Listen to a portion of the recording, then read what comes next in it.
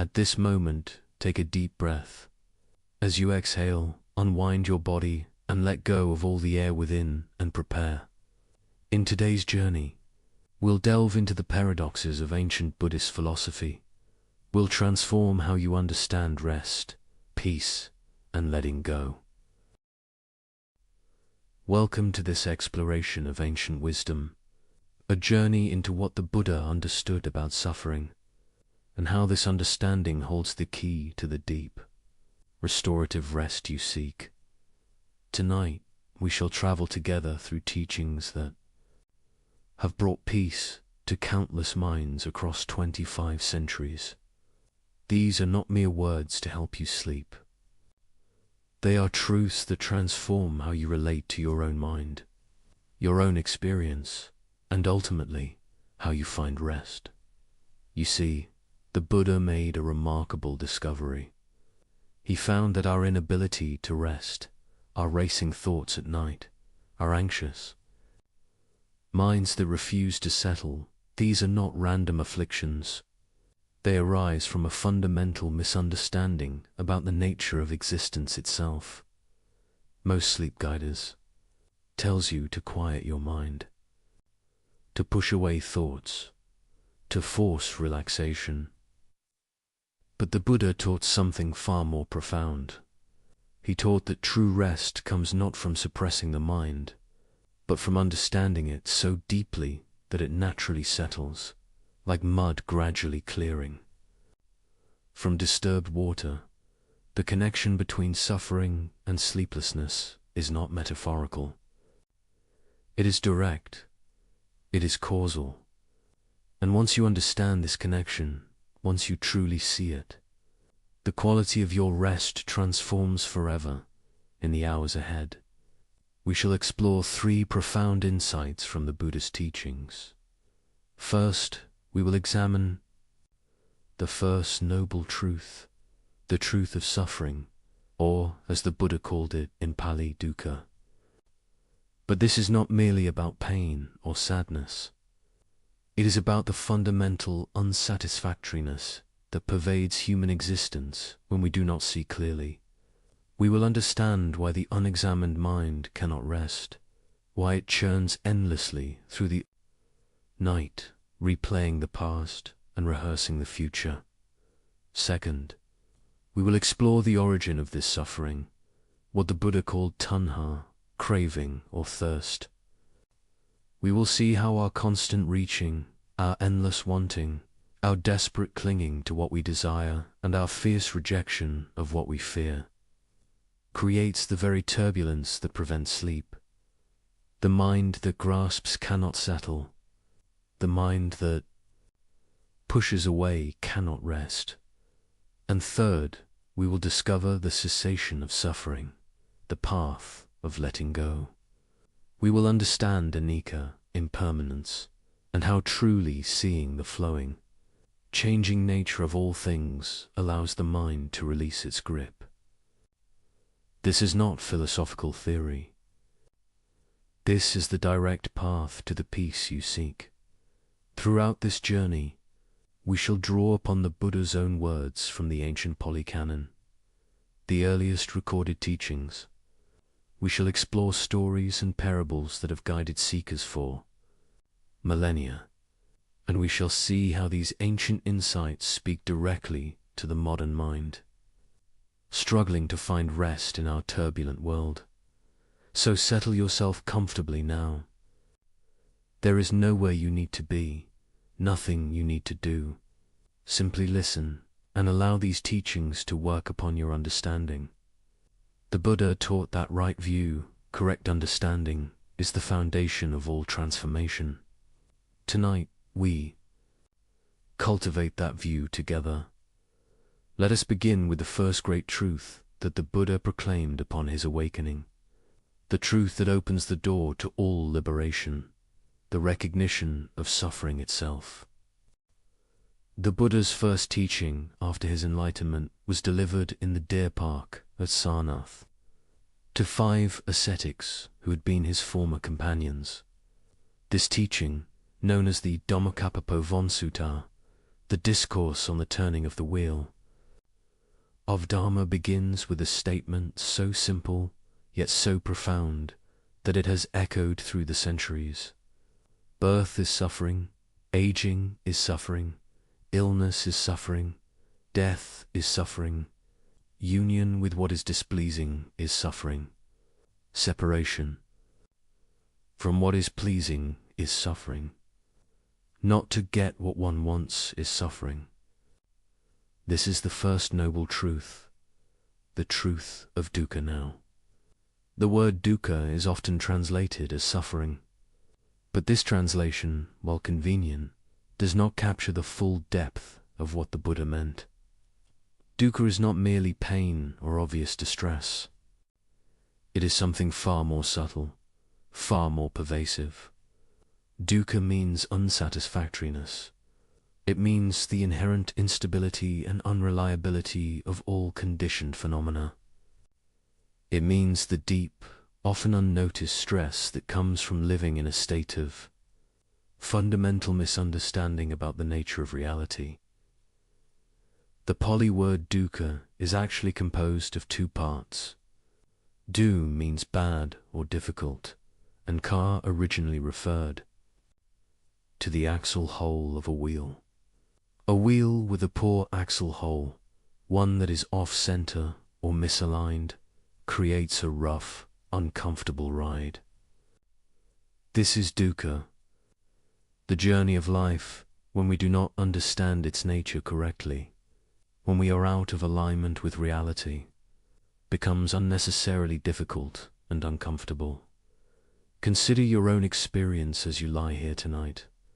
Perhaps your body is comfortable. Perhaps you are safe. Perhaps there is no immediate crisis. Yet the mind churns. It worries. It replays conversations from the day.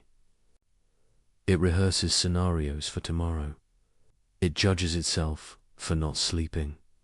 It fears the consequences of tiredness.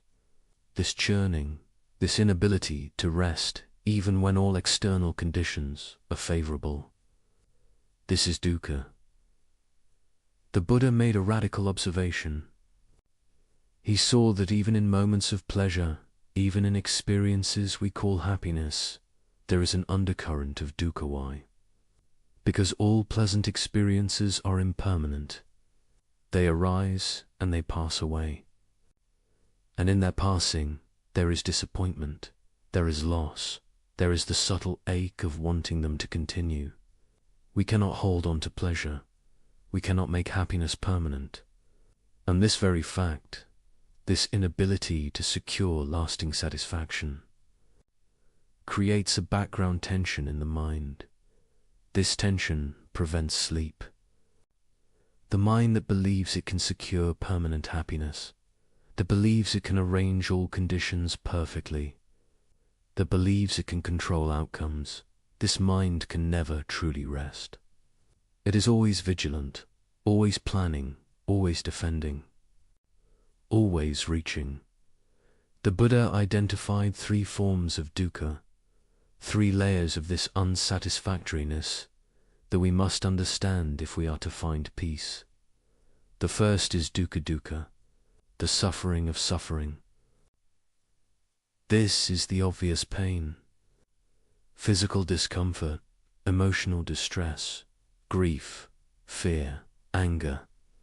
This is what we commonly recognize as suffering. When the body aches, when loss strikes, when fear grips the heart, we know we are suffering. This form is unmistakable. The second is viparinamadukkha, the suffering of change. This is more subtle. This is the suffering inherent in the fact that all pleasant experiences must end. The wonderful meal finishes, the holiday concludes, the moment of joy fades. Even as we experience pleasure, if we are attentive, we can feel the shadow of its ending. We tighten around the experience, trying to hold it, trying to make it last. This tightening is itself a form of suffering. Think of a beautiful sunset you once witnessed. In the moment of watching, there was perhaps a sense of awe, of peace, of connection to something larger.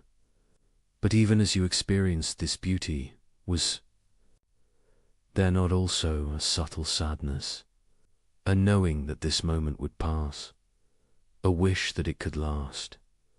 Perhaps you took a photograph, trying to capture the moment, to make it permanent. But the photograph is not the sunset. It is a memory, a representation, already one step removed from the living experience. This is viparinamadukkha, the suffering that comes from the changing nature of all pleasant experiences. And the third, the most profound, is sankhara dukkha, the suffering of conditioned existence itself. This is the deepest teaching. The Buddha saw that the very nature of conditioned phenomena, the nature of all things that arise dependent on causes and conditions, is inherently unsatisfactory. Why? Because everything conditioned is impermanent, unreliable, and beyond our ultimate control. We build our sense of self, our sense of security, our sense of meaning upon things that are by nature unstable. This is like building a house upon sand. The structure may stand for a time, but its foundation is unreliable. Your sleeplessness tonight is rooted in this third form of dukkha. The mind is trying to secure itself, trying to establish control, trying to create permanence in a world where everything is flowing and changing. The mind lies awake, reviewing, planning, worrying, because it believes that through mental activity, it can secure what cannot be secured. It believes that through thinking, it can make the impermanent permanent, the unreliable reliable, the uncontrollable controllable. This is the fundamental delusion that the Buddha awakened from. And it is this delusion that keeps you awake. Now, let us be clear about what the Buddha was not saying. He was not saying that life is only suffering, that there is no joy, no beauty, no love, no wonder. This would be a nihilistic misunderstanding of his teaching. The Buddha himself experienced deep peace, profound joy, genuine happiness. What he was pointing to is that if we do not understand the nature of experience correctly, if we cling to pleasure and push away pain, if we try to make permanent what is by nature impermanent, then we create suffering for ourselves. The recognition of dukkha is not meant to make us pessimistic or depressed. Quite the opposite. It is meant to awaken us to reality as it actually is, so that we stop fighting against the nature of things. When we stop fighting, when we stop resisting, when we stop demanding that reality be other than it is, a profound peace becomes possible. In the Majjhima Nikaya, the middle-length discourses, the Buddha uses a powerful simile to illustrate this point. He compares our usual relationship to experience to being shot by two arrows. The first arrow is the actual experience, the pain, the loss, the difficulty.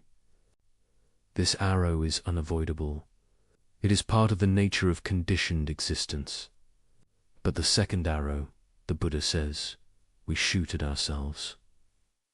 This second arrow is our reaction to the first, our resistance, our anger, our fear, our story about what the pain means, our judgment of ourselves for experiencing it. The first arrow is dukkha in the sense of the inevitable challenges of existence. The second arrow is dukkha in the sense of the suffering we create through our misunderstanding and reactivity. The Buddha's teaching is aimed at helping us avoid shooting that second arrow. We cannot always prevent the first arrow. Life brings pain, loss, change, uncertainty. But we can learn not to compound that pain with our reactivity. As you lie here tonight, unable to sleep, consider this teaching. Perhaps there is a genuine difficulty in your life right now, a challenge at work, a strain in a relationship, a concern about health or finances. This is the first arrow. It is real.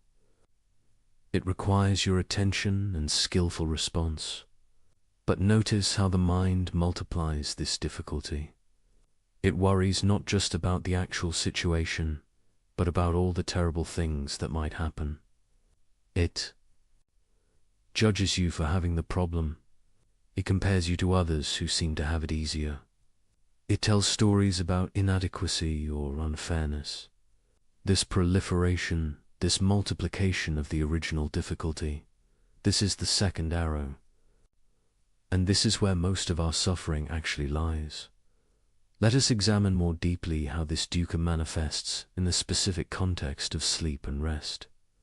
The Buddha taught about the 5 aggregates of clinging, the 5 bundles of grasping that constitute what we call the self. These are form, feeling, perception, mental formations, and consciousness. It is through clinging to these aggregates as me and mine that dukkha arises. Consider the aggregate of form, the physical body. As you lie here, perhaps you notice discomfort, a tension in the shoulders, an ache in the back, the body's temperature, feeling not quite right. The mind immediately identifies with this discomfort. This is my pain. My body is not comfortable. I need it to be different.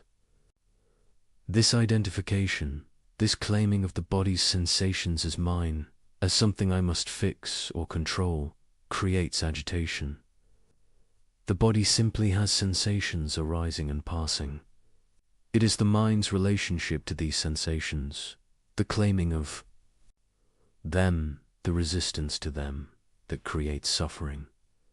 The Buddha taught a practice of observing the body with what he called kyanupassana, contemplation of the body. Not thinking about the body, but directly observing it. Feeling the sensations as they actually are, without the overlay of judgment or story. When you observe the body in this way, you begin to notice something remarkable. The sensations are constantly changing. That ache in the back is not a solid, unchanging thing. It is a flow of sensations, appearing and disappearing, intensifying and softening, moving and shifting. When you stop trying to make it go away, when you simply observe it with clear awareness, often it changes on its own, not because you controlled it, but because change is its nature, or considered the aggregate of feeling, the pleasant, unpleasant, or neutral tone that accompanies every experience. A thought arises about tomorrow's responsibilities. An unpleasant feeling accompanies it. Immediately, the mind contracts around this unpleasantness. It tries to push the thought away. It judges itself for having the thought. It worries about the worry. Layer upon layer of reactivity builds upon a simple, unpleasant feeling tone. The original feeling may have lasted only a moment, but the mental proliferation around it continues for hours, preventing sleep. The Buddha taught Vedananupassana, contemplation of feelings. This means observing the feeling tone of experience directly, pleasant, unpleasant, or neutral. That is all. Not the story about the feeling, not the judgment of the feeling, not the reactivity to the feeling, simply the bare feeling tone itself. When you observe feelings in this way, you notice that they too are impermanent. A pleasant feeling arises and passes. An unpleasant feeling arises and passes. Even what seems like a continuous, unpleasant feeling, when observed closely, is actually a series of moments, each slightly different, appearing and disappearing in rapid succession. And here is the liberating insight. If you do not grasp at pleasant feelings, trying to make them last, they arise and pass naturally without creating the suffering of clinging. If you do not push away unpleasant feelings, resisting their presence, they arise and pass naturally without creating the suffering of aversion. The feelings themselves are not the problem. Your relationship to them, your grasping and pushing, this is where dukkha is created. The aggregate of perception labels and categorizes experience. This is good, this is bad. This thought means I am anxious. This sensation means something is wrong. These perceptions, these labels, are not reality itself. They are the mind's interpretation of reality, but we take them as absolute truth. We believe our perceptions completely, and this belief keeps us trapped in reactivity. The Buddha taught sana, the understanding that perceptions are constructed, not given. They arise based on past conditioning, past experience, learned patterns. A sound in the night is perceived as threatening or benign based on past association, not on the sound itself. A bodily sensation is perceived as dangerous or harmless, based on learned interpretation. These perceptions happen so quickly, so automatically, that we rarely recognize them as perceptions. We think we are perceiving reality directly, but we are always perceiving through the filter of past conditioning. When you recognize this, when you see that your perceptions are interpretations rather than direct reality, something loosens. You can question your perceptions. You can hold them more lightly. You can recognize that the story your mind is telling about a situation may not be accurate.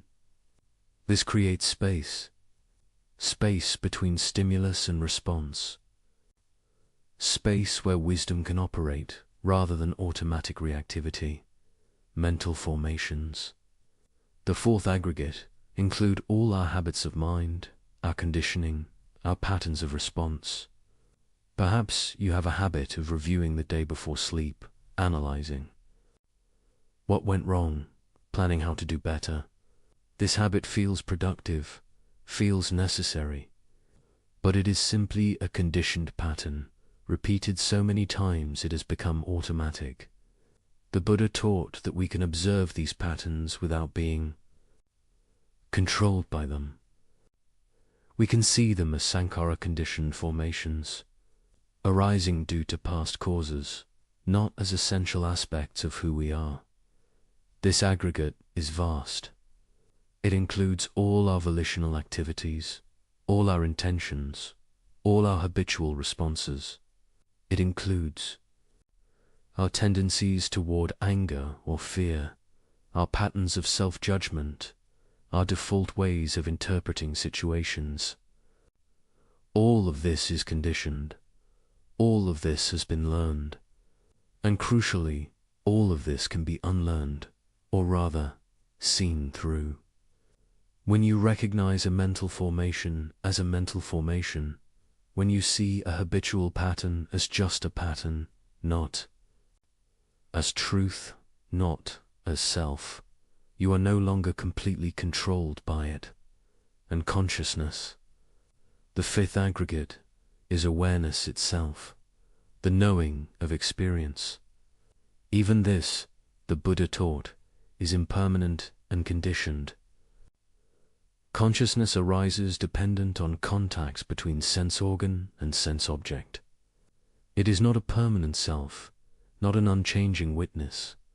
It too comes and goes, appears and disappears. Eye consciousness arises when the eye contacts a visible form. Ear consciousness arises when the ear contacts a sound. Mind consciousness arises when the mind contacts a mental object, a thought or memory. This teaching is subtle and can be difficult to grasp. We tend to think of consciousness as the stable background, the unchanging observer of changing experience. But the Buddha pointed to something more radical. Consciousness itself is part of the flow. It arises and ceases, moment by moment. There is no eternal witness standing apart from experience. There is simply the arising and passing of knowing. Different types of consciousness appearing and disappearing based on conditions. When we cling to any of these aggregates as me or mine, when we identify with them, when we try to control them, dukkha arises. The body, feelings, perceptions, mental formations, consciousness, all are flowing, changing, unreliable. To grasp at them for security is to grasp at water. To demand that they be other than they are is to fight against the fundamental nature of conditioned existence.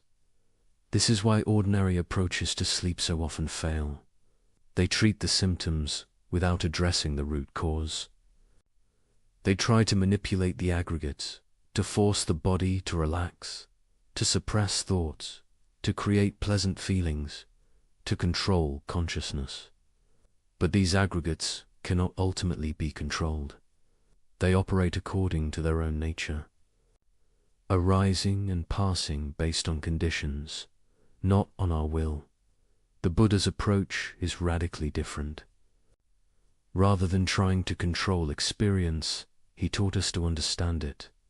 Rather than fighting against the aggregates, he taught us to see them clearly, to recognize their impermanent, unsatisfactory, and selfless nature. And in that recognition, clinging naturally releases.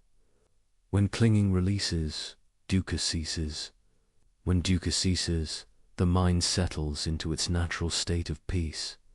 In the Anattalakkhana Sutta, the discourse on the not self-characteristic, the Buddha questions his 5 companions systematically about each aggregate. Is form permanent or impermanent? He asks. Impermanent, venerable sir, they reply. Is what is impermanent satisfactory or unsatisfactory? Unsatisfactory, venerable sir. Is it fitting to regard what is impermanent, unsatisfactory, and subject to change as, this is mine, this I am, this is myself? No, venerable sir. He asks the same questions about feeling, perception, mental formations, and consciousness. Each time, the answer is the same. These aggregates are impermanent, unsatisfactory when clung to, and not fit to be regarded as self. This systematic questioning is not meant to be merely intellectual. It is meant to be investigated directly in one's own experience. The Buddha is inviting us to look closely at what we take to be ourselves and see if it holds up under examination. In the Satipatthana Sutta, the discourse on the foundations of mindfulness, the Buddha provides detailed instructions for observing these aggregates. He teaches us to observe the body in the body, feelings in feelings, mind in mind, mental phenomena in mental phenomena. Not observing from outside, but observing directly, intimately, within experience itself. When observing the body, he says, know the in-breath as the in-breath, know the out-breath as the out-breath. Know the body walking, standing, sitting, lying, down. Know all positions and movements of the body. And in this knowing, understand, this is simply body, not my body. Not I am the body, simply body, a collection of elements, temporarily configured, arising and passing according to conditions. He teaches contemplation of the body's elements.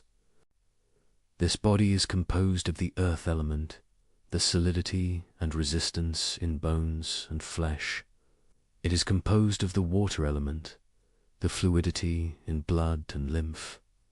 It is composed of the fire element, the temperature and metabolism that maintain life. It is composed of the air element, the movement in breath and circulation. These four elements come together temporarily to form what we call a body. They will separate again at death, returning to the greater field of elements from which they came. This is not morbid contemplation. It is realistic understanding. It is seeing the body as it actually is, not as we wish it to be. When observing feelings, know a pleasant feeling as pleasant, an unpleasant feeling as unpleasant, a neutral feeling as neutral. And understand, these feelings are impermanent. They arise and pass. They are not to be grasped or rejected. They are simply the natural response of organism to conditions. In this understanding, the reactivity to feelings lessens. The mind does not chase after pleasant feelings or run from unpleasant ones. It simply observes the feeling tone, recognizes its impermanent nature, and remains equanimous. The Buddha further distinguishes between worldly and unworldly feelings. A worldly pleasant feeling is one based on sensual experience. An unworldly pleasant feeling is one based on renunciation or on meditative joy. A worldly unpleasant feeling is one based on attachment to sensual experience. An unworldly, unpleasant feeling is one based on the sincere wish for liberation, the healthy discontent with the unsatisfactory nature of conditioned existence. These distinctions help us understand our feelings more subtly, more accurately, when observing the mind. Know a mind with desire as a mind with desire, a mind with aversion as a mind with aversion, a mind with delusion as a mind with delusion. Know a concentrated mind as concentrated, a scattered mind as scattered. Know a great mind as great, a small mind as small. Know a surpassable mind as surpassable, an unsurpassable mind as unsurpassable.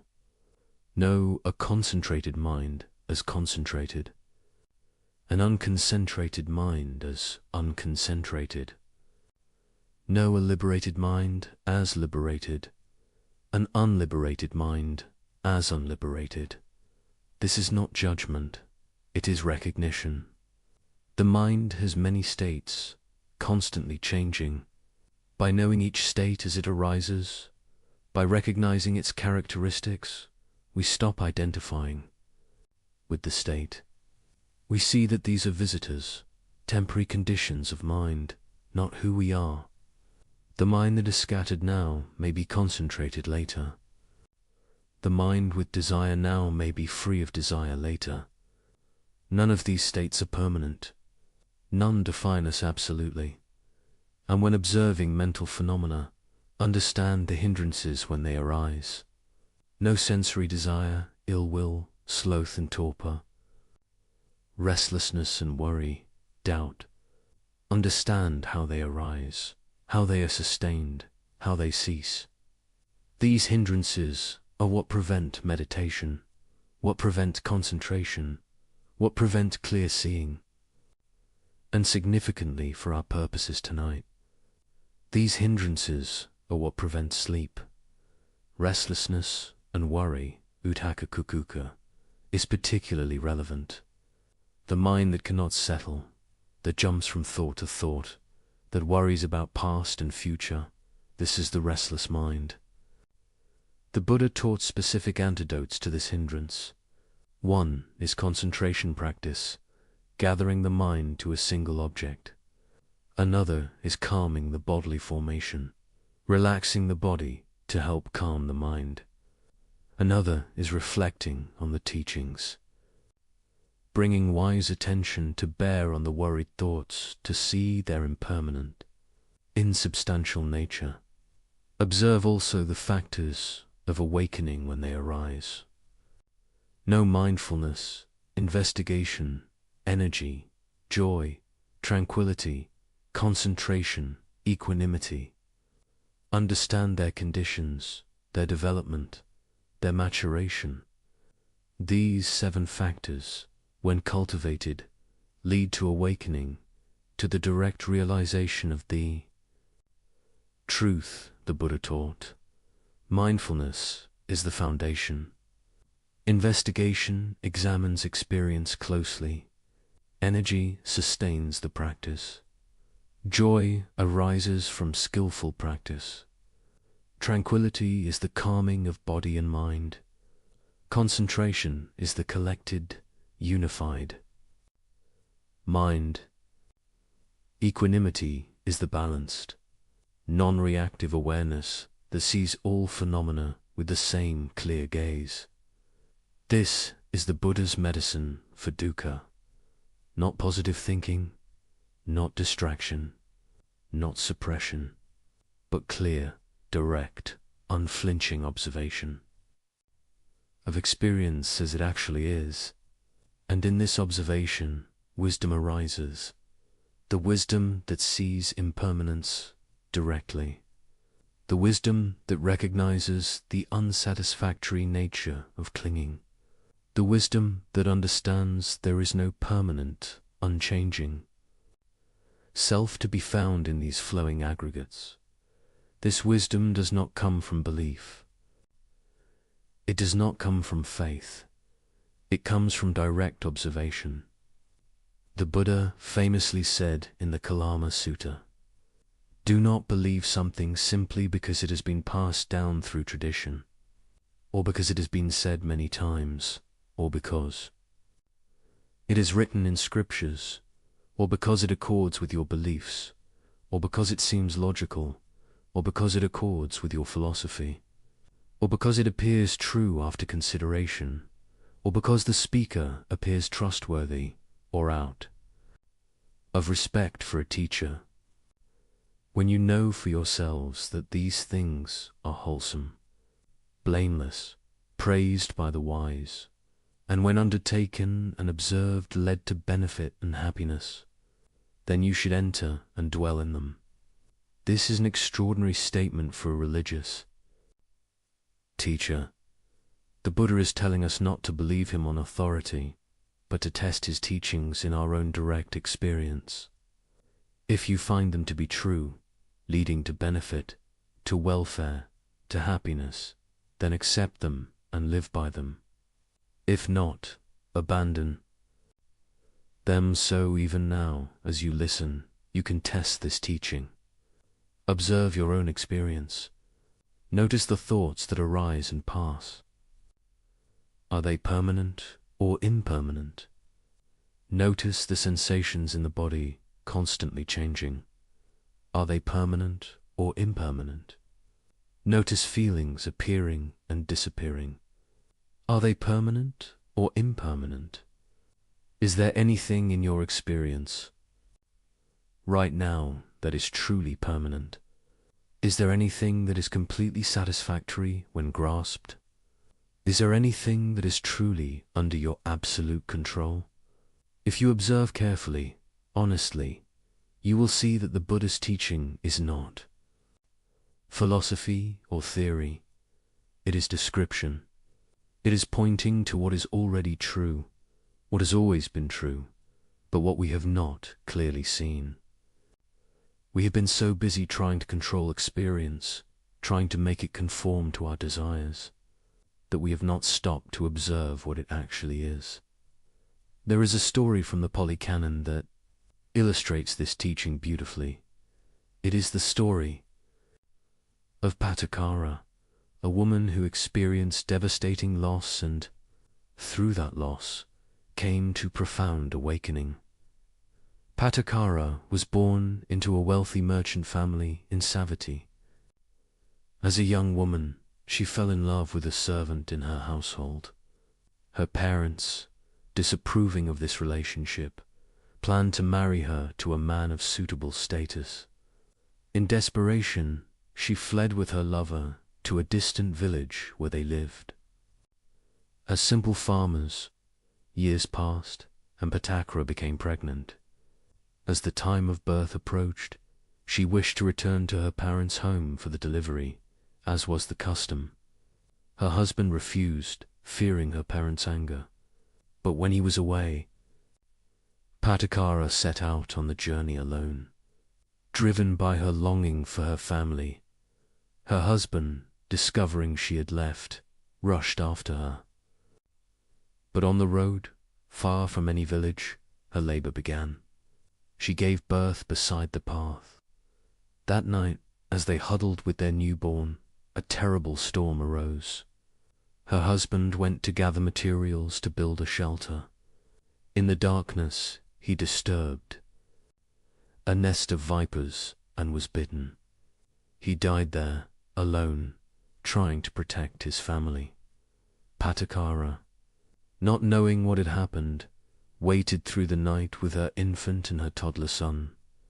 At dawn, she found her husband's body, grief-stricken, but, needing to survive, she continued toward her family home, carrying her infant and leading her toddler by the hand.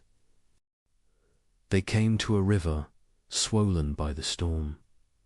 She could not carry both children across at once.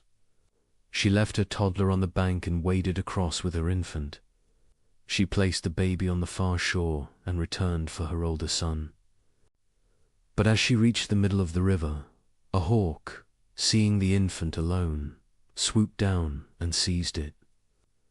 Patakara screamed and waved her arms, but the hawk flew away.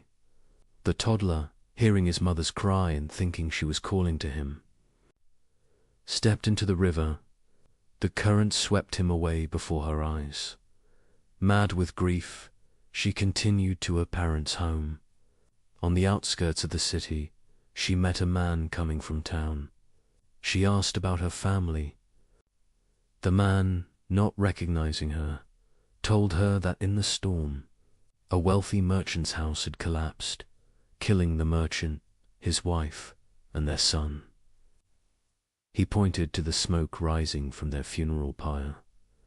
In one day, Patakara had lost her husband, both her children and her entire family. Her mind shattered. She tore off her clothes and wandered the streets, insane with grief, crying out her losses to anyone who would listen. She wandered thus until she came to the Jetavana monastery where the Buddha was teaching. The monks tried to prevent her from entering, but the Buddha, seeing her, said, "Let her come. Bring her to mindfulness." As Patakara approached, the Buddha spoke to her with great compassion. "Sister, recover your mindfulness." At his words, something shifted in her. A small portion of clarity returned. Someone gave her a robe to cover herself. She bowed before the Buddha and told him her story, weeping. The Buddha listened, and then he spoke. "Patakara, do not think you are alone in your grief. Throughout countless lifetimes, the tears you have shed for lost loved ones are greater than the waters of the 4 great oceans. In the long journey of birth and death, you have experienced this loss not once, but thousands upon thousands of times. You have lost children, parents, husbands, friends, beyond counting. This is the nature of conditioned existence. All that arises passeth away. All that meets must part. This is not punishment. This is not personal. This is simply the nature of all conditioned things." He continued, "Searching for your loved ones in birth and death is like seeking someone in a dream. Where have they gone? They have gone where all conditioned things go. They have dissolved back into the elements, the earth, water, fire, and air from which they were temporarily composed. To cling to them, to demand that they remain, is to cling to the impossible. It is this clinging, this resistance to the truth of impermanence, that creates your suffering. Then the Buddha taught her about dukkha, about the unsatisfactory nature of all conditioned existence when we do not see it clearly. He taught her about the arising and passing of all phenomena. He taught her to observe her own mind, to see grief as a conditioned response arising due to causes, and capable of ceasing when those causes are understood. But Akara listened deeply, and as she listened, understanding arose in her. She saw that her resistance to what had happened, her desperate wish that things could be different, her clinging to what was already gone, this was the source of her torment. The events themselves were already past. They could not be changed. But her relationship to those events, her understanding of them, this could transform. The Buddha taught her in stages. First, he established her in moral conduct, in sila. She took the precepts, the ethical guidelines that create a stable foundation for practice. Then he taught her about generosity, about dana, the practice of giving that loosens the grip of selfishness. Then he taught her about the heavenly realms, about the fruits of good action. And then, seeing that her mind was ready, pliant, without hindrances, elevated and clear, he taught her the Four Noble Truths. Bhattakara became a nun and devoted herself to practice. Later, after she had developed concentration and insight, she was washing her feet one evening. She poured water from a vessel and watched it flow down the slope. Some water traveled only a short distance before being absorbed into the earth. Some water flowed farther before disappearing. Some water flowed all the way to the bottom of the hill. As she watched this simple phenomenon, sudden, complete understanding arose. She saw that lives are like this water. Some beings live only briefly. Some live longer. Some live to old age. But all, without exception, flow toward death. None escape. This is not tragedy. This is simply the nature of conditioned existence. All formations are impermanent. All formations are unsatisfactory when clung to. All phenomena are not self. In that moment, Bhattakara awakened fully. She became an arahant, one who has realized complete liberation. Her grief did not disappear entirely. The memory remained, but her suffering ended. She could remember her loved ones with tenderness, but without the tearing pain of resistance. She had stopped fighting against reality. She had stopped demanding that impermanent things be permanent. And in that stopping, she found unshakable peace. The Buddha later spoke a verse about her realization. Though one should live 100 years without seeing the arising and passing of things, yet better is a single day lived seeing their arising and passing. Bhattakara became a great teacher herself. Many women came to her to be ordained, drawn by her wisdom and compassion.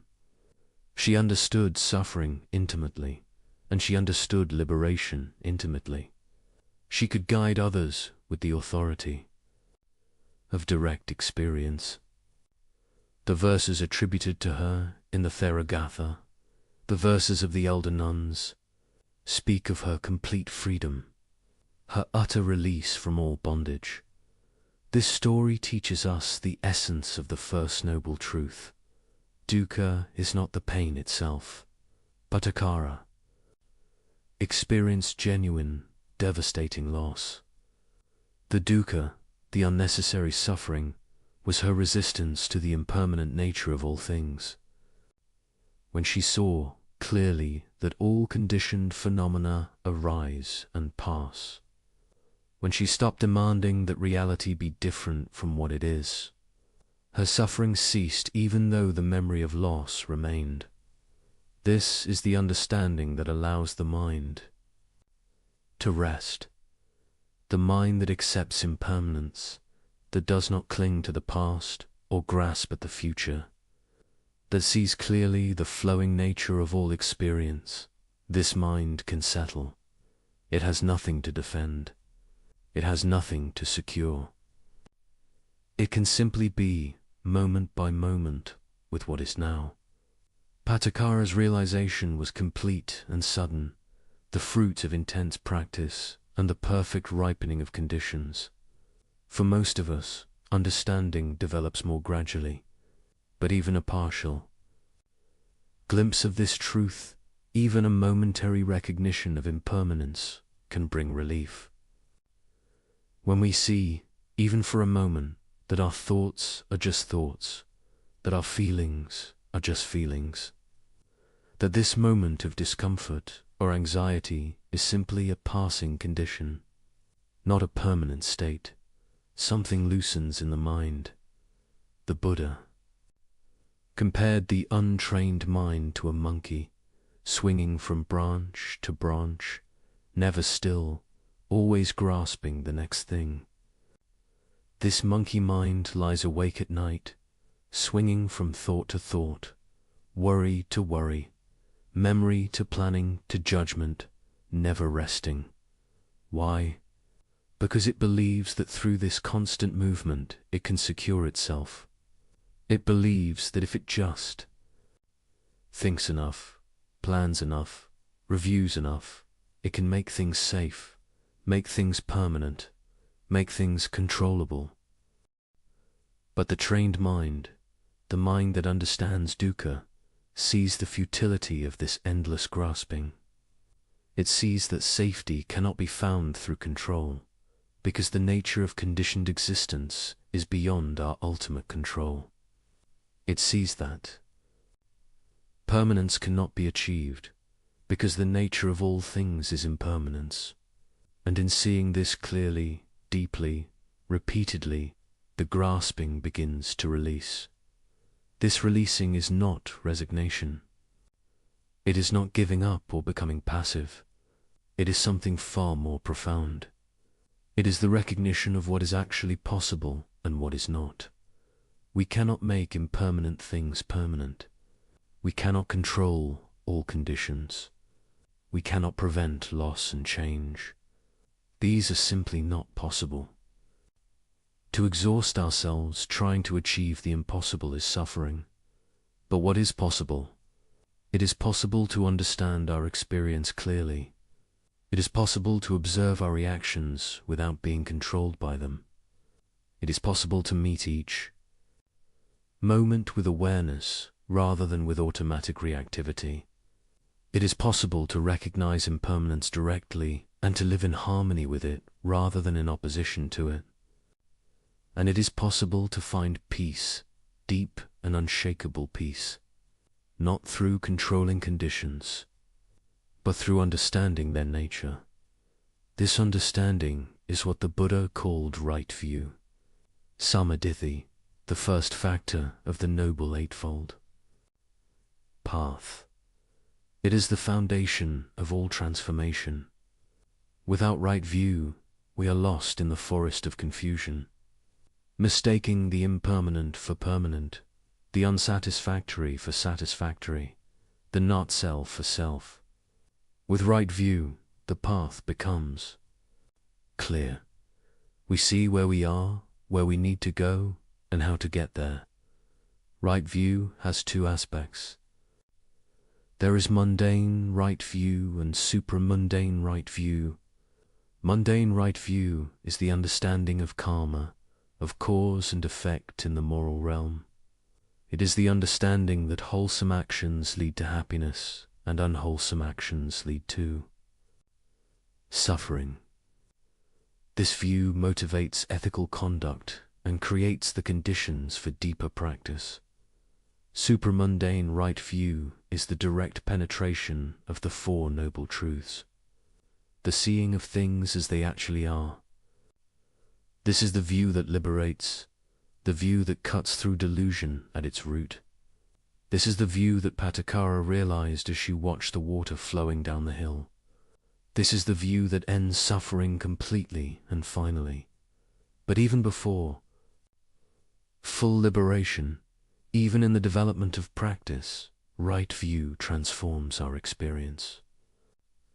When we understand, even intellectually at first, that clinging causes suffering, we begin to notice our clinging. We catch ourselves grasping at pleasant experience, pushing away unpleasant experience. And in that noticing, in that awareness, the grip loosens slightly. We are no longer completely identified with the craving or aversion. We see it happening, and what can be seen can eventually be released. As you lie here tonight, perhaps you can begin to sense this truth in your own experience. Notice the thoughts that prevent sleep. Are they not thoughts of resistance? Resistance to how the day went. Resistance to how you feel. Resistance to the uncertainty of tomorrow. The mind churns because it is fighting against what is, or what might be. What if, just for this moment, you stopped fighting?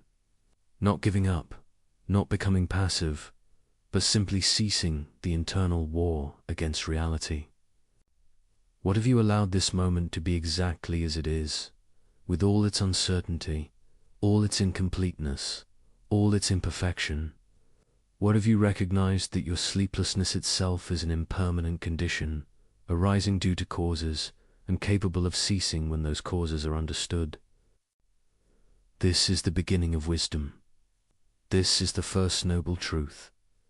Not a pessimistic declaration that life is suffering, but a realistic recognition that when we misunderstand the nature of existence, when we cling to what cannot be held, when we resist what cannot be prevented, we create suffering for ourselves. The good news, the profoundly liberating news, is that this suffering is not necessary. It arises from ignorance, and therefore it can cease through understanding. This understanding is what we are cultivating together tonight. The Buddha did not merely diagnose the disease. He provided the complete cure. But to understand the cure, we must first understand more deeply the cause of the disease. The first noble truth shows us that dukkha exists. That unsatisfactoriness pervades conditioned existence when we relate to it incorrectly. But why? What is the root cause? What is the mechanism by which this suffering arises? This is what we must explore next. We must investigate what the Buddha called the second noble truth, the origin of suffering. We must examine tanha, the thirst, the craving, the endless wanting, that drives the mind's restless pursuit and prevents its peace. For it is not enough to recognize suffering. We must understand its source. A physician does not merely identify symptoms.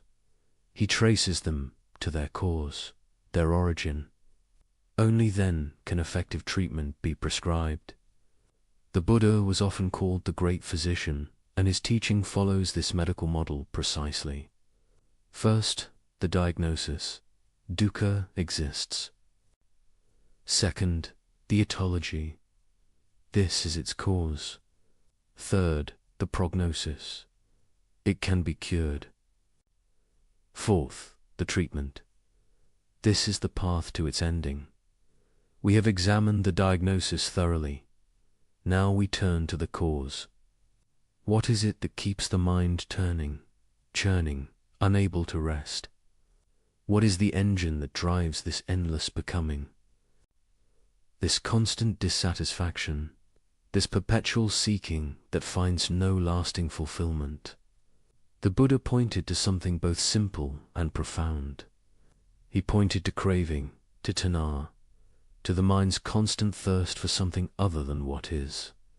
Let us turn now to this exploration, to the second noble truth, to understanding the very root of our restlessness. The second noble truth, Samudaya, speaks to the origin of suffering. In the Dhammacappavan Sutta, the Buddha states it clearly and directly. This is the noble truth of the origin of suffering. It is this craving tanha which leads to repeated existence, accompanied by delight and lust, seeking delight here and there. That is, craving for sensual pleasures, craving for existence, craving for extermination. Tanha. This single word in Pali encompasses the entire mechanism by which suffering arises. It is usually translated as craving or thirst, and both translations point to something essential. Thirst implies an urgent need, a driving compulsion, a state of lack that demands to be filled. Craving suggests a reaching toward, a grasping at, an inability to rest content with what is. Consider actual physical thirst. When the body needs water, everything else becomes secondary. The mind focuses on the need, on finding water, on satisfying the thirst. There is a tension, an incompleteness, a state of non-rest. And even after drinking, after the immediate thirst is quenched, thirst will arise again. It is never permanently satisfied. This is the nature of tanha. It is an endless cycle of wanting, temporary satisfaction, and wanting again. But the Buddha was not speaking merely of physical thirst, or even of obvious desires. He was pointing to something far more subtle and pervasive. He was pointing to the fundamental orientation of the unawakened mind, the mind that has not understood the nature of reality. This mind is always in a state of reaching, always seeking, always dissatisfied with what is, always believing that fulfillment lies just ahead. In the next experience, the next achievement, the next moment. This is why you cannot sleep. The mind is thirsty. It is reaching. It is wanting. It wants tomorrow to go well. It wants yesterday to have been different. It wants this moment of wakefulness to end. It wants sleep, and in wanting sleep, it creates the very agitation that prevents sleep. This is the paradox of tanha. The more we crave, the more we suffer. The more we grasp, the more we create the conditions for dissatisfaction. The Buddha identified 3 types of tanha, 3 forms of craving that keep us bound to suffering. The first is kama-tanha, craving for sensual pleasures. This is the most obvious form. The craving for pleasant sights, sounds, smells, tastes, touch, sensations. The desire for wealth, for status, for the pleasures of the senses. This craving drives much of human activity. We organize our lives around the pursuit of pleasant experiences and the avoidance of unpleasant ones. We work to earn money to buy things that will bring pleasure. We seek relationships that will provide emotional satisfaction. We consume entertainment to stimulate pleasant feelings. None of this is inherently wrong. The Buddha was not an ascetic who rejected all pleasure. He himself had experimented with extreme asceticism before his enlightenment and found it unhelpful. He taught the middle way, neither indulgence nor denial. But he saw clearly that when we are driven by craving for sensual pleasure, when we believe that happiness lies in acquiring and consuming pleasant experiences, we create suffering for ourselves. Why? Because sensual pleasures are impermanent. They arise and they cease. The delicious meal ends. The pleasant sensation fades. The exciting experience becomes ordinary through repetition. And in their ending, in their fading, there is disappointment. There is loss. There is the immediate arising of craving for the next pleasant experience. We are on a treadmill, constantly running, never arriving. The second type is bhavatanha, craving for existence or becoming. This is more subtle. This is the craving to be someone, to become something, to establish ourselves as a particular identity. It is the craving for recognition, for achievement, for the building up of self. We want to be seen as successful, as intelligent, as attractive, as spiritual, as good. We create a self-image, and then we crave experiences that confirm and enhance this image.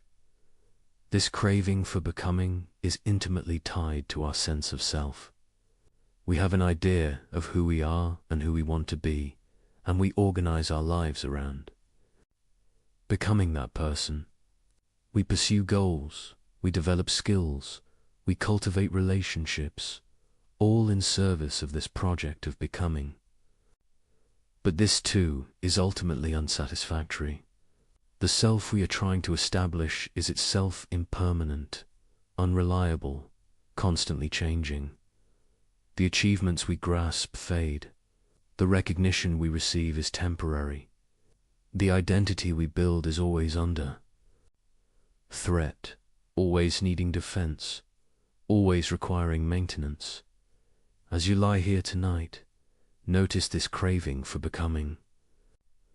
Perhaps your mind is planning how you will be tomorrow, what you will achieve, how you will handle challenges, how you will present yourself. This is bhavatanha, the mind trying to construct a self, trying to become someone, trying to secure itself through future becoming. And this very activity prevents rest. The mind that is always becoming cannot simply be. It cannot rest in the present moment as it is. The third type is vibhavatanha, craving for non-existence or annihilation. This may seem contradictory. How? Can craving for non-existence be a form of craving? But the Buddha saw this clearly.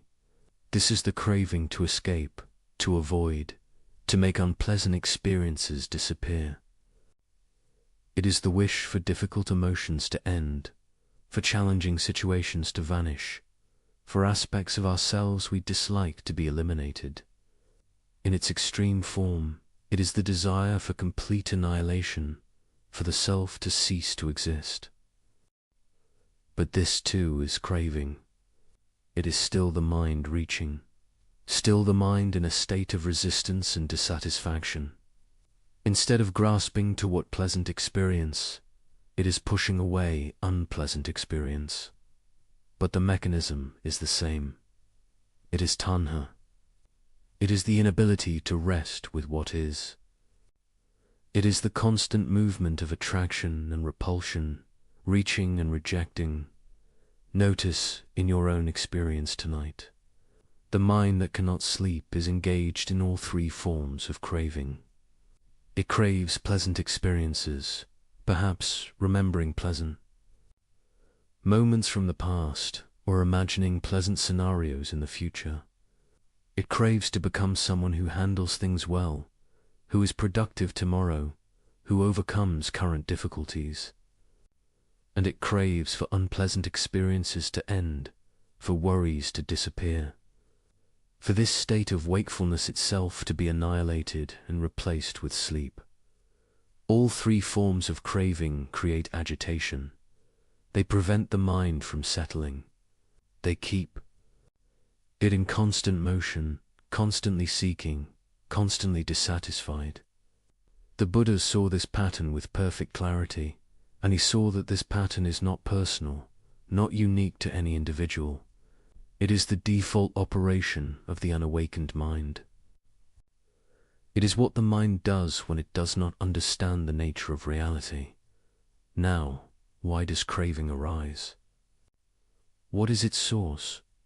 The Buddha traced it back to feeling, to Vedana. When a pleasant feeling arises, craving to prolong it arises. When an unpleasant feeling arises, craving to end it arises. When a neutral feeling arises, often ignorance about its nature arises, and then craving for something more interesting, more stimulating. This is the sequence. Contact between sense organ and sense object gives rise to consciousness. Consciousness and contact give rise to feeling. Feeling gives rise to craving. Craving gives rise to clinging. And from clinging arises all suffering.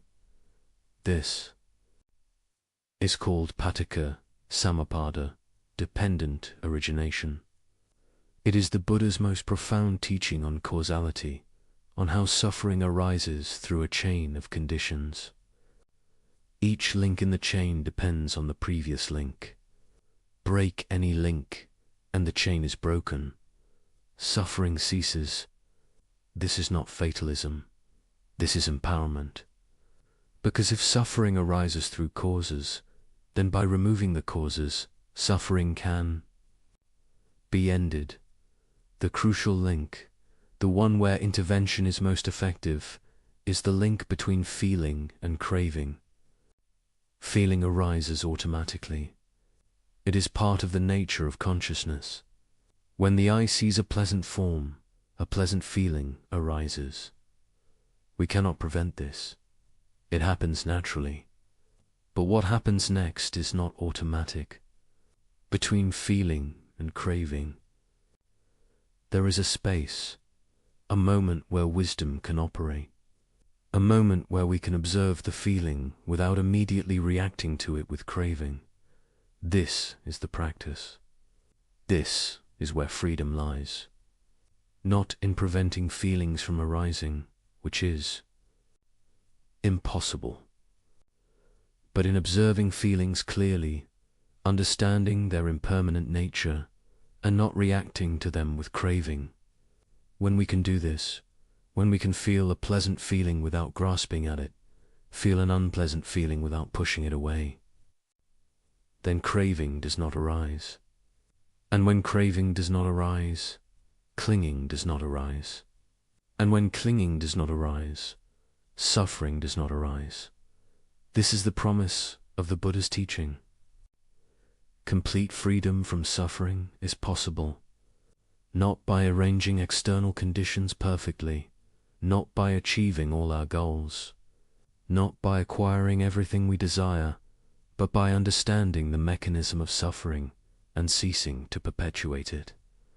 Let us examine more closely how craving operates in the mind. The Pali texts describe it with the term perupa saturupa, that which is agreeable and pleasing. The mind surveys experience looking for what is agreeable, what is pleasing. When it finds it, it grasps. When it finds what is disagreeable, it rejects. This is happening constantly, mostly below the threshold of conscious awareness.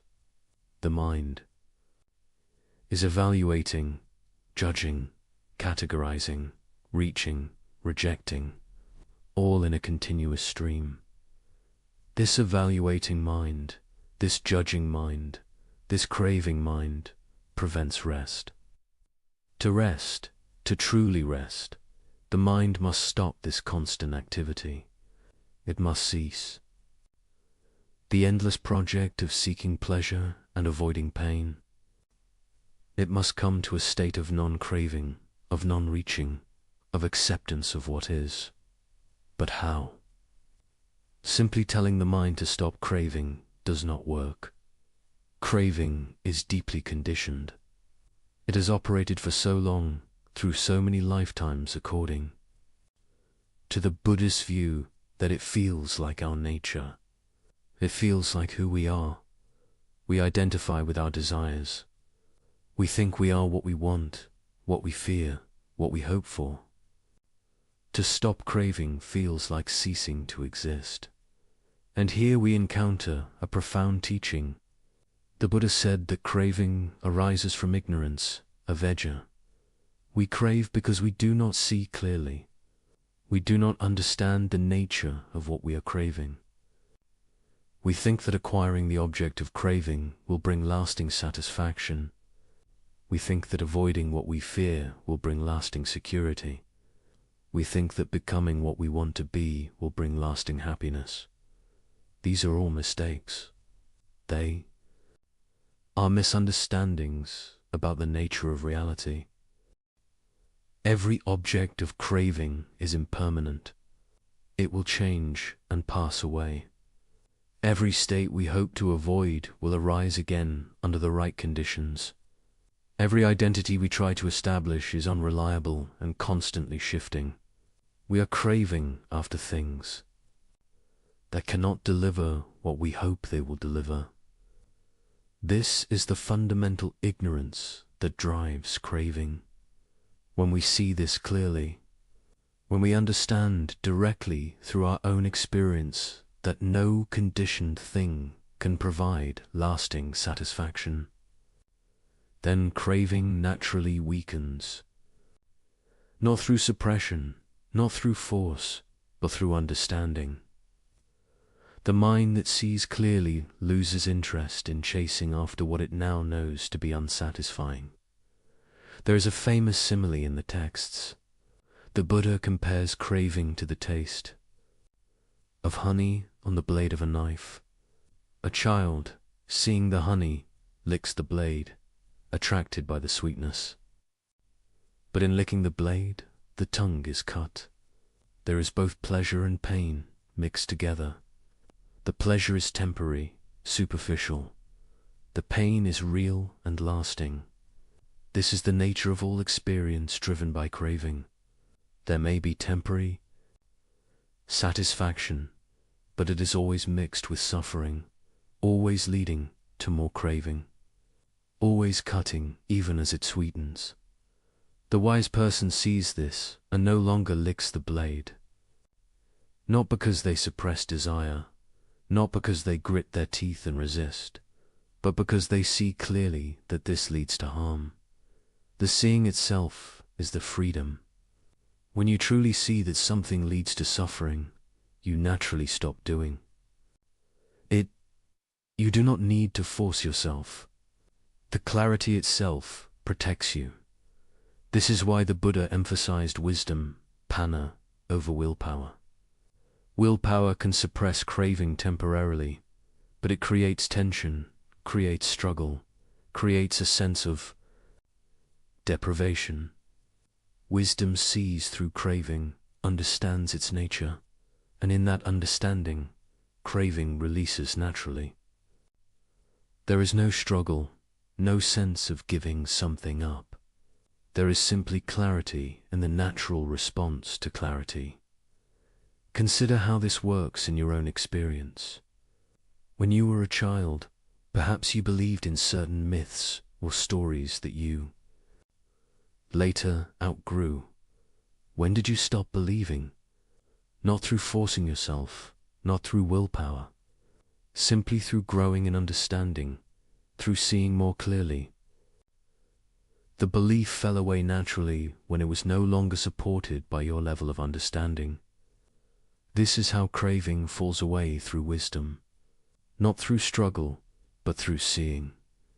As you lie here tonight, you can begin to observe craving directly. Notice when a thought arises and there is a reaching toward it or a pushing away from it. That movement, that lean of the mind, that is tanha. Notice how the mind wants things to be different. It wants sleep when there is wakefulness.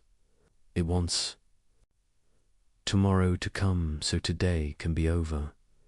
It wants certain thoughts to stop and other thoughts to continue.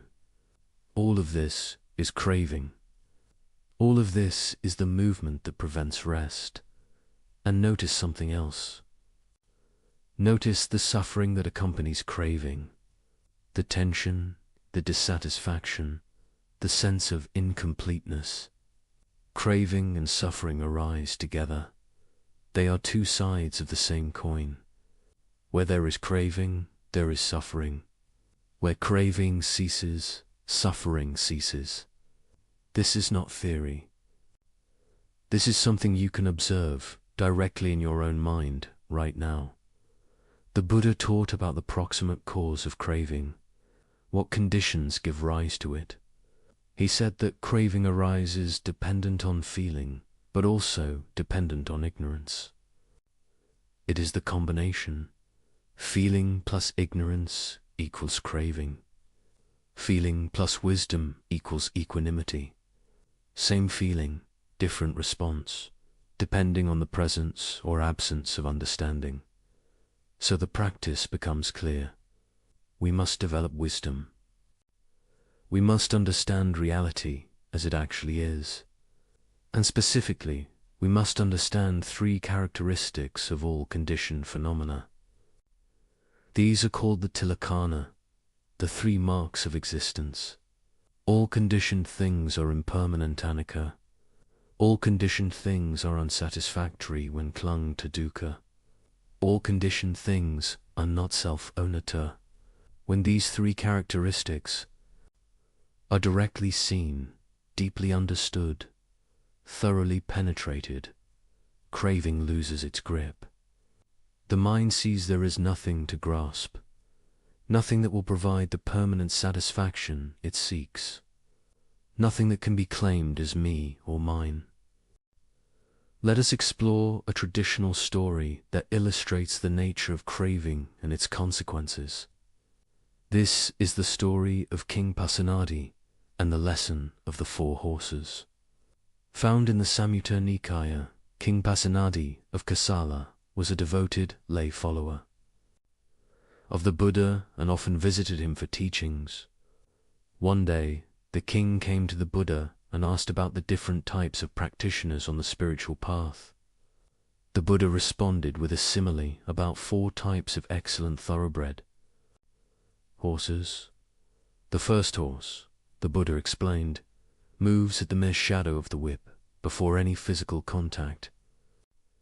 This horse is so sensitive, so responsive, that the slightest indication is enough.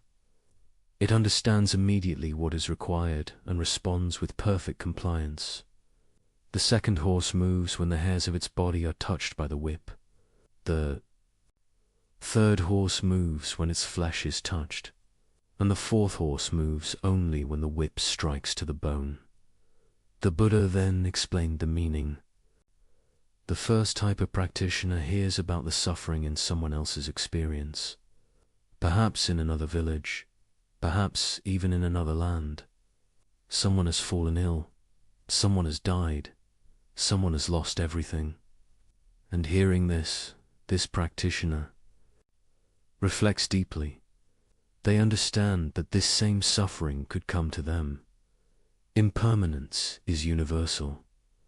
No one is exempt.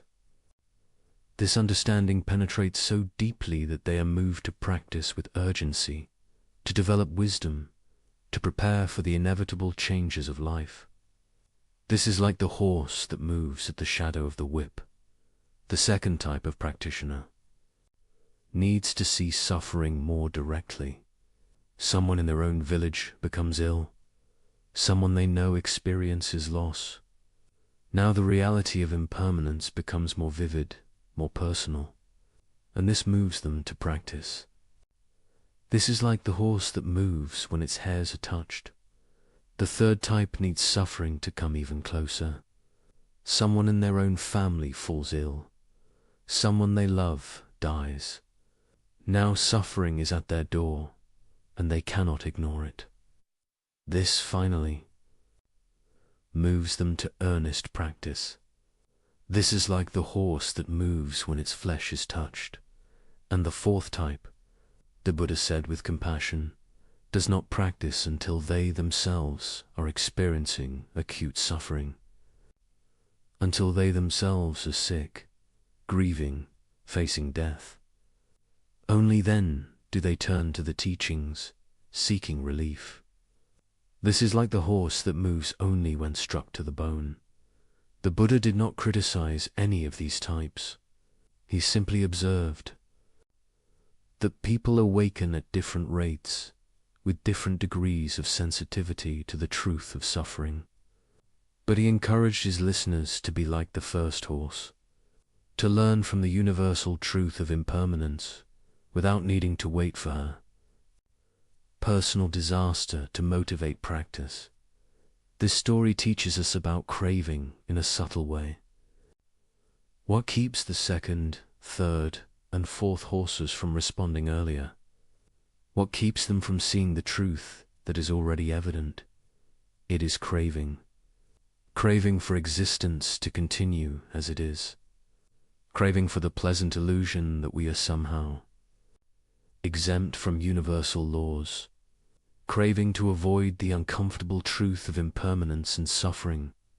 We want to believe that things will stay the same, that the people we love will always be here, that our health will last, that our circumstances will not change dramatically.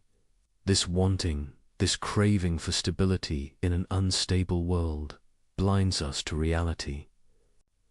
It keeps us from responding to the truth that is already apparent if we would only look. King Pasenadi himself provides another teaching about craving. The texts record that he struggled with overeating.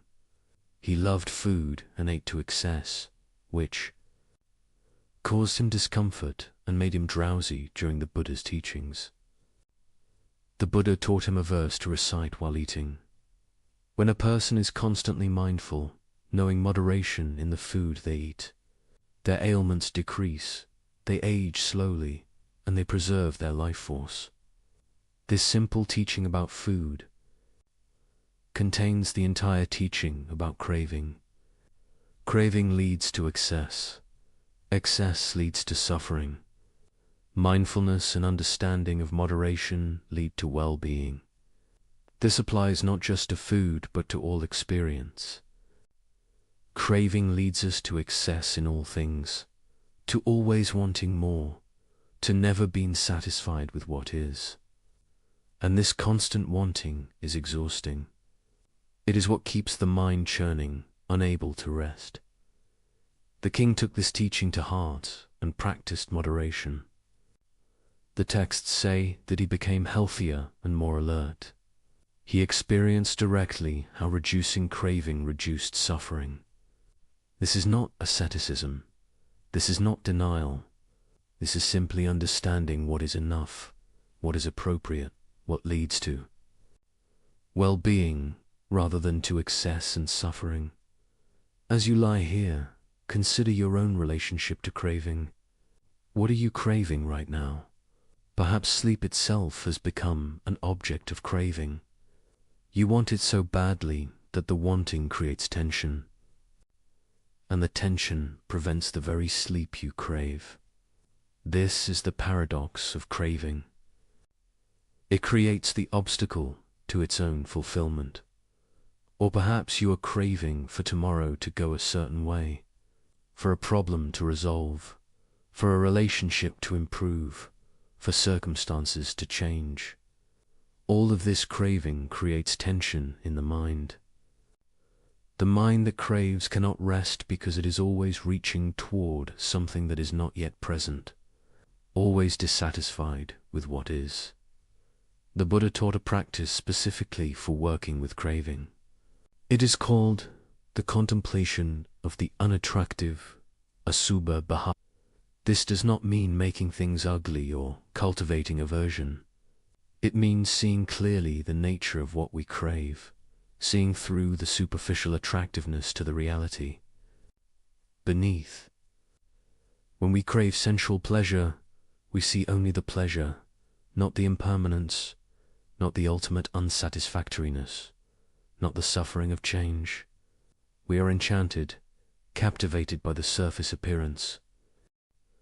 The contemplation of the unattractive breaks this enchantment, not by making things ugly, but by seeing them completely, by seeing all aspects, including the aspects we normally ignore. The beautiful flower is also dying from the moment it blooms. The delicious food will become waste matter in hours. The praised achievement will be forgotten.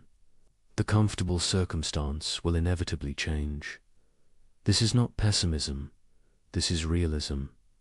This is seeing the whole truth rather than only the pleasing part. When we see the whole truth, craving naturally lessens. We are no longer chasing after illusions. We see things as they are, and this seeing brings a natural equanimity. We can enjoy beauty without clinging to it. We can experience pleasure without craving for it to last. We can accept comfort without demanding that it remain. This is the freedom that comes from understanding. Another teaching the Buddha gave about craving is found in the discourse on the simile of the snake. He taught that there are two ways of grasping things. One is like grasping a snake incorrectly, by the tail or the middle of the body. The snake, feeling threatened, will bite. The bite brings suffering. The other way is like grasping a snake correctly, with a forked stick behind its head. The snake cannot bite. It can be held safely. The same is true of the teachings and of experience itself. If we grasp the teachings or experiences incorrectly, through the lens of craving and clinging, we will suffer. If we hold them correctly, with wisdom and non-attachment, they will not cause suffering. The problem is not the teaching or the experience. The problem is how we hold it, how we relate to it. This is crucial for understanding craving. Craving is a way of relating to experience. It is not the experience itself. You can have the same experience with craving or without craving, and the result will be completely different. With craving, there is tension, dissatisfaction, suffering. Without craving, there can be peace, contentment, ease. The Buddha also taught about the gratification, danger, and escape regarding sense pleasures. The gratification is the pleasure we experience, the satisfaction, the temporary happiness. This is real. The Buddha did not deny it, but he said we must also see the danger. The danger is the impermanence, the bondage, the way pleasure binds us to the cycle of craving. And the escape is the renunciation, not of pleasure itself, but of craving for pleasure, of dependence on pleasure for our well-being. When we see all three clearly, gratification, danger, and escape, then we are no longer enslaved by sense pleasures. We can experience them without being controlled by them. We can enjoy them without needing them. This is mature renunciation, not the forced denial of the beginner, but the natural no-note attachment of one who sees clearly. Consider the relationship between craving and identity. Much of our craving is tied to our sense of self. We crave things that confirm our identity, that make us feel real, that establish us as someone. If we identify as successful, we crave recognition and achievement. If we identify as attractive, we crave admiration. If we identify as spiritual, we crave peaceful experiences and progress on the path. All of this is craving in service of self-construction. But the Buddha taught anatta, not self. He taught that there is no permanent, unchanging self to be found. In the five aggregates, this teaching directly undermines the basis of craving. If there is no self, who is doing the craving? What is being protected? What needs to be established? When this teaching is deeply understood, when it is directly seen, craving loses much of its power. There is no one to crave, no one to satisfy, no identity to establish or defend. This is not nihilism. It is not saying that nothing exists or that we don't exist. It is saying that what we take to be a solid, permanent self is actually a process, a flow, a series of conditions arising and passing. And when we see this clearly, we stop trying to solidify what is by nature fluid. We stop trying to make permanent what is by nature impermanent. And this stopping is the cessation of craving. The mind that does not crave has no need to remain awake, vigilantly seeking, constantly evaluating. It can rest.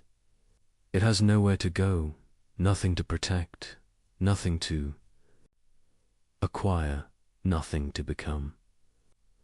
This is the peace the Buddha pointed to. This is the peace that makes deep rest possible. Now, the Buddha was very practical in his teachings. He did not just present lofty philosophy. He gave specific practices for working with craving in daily life.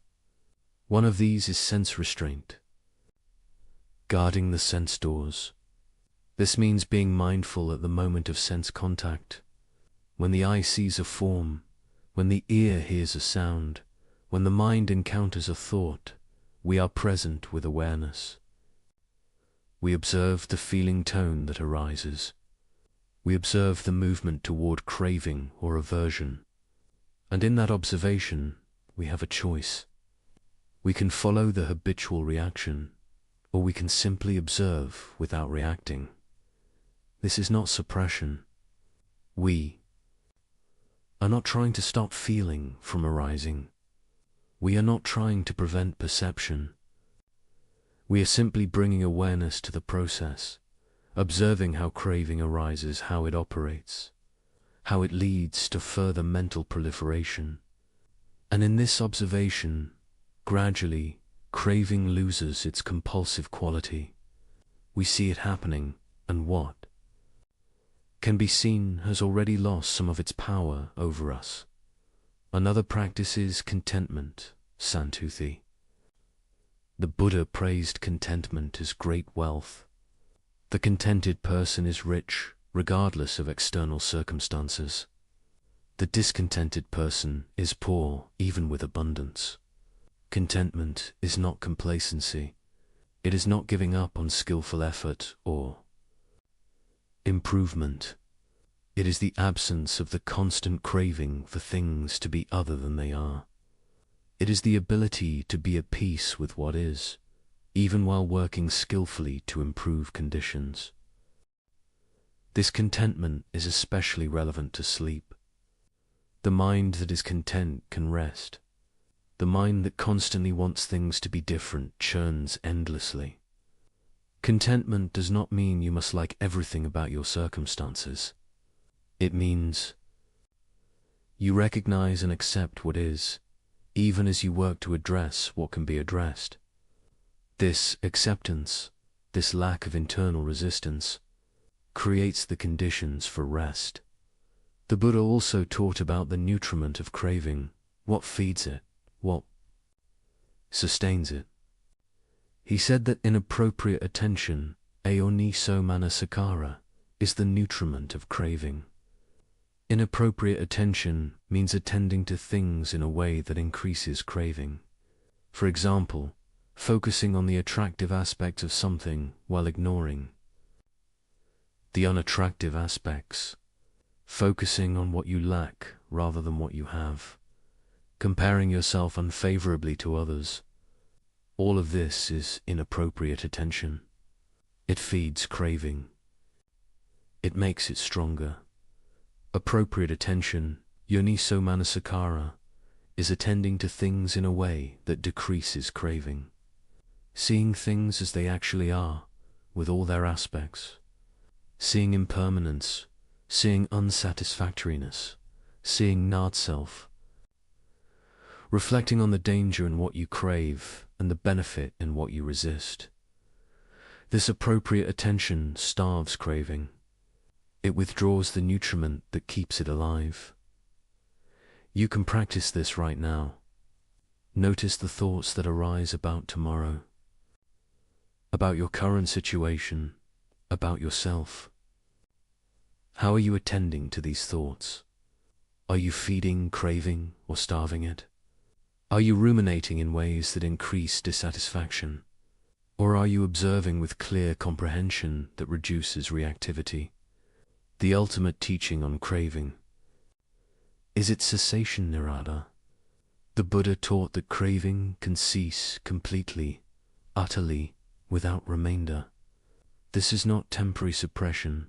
This is the complete ending of craving. And with the ending of craving comes the ending of suffering.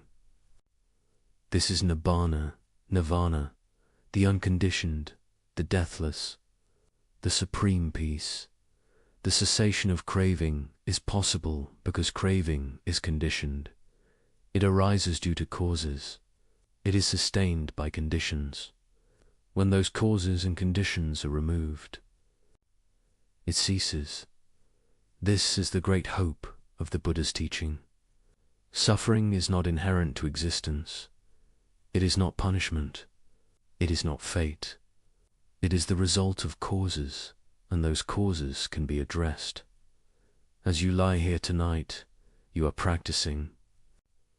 Perhaps you did not realize it, but listening to these teachings, reflecting on them, observing your own mind, this is practice. You are developing understanding. You are seeing more clearly the nature of craving, how it operates, how it creates suffering. And in this seeing, already, craving begins to loosen its grip. The path to the cessation of craving is gradual for most people.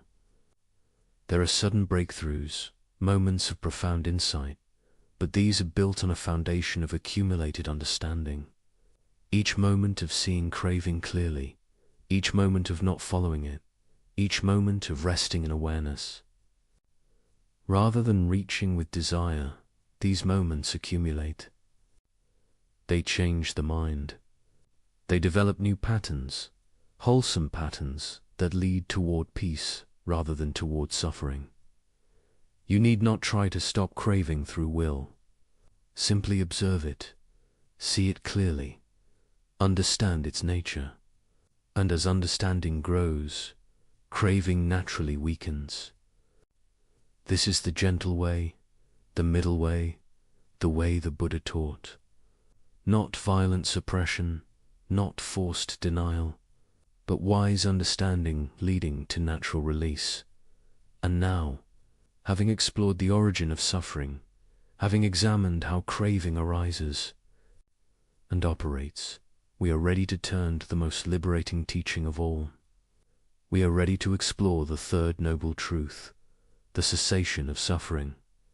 We are ready to understand how craving can be released, how the mind can find complete peace, how liberation is possible.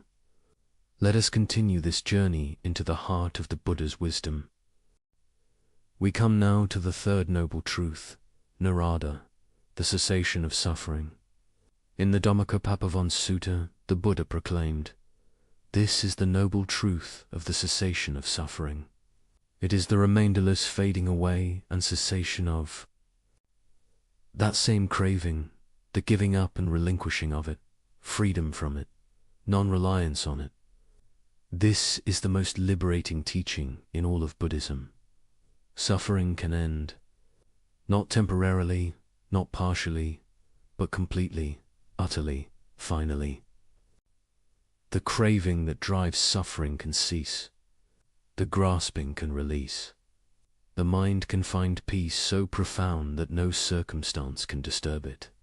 This is not wishful thinking. This is not religious faith. This is the direct testimony of one who achieved it, and the confirmation of countless practitioners across 25 centuries, who have followed the same path and reached the same destination. The third noble truth is the declaration that nibbana exists. Nibbana, nirvana in Sanskrit, literally means extinguishing or blowing out. Like a flame that is extinguished when its fuel is exhausted, suffering is extinguished when its fuel, craving, is removed. This is not annihilation of existence. It is the extinguishing of greed, hatred, and delusion. It is the end of suffering, not the end of being.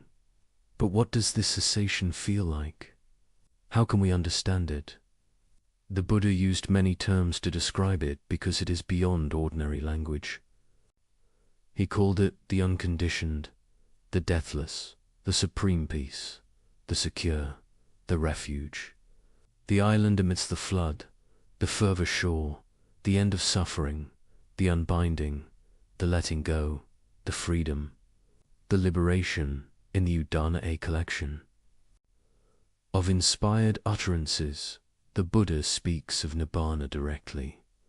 There is, monks, an unborn, unbecome, unmade, unconditioned.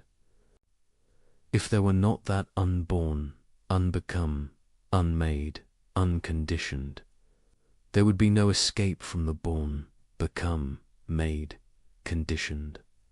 But since there is an unborn, unbecome, unmade, unconditioned, therefore an escape from the born, become, made, conditioned is discerned. This is a profound statement. The Buddha is pointing to something that is not part of the conditioned realm, not subject to arising and passing, not subject to birth and death. This is what makes escape possible. If everything were conditioned, if everything was subject to arising and passing, then suffering would be inevitable and inescapable. But there is the unconditioned, there is Nibbana, and therefore liberation is possible. Now the experience of Nibbana is said to be ineffable beyond words. But the Buddha did describe its characteristics to give practitioners direction. He said it is permanent, unlike all conditioned phenomena. It is happiness, but not the happiness dependent on conditions. It is peace beyond understanding. It is the complete absence of greed, hatred, and delusion. It is the cessation of craving. It is the ending of dukkha. But how is this cessation achieved? This is what we must understand carefully. The cessation of craving is not achieved through more craving. We cannot crave our way to non-craving. We cannot force cessation through willpower alone. We cannot make it happen through effort. In the ordinary sense, this is a subtle point that many practitioners misunderstand. The Buddha taught that cessation comes through understanding. When the nature of craving is fully understood, when its origin is fully understood, when its danger is fully seen, when the benefit of its cessation is fully appreciated, then craving naturally releases, not through force, but through wisdom, not through suppression, but through seeing clearly. This is why the Buddha emphasized right view as the first factor of the Noble Eightfold Path. Right view is the understanding of the Four Noble Truths. It is seeing suffering, seeing its origin in craving, seeing that cessation is possible, and seeing the path to that cessation. This right view is what makes all other progress possible. Without it, we are lost. With it, we have direction. Let us understand more deeply what cessation means in practical terms. It means the ending of the constant reaching, the constant dissatisfaction, the constant sense of incompleteness. It means the mind no longer leans into experience with grasping or away from experience with aversion. It means perfect equanimity, perfect balance, perfect peace with whatever arises. This does not mean the mind becomes blank or unresponsive. Quite the opposite. The liberated mind is fully alive, fully aware, fully responsive, but it responds with wisdom rather than with reactivity. It meets experience with clarity rather than with confusion. It acts skillfully without being driven by compulsion. Imagine a mind that has no fear because it is not clinging to anything that can be lost. Imagine a mind that has no anxiety because it is not trying to control what cannot be controlled. Imagine a mind that has no disappointment because it is not expecting impermanent things to be permanent. This is not imagination. This is description of the liberated mind. This is what becomes possible when craving ceases. As you lie here tonight, you might wonder, how can I experience even a taste of this cessation? How can I move toward this liberation? The Buddha's answer is clear, through the Noble Eightfold Path. But even before systematic practice of the full path, there are moments when cessation can be glimpsed. Moments when craving temporarily releases and the mind touches peace. These moments often come unexpectedly. Perhaps you are in nature, standing before a vast landscape, and suddenly the constant mental chatter stops. There is simply the experience, pure and immediate, without the overlay of wanting or fearing. This is a moment of cessation, or perhaps, in deep meditation, the mind settles and all reaching ceases. There is simply awareness, resting in itself, content. This is a taste of cessation, or perhaps in a moment of profound loss. After the initial storm of grief has passed, there comes a moment of complete acceptance. Not resignation, not defeat, but a deep letting go. An understanding that this is how things are. This is the nature of existence. In that moment, while pain may remain, suffering ceases. This cessation arising through wisdom born of experience. The Buddha taught that there are two kinds of nibbana. There is nibbana with residue, esarupadisa, nibbana and nibbana without. Residue and upadisasa, nibbana. The first is the experience of the living errant, the fully liberated one who still has a physical body and continues to experience the world through the senses. The body may experience pain, may experience pleasant and unpleasant sensations, but there is no craving, no suffering. The mind is completely free even while the body continues. The second is the final nibbana at the death of the arahant, when even the five aggregates dissolve completely. This is beyond all description because there is no reference point left in the conditioned world. But the Buddha assured his disciples that this is not annihilation. It is not nothingness. It is the unconditioned, which cannot be understood through conditioned concepts. For our purposes tonight, what matters is the first kind, the cessation that is possible here and now, in this very life, with this very mind. This is what the Buddha taught is achievable through dedicated practice. This is what makes the teaching practical and relevant. We need not wait for death to experience liberation. We can taste it now, develop it now, realize it now. The key to this cessation is letting go, relinquishment, vasaga in Pali. This is perhaps the most important word in the Buddha's practical teachings. Letting go. Not suppressing, not denying, not running away, but releasing, relinquishing, allowing to be. But what does it mean to let go? This is often misunderstood. Letting go does not mean not caring. It does not mean becoming passive or indifferent. It does not mean abandoning responsibility or wisdom or compassion. Letting go means releasing, clinging, releasing the grasping, releasing the identification with experience as me and mine. You can care deeply about someone without clinging to them. You can work diligently toward goals without craving results. You can enjoy pleasant experiences without grasping at them. You can learn from unpleasant experiences without pushing them away. This is the art of letting go. This is the middle way between attachment and aversion. The Buddha used the simile of a man carrying a heavy burden. Every step is effortful, exhausting. Then he sets the burden down.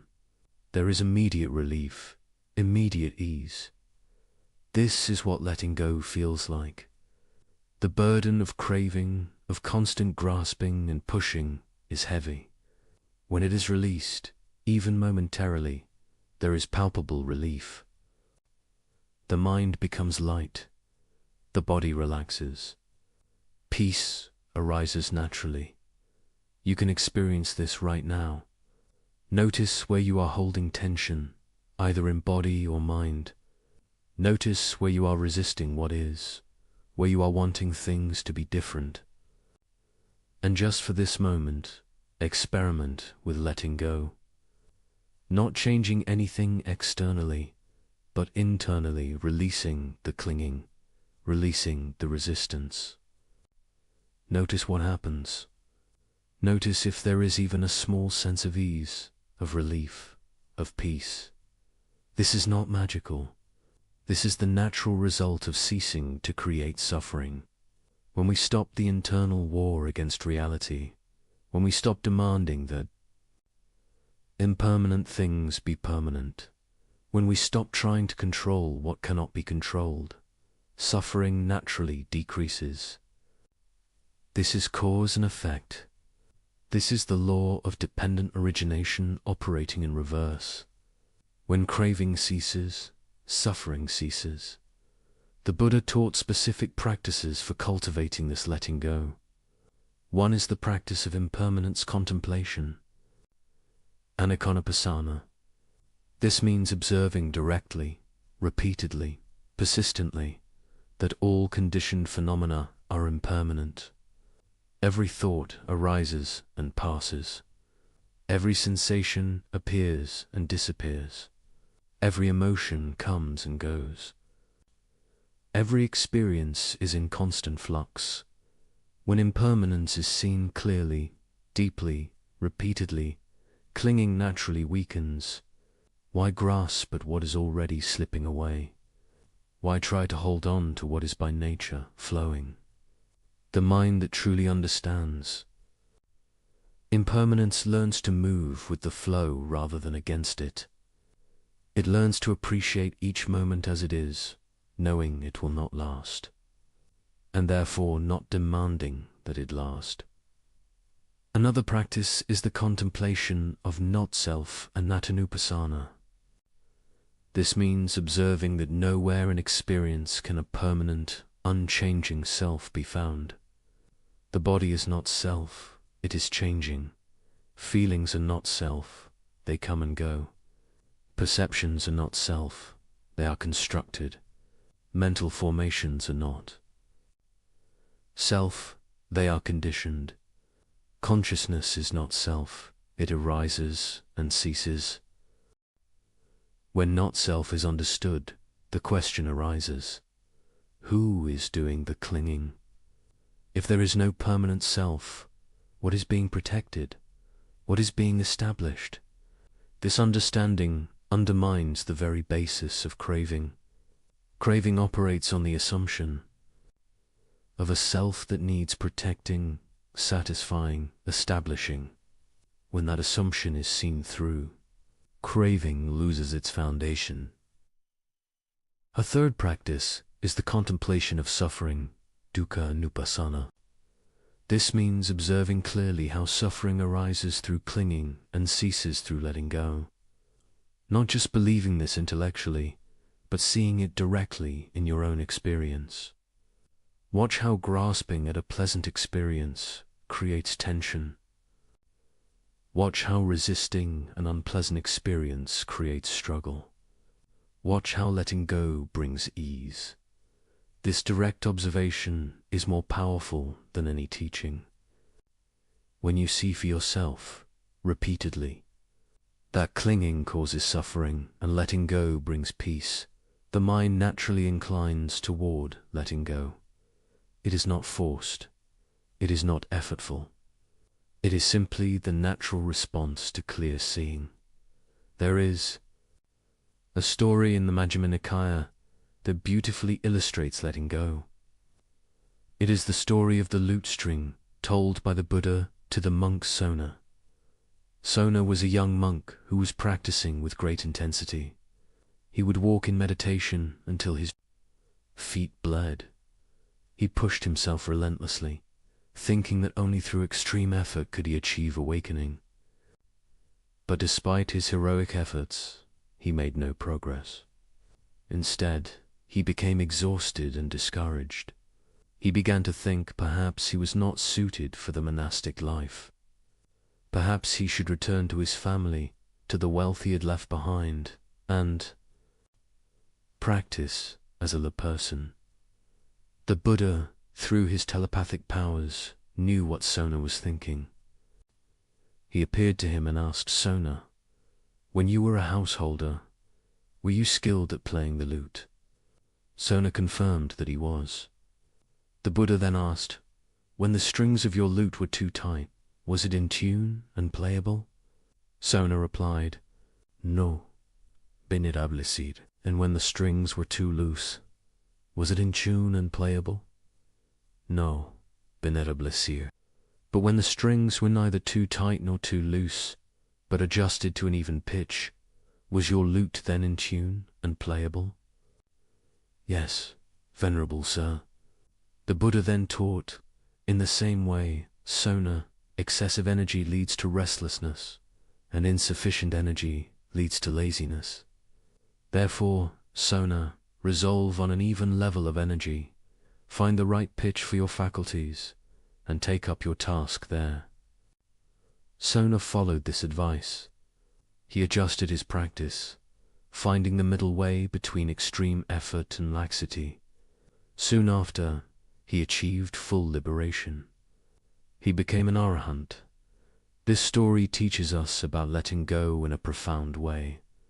Letting go is not a matter of more effort, more striving, more forcing. It is a matter of balance, of finding the right adjustment, of allowing rather than demanding. When the mind is too tight with effort, there is strain. When the mind is too loose with laxity, there is no progress. But when the mind finds the middle way, when there is alert relaxation, engaged ease, then progress becomes natural. This is directly relevant to sleep. The mind that tries too hard to sleep cannot sleep. The trying creates the obstacle, but the mind that gives up all effort may simply continue churning. The middle way is alert relaxation, aware but not striving, present but not grasping. This is the quality that allows sleep to come naturally. The Buddha also taught about gradual cessation, how the mind progressively lets go of grosser attachments before it can let go of subtler ones. He compared it to the ocean, which deepens gradually, slopes away gradually, not plunging suddenly to great depths. In the same way, the practice leads gradually to deeper and deeper letting go.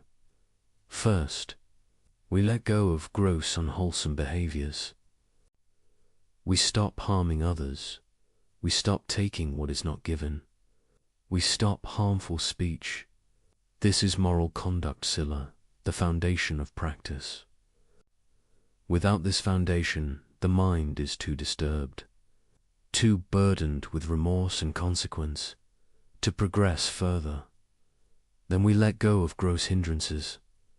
We observe the mind's tendency towards sensual desire, ill will, sloth and torpor, restlessness and worry, doubt. We see these arising and we practice not feeding them, not following them. This allows concentration to develop. As concentration develops, we let go of identification with thoughts. We see thoughts arising and passing like clouds in the sky. We do not take them so personally, so seriously. This is a significant letting go. Most people are completely identified with their thoughts, believing that their thoughts are truth, a reality, are who they are. When this identification releases, there is great freedom. Then we let go of identification with emotions. We see emotions as energy moving through the body-mind, arising due to conditions, passing when conditions change. We do not need to suppress them or act them out. We can simply observe them with equanimity. This letting go brings stability. Progressively, we let go of identification with all five aggregates: form, feelings, perceptions, mental formations, consciousness. All are seen as impermanent processes, not as self. This is the deepest letting go, the letting go that leads to complete liberation. But we need not achieve complete liberation to benefit from the teaching of letting go. Every small release, every moment of non-clinging, brings a measure of peace. The practice is not all or nothing. It is gradual, progressive, cumulative. Each step taken is valuable in itself and prepares the ground for the next step. The Buddha taught that there are 4 stages of awakening, for progressively deeper realizations of truth. The stream enterer has glimpsed nibbana directly and can never again completely fall back into ignorance. The one's returner has weakened sensual desire and ill-willed significantly. The non-returner has eliminated them completely. The arahant has eliminated all fetters, all chains that bind consciousness to suffering. But even before stream entry, even in the very beginning of practice, there are benefits. The person who practices moral conduct experiences the peace of blamelessness. The person who develops concentration experiences the peace of a settled mind. The person who cultivates wisdom experiences the peace of understanding. All of these are valuable. All of these are worth pursuing. And here is a liberating truth. You are already practicing. Right now, as you lie here listening to these teachings, contemplating them, observing your own mind, you are engaging in wise reflection. You are developing understanding. You are planting seeds of wisdom that will bear fruit. The Buddha said that there are 3 ways of making merit, of creating positive karma: dana, giving sila, moral conduct, and bhavana, mental development through meditation and study. You are engaging in bhavana. Right now, you are developing your mind. This is powerful. This has consequences. This is changing you in subtle but real ways. Let us explore more deeply the relationship between letting go and impermanence. The Buddha taught that truly understanding impermanence is the direct path to cessation. Why? Because when impermanence is deeply seen, directly experienced, thoroughly penetrated, clinging becomes impossible. You cannot cling to what you truly know is flowing away. You cannot grasp what you see is by nature ungrasping-able. Most of us know, intellectually, that things are impermanent. We know people die. We know circumstances change. We know our bodies age. But this knowing is superficial. It has not penetrated deeply. We live as if things are permanent. We make plans assuming continuity. We cling to relationships as if they will last forever. We identify with our body as if it is stable. This is the ignorance the Buddha pointed to. True understanding of impermanence comes through direct observation. Watch the breath. Each inhalation is unique, never to be repeated. Each exhalation dissolves into space. The breath of this moment is not the breath of the last moment. It is constantly new, constantly dying, constantly being born. This is impermanence. Not as concept, but as lived reality. Watch sensations in the body, that ache in the back. Is it constant? Look closely. Is it not a flow of sensations, sometimes sharp, sometimes dull, sometimes spreading, sometimes concentrated, appearing, disappearing, changing moment by moment? Where is the solid, unchanging ache? It cannot be found. There is only flow. Watch. Emotions. Anger arises, seems overwhelming, appears as if it will last forever. But watch it carefully without feeding it with thoughts. See how it changes. See how it has a peak and then begins to subside. See how it is made of components, body sensations, mental images, evaluative thoughts. See how these components themselves are changing. The anger that seems so solid reveals itself as a process, a flow, empty of permanent essence. This seeing, this direct observation, is what the Buddha called vipassana, insight. It is not thinking about impermanence.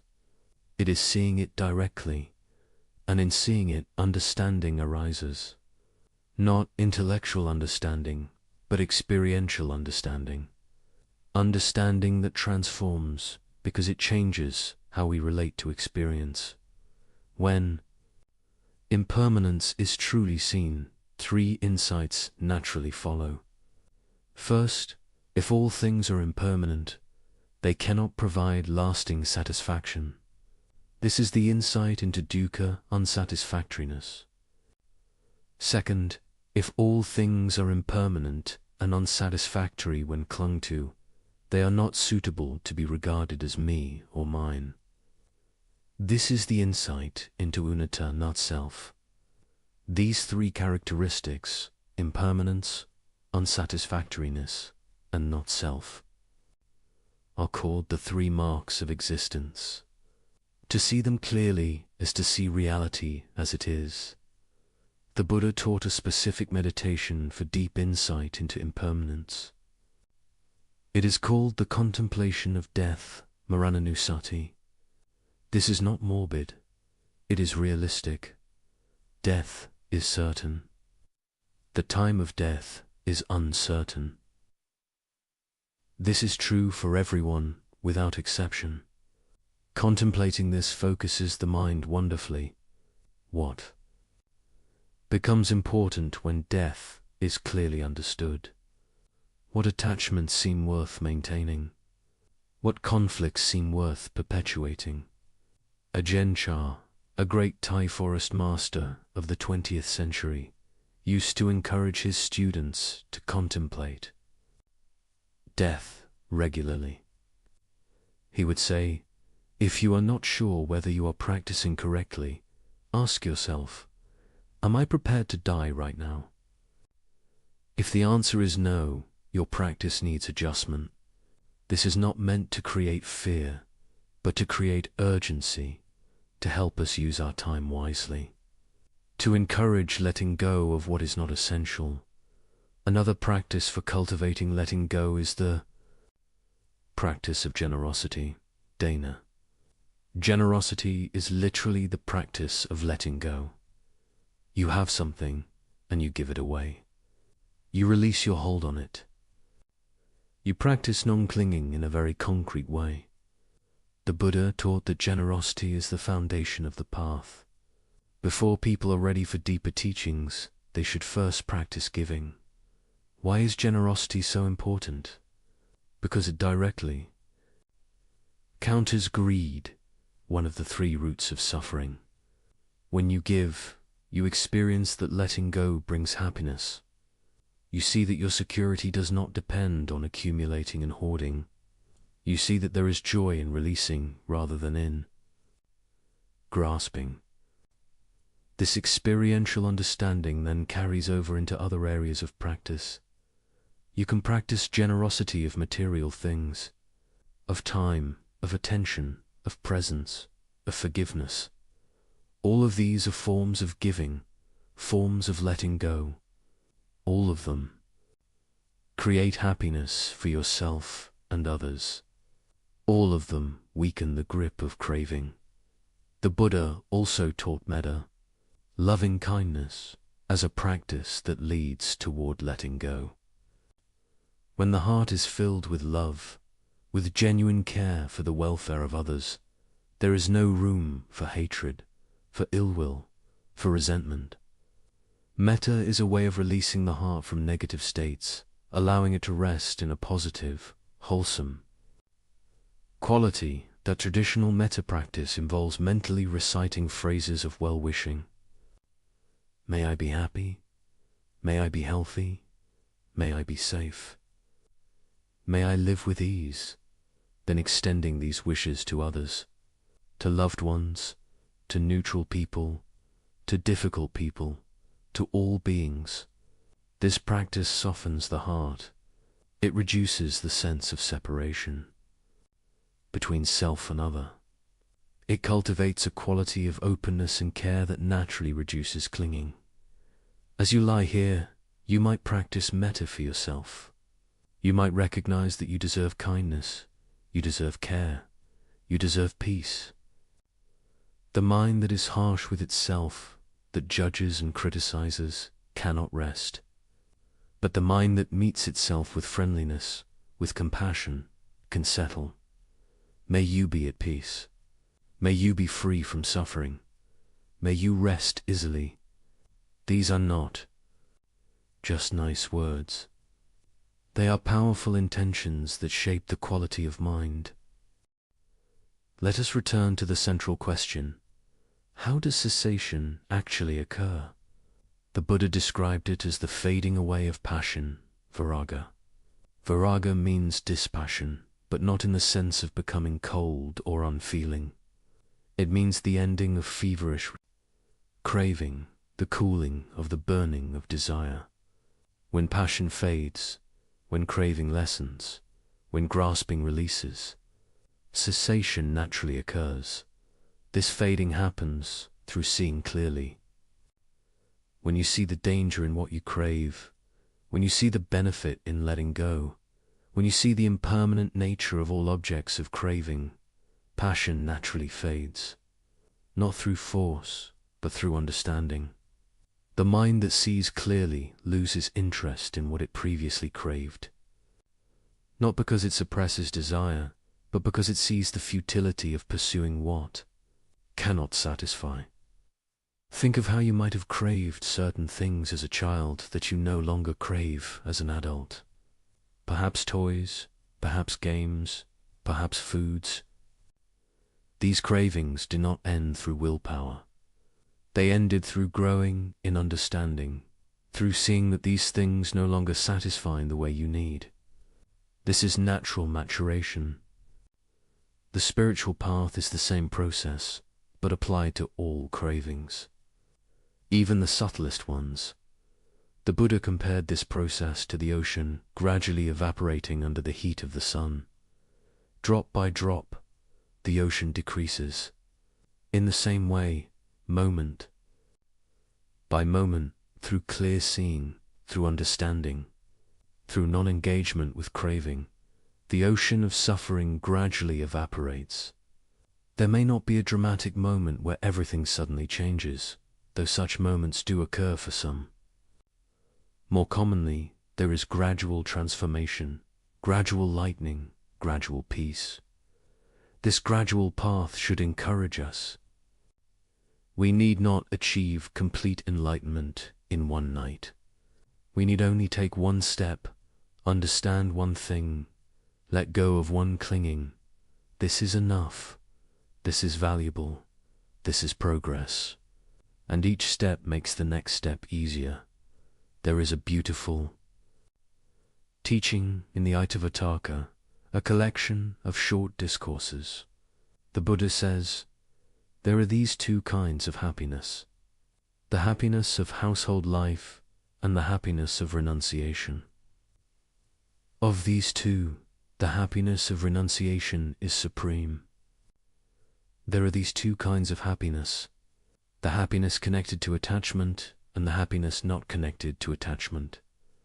Of these two, the happiness not connected to attachment is supreme. There are these two kinds of happiness, the happiness of the senses and the happiness not of the senses. Of these two, the happiness not of the senses is supreme.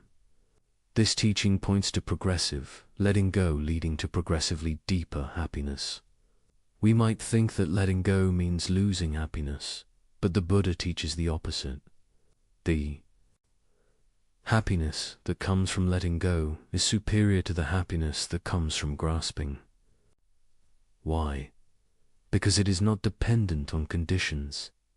It does not fade. It does not disappoint.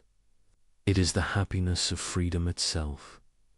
You might taste this even now.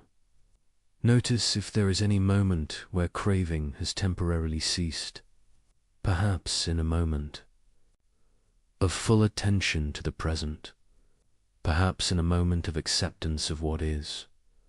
In that moment, how does the mind feel? Is there not a quality of ease, of peace, of okayness? This is the happiness of non-clinging. This is what becomes available when we stop fighting reality. The final teaching we must understand about cessation is that it is not a distant goal, not something that exists only at the end of the path. Every moment of letting go is a moment of cessation. Every moment of non-craving is a moment of peace.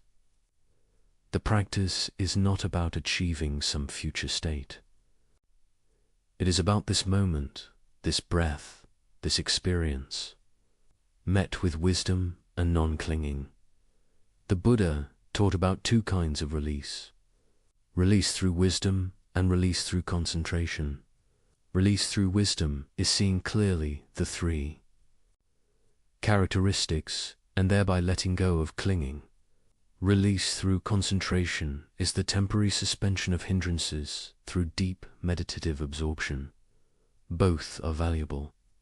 Both bring peace.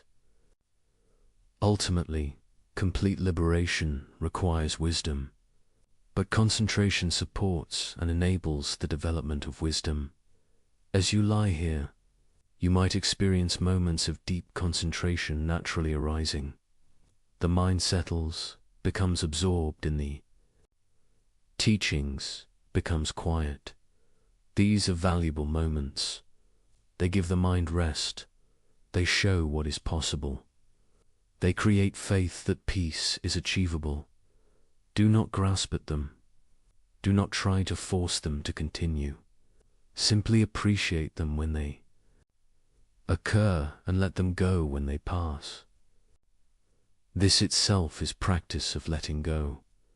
We must also understand that letting go does not mean we become passive or indifferent. The Buddha was enormously active. He taught for 45 years after his enlightenment, traveling constantly, establishing the Sangha, guiding thousands of students. He was not passive, but he was free from craving. His actions came from wisdom and compassion, not from craving and aversion. This is the key difference. You can engage fully with life while letting go of clinging. You can work diligently without craving results. You can love deeply without grasping at the beloved.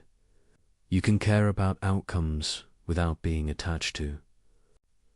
Then, this is the middle way, the balanced way, the wise way. It is not cold detachment. It is warm engagement combined with wisdom. As we come to the end of this exploration of cessation, let us reflect on what we have understood. Cessation is possible. It is the ending of craving through understanding. It comes through seeing clearly the impermanent, unsatisfactory, and not self nature of all conditioned phenomena.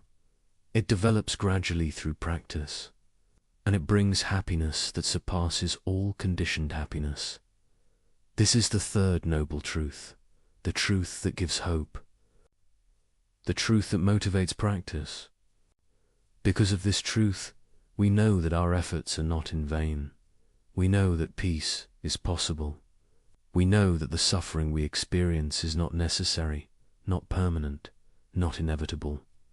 This knowledge gives us strength to practice, patience, to persist, faith to continue.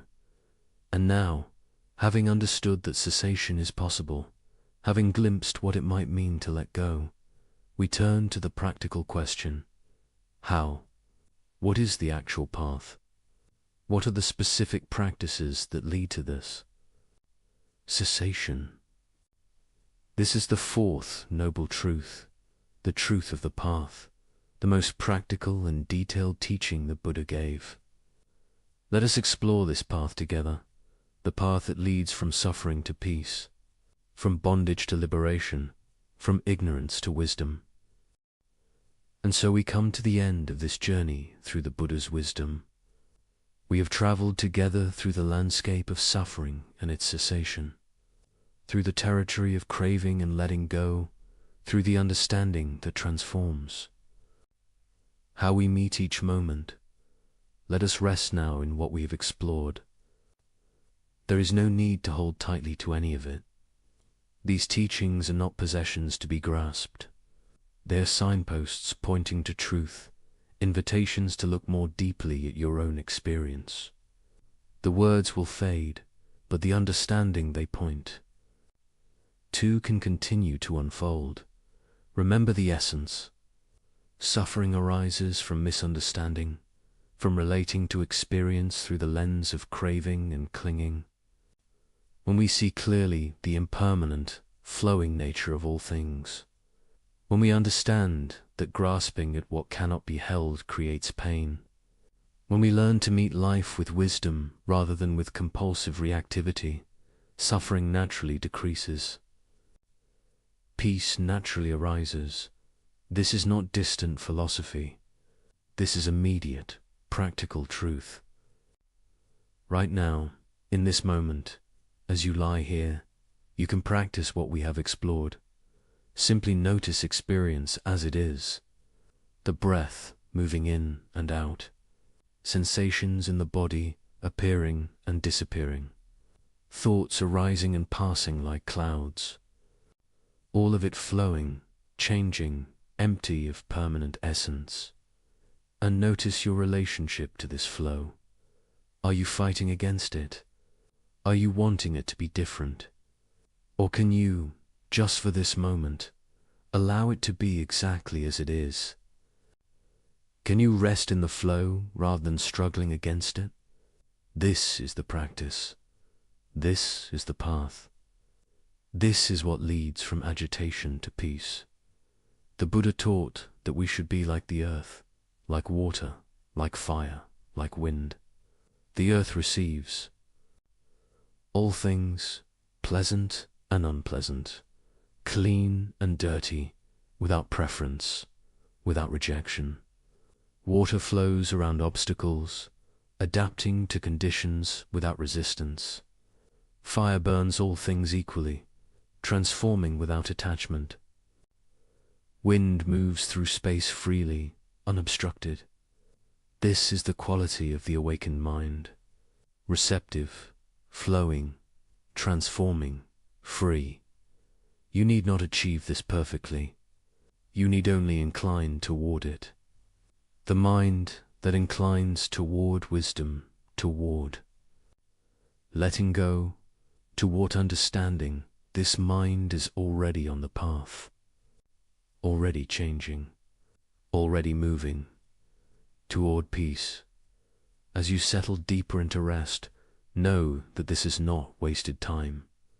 This listening, this contemplation, this gentle observation of your own experience, all of this is practice. You are cultivating the seeds of wisdom. These seeds will grow in their own time, according to their own nature. Your task is simply to plant them, to water them with attention, to provide the conditions for growth. The growing itself happens naturally. Let go now of any effort to understand completely, to remember everything, to achieve anything. Let these teachings settle into the deeper levels of mind where they can work silently, transforming from within. Trust the process. Trust the wisdom of the Buddha who walked this path before you. Trust your own capacity for understanding, for letting go, for finding peace. The Buddha's final words to his disciples were these: all conditioned things are subject to decay. Strive with diligence. This is not a harsh command. It is a gentle encouragement. Everything changes. This moment will pass. This night will end. This life will conclude. Knowing this, use your time wisely. Practice with sincerity. Develop understanding. Cultivate peace. But strive with the right kind of effort. Remember Sona and the lute string. Not too tight, not too loose. Find the middle way. The effort that is relaxed yet alert, engaged yet peaceful, directed yet flowing. This is the effort that bears fruit, and even as you practice, remember to be gentle with yourself. The path is gradual. Progress is not always obvious. There will be difficulties, doubts, setbacks. This is natural. This is part of the journey. The Buddha himself, before his awakening, experienced 6 years of intense struggle.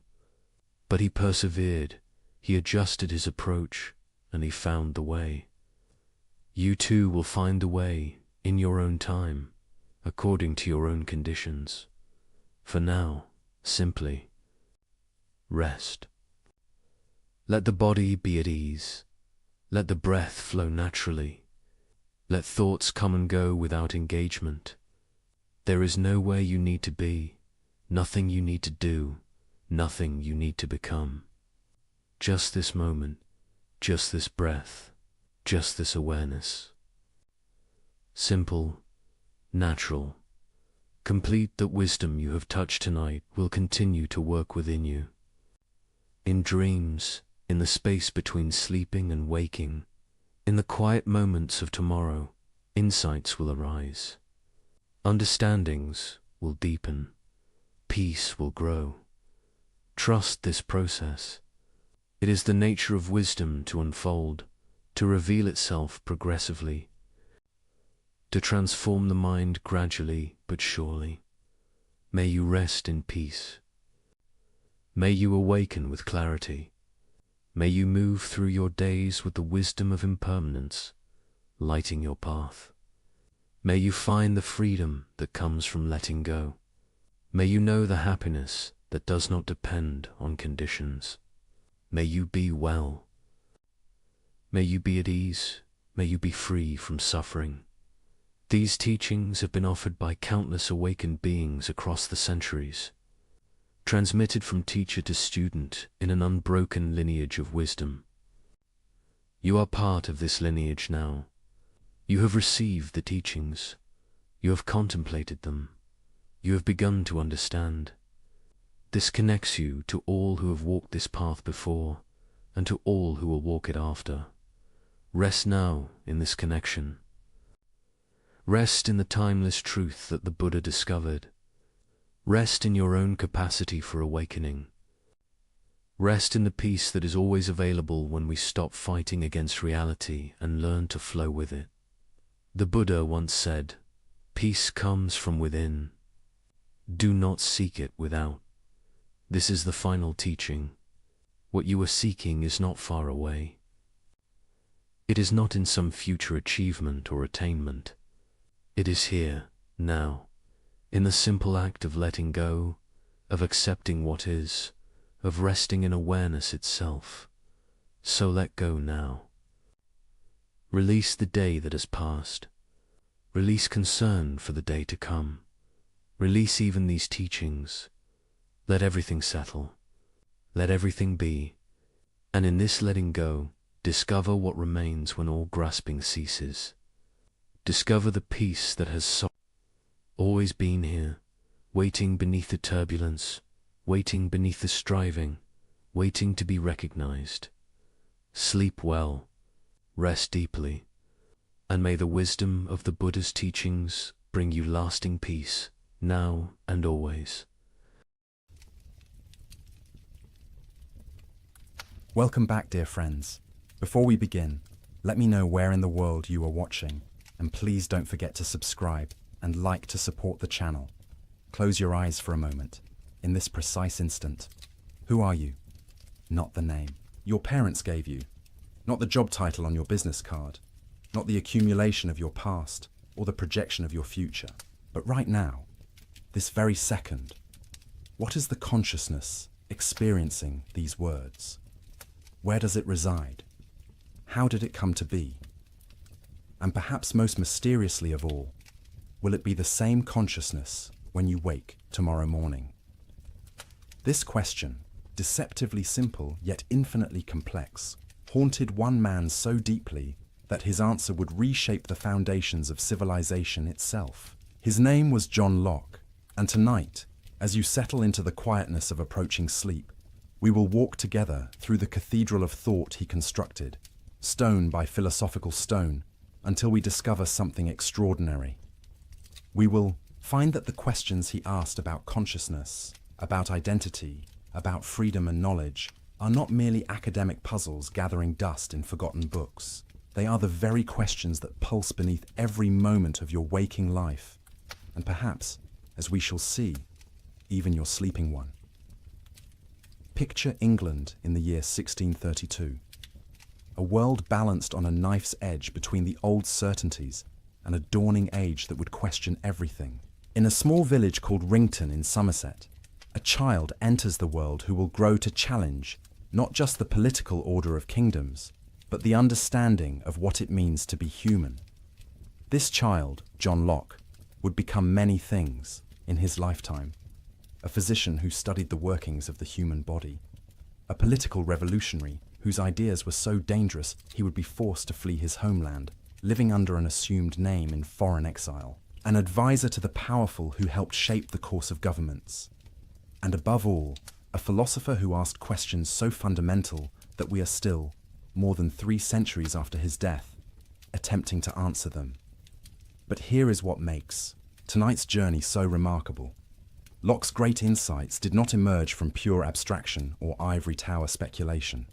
They grew from careful observation, from watching patients as a physician and noting how the mind emerged from the fog of fever, from experiencing firsthand the tyranny of absolute power and wondering what made any government legitimate, from studying his own consciousness as it woke each morning and asking what connected yesterday's self to today's, from noticing how children learned and questioning whether we truly arrive in this world with knowledge already inscribed upon our souls.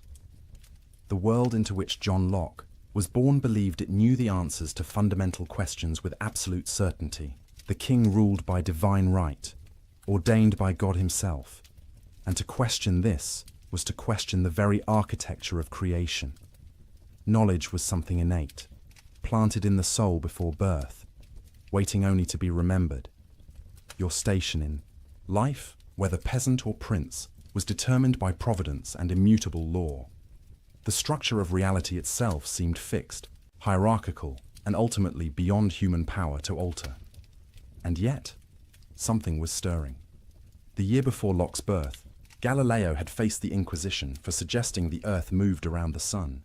When Locke was a boy, England descended into a brutal civil war that would see a king beheaded and the entire social order thrown into chaos.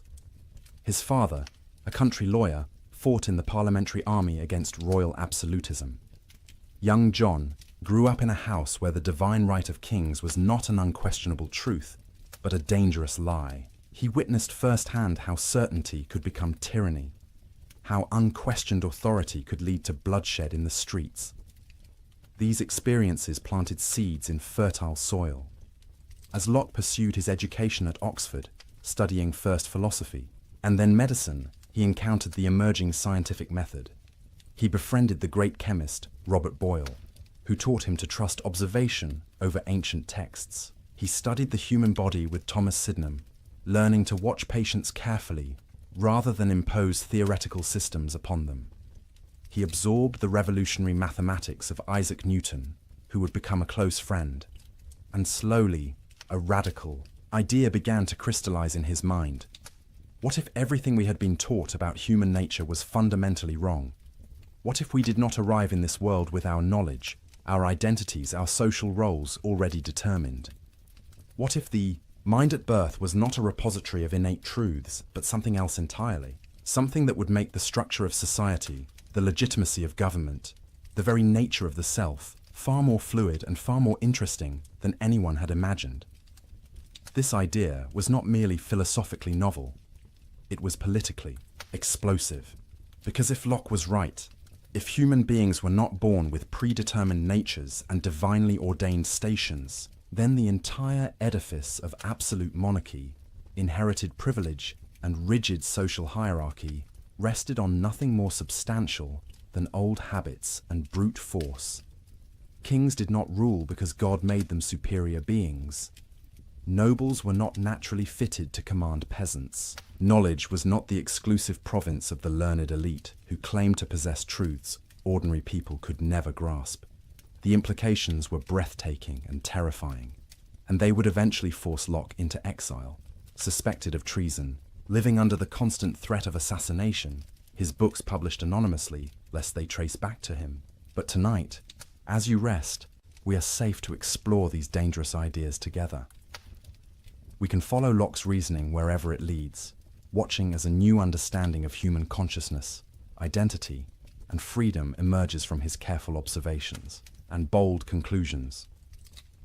So let us begin where Locke himself began, with a question so fundamental that everything else would flow from its answer.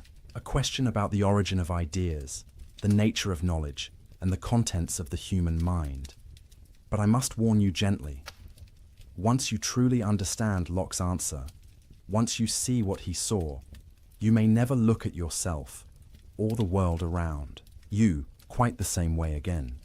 The familiar will become strange, the certain will become questionable, and the self you thought you knew so intimately will reveal itself as something far more mysterious and magnificent than you ever imagined.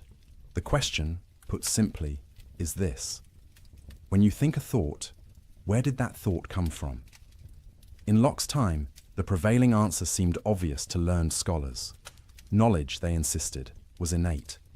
The human mind contained certain fundamental truths from birth, placed there either by God or by the essential nature of the rational soul itself. Principles like the law of non-contradiction, the axioms of mathematics, the existence of God, basic moral truths about right and wrong, all of these were supposedly stamped upon the mind before we ever opened our eyes to behold the world. This doctrine of innate ideas had ancient roots. Plato had taught that learning was really remembering, that the soul possessed knowledge from before its embodiment, and that education merely awakened these dormant truths. The medieval scholastics had integrated this with Christian theology, and in Locke's own century, the great French philosopher René Descartes had argued that certain clear and distinct ideas, the cogito itself, the existence of God, the principles of geometry, were known with absolute certainty precisely because they were innate to rational minds. It was an elegant theory. It explained how we could have knowledge that seemed universal, transcending the accidents of individual experience. It grounded morality in something deeper than mere convention, and it supported a hierarchical view of society. Some souls possess these innate truths more clearly than others, the philosopher more than the peasant, the civilized European more than the savage, the man more than the woman. But John Locke, watching carefully, observing newborn infants, studying people of different cultures, examining his own consciousness, with merciless honesty, became convinced this elegant theory was entirely wrong. Consider a newborn child, he suggested. Observe this tiny being with clear eyes, without preconception. Do you see a mind stocked with innate knowledge?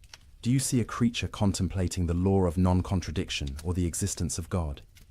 Or do you see something else entirely? A mind that seems almost perfectly receptive, open, unformed, responding to sensations, beginning to organize the raw data of experience into something coherent, but starting, it would appear, from nothing. Locke pressed the point. If there truly were innate ideas, propositions that all minds possessed from birth, then we should find universal agreement on these principles. But where is this agreement? Travel the world, he observed, and you will find tremendous diversity in beliefs about God, about morality, about the fundamental nature of reality. Some peoples worship one God, others many, still others none at all. Moral codes vary dramatically. Even seemingly obvious logical principles are not grasped by children or those without education. The defenders of innate ideas had a response. These truths are innate, they said, but they require reason to uncover them, maturity to recognize them. They are like seeds planted in the soul, waiting for the right conditions to bloom.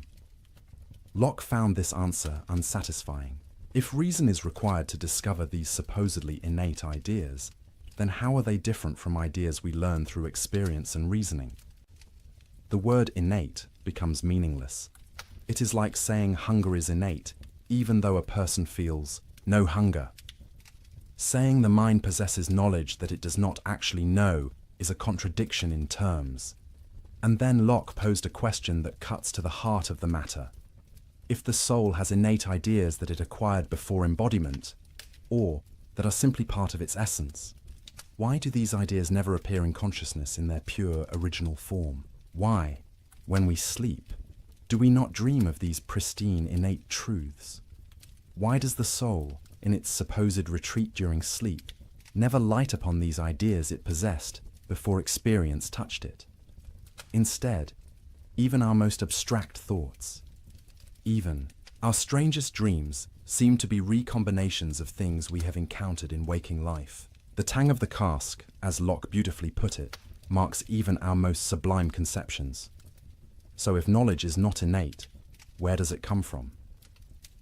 Locke's answer was revolutionary in its simplicity and profound in its implications.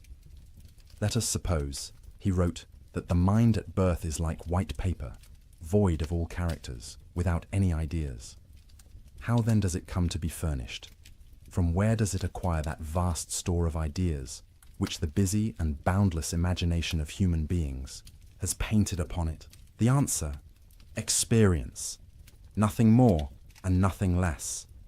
Every idea that ever passed through a human mind, every thought you have ever entertained, every concept you grasp, every fleeting image and every abstract principle, all of it, ultimately, traces back to experience.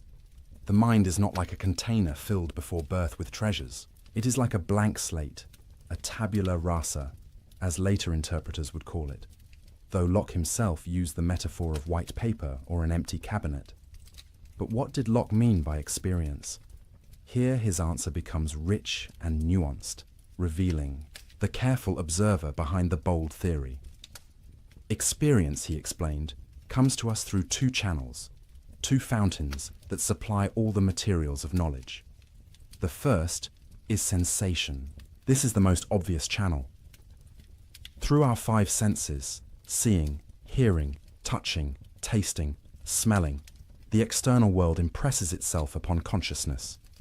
A shaft of sunlight falling across a room, the sound of rain on a window, the taste of honey, the scent of roses, the warmth of another person's hand.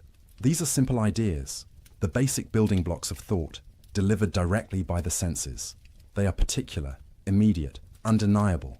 The redness of this rose, the coldness of that ice, the brightness of yonder star. As you lie here now, preparing for sleep, notice the sensations arriving at the shores of your consciousness. Perhaps the softness of your pillow against your cheek, the weight of blankets upon your body, the quality of light or darkness in the room. These simple sensory impressions are, according to Locke, the foundational elements from which all your knowledge of the external world is constructed. But Locke recognized something crucial that makes his empiricism sophisticated rather than simplistic. There is a second channel of experience, one that comes not from the external world, but from within. He called it reflection.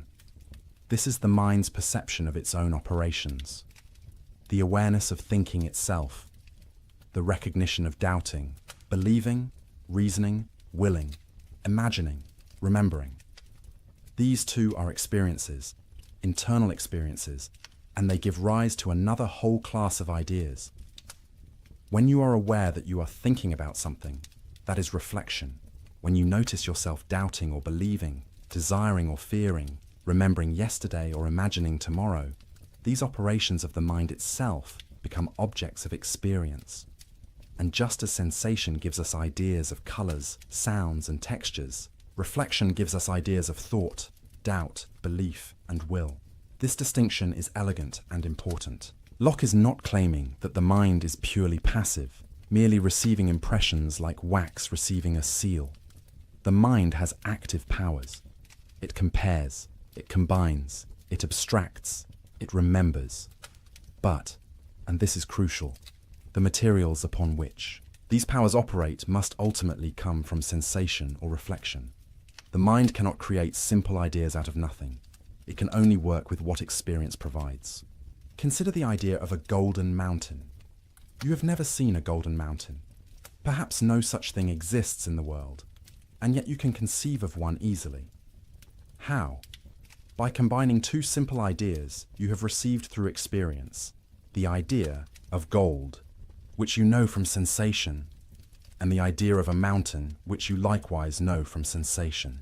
The mind's power to combine is remarkable, but the ingredients must come from experience. Or consider something more abstract, like the idea of infinity. How does a finite mind conceive of the infinite? Locke's answer: by taking the idea of finite, magnitude which we know from experience, and the idea of addition, which we also know from experience, and then applying the operation of addition without end. We can imagine always adding one more. The idea of infinity is thus constructed by the mind operating on materials given in experience. Now, you might be wondering, what about necessary truths? What about mathematics?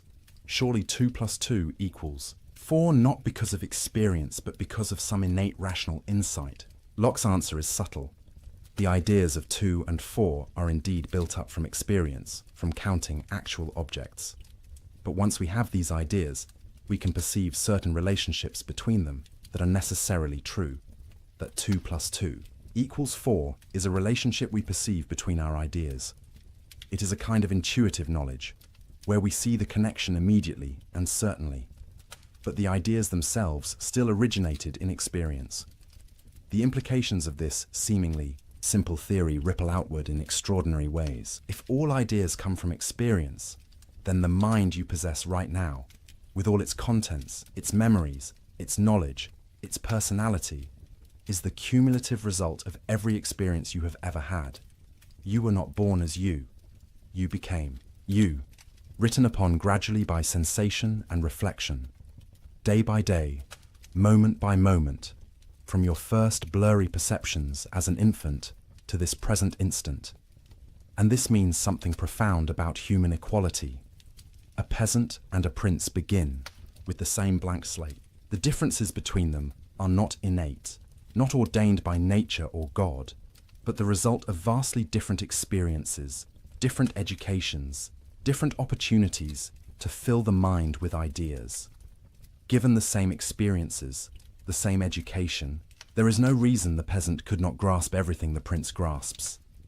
The hierarchy of souls dissolves under Locke's patient gaze. It also means something profound about human potential.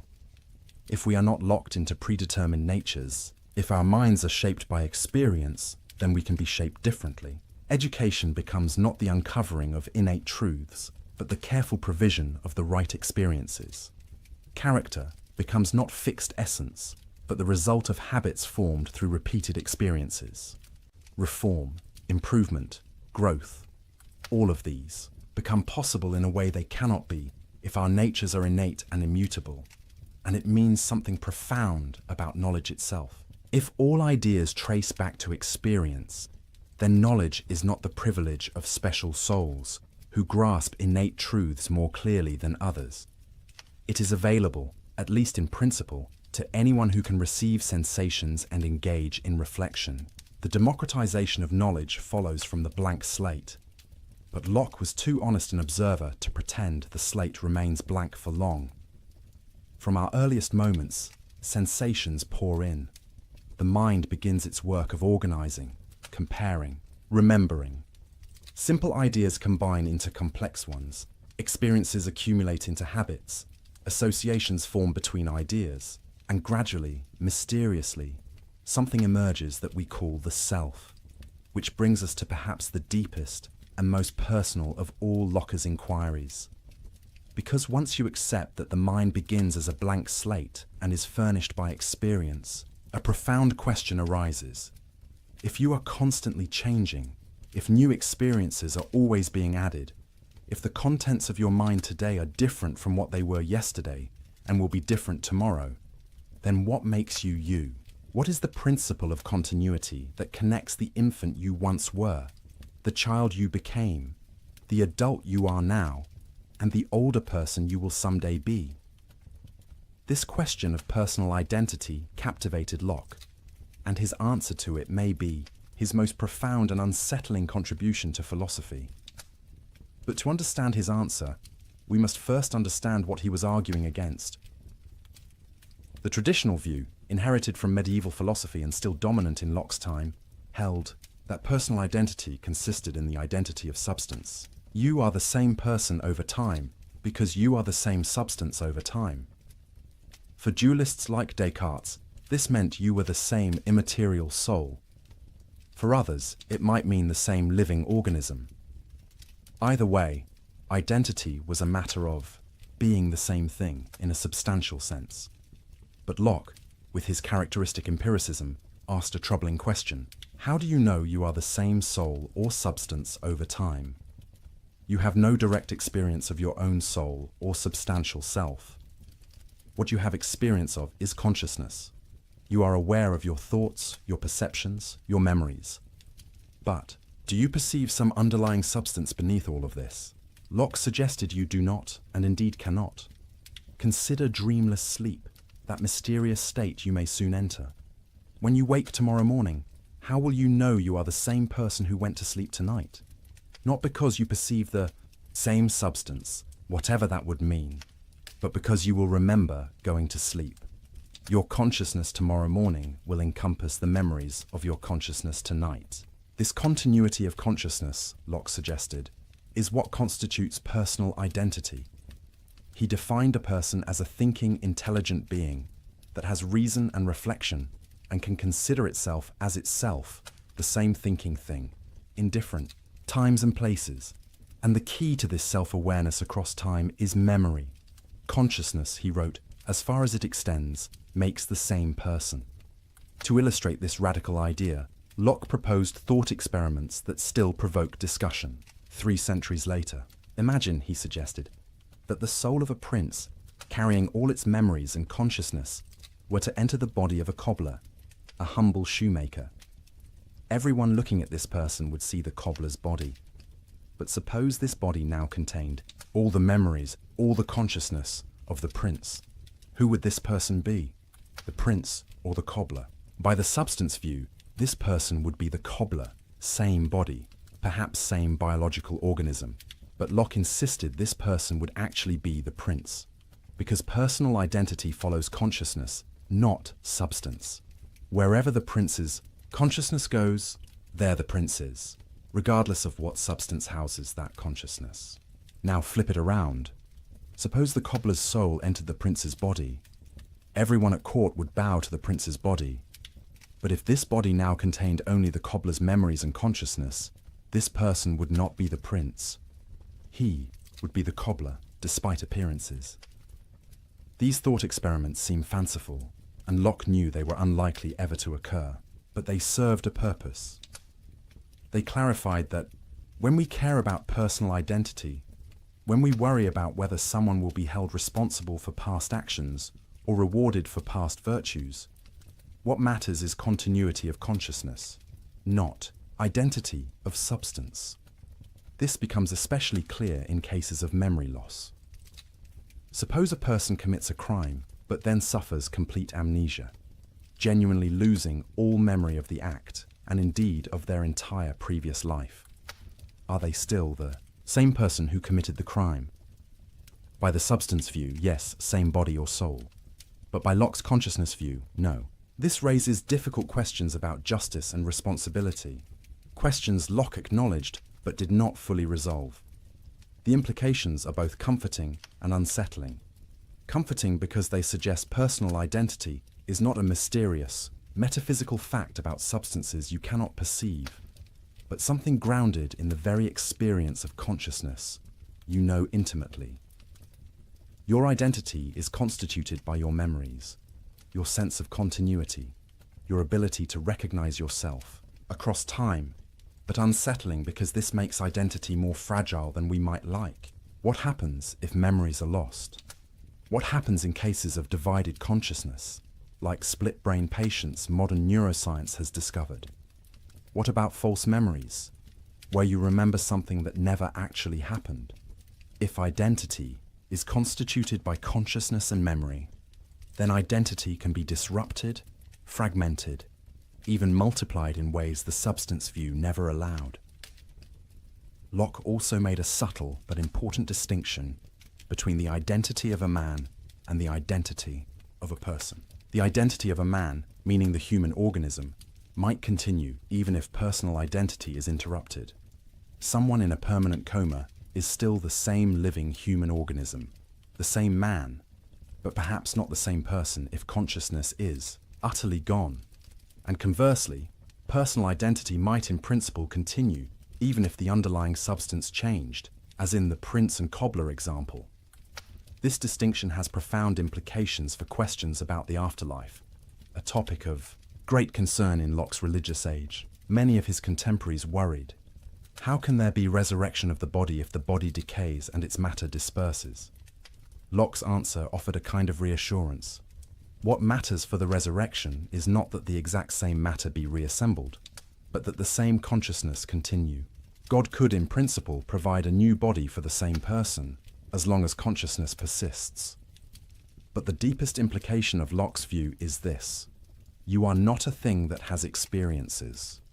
You are, in some sense, the experiences themselves, or rather, the unity and continuity of consciousness that binds experiences together into a coherent perspective on the world. This consciousness, this awareness that can say I and recognize itself across time, this is the self, and it is built, moment by moment, from the stream of sensations, reflections, and memories that constitute your lived experience. As you lie here, consciousness beginning to dim as sleep approaches, consider this. The person who wakes tomorrow, morning will be you, not because they occupy the same body, though they will, but because their consciousness will encompass tonight. They will remember lying here, listening to these words, feeling the weight of blankets, breathing in and out. The continuity of memory will bridge the gap of sleep, creating the narrative thread that constitutes your identity. But what about sleep itself? Here, Locke made an observation that troubled some of his readers, but follows logically from his view. During deep, dreamless sleep, where is consciousness? It is not present to itself.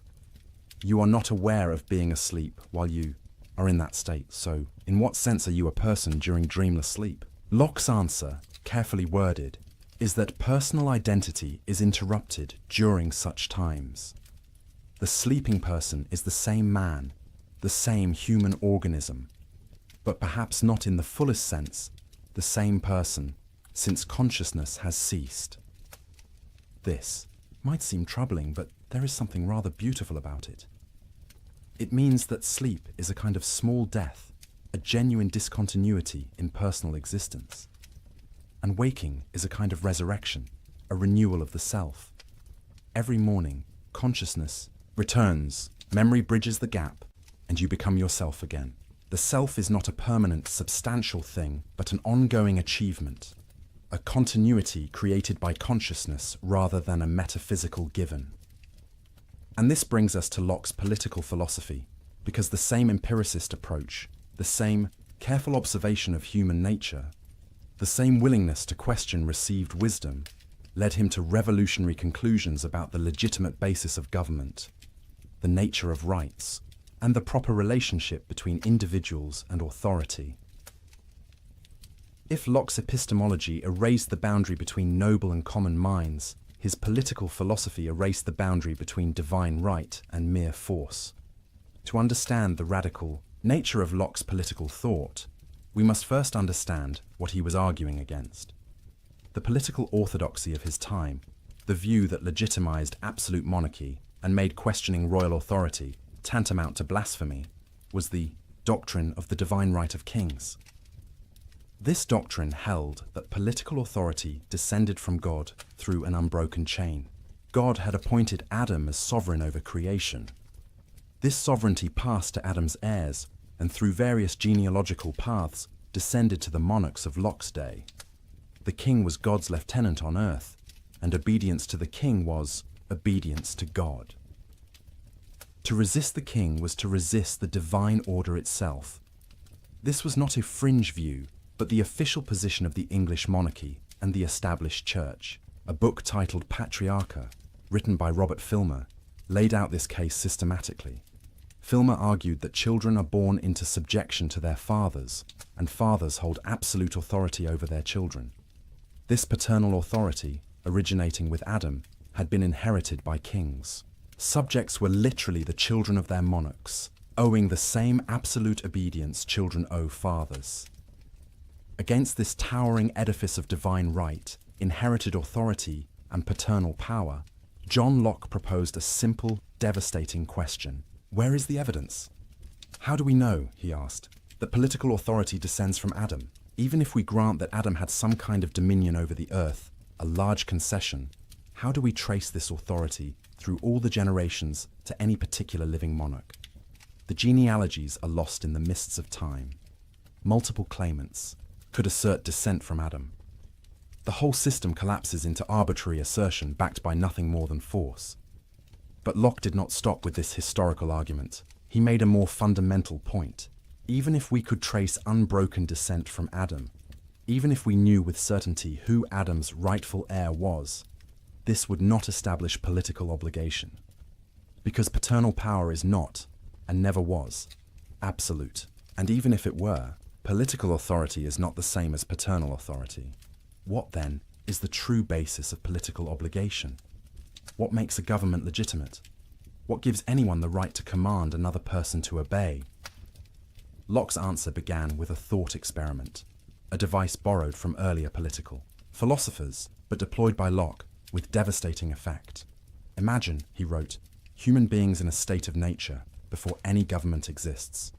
What would this condition be like? Here, Locke's answer differed dramatically from that of Thomas Hobbes, another English philosopher who had also used the state of nature as a conceptual tool. For Hobbes, writing during the chaos of civil war, the state of nature was a nightmare, a war of all against all, where life was solitary, poor, nasty, brutish, and short. Human beings in their natural condition, Hobbes thought, were so dangerous to one another that any government, even the most absolute and tyrannical, was preferable to the anarchy of nature.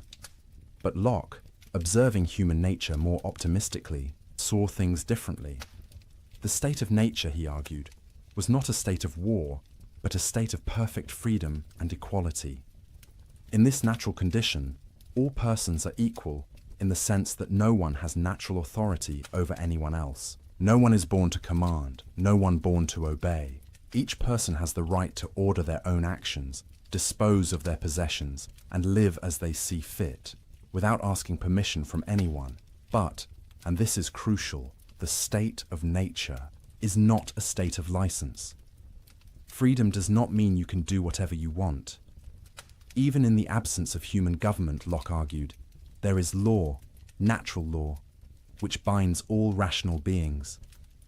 What is this natural law? Locke defined it as the law of reason itself, discernible by any rational creature, and reason, if consulted, teaches certain fundamental principles. First among them, that all human beings, being equal and independent, ought to respect one another's rights to life, liberty, and estate. No one ought to harm another in these fundamental goods without cause. Or, as Locke memorably put it, no, one ought to harm another in their life, health, liberty, or possessions. Why? Because we are all the workmanship of God, made to last during His pleasure, not one another's. Our bodies and lives are not our own property to dispose of as we please. They belong to God who made us. Therefore, we have no right to destroy ourselves or others. But everything else, our actions, our labor, the fruits of our labor, these we do own, and these no one may take from us without our consent. This introduces Locke's famous labor theory of property, an idea that would influence economic thought for centuries. How does private property arise in the state of nature? Locke's answer: through the mixing of labor with natural resources. Imagine the earth in its original state, held, in common by all humanity. No one owns any particular part of it. The apples on trees, the water in streams, the land itself, all are common. But suppose you pick an apple. By the act of picking, by mixing your labor with this natural object, you make it yours. The apple becomes your property because you expended effort to acquire it, and your labor is undeniably your own. The same principle applies to land. If you clear a section of wilderness, plow the soil, plant crops, you have mixed your labor with the earth. This land becomes yours, at least provisionally. You have a property right to the fruits of your labor. But Locke added a crucial limitation, what philosophers now call the Lockean proviso. Your appropriation is legitimate only if you leave enough and as good for others. You cannot take all the water from a stream, leaving others to die of thirst. You cannot fence off all available land, leaving others with no place to work. Property rights are real and important, but they are not unlimited. They exist within the constraint that others must also have the opportunity to sustain themselves. This theory of property had implications both radical and conservative. Radical because it suggested that property rights come not from social convention or royal grant, but from the natural right to the fruits of one's labor. A peasant who works land has more legitimate claim to it than a king who merely inherited title. Conservative because it provided a firm foundation for private property against those who might claim all things should be held in common. But Locke's state of nature, for all its freedom and equality, had problems. He called them inconveniences. Without an established legal system, disputes arose over who owned what. Without impartial judges, people judged their own cases, inevitably with bias. Without reliable enforcement, the strong could violate the weak with impunity. The state of nature was not a war of all against all, but it was insecure, uncertain, uncomfortable. So rational people, Locke argued, would choose to leave the state of nature. They would come together and establish civil society through a social contract. But, and here is where Locke's theory becomes revolutionary, this contract is not a surrender of rights to an absolute sovereign.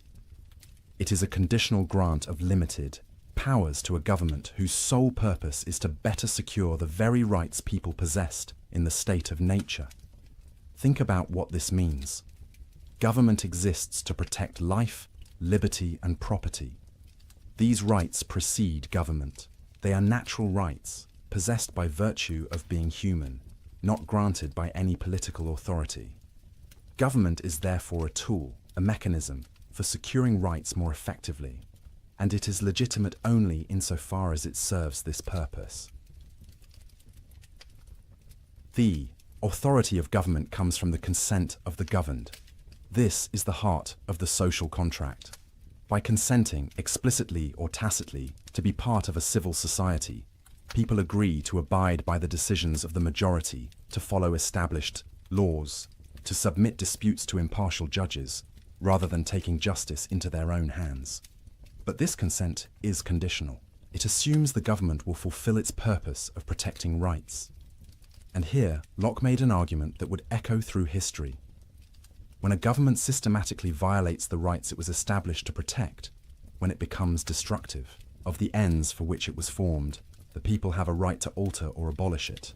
The right of revolution is not a lawless abandonment of order, but the ultimate safeguard of natural rights against governmental tyranny. This was not abstract theorizing.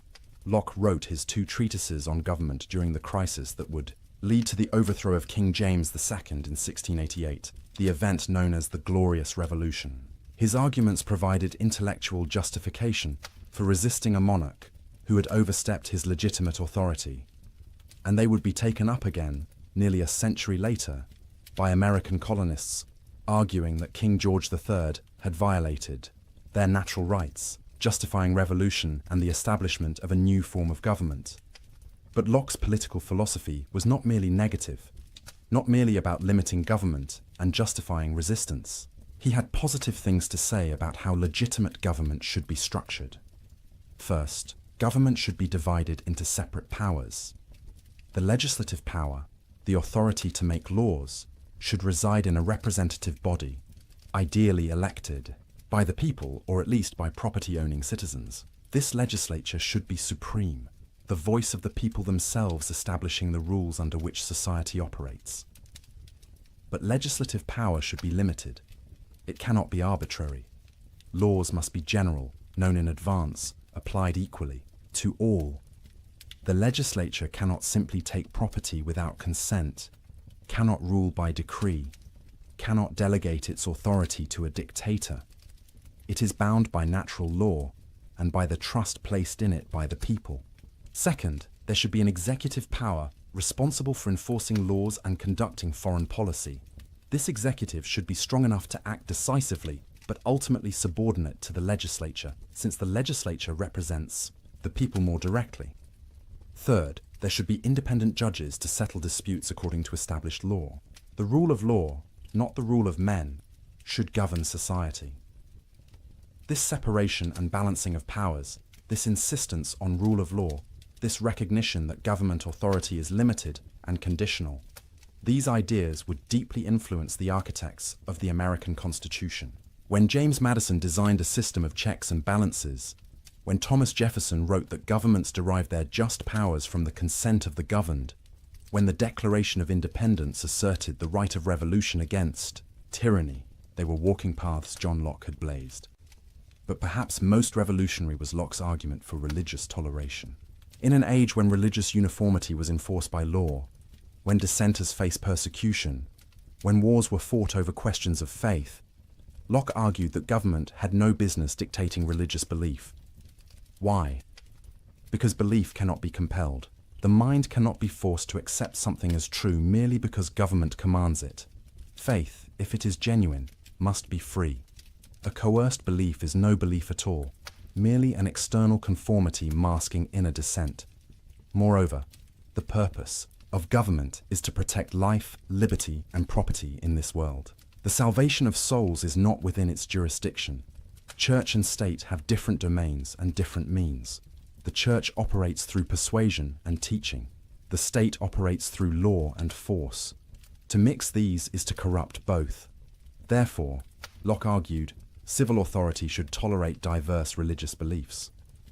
Let Catholics and Protestants, Anglicans and dissenters, Christians and Jews all worship according to their conscience, so long as they do not threaten civil peace. The state should enforce laws against theft and murder, not laws against heresy. Locke's toleration had limits. He excluded atheists on the grounds that they could not be trusted to keep oaths, and Catholics on the political grounds that they owed allegiance to a foreign power, the Pope. These exclusions seem narrow and inconsistent today, but in Locke's context, even this limited toleration was radical. And the logic of his argument pointed toward ever greater inclusivity, even if Locke himself did not fully embrace that logic. The implications of Locke's political philosophy ripple forward through centuries. They made possible the democratic revolutions that transformed the Western world. They established principles that are now considered foundational to free societies: government by consent, rule of law, protection of individual rights, separation of church and state, the right of revolution against tyranny. But they also contained tensions and contradictions that would take generations to work out. and which we are still navigating today. Locke spoke of universal human equality, but accepted slavery under certain conditions. He argued for natural rights belonging to all human beings, but practically excluded women from political participation.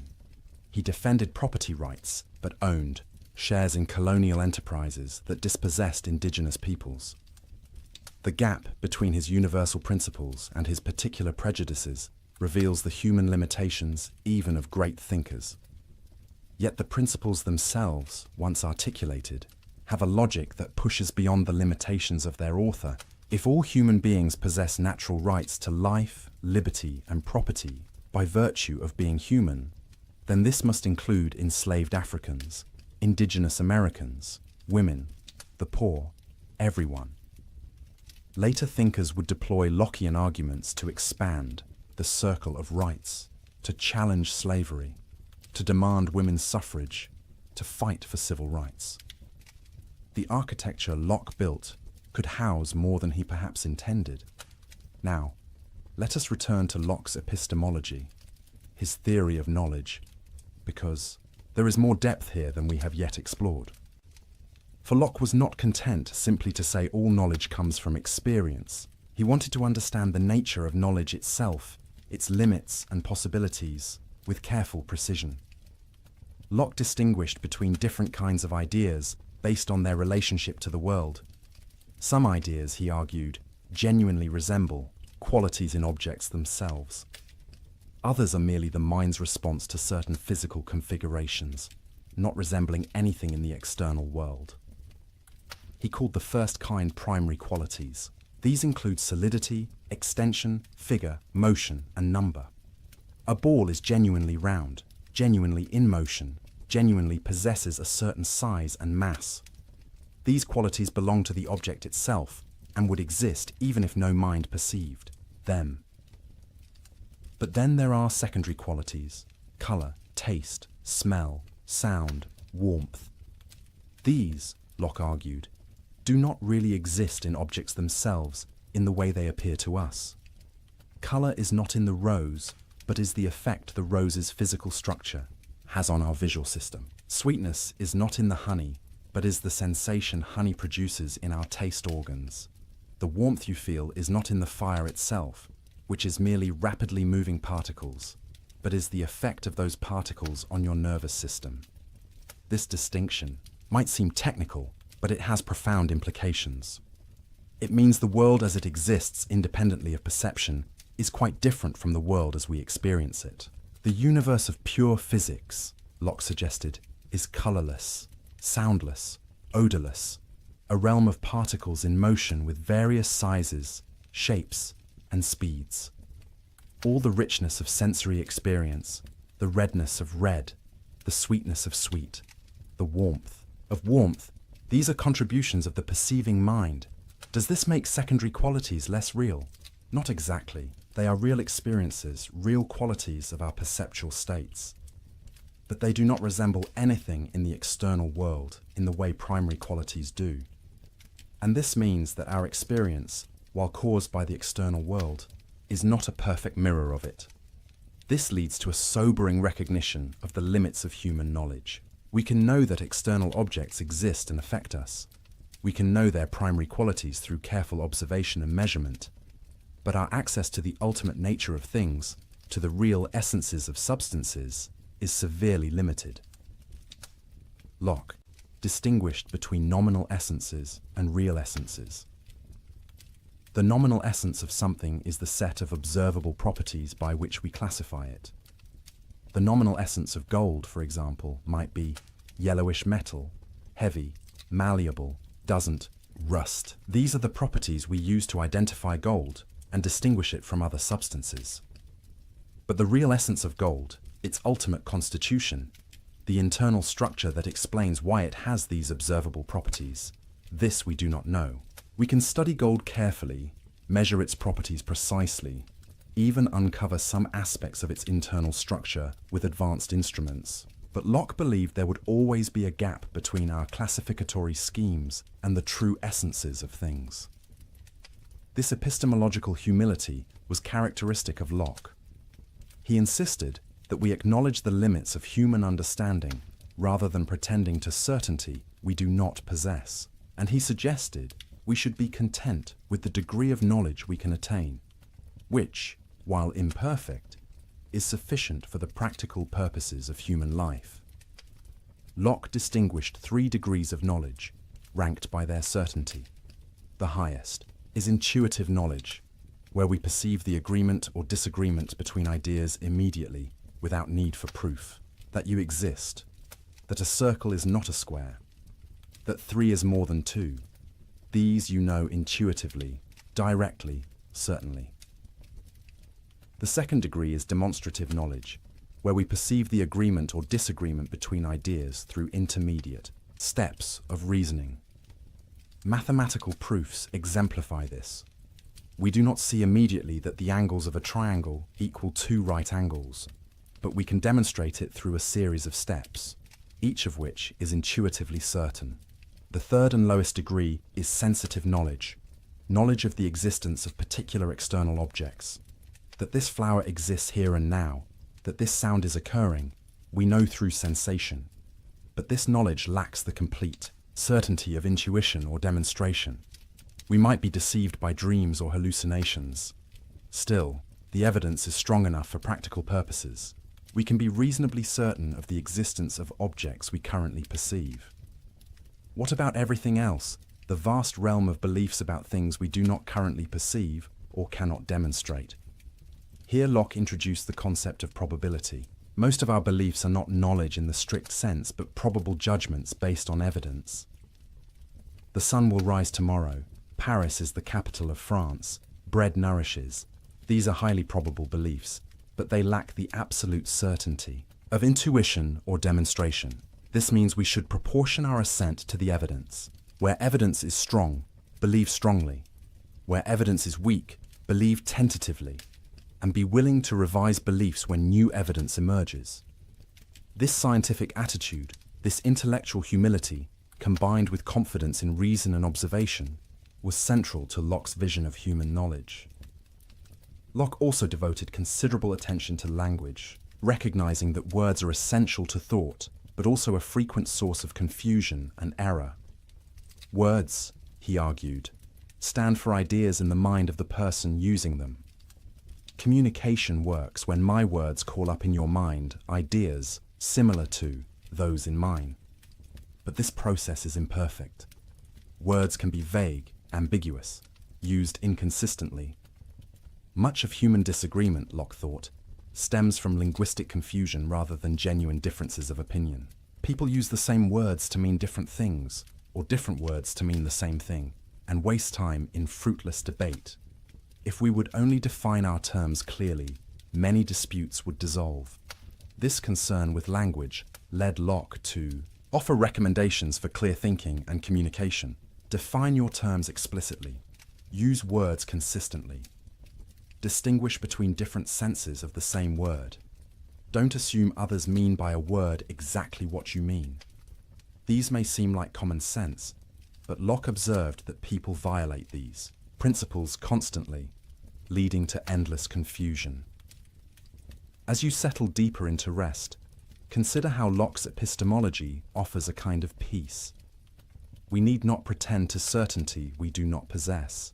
We need not claim knowledge of ultimate essences or absolute truths beyond our grasp. It is enough to observe carefully, reason honestly, proportion belief to evidence, and remain open to correction. This is intellectual humility, but it is also intellectual confidence.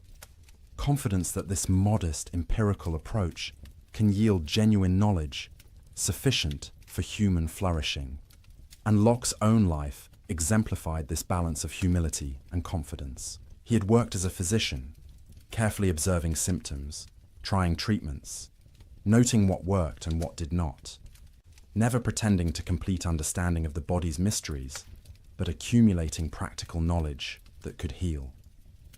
He had studied politics, watching governments rise and fall, noting the patterns of tyranny and the conditions of stability, never claiming to know the perfect system, but articulating principles that could guide toward justice. He had examined his own consciousness, noting the flow of sensations and thoughts, the operations of memory and association, never pretending to fathom the ultimate mystery of awareness, but describing accurately what could be observed. This empirical attitude, this willingness to learn from experience while acknowledging the limits of knowledge, was not merely an intellectual position. It was a way of life, a stance toward the world characterized by curiosity, patience, and honesty, and it connected directly to his practical philosophy, his thoughts about how we should live, individually and collectively. Because if the mind is shaped by experience, then we bear responsibility for the experiences we provide, to ourselves, and especially to the next generation. Locke wrote extensively about education, and his recommendations flow naturally from his epistemological principles. If the mind at birth is a blank slate, then education is literally everything. The child becomes what the child experiences. This is an awesome responsibility for parents and teachers. But Locke's educational philosophy was surprisingly humane and progressive for his time. He opposed the harsh physical discipline common in schools, arguing that beating children teaches them only fear and resentment. He recommended gentle guidance, the formation of good habits through positive example, the cultivation of reason rather than mere obedience. Play is important, he argued, because children learn through activity. Curiosity should be encouraged, not stifled. Education should be adapted to the child's individual temperament and abilities, not forced into a rigid mold.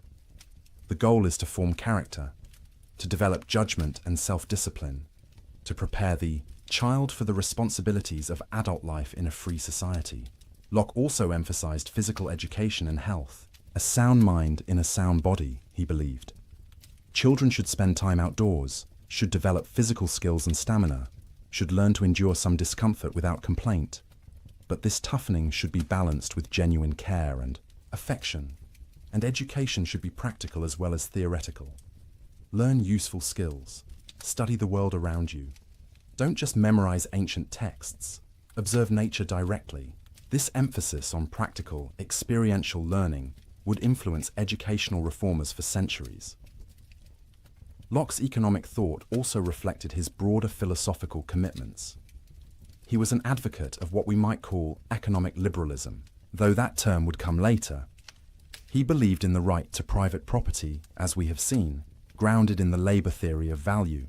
He defended commercial activity and criticized those who viewed trade as morally suspect. But he also recognized that economic systems could be just or unjust. Property rights were important, but not absolute. The Lockean proviso, enough and as good left for others, imposed moral constraints on appropriation, and government had legitimate roles in the economy, providing infrastructure, coining money, enforcing contracts, preventing fraud. Locke served for several years on the Board of Trade in England, advising the government on economic policy. He wrote about monetary policy, interest rates, the relationship between trade and national prosperity. His approach was empirical, based on observation of how economies actually functioned rather than abstract theorizing. In all of this, we see the consistent application of Lockean principles. Freedom is valuable, both political and economic. But freedom exists within a framework of natural law, natural rights, and mutual obligation. The individual is important but not isolated. We are separate persons with our own rights, but we are also social beings who flourish only in community with others.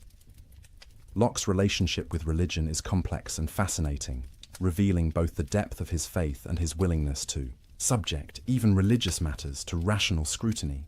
He lived in an age when religious questions were literally matters of life and death, when people were executed for heresy, when nations went to war over theological disputes.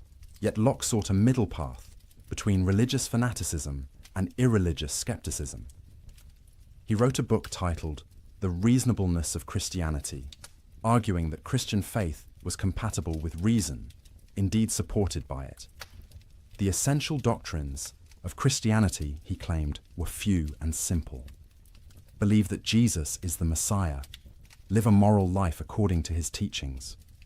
The elaborate theological systems, the fine distinctions of doctrine, the complicated ceremonies, these were human additions, not part of the original simple message. This was a radical simplification, stripping away much that Catholic and Protestant churches considered essential. And it provoked criticism from Orthodox believers who saw Locke as dangerously heterodox, perhaps a secret Unitarian or Socinian, denying traditional doctrines of the Trinity and original sin. Locke also argued that reason could establish certain religious truths, that God exists could be demonstrated through rational argument. The order and design evident in nature pointed to an intelligent creator. Our own existence, our capacity for reason, suggested a rational source. These were proofs, Locke believed, available to anyone who thought carefully, regardless of scriptural revelation. But reason had limits. It could prove God exists, but could not reveal God's specific plans or purposes for humanity. It could establish moral law in general terms, but needed revelation to know the fullness of divine mercy and judgment. So faith and reason complemented each other. Reason established foundations, revelation built upon them. Most importantly for Locke, religious truth could not be imposed by force. Belief was a matter of inner conviction, not external conformity.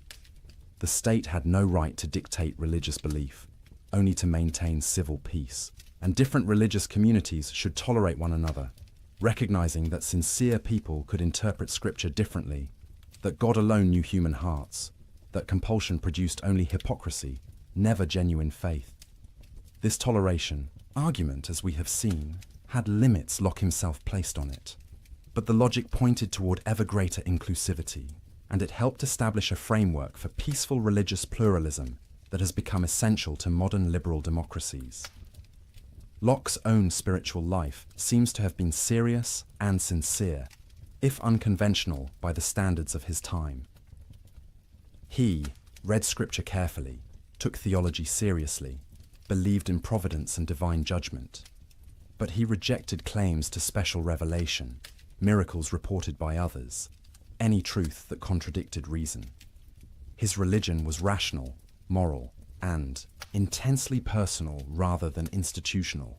As sleep draws nearer, consider this aspect of Locke's legacy.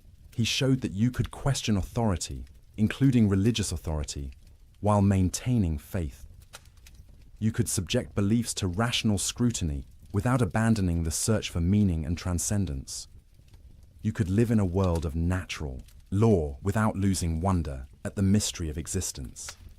The last years of Locke's life bring our story full circle. After decades of danger, exile, and uncertainty, he finally saw his major works published and acknowledged.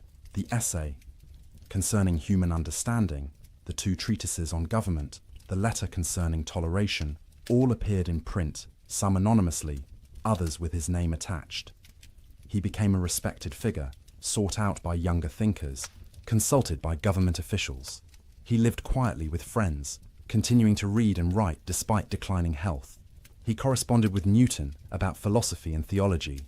He advised on economic policy. He watched as the political principles he had defended became reality in England's constitutional monarchy. But he never sought fame or power for themselves. His goal had always been truth, understanding, the careful examination of human nature and human institutions in hopes of making life better, freer, more reasonable. He had risked everything for these ideals, and he had lived to see them gain a foothold in the world. When Locke died in 1704, at the age of 72, he left behind a body of work that would shape the modern world. But he also left questions, tensions, incompleteness. His philosophy was not a finished system, but a beginning, an opening of pathways that others would walk.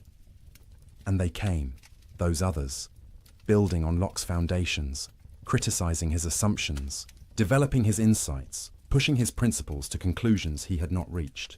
The Irish philosopher George Berkeley, a generation younger, accepted Locke's empiricism, but pushed it toward idealism. If we only know our ideas, never things themselves, perhaps only ideas exist. Matter itself might be a fiction. All that exists is minds and the ideas they perceive. This was not what Locke intended, but it showed the power and the danger of the empiricist approach. Push it far enough, and you might end up doubting the external world entirely. David Hume, the great Scottish skeptic, took Locke's empiricism even further. He questioned whether we could know anything about substance, about causation, about the self.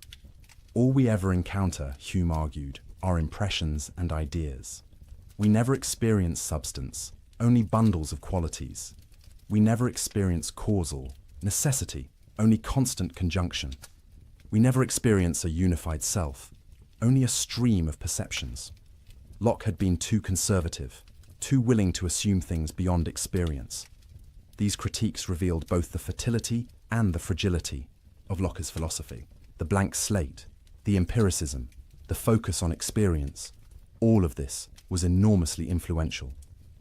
But it raised questions Locke had not fully answered. If all knowledge comes from experience, what guarantees the uniformity of nature? What justifies induction? What gives us knowledge of the external world? What holds the self together as a unity rather than a mere succession of disconnected experiences? Immanuel Kant, the great German philosopher, would attempt a synthesis, accepting the empiricist insight that knowledge begins with experience, while arguing that the mind brings certain structures to experience, organizing it according to innate categories and forms of intuition. Kant claimed to be reconciling empiricism and rationalism, though neither camp was entirely satisfied. In the political realm, Locke's influence was more straightforward and more profound. The American founding fathers absorbed Lockean principles through their pores. Jefferson called Locke one of the three greatest men who ever lived. The Declaration of Independence echoes Locke's language and arguments. The Constitution implements Lockean principles of limited government, separation of powers, protection of rights.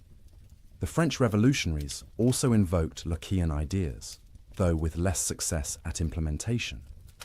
The Declaration of the Rights of Man and Citizen proclaimed natural rights, popular sovereignty, equality before law, all Lockean themes. Throughout the 19th and 20th centuries, movements for democracy, civil rights, decolonization all drew on Lockean arguments. The language of natural rights, human rights, inalienable rights, all stems from the tradition Locke helped establish. But Locke's legacy also includes darker elements. His labor theory of property was used to justify colonial dispossession of indigenous peoples. If they had not mixed their labor with the land in ways European observers recognized, then perhaps the land was still in a state of nature, available for appropriation. This was a perversion of Locke's proviso about leaving enough and as good, but it shows how philosophical arguments can be weaponized. Similarly, Locke's acceptance of slavery under certain conditions, his investment in the slave trade, his failure to extend his principles fully to women and non-Europeans, all reveal the gap between universal principles and particular prejudices. Modern readers approaching Locke face a challenge. We must take seriously both the liberating power of his best insights and the limitations of his worst blind spots. We can honor the principles of natural rights and human equality while recognizing that Locke himself applied these principles incompletely. The architecture he built can house more than he intended if we are willing to finish the construction.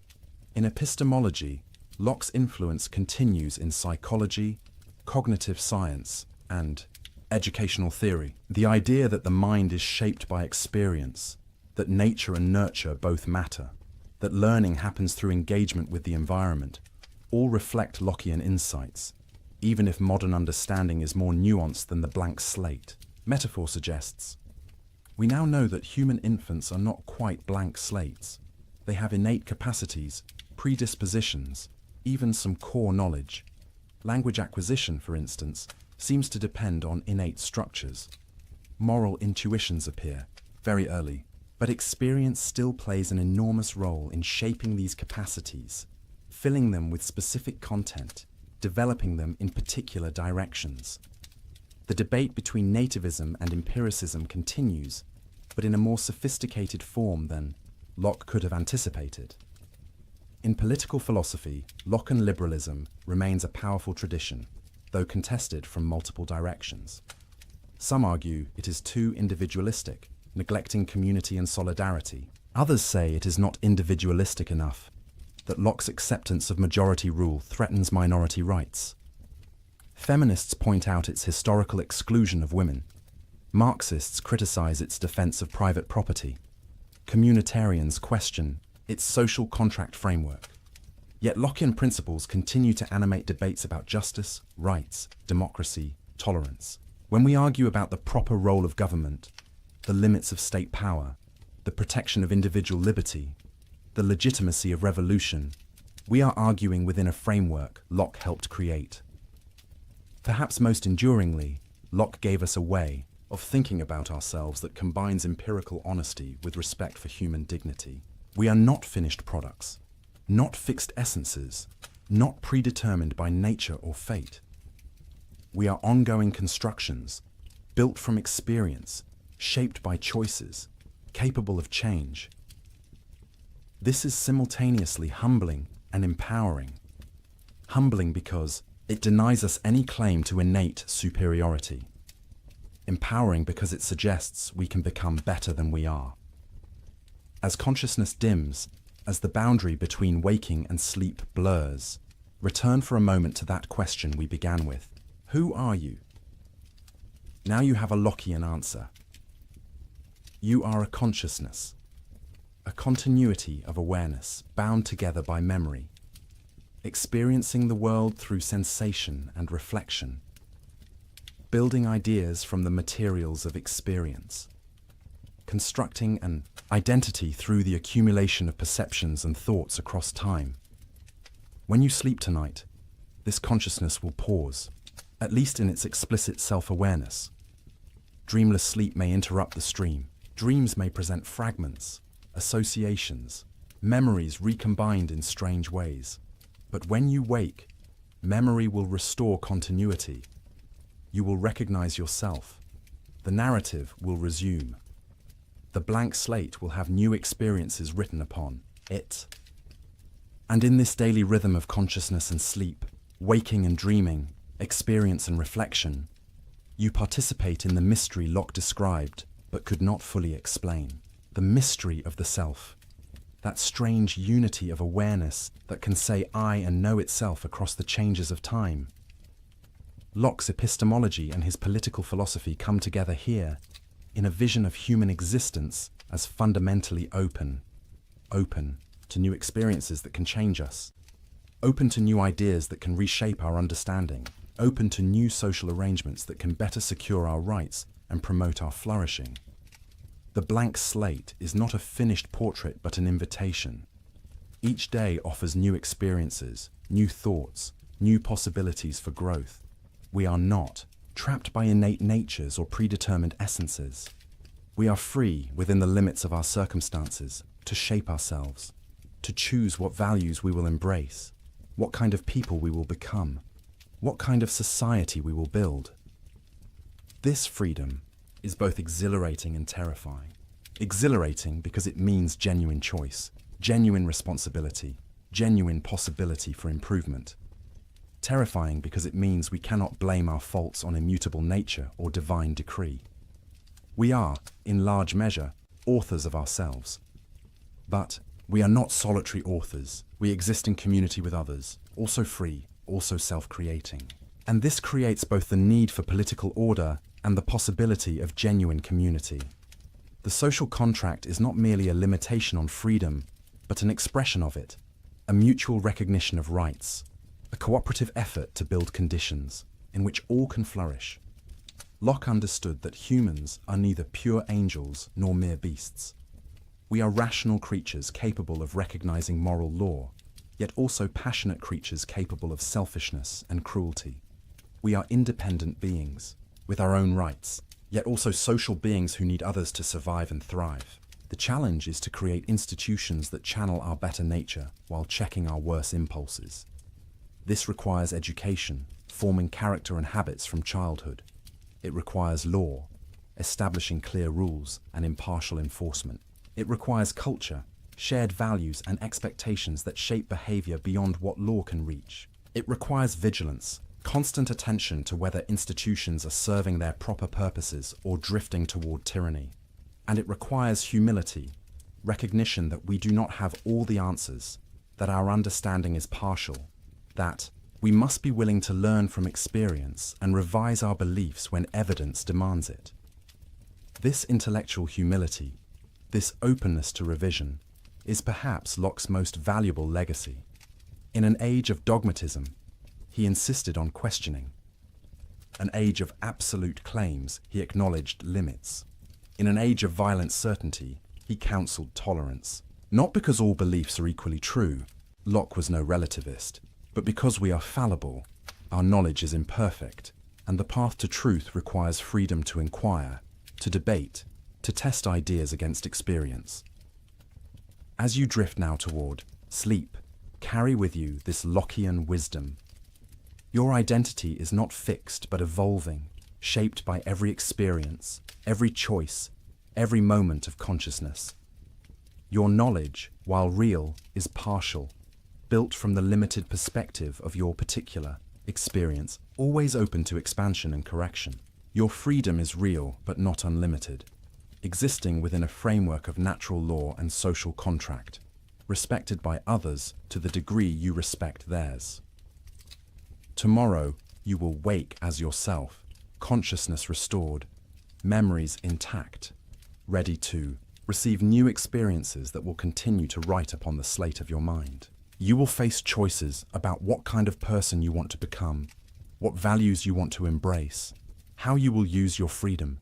You will participate in communities that shape you even as you shape them. You will contribute to the ongoing construction of a world in which rights are respected, reason is valued, and humans can flourish. All of this is part of the architecture of the self that Locke helped us understand. Not a finished building, but an ongoing construction. Not a static essence, but a dynamic process. Not a predetermined fate, but an open future. In the blank slate, Locke saw not emptiness, but potential. In experience, he saw not limitation, but opportunity. In consciousness, he saw not a substantial thing, but an active awareness, building itself through engagement with the world. In political order, he saw not oppression, but the possibility of genuine freedom secured through mutual agreement. These insights transformed the world. They made possible new forms of government, new understandings of education, new approaches to knowledge. They challenged inherited privilege and defended individual rights. They promoted tolerance and limited power.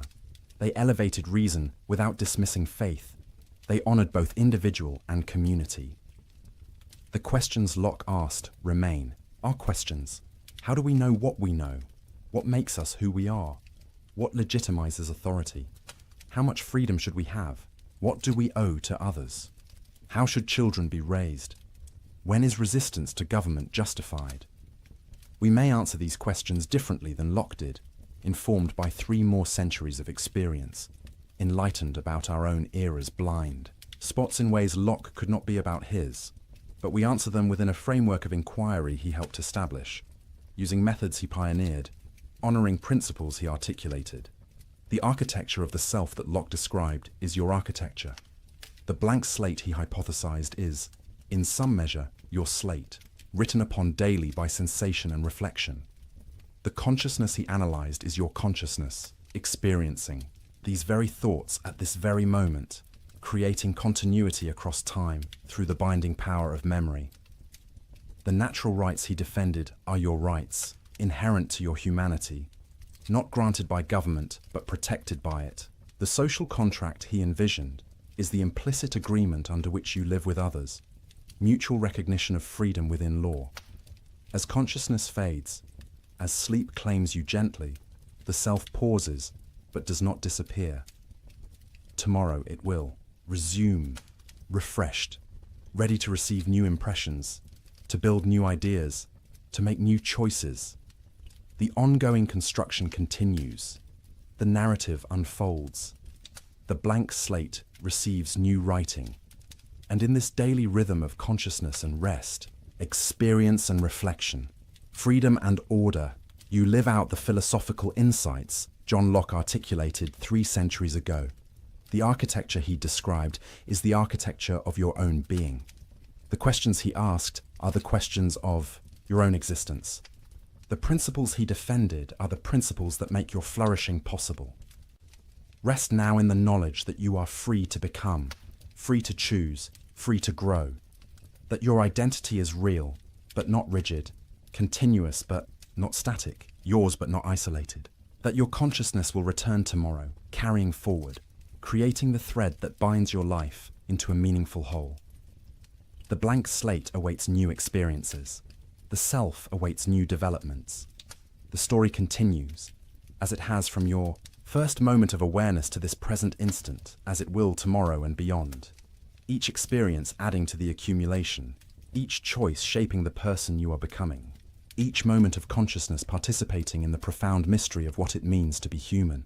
And with that gentle assurance, with that recognition of your ongoing construction, with that appreciation for the freedom and responsibility of self-creation, let sleep come, let consciousness rest.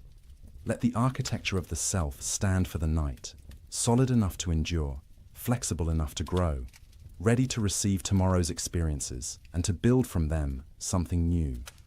Like and subscribe for more journeys through the gentle chambers of philosophical thought, where the great minds of history share their wisdom to guide us toward rest and understanding. Until we meet again in the theatre of consciousness, sleep well, knowing you are part of a grand tradition of human reflection on the deepest questions of existence.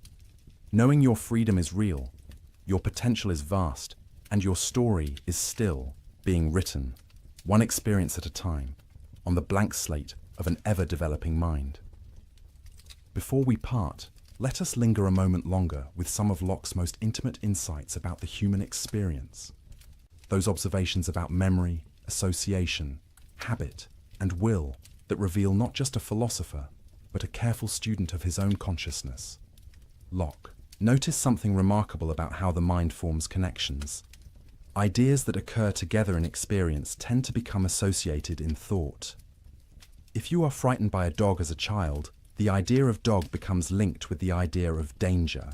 Years later, even though you know rationally that most dogs are harmless, the association persists. Your heart races when a dog approaches, not because you choose this reaction, but because experience has written this connection into your mind. This association of ideas, as Locke called it, operates beneath conscious awareness, shaping our responses, our preferences, our very personalities. A song heard during a happy moment becomes linked with happiness, so hearing it years later brings back that feeling. A place associated with grief carries sadness in its very appearance. The smell of bread baking might carry you back to childhood, to your grandmother's kitchen, to a sense of safety and warmth you had forgotten you possessed. These associations are powerful, and Locke warned they could be both beneficial and harmful. Good associations, formed through positive experiences, create healthy habits and pleasant emotions. But negative associations, especially those formed in childhood when the slate is freshest and impressions sink deepest, can haunt us for life. He told a story to illustrate this. A child, frightened by a foolish servant who connected darkness with tales of goblins and spirits, might develop a lifelong fear of the dark. Not because darkness is truly dangerous, but because the association between darkness and terror was formed so early and so strongly that it cannot be easily erased. The grown adult, knowing intellectually that no goblins lurk in shadows, still feels the childish dread, the racing heart, the irrational fear, because experience wrote this connection when the mind was most receptive. This insight about association had profound implications for education and child rearing. Parents and teachers must be careful about what associations they allow to form. Never frighten a child unnecessarily. Never associate learning with punishment, lest the child come to fear knowledge itself. Never link religion with harshness, lest faith become associated with cruelty rather than love. Instead, create positive associations. Let learning be pleasurable. Let virtue be rewarded. Let the child associate good behavior with parental approval, moral action with happiness, knowledge with power and freedom. These early associations, Locke emphasized, shape character more than any explicit instruction. Tell a child 1,000 times that learning is valuable, but if every encounter with books brings punishment for fidgeting or boredom from poor teaching, the child will associate books with unpleasantness. The association speaks louder than the lecture. This is why habit is so important in Locke's moral psychology. Habits are repeated associations, patterns written so deeply into the mind through repeated experience that they become nearly automatic. The virtuous person is not someone who constantly struggles against temptation through willpower alone. Rather, virtue becomes habitual, a pattern of association where right action feels natural, comfortable, even pleasurable. How do we form good habits? Through repeated practice, starting young. A child who learns to control impulses, to delay gratification, to consider others' feelings through countless small experiences, gradually develops self-discipline as a habit. An adult who repeatedly chooses honesty, even when lying would be easier, gradually finds that honesty becomes second nature, the automatic response, the expected behavior. But Locke also recognized that bad habits, once formed, are difficult to break. This is why early education is so crucial. It is far easier to form good habits from the beginning than to replace bad habits later. The associations written on a fresh slate sink deep. Those written over existing associations must compete with what was written before. Yet Locke was not a complete determinist about habit.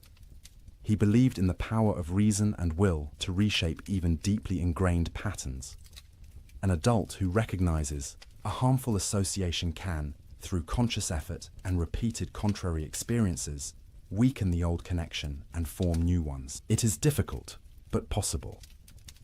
The mind that was shaped by experience can be reshaped by new experience, guided by rational reflection.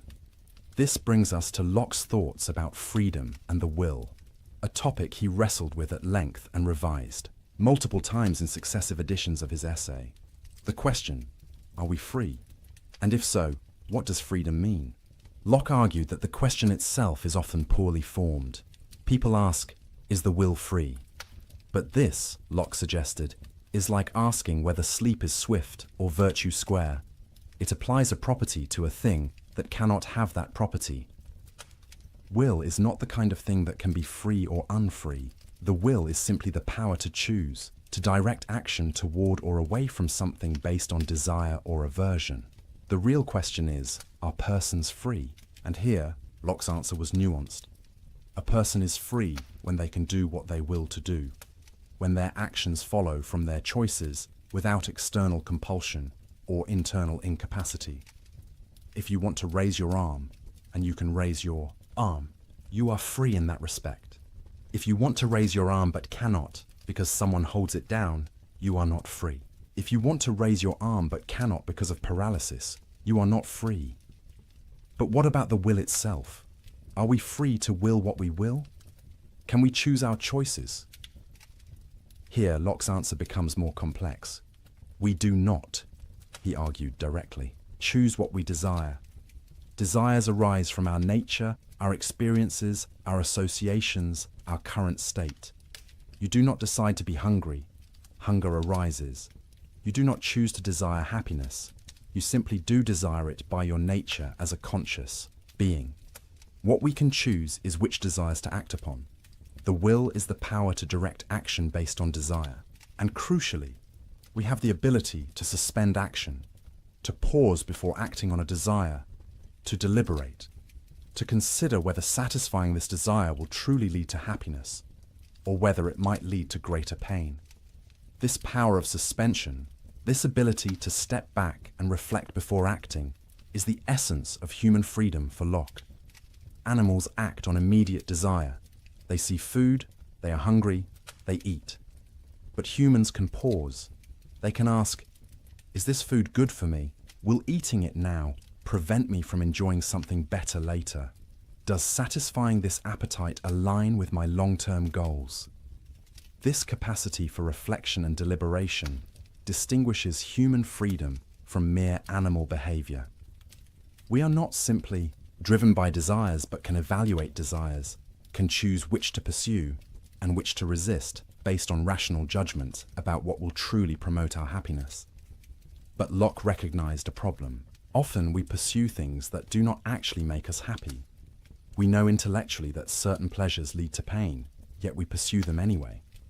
Why? Locke's answer involved a careful analysis of how we perceive good and evil, pleasure and pain, present and future. Present goods appear large, vivid, pressing. Future goods appear small, distant, uncertain. A pleasure available now exerts more motivational force than a greater pleasure available tomorrow. This is not because we choose to value the present more. It is how desire naturally operates, shaped by the immediacy of sensation versus the abstraction of imagination. To act rationally, we must correct for this bias. We must make future goods more vivid in imagination, must consider carefully the long-term consequences of present actions, must develop habits that resist immediate gratification in favor of lasting happiness. This requires education, practice, the formation of character through repeated choices that prioritize true good over apparent good. And this is where moral education becomes crucial for Locke. The goal is not to suppress desire, but to train desire, to develop associations between right action and pleasure, between virtue and happiness, so that doing the right thing becomes not a painful sacrifice, but a genuine satisfaction. The virtuous person is not someone who constantly struggles against their nature, but someone whose nature, shaped by experience and habit, inclines naturally toward good. They have formed associations where honesty brings pride, where generosity brings joy, where self-control brings dignity. Virtue is not contrary to happiness, but constitutive of it. As you rest here, consider how these insights apply to your own life. What associations has your experience formed? What habits shape your automatic responses? What desires drive your choices? And crucially, what power do you have to reflect on these patterns, to evaluate whether they truly serve your long-term flourishing, to reshape them through new experiences and conscious effort? Locke's vision is neither completely deterministic, nor completely voluntaristic. You are shaped by experience, yes, but you are also a rational agent capable of reflecting on experience, capable of choosing which desires to act upon, capable of forming new habits through deliberate practice. The blank slate has been written upon, but the writing is not indelible. New experiences can overlay old associations. Reflection can guide choice. Will can direct action. This is a liberating and challenging vision. Liberating because it suggests you are not trapped by your past or your nature, that change is possible, that you can become better than you are. Challenging because it places responsibility on you, because it suggests that your character, your happiness, your very self are in significant measure the result of your choices about which desires to pursue, which habits to form, which associations to cultivate. And this personal level of analysis connects back to Locke's political philosophy. Just as individuals must balance freedom with responsibility, desire with reason, present satisfaction with long-term flourishing, so must societies balance individual liberty with social order, personal rights with common good, the freedom to pursue happiness with the constraints necessary for everyone to have that same freedom. The social contract is, in a sense, a collective suspension of immediate desire in favor of long-term good. We agree to limit our natural freedom to do whatever we can get away with, accepting legal constraints and social obligations, because reflection reveals that everyone is better off under such an arrangement than in the insecurity of the state, of nature. But this contract, like individual virtue, must be voluntary to be genuine. Coerced obedience is not true consent, just as forced virtue is not true morality. The legitimacy of government rests on the ongoing consent of the governed, on their continued judgment that this political arrangement serves their genuine interests better than available alternatives. And just as individuals must periodically reflect on their habits and associations, asking whether these truly serve their flourishing, so must citizens periodically reflect on their government, asking whether it truly serves its proper purpose of protecting rights and promoting the common good. When it does not, when government becomes destructive of the ends for which it was established, Locke's theory justifies not just complaint, but resistance, even revolution. This right of revolution has been controversial since Locke first articulated it. Critics worry it invites anarchy, that it gives every discontented faction a justification for violence. But Locke was not counselling revolution lightly or for trivial causes. He specified that revolution is justified only when there is a long train of abuses, a systematic pattern of rights violations, a clear demonstration that government has abandoned its proper purpose. And he noted that people are naturally conservative, reluctant to overturn established order. Revolution happens not because philosophers write books justifying it, but because governments provoke it through persistent tyranny. The real danger is not that people will rebel too readily, but that they will endure oppression too long, that their habits of obedience and their fear of change will keep them submissive, even when justice demands resistance. This tension between order and liberty, between stability and change, between tradition and reform, runs through all political life. Locke did not resolve it definitively, but he provided principles for navigating it. Respect for natural rights, consent of the governed, rule of law, separation of powers, tolerance of diversity, willingness to reform unjust institutions. These principles have been tested across centuries and found both powerful and imperfect. Powerful because they have inspired movements for freedom, enabled peaceful transfers of power, protected individuals from tyranny, created space for human flourishing. Imperfect because they have been applied selectively, invoked to justify as well as to oppose oppression, interpreted in contradictory ways. The work of building just societies, like the work of forming virtuous character, is never complete. New challenges arise. Old solutions prove inadequate. Principles must be reinterpreted. For changed circumstances, the blank slate of each new generation must be written upon with the accumulated wisdom of the past, while remaining open to the new insights of the present. Locke himself, despite his profound contributions, had blind spots we now see clearly. His acceptance of slavery, his limited toleration, his assumptions about property and gender, all reflect the prejudices of his time. Later generations have had to extend his principles beyond where he took them, to include those he excluded, to recognize rights he did not acknowledge, to build the more complete and consistent liberalism his own logic implied, but his own practice failed to achieve. This is not a failure of Locke's philosophy, but rather evidence of its power. The principles are strong enough to be turned against their author's own inconsistencies. The logic of natural rights, once unleashed, pushes toward ever greater inclusivity. The commitment to reason and experience demands ongoing refinement of theory in light of observation. The emphasis on consent requires listening to voices previously silenced. In this way, Locke's philosophy is alive, growing, developing, not a dead monument, but a living tradition. Each generation writes its own experiences on the collective slate, forming new associations, developing new habits, creating new institutions, always building on what came before, while also revising, correcting, expanding. And you, lying here, on the threshold of sleep, are part of this ongoing story. The experiences you have, the choices you make, the character you form, the society you help create, all of these contribute to the great human project of building a world where freedom and order, rights and responsibilities, individual flourishing and common good can coexist and reinforce each other.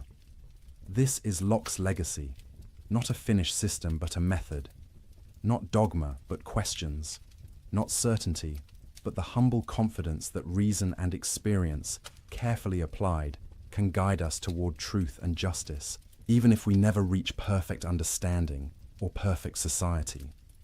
As consciousness dims and sleep approaches, let these thoughts settle gently. You are a self in process, shaped by experience yet capable of reshaping yourself. You are free within limits, able to choose yet influenced by associations and habits. You are an individual with rights, yet also a member of communities with obligations. You are rational, yet also passionate, capable of wisdom, yet prone to error, finite yet oriented toward transcendent goods. This is the human condition, as Locke understood it, neither angel nor beast, but something between. A rational animal, a political creature, a self-creating consciousness, an embodied soul, a bearer of rights and responsibilities, a blank slate being written upon by experience, even as you use reason, to guide which experiences you seek and how you interpret them. In sleep, this active process pauses, consciousness retreats, explicit self-awareness fades, the will relaxes its direction of attention. But the underlying continuity persists. The memories remain, ready to be accessed when consciousness returns. The habits endure, ready to shape tomorrow's choices. The associations sleep in the depths of mind, ready to influence perception and emotion when you wake.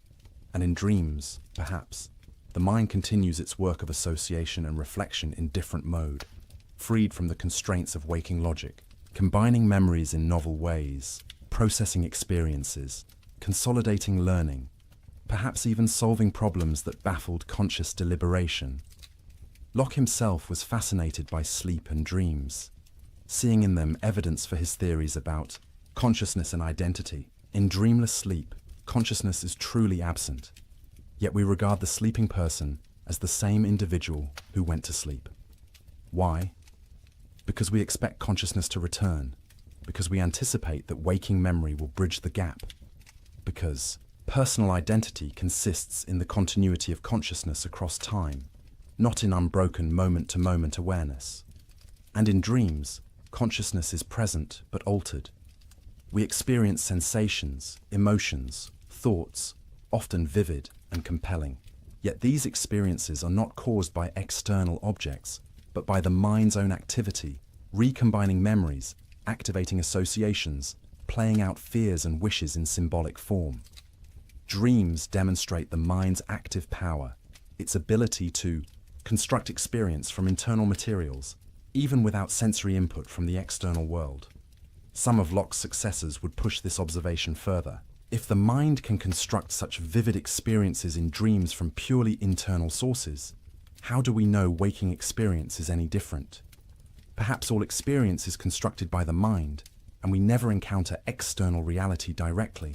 This idealist conclusion, drawn by Berkeley and others, was not what Locke intended, but it shows how his careful observations could lead to unexpected places. For Locke himself, the distinction between waking and dreaming was clear enough in practice. Waking experience has coherence, consistency, regularity that dreams lack.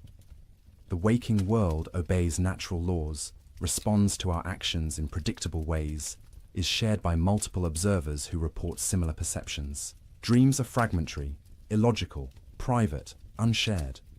This practical difference, even if we cannot prove metaphysically that waking experience corresponds to external reality, is sufficient to ground knowledge and guide action.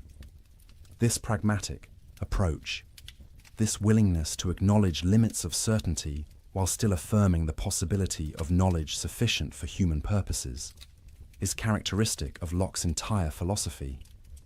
We cannot prove we are not dreaming, cannot demonstrate with absolute certainty that matter exists, cannot be infallible in our judgments, but we can observe carefully, reason honestly, test our beliefs against experience, and build up a body of knowledge reliable enough to navigate the world and live well. This is intellectual modesty combined with practical confidence. We admit our limitations while still trusting our capacities. We acknowledge uncertainty while still making judgments.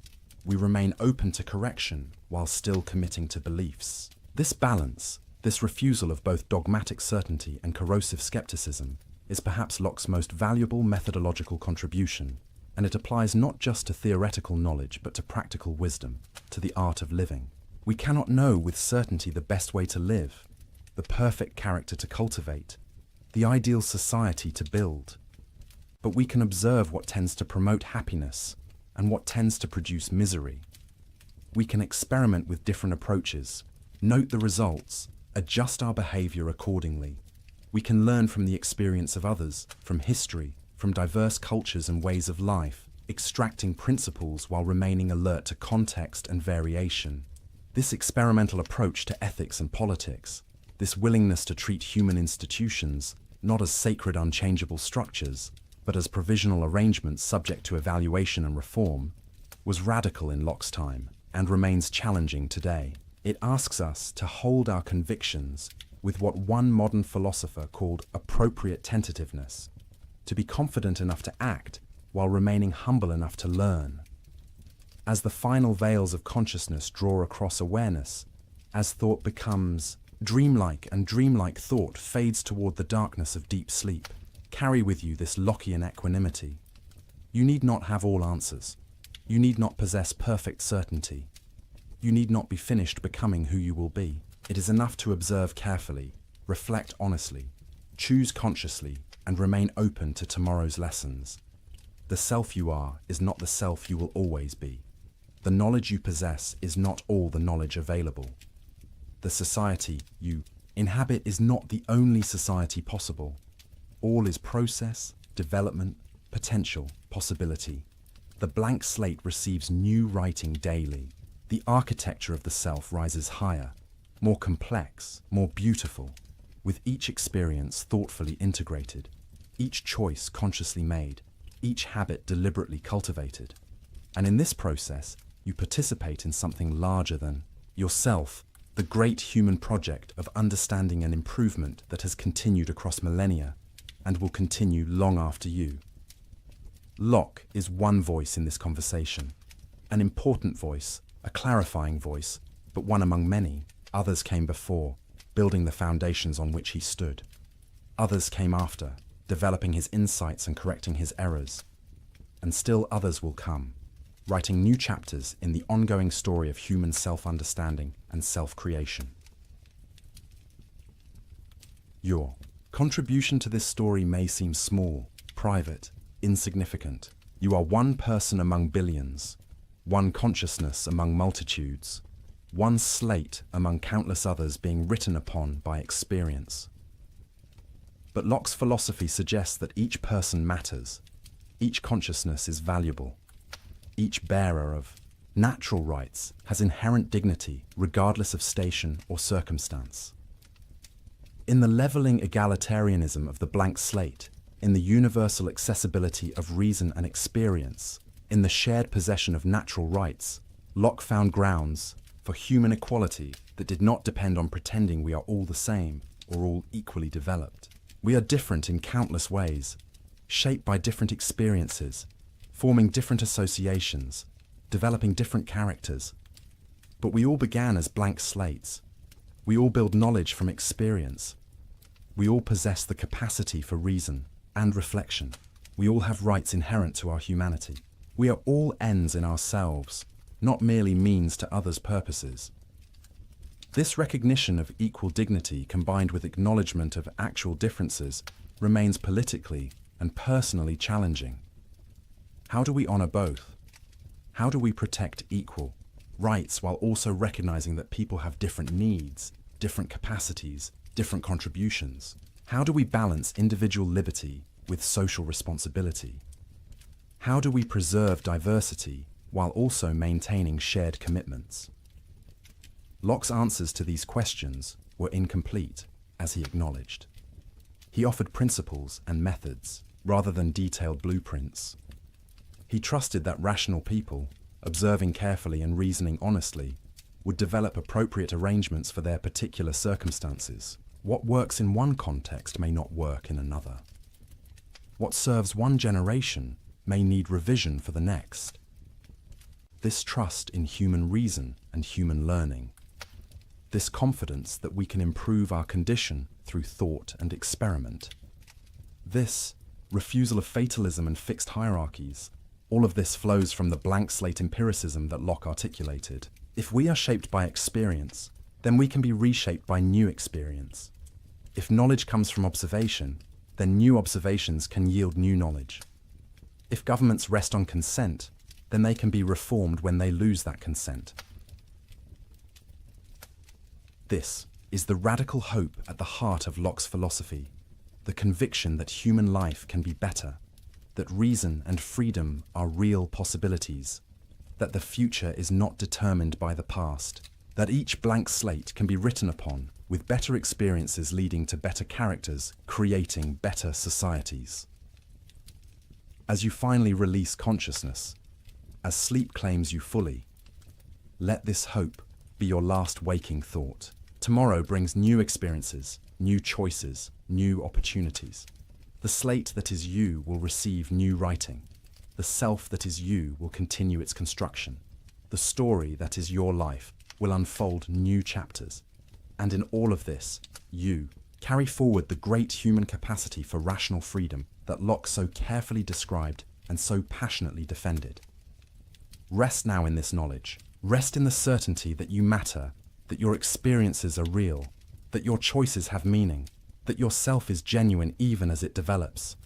Rest in the freedom to become, the responsibility to choose, the possibility of growth. Rest in the community of rational beings, past and present and future, all engaged in the great work of understanding and improving the human condition. The consciousness that says, I will return tomorrow. Memory will bind the moments into continuity. The self will resume its ongoing construction. But for now, let go. Let sleep do its restorative work. Let dreams play their mysterious role. Let the mind rest from its labors of perception and reflection. And know that when you wake, you will be yourself, changed by sleep, yet continuous with what went before. A blank slate that has been written upon, but never completely filled. A story that continues. A self that evolves. A consciousness that returns from its nightly sojourn, ready to receive new experiences, and to continue the great work of being human. Thank you for joining this exploration of John Locke's philosophy, this journey through the architecture of the self, this meditation on consciousness and freedom, knowledge and rights, experience and identity. If you found peace in these reflections, please consider subscribing to support this channel, helping these gentle philosophical explorations reach others seeking wisdom in the quiet hours. And let me know in the comments where in the world you are resting tonight, adding your voice to this global community of nighttime philosophers. Until we meet again in the theatre of consciousness, until thought returns and reflection resumes, until tomorrow's blank slate awaits tomorrow's experiences, sleep well, knowing you are free, you are valuable, you are becoming, always becoming, moment by moment, experience by experience, choice by choice, in the ongoing adventure of creating yourself and contributing to the great human project of building a world where all can flourish in freedom, dignity, and mutual respect. Good night, fellow travelers. Good night, conscious beings. Good night, bearers of natural rights and rational capacities. Good night, blank slates being written upon by the infinite variety of human experience. May your sleep be deep, your dreams be gentle, and your waking be a joyful return to the precious gift of consciousness that makes you uniquely and wonderfully you. Good night. Imagine this, Baghdad, the year 1091, the most powerful city on earth, a place where knowledge flows like water, where libraries tower higher than palaces, where scholars debate in marble halls that echo with the voices of genius, and at the center of it all, sitting on the intellectual throne of the Islamic world, are the philosophers. Not just any philosophers. These are men who believe they've cracked the code. Men who think they've unlocked the secrets of existence itself. Men who claim to know God's mind through pure reason alone. Their names, you might not recognize them today, but in the 11th century, they were superstars. Al-Farabi, the second, teacher, they called him. Second only to Aristotle himself, Ibn Sina, known in the West as Avicenna, a man who wrote over 400 books, a genius who mastered medicine, mathematics, astronomy, and philosophy before he turned 21. These weren't just smart men, They were legends, rock stars of the mind, and they had built something extraordinary, an empire of thought. For nearly 400 years, their system had stood unshaken, a grand intellectual cathedral built on Greek foundations. Plato and Aristotle filtered through, Islamic civilization refined into something even more powerful. They promised something irresistible, certainty, not the messy, complicated certainty of faith, not the uncertain certainty of religious experience. No, they offered mathematical certainty, logical certainty, the kind of knowing that couldn't be questioned, the kind of truth that stood independent of culture, of time, of even God himself. Think about that for a moment. These philosophers claimed they could prove the nature of reality through reason alone. They could demonstrate how the universe worked. They could explain the divine. They could map the soul, all without revelation, all without prophets, all without scripture, just pure, cold, beautiful logic. And people believed them. The educated, elite of the Islamic world hung on their every word. Their books were copied and studied in every major city. Their ideas shaped how people understood everything: medicine, law, theology, politics. The philosophers had become the ultimate authority. But here's what made them truly dangerous. It wasn't just what they said, it was how certain they were when they said it. They didn't present their ideas as theories, as possibilities, as best guesses about the nature of things. They presented them as facts, necessary truths that couldn't possibly be otherwise. Take their view of God, for example. The philosophers had it all figured out. God was the necessary being, the unmoved mover, the first cause from which everything else flowed in a perfect, eternal chain of existence. Beautiful, right? Elegant, sophisticated, intellectually satisfying. But here's the problem. Their God was a mathematician's God, a logician's God, a God who operated according to eternal, unchangeable laws that even he couldn't break. Their God didn't really create the universe. Not in the way you and I think of creation.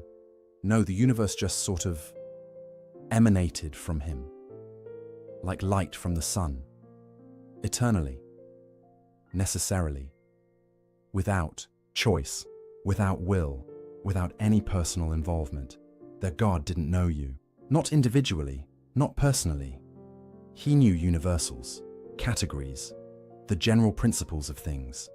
But your specific pain, your particular joy, your individual struggles, those were beneath divine knowledge, too small, too contingent, too unimportant. And miracles, prophets, divine intervention in human affairs, the philosophers smiled at such primitive notions. Everything happened according to natural law, unbreakable causal chains that stretched from eternity past to eternity future. There was no room for the supernatural, no space for the miraculous, no possibility of God reaching down into his creation to change things. The universe was a perfect machine, and the philosophers had figured out how it worked. Now you might be thinking, so what? Why does this matter? Here's why. Because at the time, this wasn't just philosophy. This was the foundation of everything. If the philosophers were right, then huge chunks of Islamic belief made no sense. Prayer. Why pray to a God who can't hear your specific words? Prophecy. Why would God send messengers if he already set everything in motion eternally? The afterlife? How could there be bodily resurrection in a universe governed by unbreakable natural laws? Free will. How could humans make real choices in a cosmos where every event necessarily follows from the one before? The philosophers had built a system so tight, so logically coherent, so seemingly unassailable, that it threatened to swallow religion whole. And they knew it. They didn't see this as a problem. They saw it as progress. Religion, they whispered, in their private circles was for the masses, the uneducated, the simple-minded who needed stories and rituals to keep them in line. But for the intellectual elite, for the truly enlightened, Philosophy was the real path to truth. Everything else was just useful fiction. Imagine living in that world. Imagine being a young scholar, training in the great institutions of Baghdad, learning from the best minds of your generation, and slowly realizing that the philosophy you're learning, the system everyone praises, the intellectual tradition everyone reveres, quietly undermines everything you believe in. That was the world of the 11th century. Philosophy sat on its throne, unchallenged, unquestioned, seemingly unquestionable. Its authority was absolute. Its confidence was total. Its certainty was complete. The philosophers had won, or so they thought. Because somewhere in that world, a man was beginning to ask dangerous questions. Questions that would shake the throne of knowledge to its foundations. Questions that would expose cracks in the seemingly perfect edifice. Questions that would launch the most devastating intellectual assault the philosophical tradition had ever faced. His name was Abu Hamid Muhammad ibn Muhammad al-Ghazali, and he was about to start a war, not with swords, not with armies, with something far more dangerous. With doubt, the philosophers had built their empire on the promise of certainty, on the claim that reason alone could deliver absolute truth. But what if that certainty was an illusion? What if the foundations weren't as solid as they appeared?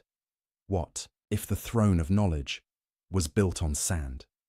Al-Ghazali was about to find out, and when he did, nothing would ever be the same. The stage is set. The players are in position. The greatest intellectual drama of the medieval world is about to begin. A drama of ideas, yes, but also of crisis, of personal anguish, of a brilliant mind turning against itself, because this wasn't going to be a detached, academic exercise. This was going to be personal.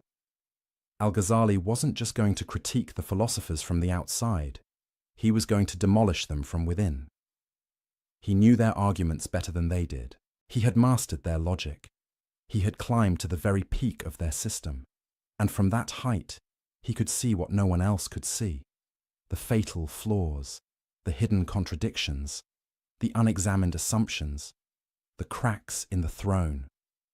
But seeing them would cost him everything: his career, his reputation, his peace of mind. Because once you start questioning certainty itself, there's no safe place to stand. Once you begin doubting the foundations, the entire structure becomes unstable, including the ground beneath your own feet. Philosophers promised a path to unshakable truth. Al-Ghazali was about to discover that the only thing certain in this world is uncertainty itself, and that realization would nearly destroy him. But first, he had to climb their ladder, master their system, become one of them. Only then could he bring it all crashing down. The throne of knowledge stood tall and proud in 1091. By the time Al-Ghazali was done, it would never stand quite so tall again. This is his story. This is the story of the man who broke philosophy, and it begins with a simple, terrifying question. A question he couldn't shake. A question that kept him awake at night. A question that would haunt him for years. How do I know that I know? Such a small question. Such devastating consequences. There's a moment that comes to every brilliant mind. A moment when everything changes. When the fortress of certainty you've built around yourself suddenly feels less like protection and more like a prison. For Al-Ghazali, that moment came at the height of his power. The year was 1095. He was 37 years old, and he was untouchable. The most celebrated professor at the Nizamiya College in Baghdad. The most prestigious academic institution in the world. Students traveled for months just to sit in his lectures. Scholars quoted his books from memory. Rulers sought his advice. He had mastered every field of knowledge available: jurisprudence, theology, logic, philosophy. He could debate any scholar on any topic and win. He had everything a medieval intellectual could dream of. fame, respect, security, authority. But something was wrong, terribly wrong. It started small, a whisper at the edge of his mind. A question that appeared during a lecture, uninvited. A doubt that crept in while he was writing, unexpected. At first, he brushed it away. He was Al-Ghazali, the proof of Islam, the renewer of faith. Doubt was for lesser minds, for students still learning, for people who hadn't yet mastered the art of reasoning. Not for him, but the whisper wouldn't leave. It grew louder, more insistent, more impossible to ignore, and the question it kept asking was devastatingly simple. How do you know? Not how do you know this particular fact or that specific argument, but how do you know anything at all? How do you know that your senses are telling you the truth? How do you know that your reasoning is valid? How do you know that what you call knowledge isn't just elaborate self-deception? These weren't new questions, of course. Philosophers had played with skepticism before, as intellectual exercises, as thought experiments to sharpen their logical tools. But this was different. This wasn't a game. For Al-Ghazali, these questions became visceral, urgent, inescapable. He would stand before his students, delivering brilliant lectures on Islamic law, and in the back of his mind, a voice would whisper, "But how do you know any of this is true?" He would write treatises defending orthodox theology against philosophical attacks, and the voice would ask, "But what makes your theology any more certain than their philosophy?" He would cite authorities, hadith, Quranic verses, logical proofs, and the voice would push back. "But how do you know your interpretation is correct? How do you know your logic isn't flawed? How do you know anything?" This is what intellectual crisis actually feels like, not like a dramatic moment of revelation, not like suddenly seeing the truth, more like drowning in slow motion, like watching the ground beneath you turn to quicksand, like feeling the walls of your mind close in. Al-Ghazali later described it as a sickness, a disease of the soul that spread through every part of his being. He couldn't eat. He couldn't sleep. He couldn't teach without feeling like a fraud. Because, here's what he realized. All his life, he had been in the business of certainty. As a jurist, he issued legal rulings. This is permissible. That is forbidden. These are definitive judgments backed by divine law. As a theologian, he defended religious truth. God is like this. Reality works like that. These are facts about existence itself. As a professor, he transmitted knowledge. Learn this, master that, build your understanding on these foundations. His entire career was built on the assumption that certain knowledge was possible, that you could know things for sure, that truth was accessible, that the human mind could grasp reality. But now that assumption was crumbling, and it all started with sense perception, Al-Ghazali began asking himself, why do I trust my senses? Sure, they usually seem reliable. I see a table, I touch it, it's solid, it's there. But I also dream, and in dreams, I'm absolutely convinced that what I'm experiencing is real. I see dream tables, I touch dream walls, I have dream conversations, and in the dream, it all feels completely certain. It's only when I wake up that I realize none of that was real. So here's the terrifying question. How do I know I'm not dreaming right now? How do I know that everything I call waking life isn't just another dream, a longer dream, a more consistent dream, but still a dream? You might say, but when you wake up, you can distinguish dream from reality. Can you though? Or do you just have another experience, another set of sensations that you've learned to call waking up? Maybe there's another level of consciousness beyond this one, a higher waking state. And when you reach it, you'll look back on everything you called real life the way you now look back on dreams, as illusions, as phantoms, as experiences that felt certain but weren't. Al-Ghazali sat with this possibility, and it shook him. But it got worse. Because even if you accept your senses as basically reliable, there's still reason. Logic. Rational thought, the tool philosophers, swore by, the instrument that supposedly gave absolute certainty. Al-Ghazali had spent decades mastering logic. He knew every rule, every form of valid inference, every technique of reasoning.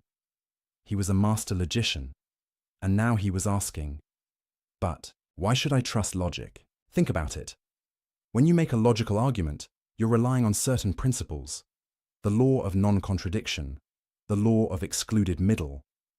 You assume that if A equals B and B equals C, then A equals C. But why? Because it's self-evident, philosophers would say. Because to deny it leads to absurdity. But who decides what's self-evident? Your mind does, and how do you know your mind is reliable? You can't use logic to prove logic works. That's circular reasoning. You can't use your mind to verify your mind is trustworthy. That's like asking a liar if he's lying. So what's left? Al-Ghazali realized he was trapped. Every foundation he tried to stand on turned out to rest on another assumption, and that assumption rested on another, and another. It was assumptions all the way down. No bedrock, no solid ground, no ultimate certainty. This wasn't just an intellectual problem. This was an existential crisis. Because Al-Ghazali had built his entire life on the belief that knowledge was possible, that truth was real, that you could be certain about important things. And now that belief was collapsing. He describes lying in bed for months, paralyzed by doubt, unable to work, unable to teach, unable to function. His colleagues were confused. His students were worried. His reputation was at stake. But he couldn't explain what was happening to him.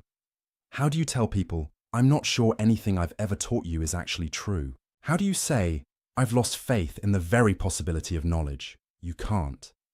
So he suffered in silence. But here's where it gets really interesting. In the midst of this crisis, Al-Ghazali made a crucial observation. The same doubt that was destroying him was also destroying the philosophers' claims. Because the philosophers claimed certainty. Absolute, unshakable certainty about the nature of reality. They said, through pure reason, we know that the universe is eternal. But how do they know? They said, through logical deduction, we know that God knows only universals. But how do they know? They said, through philosophical demonstration, we know that miracles are impossible.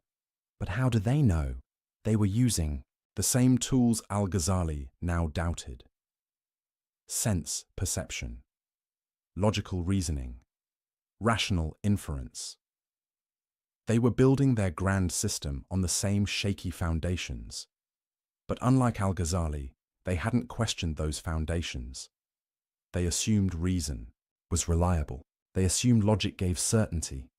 They assumed the human mind could grasp ultimate truths, without proof, without justification, without examining their own assumptions.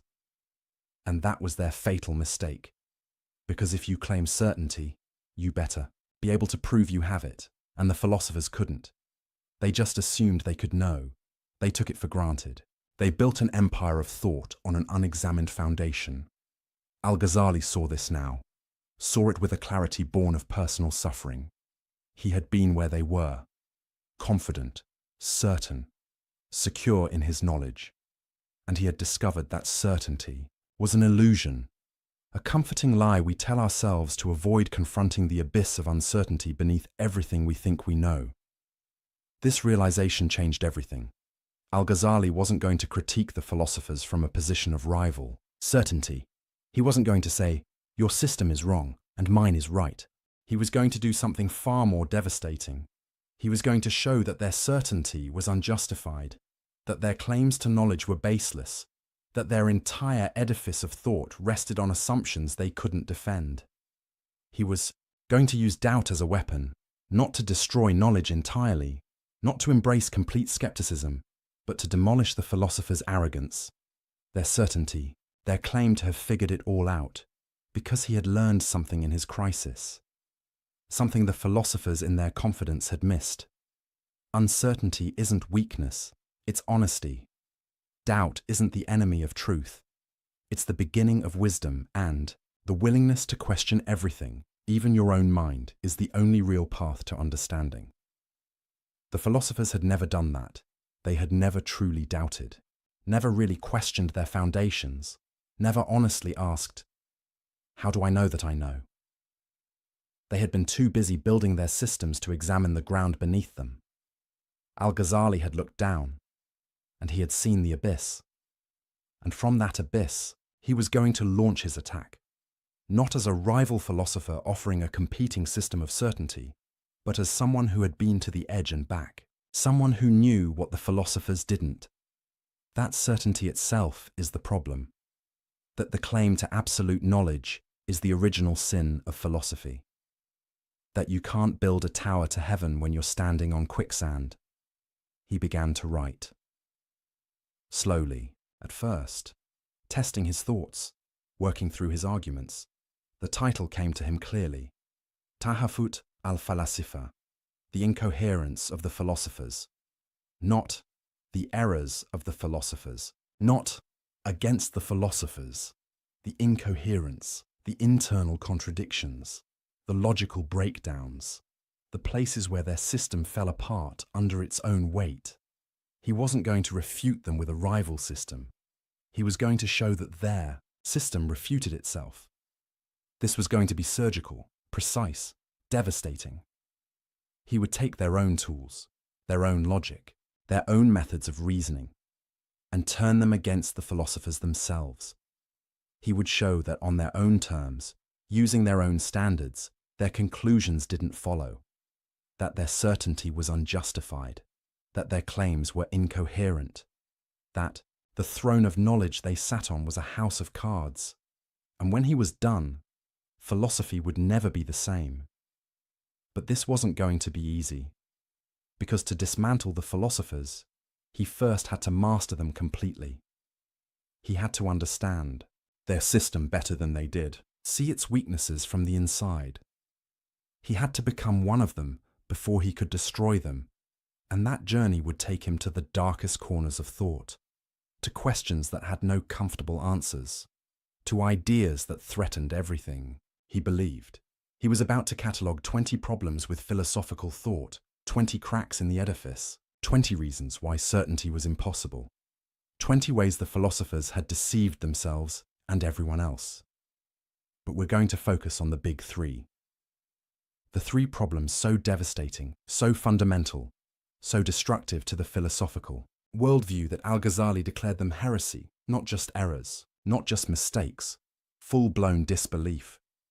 Because these three ideas didn't just challenge philosophy, they challenged the very possibility of meaning, of purpose, of human dignity. They made the universe cold, mechanical, empty. And Al-Ghazali was going to show why they were wrong. The first problem, the eternity of the world. The second, God's knowledge of particulars. The third, the denial of bodily resurrection. Each one a battlefield, each one a crisis, each one a question that cuts to the heart of what it means to be human. And Al-Ghazali was ready for war. The whisper of doubt had become a battle cry.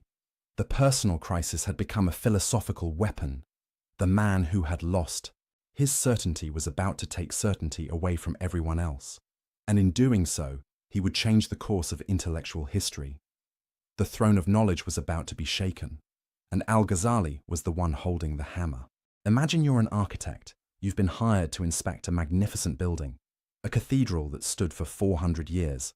Everyone says it's perfect, unshakable, a masterpiece of engineering. Your job: find the flaws, not cosmetic issues, not minor cracks in the paint, structural problems, fatal weaknesses, the kind of flaws that mean the whole thing could come down. That's what Al-Ghazali was about to do to philosophy, but he wasn't going to be random about it. He wasn't going to just throw criticisms at the wall and see what stuck. He was methodical, strategic, surgical. He identified exactly 20 problems with the philosopher's system, 20 points where their logic broke down, where their certainty crumbled, where the edifice showed cracks. Why 20? Because that's how many it took to cover every major claim the philosophers made about God, about the universe, about the soul, about causation, about knowledge itself. Each problem was a targeted strike at a specific pillar of their thought, and together, they brought the whole structure into question. Now, we could go through all 20, one by one, methodically. But that would take hours, and honestly, some of them are technical, philosophical inside baseball that only specialists care about. What we're going to do instead is focus on the approach, the method Al-Ghazali used, the strategy behind his attack, because understanding his method is more important than memorizing. His arguments, it's what made his critique so devastating, so enduring, so impossible to dismiss. Here's what he didn't do. He didn't write a book saying, the philosophers are wrong because the Quran says so. That would have been easy, safe, expected, but it also would have been useless, because the philosophers didn't care what the Quran said. Not really. Oh, they paid lip service to it. They claimed their philosophy was compatible with revelation. But when push came to shove, when philosophy and scripture conflicted, philosophy won. Every time, they would reinterpret scripture to fit their conclusions, allegorize away any contradictions, explain away any tensions. The revealed text became clay in their hands, something to be molded to fit their preconceived rational system. So Al-Ghazali knew, quoting scripture at them wouldn't work. He needed to beat them at their own game. He needed to use their tools, their methods, their standards of proof. He needed to show that even by their own criteria, their system failed. This is what makes his approach brilliant.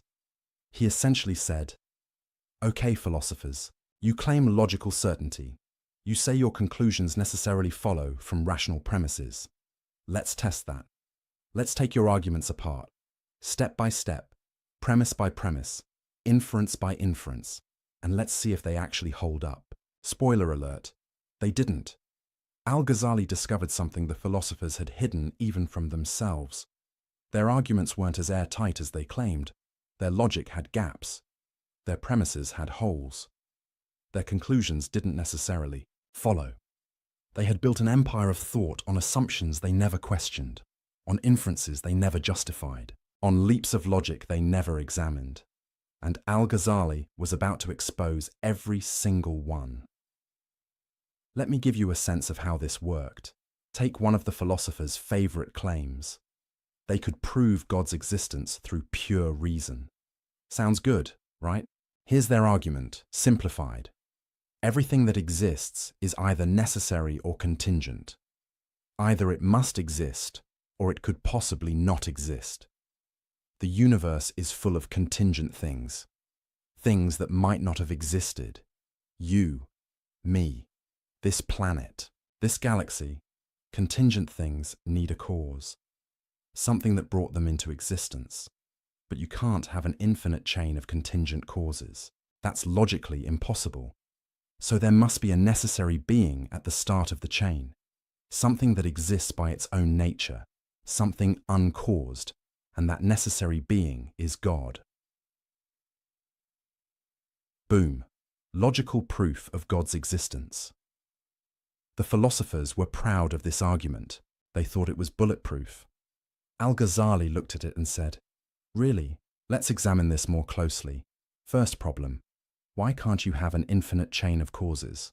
The philosophers said, because that's absurd, you need a first cause. But why? Where's the logical proof that an infinite regress is impossible?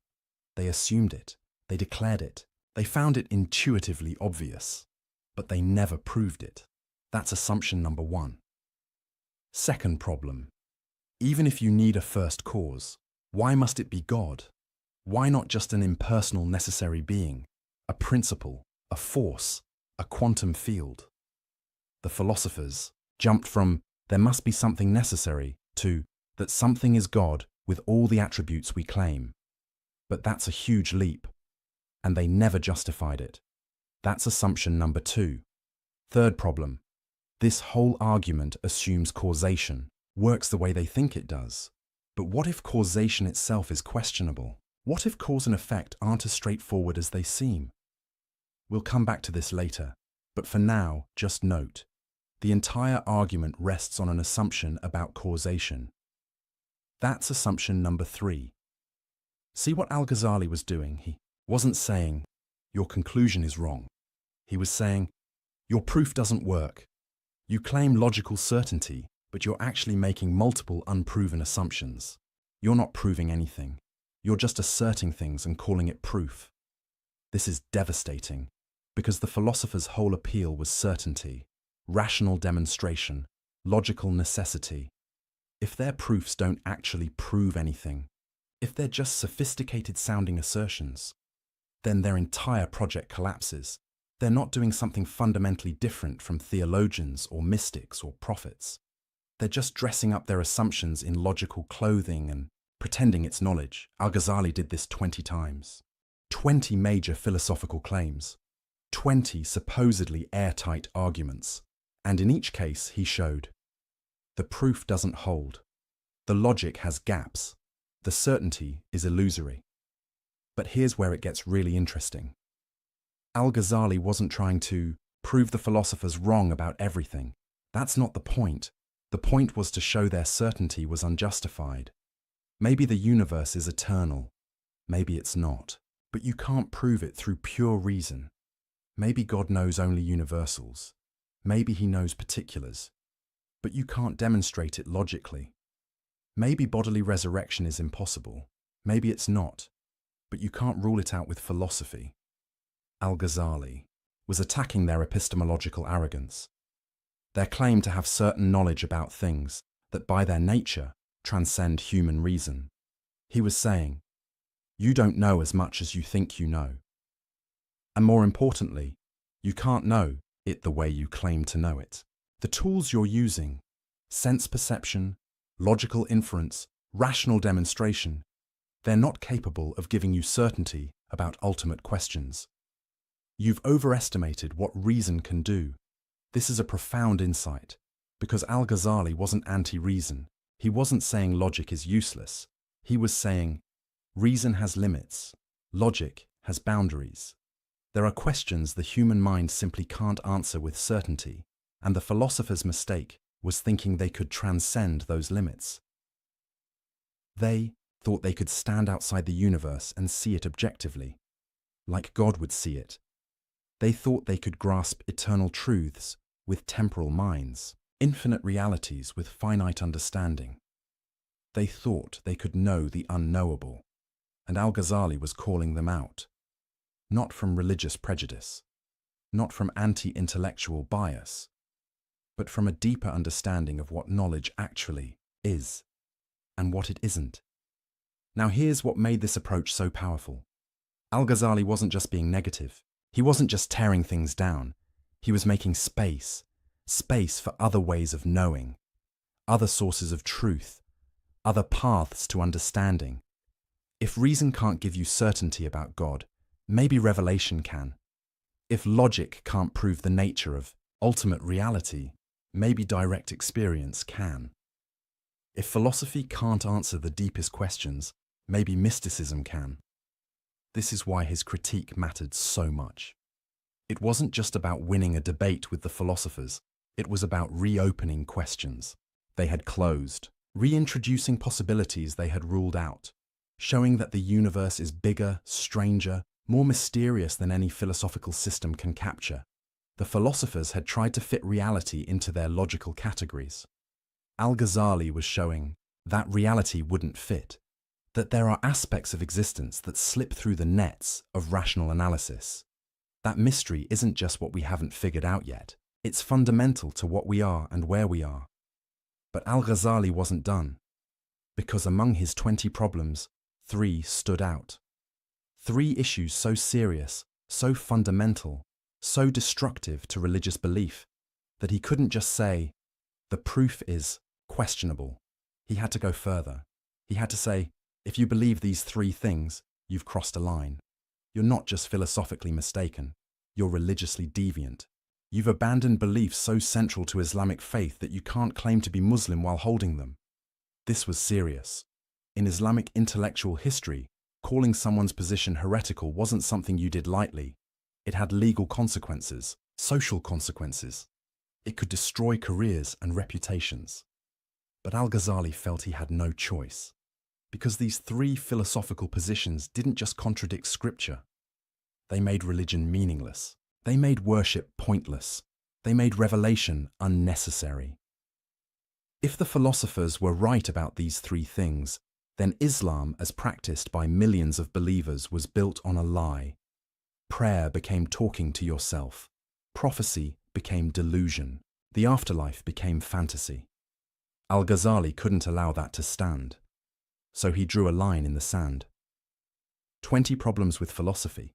Yes, the philosophers were wrong about many things, but 3 problems were in a different category. 3 positions were not just philosophical errors, they were religious disasters. The first, the eternity of the world. The philosophers claimed the universe has always existed. It didn't have a beginning.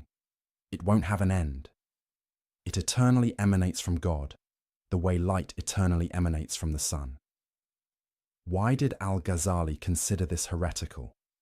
Because if the world is eternal, then God didn't create it. Not in any meaningful sense. He didn't choose to bring it into being. He didn't will it to exist. He didn't make something from nothing.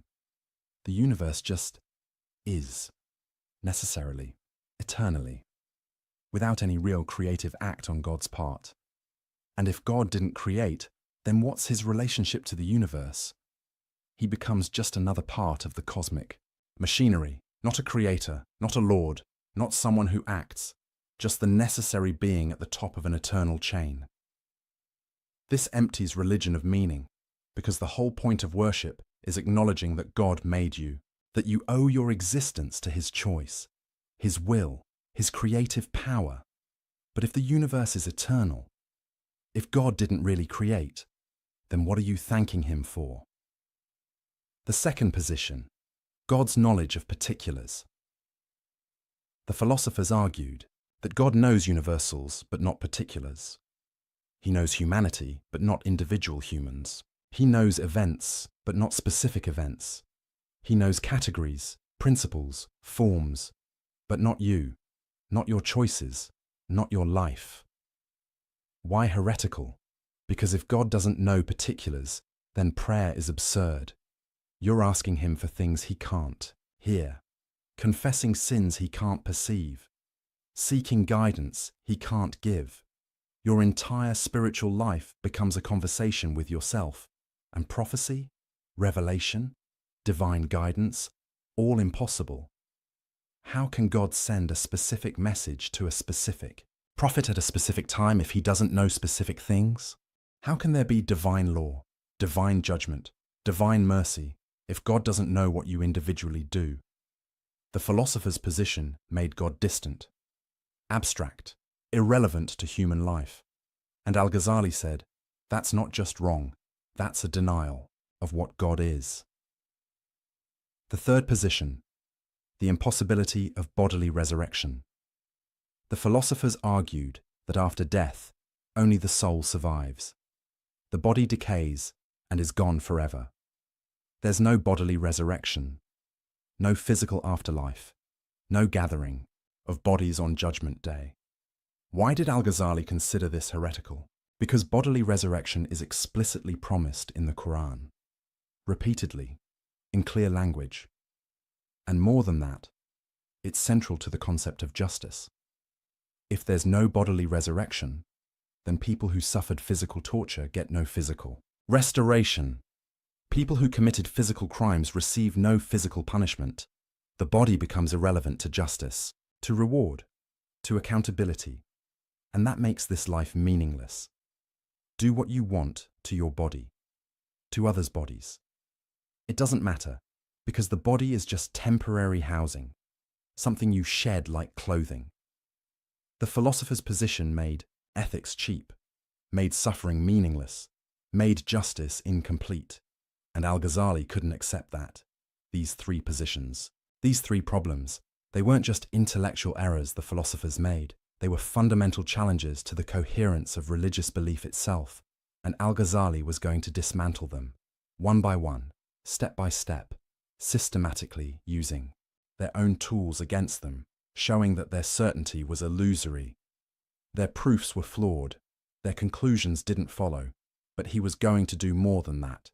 He was going to show why these positions were emotionally, spiritually, existentially unlivable.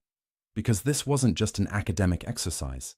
This was about meaning, about purpose, about whether the universe cares about you, about whether your choices matter, whether your prayers are heard, whether justice is real.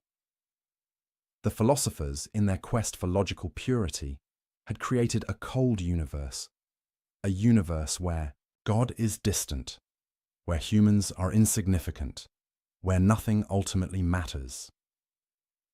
Al-Ghazali was about to warm it back up, not through sentiment, not through wishful thinking, but through rigorous philosophical argument, showing that the philosophers' cold universe wasn't logically necessary, that their conclusions didn't follow from their premises, that you could be just as rational, just as logical, just as philosophically rigorous, while believing in a God who acts, who knows, who cares.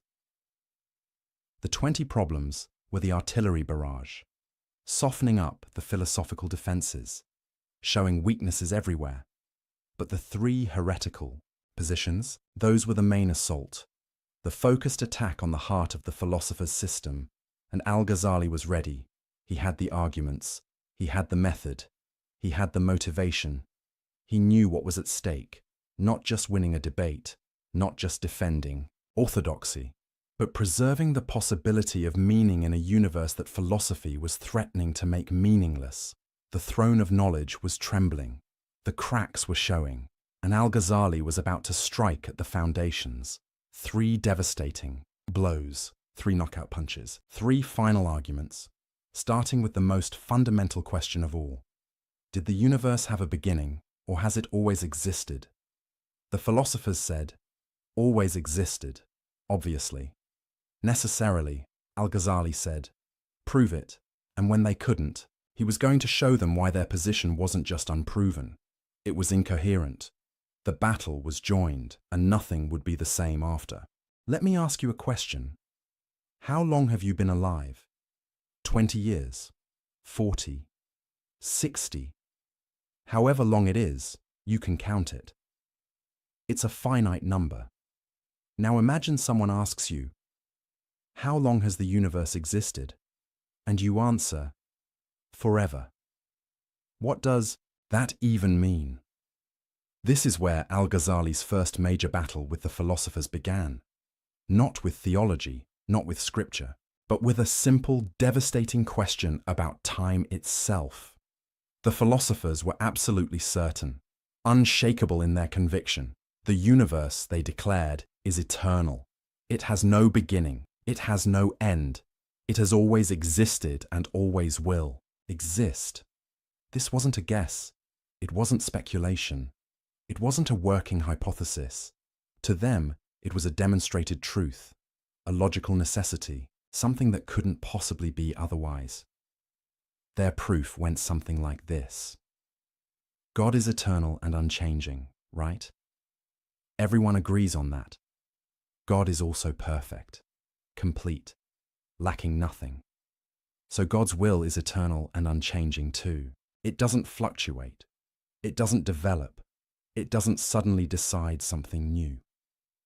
Now here's the key move. If God eternally wills the universe to exist, then the universe must eternally exist. Because if the universe came into being at some point, in time, that would mean God's will changed. There was a moment when God wasn't creating, then suddenly he was creating. But that's impossible, because God doesn't change. Therefore, the universe must be eternal. It must have always been emanating from God's eternal will, like rays from the sun. The sun doesn't decide to shine. It shines eternally. And its light exists eternally as a result. Same with God and the universe. Elegant, right? Logical, seemingly airtight. The philosophers thought they'd solved one of the biggest questions in existence. Al-Ghazali read this argument and saw something they didn't. a catastrophe waiting to happen. Because if the universe is eternal, then God didn't create it. Not really. Oh, sure, the philosophers would say God is the cause of the universe, but that's not the same as creation. Creation means bringing something into existence that didn't exist before. Creation means choosing to make something, willing it to be, deciding that it should exist. But if the universe has always existed, if it's eternal, then there was never a moment of creation, never a choice, never a divine decision.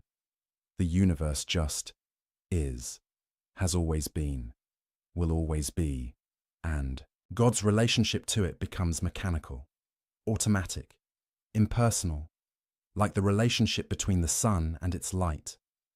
The sun doesn't love its light, doesn't know its light, doesn't care about its light. The light just necessarily flows from the sun's nature. Is that really what we mean by God? A cosmic mechanism that necessarily produces a universe the way a fire necessarily produces heat? Al-Ghazali saw where this led. If God didn't choose to create, then he doesn't choose anything. If he doesn't choose, then he doesn't act. If he doesn't act, then he doesn't respond to prayers, doesn't send prophets, doesn't intervene in human affairs. He becomes the philosopher's abstraction, the unmoved mover, the distant principle, not the God of Abraham, not the God of Moses, not the God of Muhammad, not a God worth praying to. This was unacceptable. So, Al-Ghazali set out to demolish the philosopher's argument, and he started by asking the question they'd never properly considered. What does it actually mean for something to be eternal?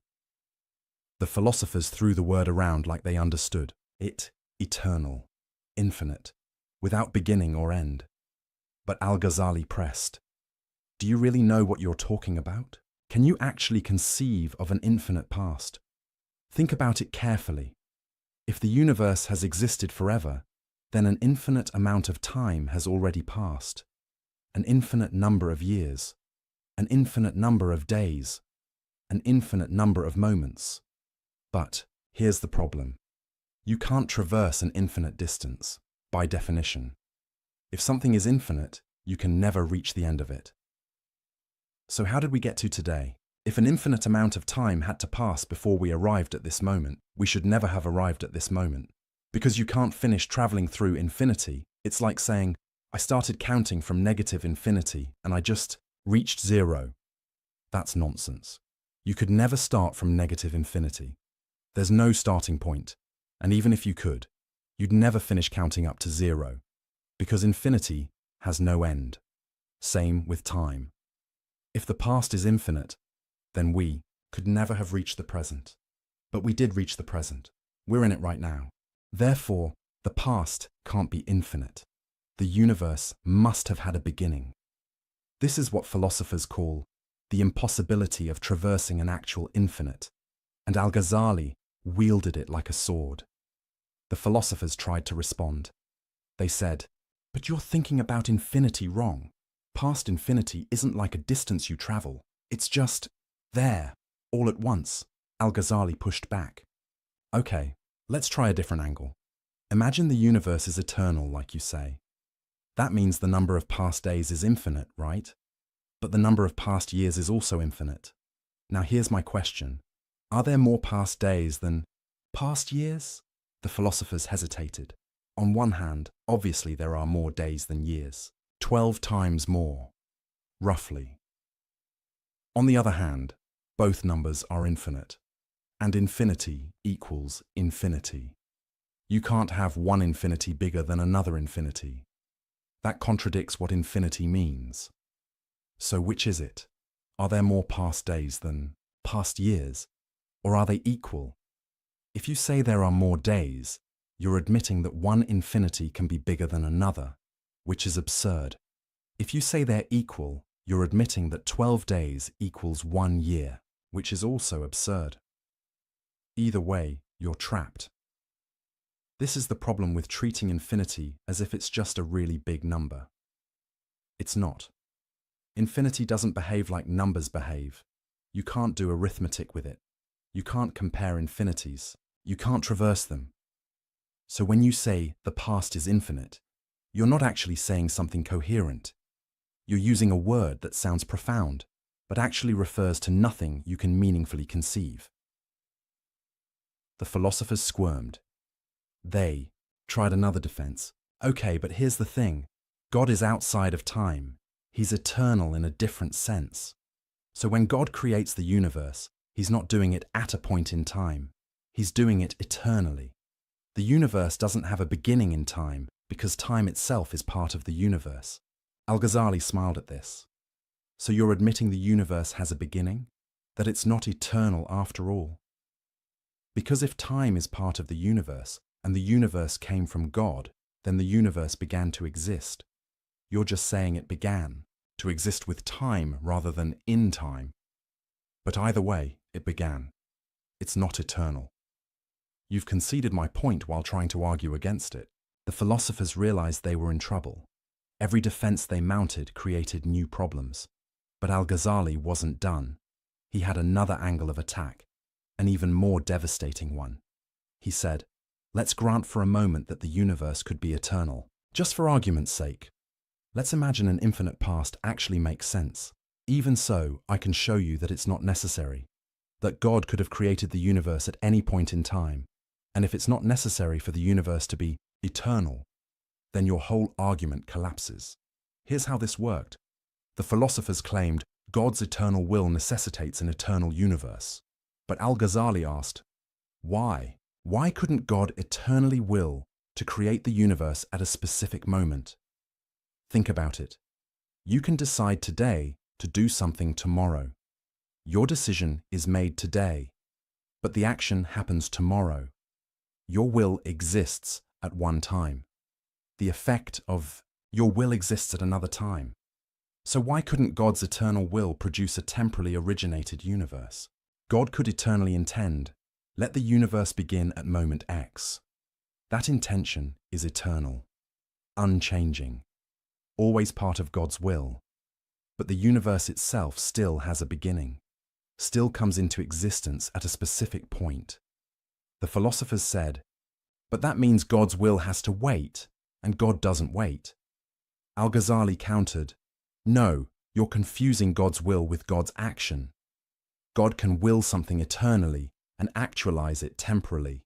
Your problem is you've collapsed will and action into the same thing, but they're not the same, even for God. This was brilliant, because Al-Ghazali was using the philosophers' own distinction against them. They loved talking about God's essence versus God's attributes, God's knowledge versus God's action. Fine, apply that here. God's will can be eternal, but God's creative act can be temporal. No contradiction, no problem. No necessary eternal universe. The philosophers were backed into a corner, but they had one last card to play. They said, if the universe began, you have to explain why it began when it did and not earlier or later. If God could have created the universe at any point, why this point? What changed? Without a reason for the specific timing, creation becomes arbitrary, random, which is unworthy of God. This was their trump card, the principle of sufficient reason. Everything needs a reason, a cause, an explanation for why it is the way it is. If the universe began at moment X rather than moment Y, there must be a reason. But if God is eternal and unchanging, there can't be a reason for one moment over another. All moments are equal to God. So, either the universe is eternal, or creation is arbitrary. Pick your poison. Al-Ghazali looked at this argument and laughed, not because it was bad, but because it was so revealing. The philosophers were demanding that God conform to their philosophical principles. They were saying, God must have a reason for everything he does, and that reason must be accessible to human understanding. But why? Who says God needs to justify his choices to philosophers? Who says divine wisdom has to make sense according to human logic? The philosophers had forgotten something crucial.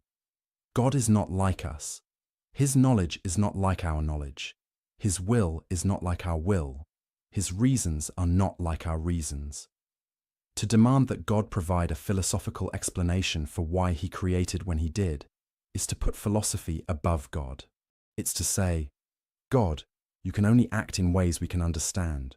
ways that fit our logical frameworks, ways that satisfy our principle of sufficient reason. But that's backwards. God is the source of reason, not bound by it. God is the ground of logic, not subject to it. If God chooses to create at a particular moment for reasons known only to him, that's his prerogative. You don't get to say, that's arbitrary, therefore impossible. You're not in a position to judge. This was the deeper issue Al-Ghazali exposed. The philosophers had made reason into a god. They had elevated logical principles to the status of eternal, necessary truths that even God must obey. But that's idolatry. Not of statues or images, but of the human intellect.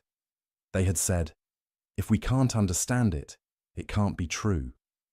If our logic can't accommodate it, it can't be real. If our philosophy can't explain it, it can't exist. That's the ultimate arrogance.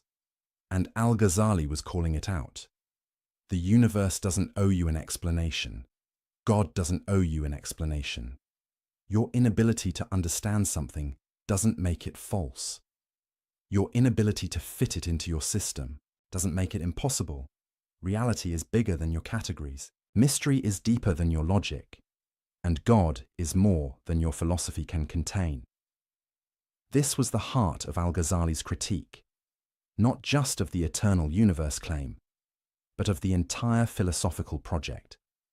The philosophers thought they could master reality through reason.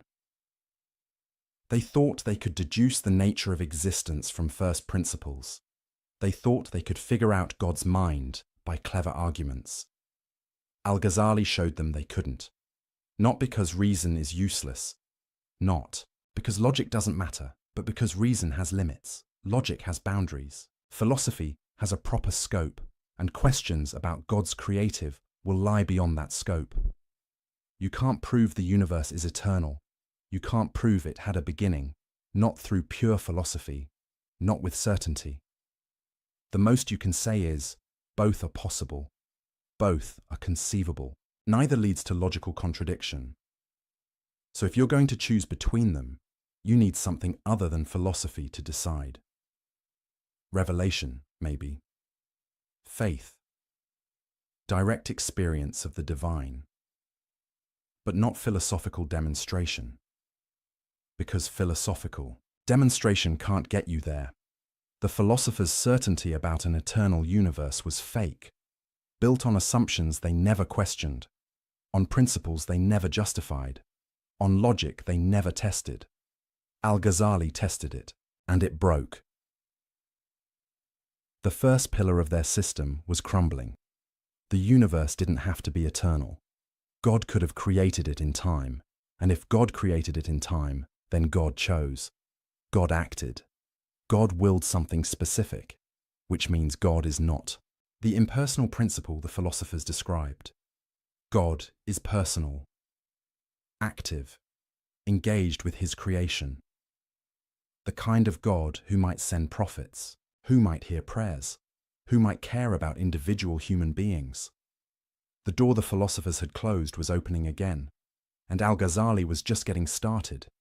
Because if the philosophers were wrong about the eternity of the universe, maybe they were wrong about God's knowledge too. Maybe God doesn't just know universals. Maybe he knows you, specifically, individually, completely.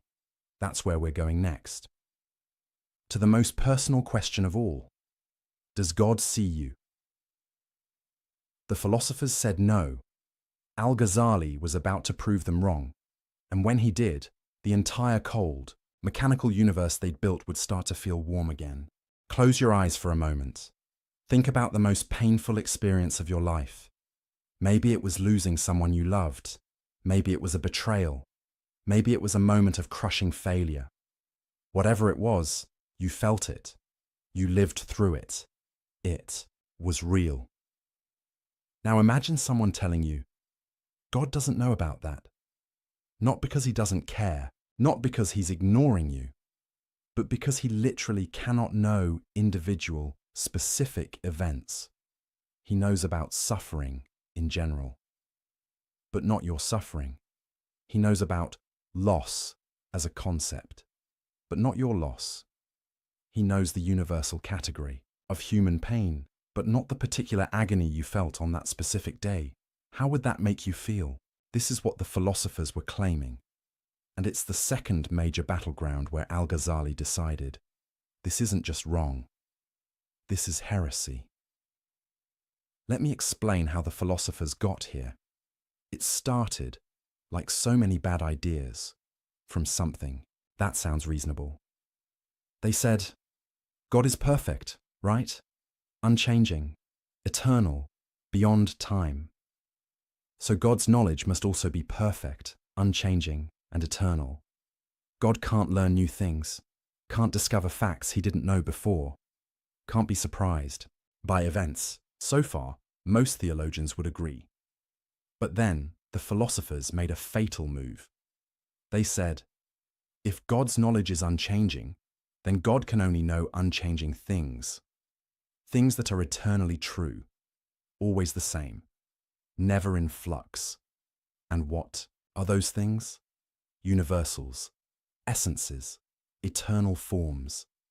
God knows humanity as an eternal essence, but not individual humans who are born and die. God knows motion as a principle, but not specific movements happening at specific times. God knows existence as a concept, but not particular existence that come and go. In philosophical jargon, they were saying, God knows universals but not particulars. Let that sink in for a moment.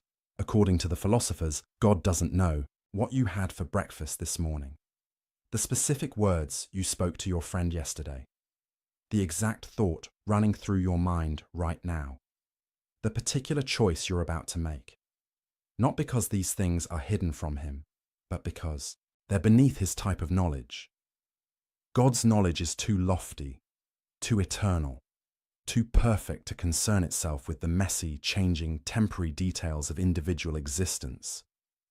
He knows the forms, the patterns, the eternal truths, but the specific instances, the individual cases, the particular moments, those are irrelevant to divine knowledge.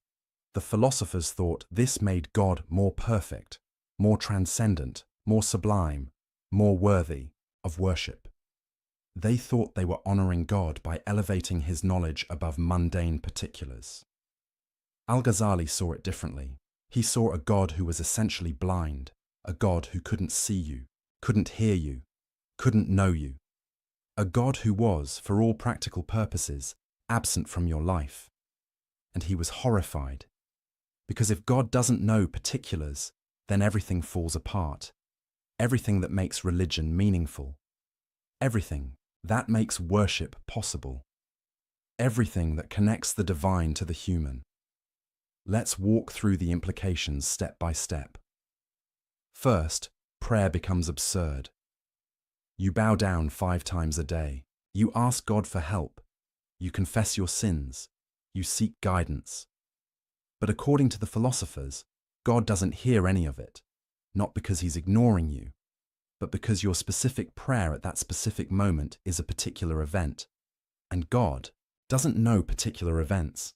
He knows prayer as a universal concept, but not your prayer. He knows petitioning as a general phenomenon, but not your petition. So who are you talking to? Nobody. You're going through motions in a universe where the divine can't perceive your actions. Prayer becomes cosmic theatre, a ritual you perform for yourself because the audience you think you're addressing isn't watching. Second, prophecy becomes impossible. How does God send a message to a specific prophet at a specific time if he doesn't know specific times or specific prophets? Muhammad receives revelation in a cave. Moses hears God at a burning bush. Jesus is born in Bethlehem. These are particular events, specific moments, individual occurrences.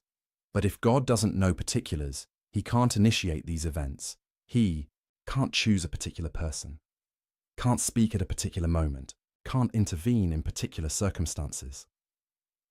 The philosophers tried to get around this. They said, well, Divine knowledge sort of overflows into the world, and prophets are people whose souls are aligned to receive this overflow. But that's not prophecy. That's cosmic coincidence. That's not God choosing to speak. That's just some humans being naturally tuned to pick up signals that are always broadcasting. It's like saying God didn't send the Quran to Muhammad. Muhammad just happened to receive it because he was in the right mental frequency. That's not revelation. That's reception. Third, divine justice becomes meaningless. If God doesn't know what you specifically did, how can he judge you? How can there be a day of reckoning if God doesn't know your particular actions? He knows sinning as a category, but not the sins you committed. He knows righteousness as an ideal, but not the righteous choices you made. How do you reward or punish people based on things you don't know they did? The philosophers had an answer for this too. They said, your soul carries the effects of your actions. God sees the state of your soul. But that's backwards. That means God doesn't judge your actions. He just observes their accumulated effect on your soul. It's like saying a teacher doesn't grade your test. She just looks at how smart you became after taking it. That's not justice. That's just observing outcomes. Fourth, the entire concept of divine care evaporates. When the Quran says God is closer to you than your jugular vein, what does that mean if God doesn't know you exist? When it says he knows what's in your hearts, is that a lie? When it says he responds to those who call on him, is that false advertising? The philosophers were forced to reinterpret all these passages. They said, these verses speak metaphorically for the common people, but the real truth is more abstract. In other words, Scripture lies to the masses because they can't handle the truth that God doesn't actually know you, doesn't actually care about you, doesn't actually engage with your life. He's just the eternal principle at the top of the cosmic hierarchy, majestic, perfect, sublime, and utterly, completely indifferent to your existence. This is what Al-Ghazali couldn't stomach. Not because it hurt his feelings, not because it was emotionally unsatisfying, but because it made religion incoherent. If the philosophers were right, then the entire Islamic tradition was built on a mistake. Billions of prayers offered to a God who couldn't hear them. Prophets claiming messages from a God who couldn't send them. Believers expecting judgment from a God who didn't know what they'd done. It was all theatre, all illusion, all a massive collective delusion. Al-Ghazali said, no, this ends here, and he began his counterattack. First, he went after their logic. The philosophers claimed God's knowledge must be unchanging, therefore he can only know unchanging things. But Al-Ghazali asked, why does unchanging knowledge require unchanging objects? Can't you have unchanging knowledge of changing things? Think about it.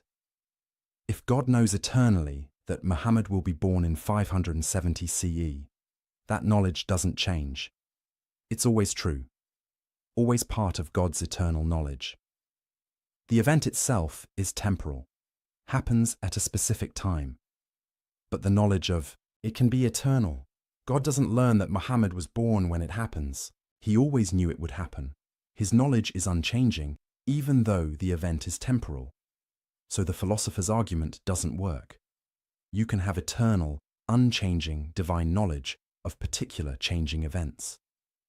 No contradiction, no problem. Second, Al-Ghazali attacked their conception of perfection. The philosophers said knowing particulars would make God imperfect. But Al-Ghazali flipped it. Is it more perfect to know everything or to know only some things? Obviously, knowing everything is more perfect. So a God who knows both universals and particulars is more perfect than a God who knows only universals. The philosophers were actually diminishing God's perfection by limiting his knowledge. They thought they were elevating him, but they were actually reducing him, making him less than all-knowing, less than omniscient, less than perfect. Their perfect God was actually deficient. Third, Al-Ghazali went after the very distinction between universals and particulars. He said, "This distinction is something humans make. It's how we organize our thoughts. But why assume God thinks like we think? Why assume God's knowledge is divided into categories the way ours is? Maybe to God, there is no difference between universal and particular.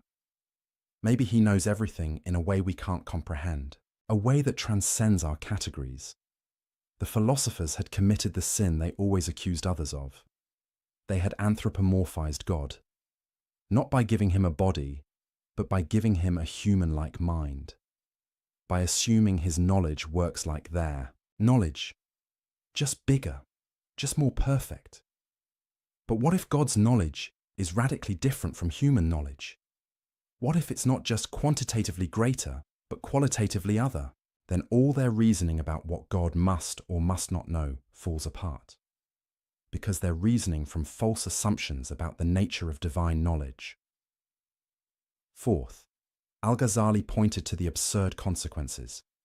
If God doesn't know particulars, does he know himself? After all, God is a particular being, not a universal concept. There's only one God, one specific, unique, particular divine reality.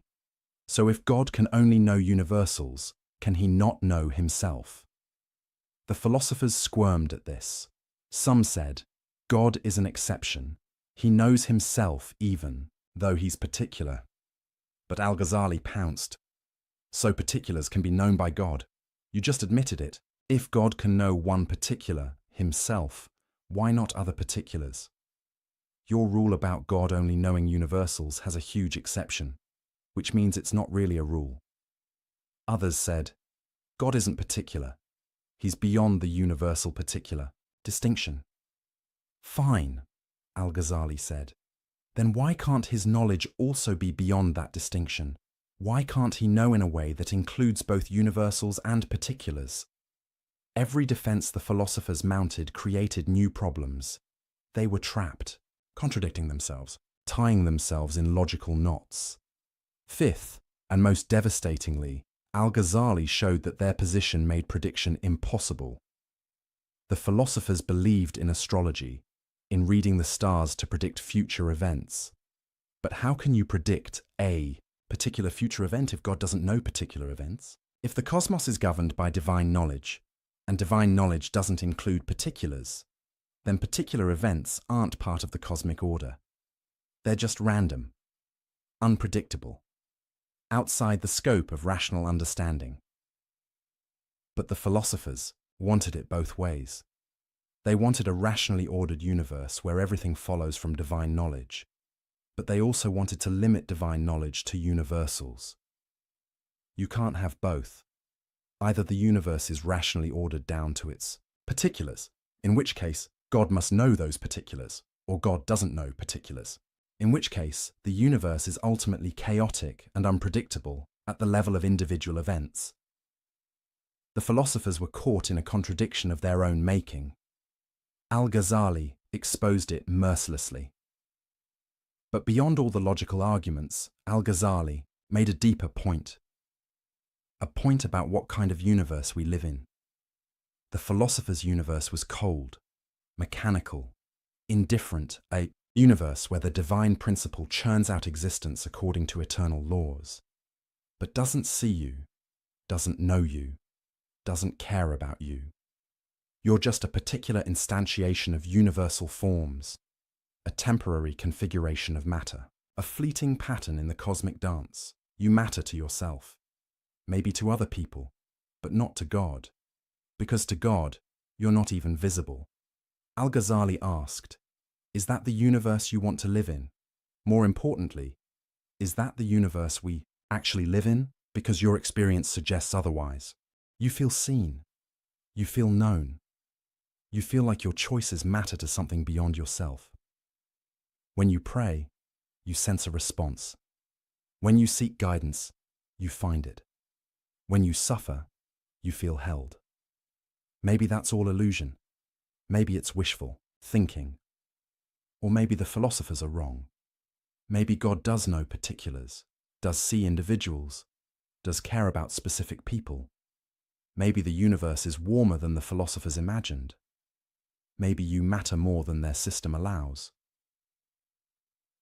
This was the choice Al-Ghazali presented, not as a logical proof, not as a philosophical demonstration, but as an existential question.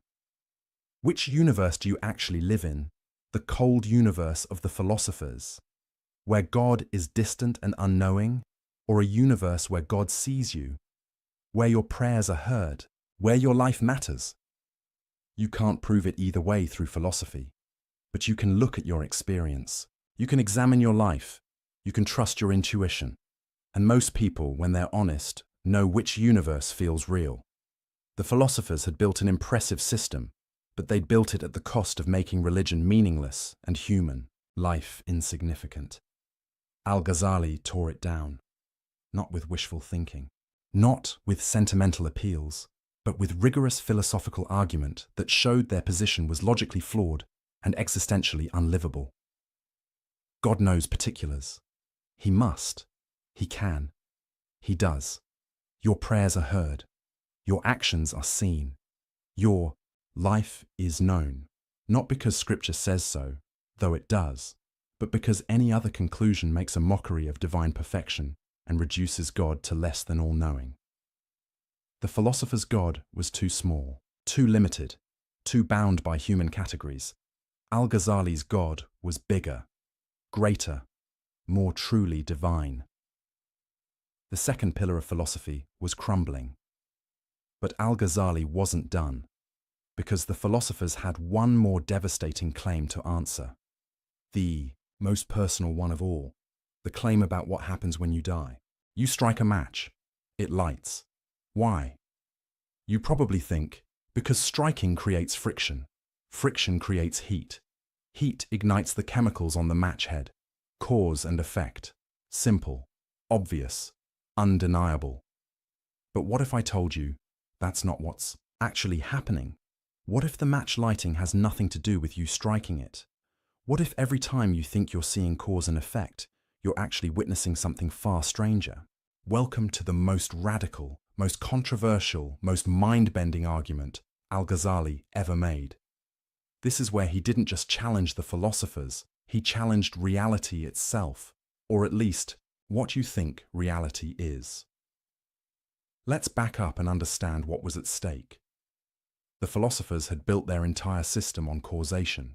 Everything in the universe, they claimed, operates according to necessary causal laws. Fire necessarily burns. Water necessarily flows downward. Heavy objects necessarily fall. These aren't just observations. They're ironclad natural laws. Laws that can't be broken, can't be suspended, can't be violated, not even by God. That last part is crucial. The philosophers believed in God. They weren't atheists, but their God was bound by the laws of nature he'd established. Or rather, the laws of nature flowed necessarily from God's nature. God couldn't make fire not burn, because fire burning is part of the eternal, necessary structure of reality. God couldn't make water flow upward, because gravity isn't a choice, it's a metaphysical necessity. God couldn't raise the dead, couldn't turn a staff into a snake, couldn't split the moon. Not because he's weak, but because these things violate causal laws, and causal laws are absolute. This is why the philosophers rejected miracles, not because they hadn't heard the stories, but because miracles are impossible. Logically, impossible. Metaphysically impossible. Causally impossible. If you accept that causes necessarily produce their effects, then you have to reject any story where a cause fails to produce its effect. Moses throws down his staff. Does it become a snake? The philosophers said, no, impossible. Staves don't become snakes. Jesus speaks to a dead man. Does he rise? The philosophers said, no, impossible. Dead tissue doesn't reanimate. Muhammad points to the moon. Does it split? The philosophers said, no, impossible. Celestial bodies don't split from verbal commands. These stories might be useful myths, inspiring, legends, metaphors for spiritual truths, but they're not literal history, because they violate causation, and nothing violates causation, not even God. Do you see the problem? If miracles are impossible, then prophecy is questionable. If prophets can't perform miracles, how do you know they're really sent by God? Anyone can claim divine authority. The miracle is supposed to be the proof. But if miracles don't happen, there's no proof. Just claims, just stories, just legends that may or may not be true. The entire foundation of revealed religion rests on the possibility of divine intervention in the natural order. And the philosophers were saying, that's impossible. Nature is a closed system, governed by unbreakable laws. Operating according to necessary causal chains, God set it in motion. But he doesn't interfere, can't interfere, doesn't need to interfere. Everything unfolds according to the eternal plan encoded in natural law. Al-Ghazali looked at this and saw the ultimate expression of philosophical arrogance. They weren't just making a claim about how nature usually works. They were making a claim about what God can and cannot do. They were putting limits on divine power, constraints on divine action, boundaries on divine will, and they were doing it in the name of reason, logic, philosophical necessity. Al-Ghazali decided this has to be destroyed, not just criticized, not just questioned, utterly demolished. And to do it, he was going to attack causation itself, not just the philosopher's theory of causation, but the very idea that causes necessarily produce effects. This is where Al-Ghazali became truly radical. Here's his argument, and fair warning, it's going to make your head spin. When you see fire touch cotton, and the cotton burns, you believe the fire caused the burning. But Al-Ghazali asked, did you actually see causation? Or did you just see sequence? You saw fire touch cotton, then you saw cotton burn. Two events, one after another. But did you see the fire making the cotton burn? Did you see the causal power transferring from fire to cotton? No, you just saw event A, then event B. You inferred causation. You assumed it, you concluded it, but you didn't observe it. All you ever observe is succession, one thing following another. The causation itself, that's something you add, something you read into the events. Okay, you might say, but it happens every time. Fire always burns cotton. That can't be coincidence, can't it? What if God creates the burning of cotton every time fire touches it? Not because the fire causes it, but because that's his habit, his custom, his regular pattern. God sees fire touch cotton, and in that moment, he creates burning in the cotton, not because he has to, not because the fire forces him to, but because he chooses to. Every single time, consistently, reliably, predictably. So predictably that you mistake his habit for a necessary law. This is the doctrine of occasionalism, the idea that God is the only real cause, the only actual agent, the only true power in the universe. Everything else? Occasions for God's action. Fire doesn't burn cotton. God burns cotton on the occasion of fire touching it. Your hand doesn't move your pen. God moves your pen on the occasion of your willing it. Bread doesn't nourish you. God nourishes you on the occasion of you eating bread. There are no natural causes, no necessary connections, no causal powers in created things, just God, acting, constantly, creating each moment fresh. Now you might be thinking, this is insane. This contradicts everything we know about how the world works. Does it, though? Al-Ghazali pointed out. You've never actually seen a necessary connection between cause and effect. You've seen constant conjunction, regular sequence, habitual association. But necessity. Where do you observe that? When you say, fire must burn cotton, what does must mean? Does it mean you've never seen fire fail to burn cotton? That's just observation of past patterns. Does it mean you can't imagine fire not burning cotton? That's just limits of your imagination. Does it mean there's some metaphysical force compelling fire to burn? Where's your evidence for that? The philosophers claimed necessity, But they couldn't prove it. They just assumed that because something always happens, it must happen. But always and must are different things. Maybe fire has always burned cotton, but that doesn't mean it has to burn cotton. Maybe God has always chosen to create burning when fire touches cotton, but that doesn't mean he couldn't choose otherwise. The difference matters enormously, because if causation is just God's habit, then God can change his habits. He can make fire not burn, water not wet, gravity not pull, not as violations of natural law, because there are no natural laws, only divine habits, and habits can be broken. This is how miracles become possible. Moses throws his staff. Normally God would keep it as wood, but this time he transforms it into a snake, not a violation of causation, because there is no causation to violate, just God doing something different than his usual habit. Jesus touches a dead man. Normally, God keeps dead tissue dead, but this time he restores life, not breaking natural law, because there is no natural law, only God's customary action. Muhammad points to the moon. Normally, God maintains the moon's unity, but this time he splits it. Same thing. God exercising his freedom to act differently than usual. No logical impossibility, no metaphysical violation, no problem. The philosophers hated this argument. They threw everything they had at it. First objection: if causation isn't real, then knowledge is impossible. Science is meaningless. You can't predict anything. Al-Ghazali's response: why not? God acts consistently. His habits are reliable. You can study those habits, learn the patterns, make predictions based on God's customary behavior. The difference is, you recognize those patterns as descriptions, not prescriptions. They tell you what God usually does, not what he must do. Science still works.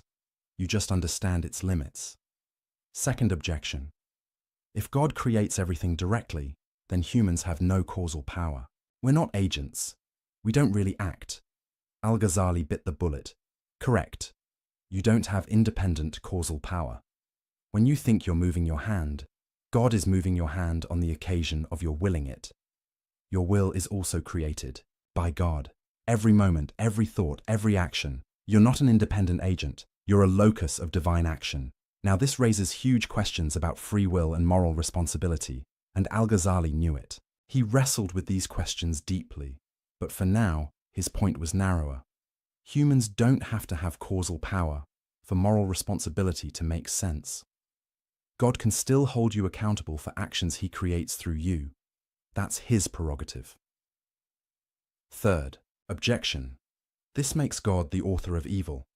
If God creates everything, he creates sins, crimes, suffering. Al-Ghazali's response: God creates the acts, but he doesn't will them in the same way. There's a difference between God's creative will and his legislative will. He creates everything, but he commands only good. The fact that he creates an evil act doesn't mean he approves of it. Is this satisfying? That's debatable. Theologians have argued about this for centuries, but Al-Ghazali's point was, his theory doesn't create this problem. The problem exists regardless. If God is all-powerful, he could prevent evil. If he doesn't prevent it, he's somehow involved with it existing. That's true, whether or not you believe in occasionalism. Fourth objection: this is just playing word games. Whether you say fire causes burning, or God causes burning on the occasion of fire, the practical result is the same. Al-Ghazali disagreed. The practical result is similar. The metaphysical implications are completely different. In your view, God is constrained by natural law. In my view, God is absolutely free. In your view, miracles are impossible. In my view, they're possible. In your view, nature is autonomous. In my view, nature is sustained moment by divine will. These aren't just semantic differences. They're radically different visions of reality. And he was right. Think about what occasionalism means experientially. Every breath you take, God creates it. Every heartbeat, God wills it. Every moment of existence, God sustains it. You're not a self-sufficient entity operating according to your own power. You're utterly, completely, absolutely dependent on God. Every instant. If God stopped willing you to exist for even a nanosecond, you would cease to be. Not die. Not collapse. Just cease. Reality is less stable than you think, more contingent, more miraculous. The fact that the world seems orderly, that patterns repeat, that nature appears lawful. That's not because nature has its own power. It's because God is faithful. He chooses to act consistently, to maintain patterns, to sustain the world in a regular way, but he's under no obligation to do so. Every moment the universe doesn't dissolve into chaos is an act of divine mercy. Every moment fire burns cotton is an act of divine choice. Every moment you exist is a gift. This is a universe of radical dependence, radical contingency, radical divine involvement.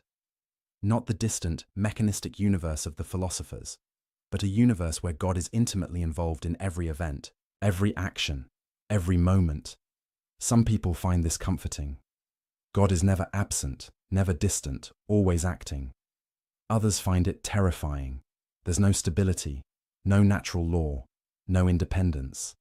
Al-Ghazali found it liberating because it meant God was free, truly free, not bound by anything, not by logic, not by necessity, not by natural law, only by his own wisdom and mercy. And that meant miracles were possible, revelation was possible, divine intervention was possible.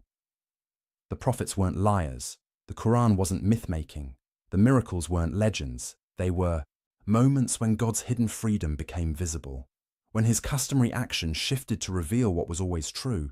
He's in control, always has been, always will be. Now here's what's brilliant about Al-Ghazali's strategy. He didn't claim he could prove occasionalism was true. He just claimed he could show that the philosopher's theory of causation couldn't be proven. That necessary causal connections are assumptions, not observations. That you can't demonstrate through reason alone that causes must produce their effects. And if you can't demonstrate it, then you can't rule out miracles on philosophical grounds. The philosopher's certainty about causation was just another example of unwarranted confidence.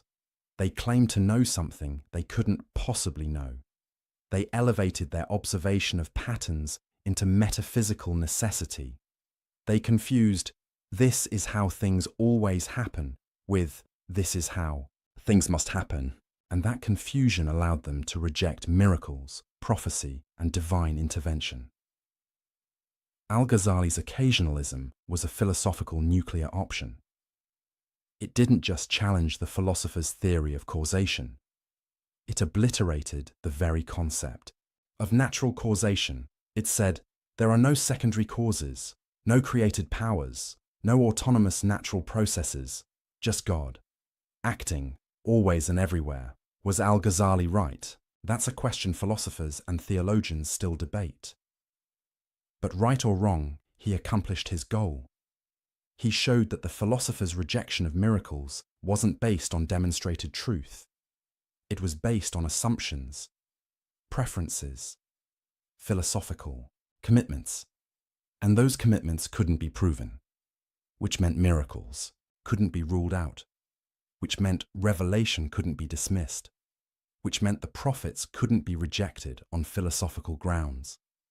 The third major pillar of the philosopher's system was demolished. They claimed the universe operated according to necessary causal laws that even God couldn't violate, Al-Ghazali showed. That's not knowledge. That's assumption. You don't know that fire must burn. You just know it always has. You don't know that causes must produce effects. You just observe regular sequences.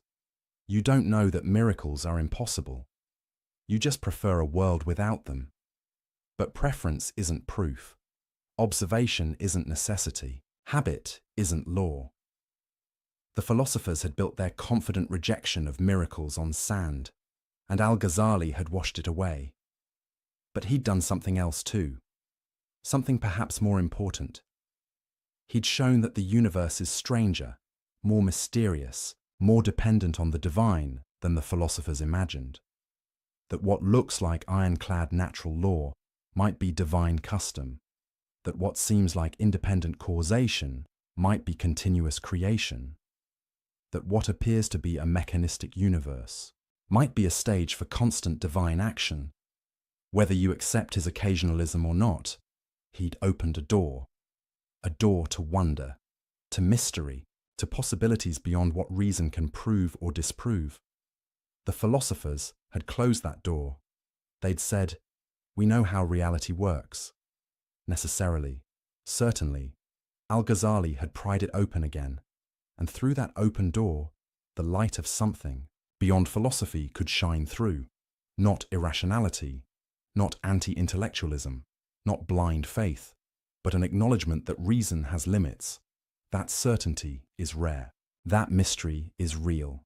And in that acknowledgement, space for revelation, for prophecy, for divine action, for a God who isn't bound by philosophers' categories, for a universe that's bigger than logic can contain, for possibilities that reason can't rule out. The match still lights when you strike it, but now you know that's not inevitable, that's not necessary, that's not an iron law, that's God, choosing, acting, sustaining the pattern. And he could choose otherwise. He usually doesn't, but he could. And sometimes, for prophets, for signs, for miracles, he does. And there's nothing the philosophers can do about it, because their certainty was always an illusion. Their necessary connections were always assumptions. Their closed universe was always just a cage they built around their own imagination. Al-Ghazali broke the cage, and the philosophers would never get it closed again. Let me tell you about a man who knew too much. Not in the sense that he'd discovered dangerous secrets, but in the sense that he'd pushed his mind to see contradictions everywhere, to question everything so thoroughly that certainty became impossible, to analyze so deeply that the ground beneath every thought turned to quicksand. That man was Al-Ghazali, and in the process of dismantling the philosophers, he was dismantling himself. Because here's what happens when you truly commit to radical doubt. When you question not just conclusions but methods, not just theories, but the tools used to build theories. When you push skepticism all the way to its logical conclusion, you don't end up with alternative certainty, you end up with intellectual paralysis. You don't discover solid ground, you discover there is no solid ground. And that realization doesn't feel like victory. It feels like madness. Al-Ghazali was winning his war against the philosophers. He'd shown their arguments didn't prove what they claimed. Their certainty wasn't justified. Their system rested on assumptions they couldn't defend. But in doing so, he'd also shown something more troubling, that all rational argument might rest on assumptions that can't be defended. That certainty itself might be impossible to achieve through reason alone, that the tools we use to know things might be unreliable at their core. This is the metacritique, the argument that turns back on itself. It's not just, the philosophers are wrong about X, Y, and Z. It's, philosophy itself can't deliver what it promises. Reason itself has fatal limitations. The entire project of knowing through rational demonstration might be fundamentally flawed. Let me show you how deep this goes. Remember how Al-Ghazali questioned sense perception, how he pointed out that dreams feel real while you're dreaming. That was effective against the philosophers, but it's also effective against anyone claiming knowledge, including Al-Ghazali himself. How does he know his critique of the philosophers is valid? He used reasoning. But he'd also questioned whether reasoning is reliable. He observed contradictions in their arguments. But he'd also questioned whether observation can be trusted. Every tool he used to demolish the philosophers could also be used to demolish his own position. This is the problem with radical skepticism. It consumes everything, including itself. If you truly doubt the reliability of reason, then you must also doubt your reasons for doubting reason. If you truly question the validity of logic, then you must also question the logical arguments you use to question logic. You end up in a philosophical spiral, a vortex of doubt that has no bottom. And Al-Ghazali knew this, felt this, lived through this.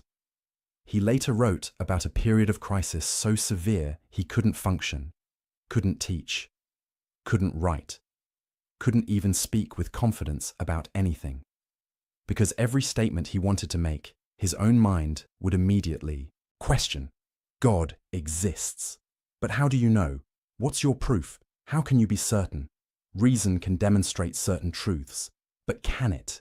Haven't you just shown that reason is limited, that it rests on unproven assumptions? I need to live according to Islamic law. But why? How do you know Islamic law is true? How do you know your interpretation is correct? Round and round, question after question, doubt feeding on doubt. This is what happens when you take philosophy seriously. Not as a game, not as an intellectual exercise, not as a way to show how clever you are, but as a genuine search for truth, for certainty, for solid ground to stand on. You discover there might not be any solid ground, at least not ground you can reach through thinking alone. The philosophers never got here. They never pushed their skepticism this far. They doubted religion, questioned revelation, challenged tradition, but they never truly doubted their own tools, never questioned their own foundations, never looked into the abyss beneath their own certainty. They thought they'd escape the quicksand of uncertain opinion and reach the bedrock of demonstrated truth. Al-Ghazali discovered there is no bedrock, or if there is, reason can't reach it, because every foundation you propose can be questioned, every axiom can be challenged, every proof requires assumptions, even the principles of logic itself. Why should you accept the law of non-contradiction, the principle that something can't both be and not be at the same time? The philosophers said, because it's self-evident. To deny it is absurd. But self-evident to whom? Absurd by what standard? Your mind finds it self-evident. But how do you know your mind is reliable? You can't use logic to prove logic is valid. That's circular. You can't use reason to prove reason works. That assumes what you're trying to prove. At the foundation of every rational system are principles that can't be rationally justified. You have to start somewhere. And wherever you start, you're making a leap. A leap of faith, if you will, not religious faith necessarily, but intellectual faith. Trust. Commitment to unprovable starting points. This is what the philosophers never admitted. They claimed to build their system on reason alone, on logical necessity, on demonstrated truth, but they were actually building on faith. Faith in reason, faith in logic, faith that their minds could access truth. They just didn't call it faith. They called it self-evident principles, or rational, intuition, or necessary truths. But change the labels all you want. It's still trust in something you can't prove. Al-Ghazali saw this with devastating clarity, and it broke him. Because if even the philosophers' vaunted reason requires faith at its foundation, then what makes it superior to religious faith? If you have to trust something without proof either way, why not trust revelation instead of reason? Why not trust prophetic experience instead of philosophical deduction? Why not trust divine guidance instead of human intellect? The philosophers had claimed their path was certain while religion's path was blind faith. But Al-Ghazali had shown their path requires faith too, just faith in different things. Faith that sense perception is generally reliable. Faith that logical inference preserves truth. Faith that the human mind can grasp reality. All unprovable, all assumed, all taken on trust. This realization was both liberating and terrifying. Liberating because it meant the philosophers had no grounds to look down on religious belief. Their certainty was just as ungrounded as anyone else's. They just didn't realize it. Terrifying because it meant there might be no certain knowledge at all, no firm foundation, no absolute truth accessible to humans, no escape from doubt. Al-Ghazali was stuck in this place for months, unable to commit to anything, unable to claim knowledge about anything, unable to function as a scholar or teacher or human being, because his intellectual honesty wouldn't let him pretend.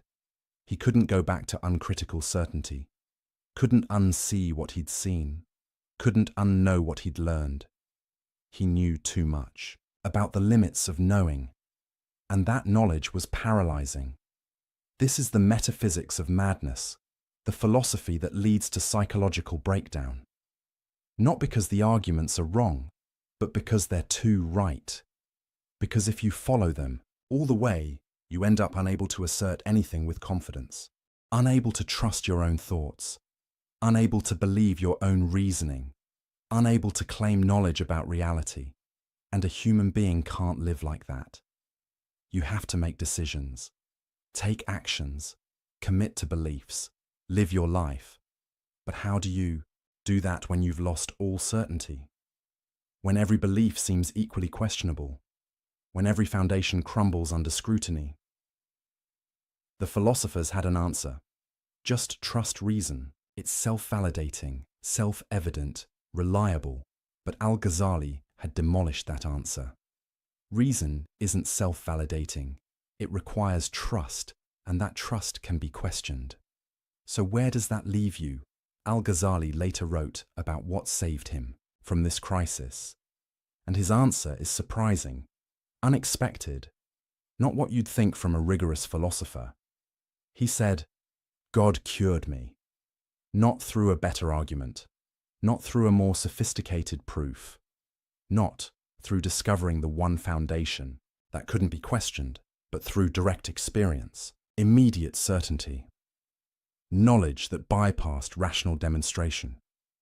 He called it a light that God cast into my heart, not something he reasoned his way to, something that happened to him, a certainty that didn't come from building arguments, a knowledge that didn't depend on premises and conclusions, an assurance that he couldn't produce through thinking, but could only receive. This is where Al-Ghazali's critique of philosophy ultimately led, not to another philosophical system, not to better arguments, not to more rigorous proofs, but to the acknowledgement that some knowledge transcends reason, that there are truths you can't think your way to, realities you can't deduce, certainties you can't construct. You can only encounter them, receive them, experience them directly. The philosophers would have scoffed at this. Mystical nonsense, they'd say. Emotional experiences aren't knowledge. Only rational demonstration gives real certainty. But Al-Ghazali could now ask, prove it. Prove that rational demonstration is the only path to knowledge. Prove that direct experience can't give certainty. Prove that mystical encounter isn't a valid way of knowing. You can't, not without assuming. What you're trying to prove, you're just privileging one type of knowing over another, based on your preferences, your assumptions, your intellectual commitments. But those are faith commitments, not demonstrated truths. So maybe the mystics are onto something. Maybe the prophets had access to knowledge philosophers can't reach. Maybe revelation conveys truths that reason can't grasp. Maybe the universe is bigger, stranger, more mysterious than philosophy can accommodate. And maybe that's okay. Maybe the proper response to the limits of reason isn't despair. It's humility. The recognition that we're not as smart as we think we are. That our minds are powerful but not omnipotent. That we can know some things but not everything. That certainty is rare. Mystery is common. And trust is unavoidable. You're going to trust something. The question is what? Will you trust reason, even though reason can't validate itself? Will you trust sense perception, even though perception can deceive? Will you trust revelation, even though revelation can't be proven to those who haven't experienced it? Will you trust mystical experience, even though experience is subjective and personal? There's no neutral standpoint, no view from nowhere, no way to escape making commitments you can't fully justify. The philosophers pretended they'd escaped this human condition. They claimed to stand on firm, rational ground that required no faith. Al-Ghazali showed them. You're standing on faith just like everyone else. You just won't admit it. And once you admit it, everything changes. Philosophy becomes humbler, less arrogant, less dismissive of other ways of knowing. It becomes a tool for clarifying thought and exposing bad arguments, not a path to absolute certainty. It becomes useful for showing what can't be proven, not for building unchallengeable systems. It becomes a servant of wisdom, not wisdom itself. This is Al-Ghazali's ultimate lesson. Not that philosophy is worthless, but that philosophy is limited. Not that reason is useless, but that reason isn't everything. Not that logic doesn't matter, but that logic can't answer all questions. The philosophers had made philosophy into an idol, an object of worship, the highest human faculty. Al-Ghazali had smashed that idol, not by being anti-intellectual, not by rejecting reason, not by embracing irrationality, but by pushing reason to its limits, by showing with rigorous argument that reason can't justify itself, by demonstrating philosophically that philosophy can't deliver what it promises. He used philosophy to show philosophy's limits. He used reason to reveal reason's boundaries. He used logic to demonstrate that logic rests on unprovable foundations, and in doing so, he opened space for other ways of knowing, other sources of truth, other paths to certainty, not by discrediting reason, but by right-sizing it, putting it in its proper place, acknowledging its power while recognizing its limits. This is intellectual maturity, the wisdom that comes after you've explored the limits of cleverness. The philosophers never got there. They stayed trapped in the intoxication of their own intellect, drunk on the power of argument, addicted to the feeling of certainty, unable to acknowledge that they were building castles on clouds. Al-Ghazali got sober, and sobriety didn't mean giving up thinking.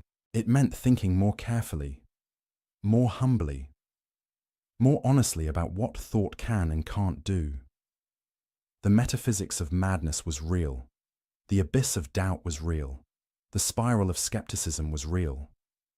Al-Ghazali had looked into it, had fallen into it, had nearly been consumed by it, but he'd emerged on the other side, not with a philosophical solution, but with a lived realization that you can't think your way out of radical doubt. You can only be pulled out, rescued, given a gift you can't earn. And that gift isn't an argument. It's an experience, a light, a certainty that comes from beyond yourself. The philosophers would reject this, call it irrational, dismiss it as mysticism. But Al-Ghazali could now say, I've been where you are. I've mastered what you've mastered. I've trusted what you've trusted. And I've found it insufficient. Not wrong, not useless, but insufficient. There's more to reality than reason can grasp, more to knowledge than philosophy can deliver, more to truth than logic can demonstrate, and acknowledging that isn't weakness, it's wisdom. The madness wasn't in doubting too much, it was in claiming to know too much. The philosophers were mad with certainty. Al-Ghazali became sane through doubt, and from that sanity, he could finally speak with real authority. Not the authority of someone who claims to have all the answers, but the authority of someone who's seen the limits of answers, who's wrestled with uncertainty, who's found something beyond argument. The three great philosophical positions had fallen, the system had crumbled, the certainty had dissolved, but something more important had been revealed, not a rival philosophical system, but a different way of approaching reality altogether, and that's where we're going next. To the final implications, the last confrontation, the ultimate question, what do you do after philosophy fails? There's a moment in every intellectual war when diplomacy ends, when critique becomes condemnation, when disagreement becomes denunciation, when you stop saying, I think you're mistaken, and start saying what you believe is dangerous. For Al-Ghazali, that moment came when he looked at three specific philosophical positions, three ideas that weren't just wrong, weren't just unproven, weren't just questionable. They were heretical. They were kufr, disbelief. This wasn't a word he used lightly. In Islamic intellectual discourse, calling something heresy has weight, consequences, implications. It means this belief is so incompatible with Islamic faith that you can't hold it and remain Muslim. It means this isn't a matter of scholarly debate. This is a line in the sand. It means if you believe this, you've crossed a boundary. You're outside the circle. You've abandoned something essential. Al-Ghazali had spent months, maybe years, dismantling philosophical arguments, showing their logical flaws, exposing their assumptions, demonstrating their overreach. But he'd been relatively measured, academic, philosophical. He'd said, your proofs don't work. Your certainty is unjustified. Your claims exceed your evidence. But now he was going further. He was saying, 3 of your positions aren't just philosophically questionable, they're religiously unacceptable. They're not just errors, they're heresies. Why these 3? Why not others? Because these 3 didn't just challenge specific interpretations of Islamic doctrine. They challenged the very possibility of Islamic belief making sense. They didn't just contradict Scripture. They made Scripture meaningless. They didn't just disagree with theology. They made theology impossible. Let's revisit them. But this time, not as philosophical problems, as religious catastrophes. First, the eternity of the world. We already explored the logical issues with this claim, the impossibility of traversing an infinite past, the incoherence of actual infinities. But Al-Ghazali's charge of heresy wasn't about logic. It was about what this belief does to the concept of God. If the world is eternal, if it has always existed, then what does it mean to call God the Creator? The Quran repeatedly describes God as Creator, as the one who brings things into existence, as the one who made the heavens and the earth. This isn't peripheral to Islamic belief. It's central, foundational, definitional. God's relationship to the universe is that of creator to creation, maker to made, originator to originated. But if the world is eternal, this relationship dissolves. God doesn't create. He doesn't originate. He doesn't bring into being. He just is the eternal source from which an eternal universe eternally flows. That's not creation. That's emanation, automatic, necessary, impersonal, like heat from fire, light from sun, effect from cause. No choice, no will, no decision to create. The philosophers tried to maintain that God is still supreme in this arrangement, still the source of all being. But Al-Ghazali saw through this, saw that they'd hollowed out the meaning of divine lordship. Because a lord commands, chooses, acts according to will. But if the universe necessarily flows from God's nature, where's the choice? Where's the command? Where's the will? God becomes like a mathematical principle, the number 1 from which all other numbers derive. Sure, it's foundational, but it's not a lord, it's not a ruler, it's not someone you worship. You don't pray to the number 1. You don't submit to a principle. You don't love an abstract source. The philosophers had preserved the word God while evacuating it of meaning. They kept the shell, discarded the substance, maintained the label while changing the reality it referred to. And Al-Ghazali said, no, this is unacceptable. If you deny that God created the universe in time, you're denying something so fundamental to Islamic belief that you've left Islam, not because the Quran explicitly says the universe began in time, in those exact words, but because the entire Quranic narrative assumes a God who acts, who creates, who brings things into existence by choice and will. Take that away, and what's left isn't Islam. It's a philosophical abstraction wearing Islamic vocabulary. Second, God's knowledge of particulars. We explored this earlier too.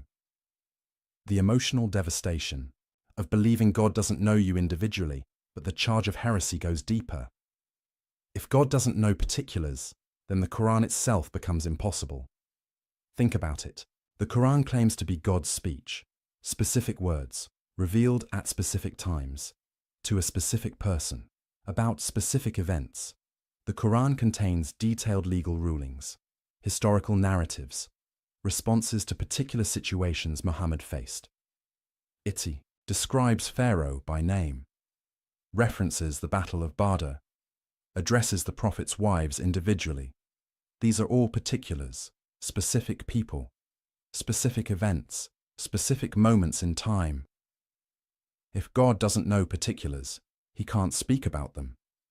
He can't reveal information about specific historical figures, can't give laws for particular situations, can't address individual people. The entire concept of divine revelation collapses. The philosopher's response. The Quran uses particular examples to communicate universal truths, but that's not what the Quran claims about itself. The Quran presents its particulars as real, as historical, as actual events God knows about and describes. It's not using Pharaoh as a metaphor. It's telling you what actually happened to Pharaoh. A specific person God dealt with. If God doesn't know Pharaoh as a particular individual, then this entire narrative is false, not just imprecise, not just metaphorical. False. Same with prophecy more broadly. A prophet is called at a particular time, given a particular message, sent to a particular people. Moses at the burning bush, Jesus in Nazareth, Muhammad in Mecca. If God doesn't know these particular people at these particular times, how does he call them? How does he send specific messages? How does he guide particular prophets through specific challenges? The philosophers had to reinterpret all of this. They said prophets don't actually receive messages from God. They just have souls refined enough to receive emanations from the active intellect. It's not God communicating personally. It's just particularly receptive individuals picking up signals that are always broadcasting, like tuning a radio to a station that's always on. But again, that's not prophecy. That's just having a special talent, a psychological sensitivity. Muhammad didn't tune into a cosmic frequency. He received a message from someone who knew him personally. And Al-Ghazali said, if you deny that God can know particular people and send them particular messages, you've denied prophecy. And if you've denied prophecy, you've denied Islam. Because Islam is founded on the claim that God sent specific revelations through specific prophets. Take that away, and you're left with a vague philosophical spirituality, not Islam. Third, the denial of bodily resurrection. This was perhaps the most explicit heresy, because the Quran is absolutely clear about bodily resurrection, not just spiritual survival, not just the soul continuing, physical bodies, raised from graves, reconstituted, brought back to life. The philosophers called this impossible, philosophically absurd, against natural law. Bodies decay, atoms scatter. The elements that composed your body get redistributed throughout nature. How could God reassemble the same body? Which atoms would he use? If you ate another person's body, whose atoms are they at resurrection? These questions seemed devastating to the philosophers, proof that bodily resurrection was incoherent. Al-Ghazali had answers to all of them, technical, philosophical answers. But the charge of heresy didn't depend on those answers. The charge was simpler. The Quran explicitly, repeatedly, emphatically teaches bodily resurrection. It describes it in vivid detail. It uses it as proof of God's power. It makes it central to divine justice. To deny it isn't to offer an alternative interpretation. It's to say the Quran is wrong. And if the Quran is wrong about something it states clearly and repeatedly, then it's not divine revelation. If it's not divine revelation, then Muhammad isn't a prophet. If Muhammad isn't a prophet, then Islam is false. The philosophers couldn't accept this conclusion, so they reinterpreted. They said bodily resurrection is symbolic, metaphorical, a way of communicating spiritual truths to the masses. The real resurrection is spiritual. The soul continues and receives reward or punishment according to its state. The body stuff? That's just imagery, not meant to be taken literally. But Al-Ghazali asked, who gave you the authority to decide what's literal and what's metaphorical?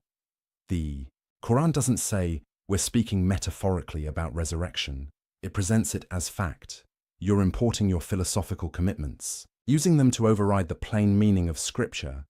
You've decided bodily resurrection is impossible based on your theory of causation, your view of natural law, your philosophical assumptions. Then you're using those assumptions to reinterpret Scripture to fit your philosophy. But that's backwards. That's putting philosophy above revelation, human reason above divine speech. And if you do that, you're not a Muslim who happens to be a philosopher. You're a philosopher who's trying to stay nominally Muslim by gutting Islamic doctrine of its content. These three positions, these three denials, together they formed a comprehensive rejection of Islamic teaching. Deny creation, and you lose God as Lord. Deny divine knowledge of particulars, and you lose prophecy and revelation. Deny bodily resurrection, and you lose divine justice and scriptural authority. Take all three together, and what's left? A philosophical system wearing Islamic clothing, using Islamic vocabulary, claiming Islamic identity, but bearing no resemblance to what Islam actually teaches or what Muslims actually believe. This is why Al-Ghazali called them heresy, not to silence debate, not to avoid hard questions, not to protect tradition from scrutiny, but because these positions made Islam incoherent, made its central claims meaningless, made its core doctrines impossible. You can't deny that God creates, knows, and resurrects, and still claim to be Muslim. Those aren't peripheral issues. They're definitional, foundational, essential. Now here's what's crucial to understand. Al-Ghazali wasn't saying these positions were logically impossible. He'd already shown the philosophers couldn't prove their claims, but he also couldn't prove they were wrong. Maybe the world is eternal. Maybe it's not. Philosophy can't decide with certainty. Maybe God knows only universals. Maybe he knows particulars. Again, philosophy can't prove it either way. Maybe bodily. Resurrection is impossible according to natural law. Or maybe natural law isn't what the philosophers think it is. The point is, these questions can't be settled by philosophical demonstration. The philosophers claimed they could prove these positions. Al-Ghazali showed they couldn't. But that means the questions remain open, undecided by reason alone. So how do you decide? You turn to revelation, to scripture, to prophetic teaching. And when you do, the answer is clear. God creates. God knows. God resurrects. The philosophers tried to have it both ways. They tried to be Muslim while denying what Islam teaches. They tried to respect revelation while overriding it with philosophy. They tried to honor scripture while gutting it of meaning. Through reinterpretation, Al-Ghazali said, you can't do that. You have to choose. Either you're a philosopher who rejects Islamic teaching, be honest about it, or you're a Muslim who accepts revelation, then accept what it actually says. But you can't be a Muslim philosopher who claims Islamic identity while denying Islamic doctrine. That's not intellectual sophistication. That's intellectual dishonesty. The charge of heresy was controversial then, still is now. Some scholars thought Al-Ghazali went too far, that he was too harsh, too quick to exclude. Others thought he didn't go far enough. That philosophy itself was suspect. That reason itself was dangerous, but Al-Ghazali occupied a middle position. He wasn't anti-philosophy. He'd mastered philosophy, used it brilliantly, showed its value as a tool. But he was against philosophy claiming authority over revelation. He was against reason, pretending it could answer questions it couldn't answer. He was against philosophers remaking Islam in philosophy's image. The three charges of heresy were his line in the sand. These three positions specifically, not philosophy generally, not reason broadly, not intellectual inquiry as such, Just these three claims that made Islamic faith incoherent, and he stood by those charges, never backed down, never softened them, because he believed something was at stake, something important, something worth defending, the integrity of Islamic teaching, the coherence of Islamic belief, the possibility of being Muslim meaning something specific. The philosophers had tried to make Islam compatible with their philosophy by changing what Islam meant. Al-Ghazali said, "No, if your philosophy contradicts Islam, that's a problem with your philosophy, not with Islam. You don't fix the problem by reinterpreting Islam until it says what you want it to say. You fix it by recognizing philosophy's limits, by acknowledging that some truths come through revelation, not reason, by accepting that some questions can't be answered by human intellect, by humbling yourself before divine teaching."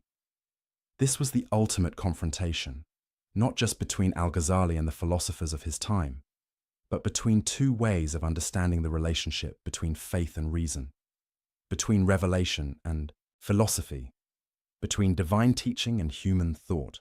The philosophers said, reason is supreme. When it conflicts with Scripture, reinterpret Scripture.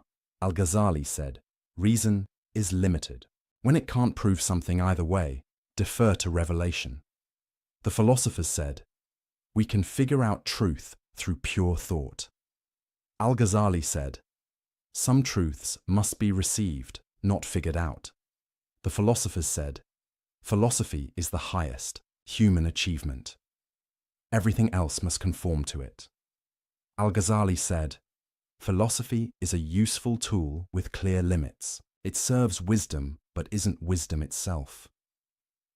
Two fundamentally different visions, and Al-Ghazali drew the line at the three positions where the conflict was starkest, where the stakes were highest, where the implications were clearest: the eternity of the world, God's knowledge of particulars, bodily resurrection. On these three, he said, this is where philosophy overreaches, where it makes claims it can't support and contradicts revelation it should respect. This is where the philosophers stopped being philosophers and became missionaries for a different religion, a religion of reason, of philosophical speculation, of human intellectual achievement, dressed in Islamic language but fundamentally opposed to Islamic teaching. And Al-Ghazali wouldn't allow it, couldn't allow it, felt compelled to expose it, hence the charges of heresy. Harsh, perhaps, necessary. He thought so. Because sometimes tolerance becomes complicity. Sometimes open-mindedness becomes empty-headedness. Sometimes including everything means standing for nothing. And Al-Ghazali believed Islam stood for something, taught something, meant something, and that something was incompatible with these three philosophical positions. The war was won. The philosophers' certainty was demolished. Their overreach was exposed, but the cost was high. The battle was exhausting. The intellectual crisis was real. Al-Ghazali had taken the philosopher's system apart piece by piece, but in doing so, he'd also taken his own certainty apart. He'd shown the limits of reason, but he still needed to live, to act, to believe. He'd destroyed false confidence, but he still needed real confidence. He'd cleared the ground, but now something needed to be built on it, and that's where we're going next. To what comes after philosophy, to what fills the void left by demolished certainty, to Al-Ghazali's answer to the question, if reason can't give you truth, what can? Imagine standing at the edge of a cliff. Behind you is everything you know, everything you've built, everything you've trusted, your education, your career, your intellectual achievements, your certainty about how the world works. In front of you is nothing, empty air, a void you can't see across, and you have to jump, not because you want to, not because it makes sense, not because you've reasoned your way to the conclusion that jumping is the logical next step, but because standing still is no longer possible, because the ground beneath you is crumbling, because staying where you are means falling anyway. This is where Al-Ghazali found himself. He'd demolished the philosophers' certainty, exposed their assumptions, shown their limits, But in doing so, he'd also demolished his own ability to be certain through reason alone. He'd won the intellectual war, but he'd lost his intellectual peace. He couldn't go back to naive confidence, couldn't pretend he didn't see the problems, couldn't unthink what he'd thought. But he also couldn't move forward using the tools he'd just proven were inadequate. Reason couldn't save him. Logic couldn't guide him. Philosophy couldn't deliver him. Because he'd shown that these tools, powerful as they are, can't provide the bedrock certainty he needed. They can critique. They can question. They can demolish bad arguments. But they can't build unshakable foundations. Can't reach ultimate truth. Can't give you something solid to stand on. So what do? The philosophers would say, give up, embrace uncertainty. Except that we're floating in a sea of probability and best guesses. But that's not livable. Not for someone who needs to act, to choose, to commit, to live a meaningful life. You can't spend every moment paralyzed by doubt. Can't question every step before you take it. Can't analyze every decision into indecision. At some point, you have to trust something, commit to something, believe in something. But what, and why, and how? This is the crisis Al-Ghazali lived through, and what happened next is remarkable. He didn't figure his way out.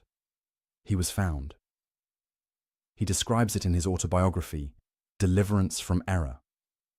He writes about months of psychological paralysis, unable to teach, unable to function.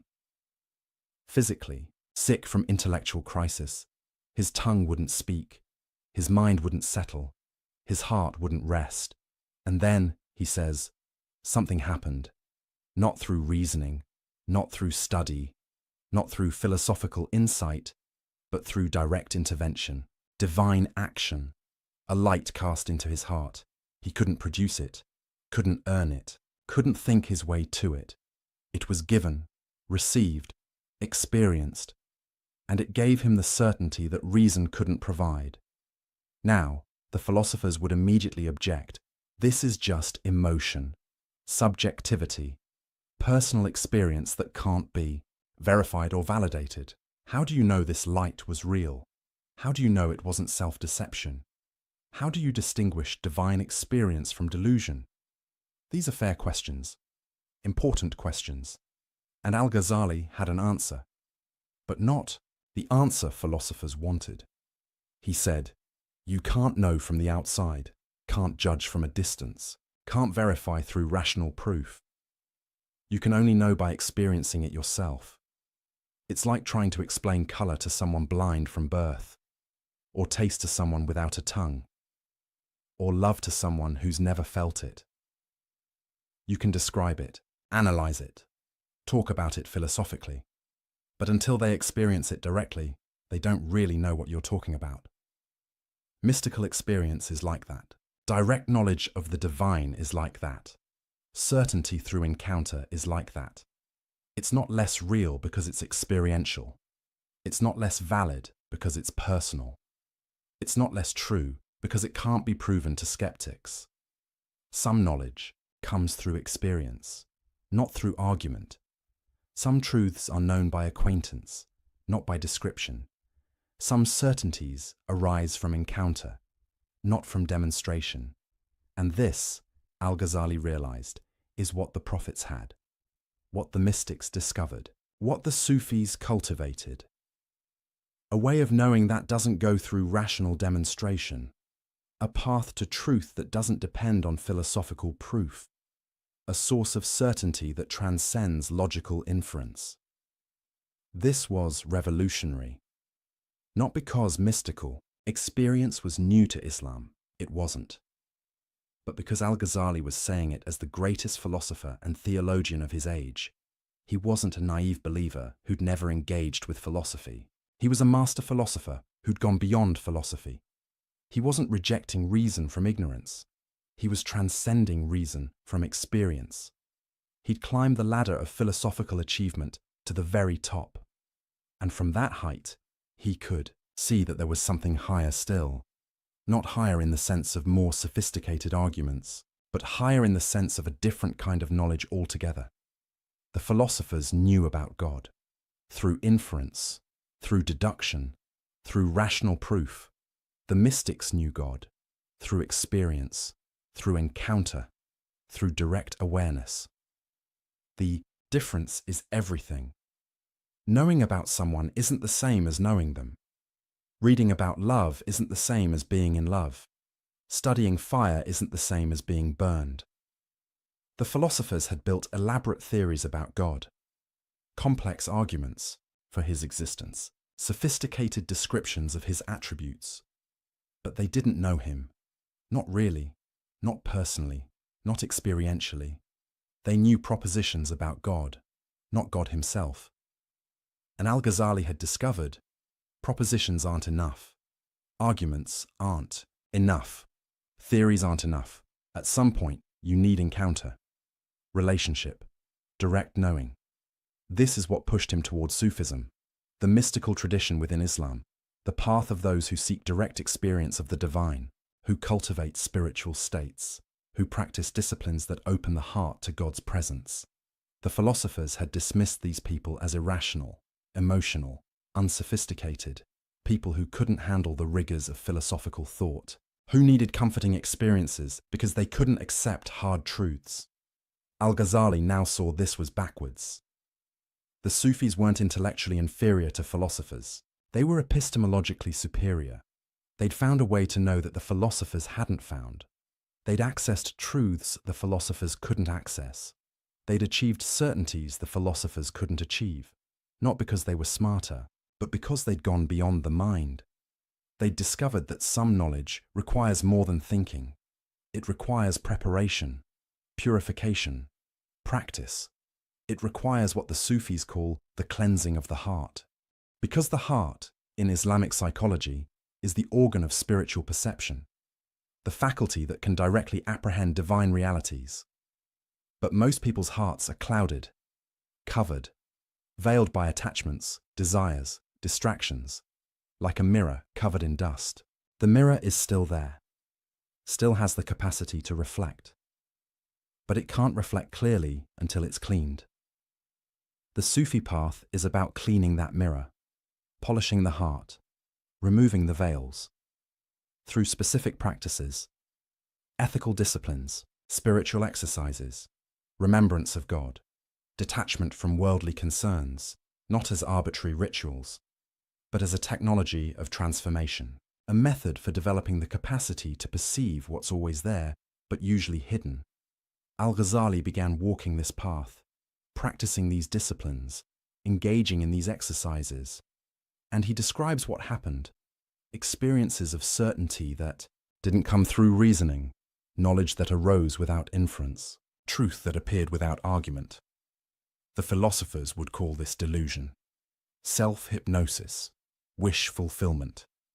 But Al-Ghazali could now ask, how would you know? Have you practiced these disciplines? Have you purified your heart? Have you cultivated these capacities? If not, you're like someone who's never tasted honey declaring that honey isn't sweet.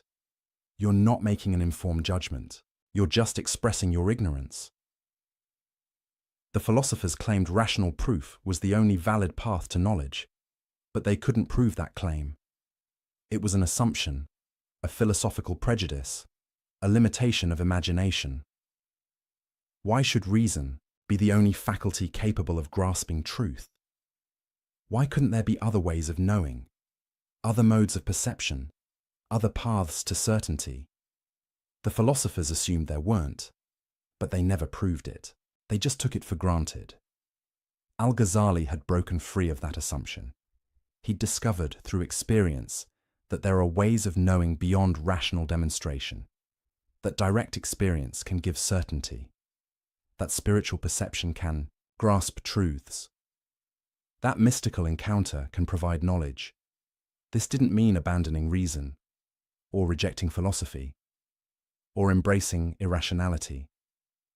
It meant recognizing that reason is one tool among many. Philosophy is one path among several. Rational demonstration is one way of knowing, not the only way.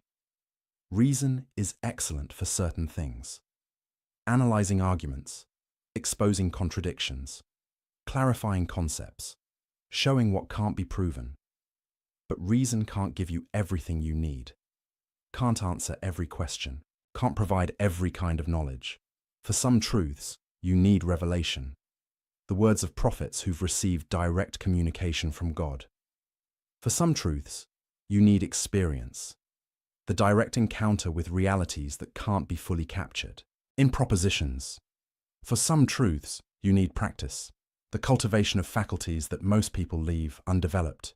This is Al-Ghazali's mature epistemology, his theory of knowledge after philosophy, not anti-intellectual, but trans-rational, beyond reason, not beneath it.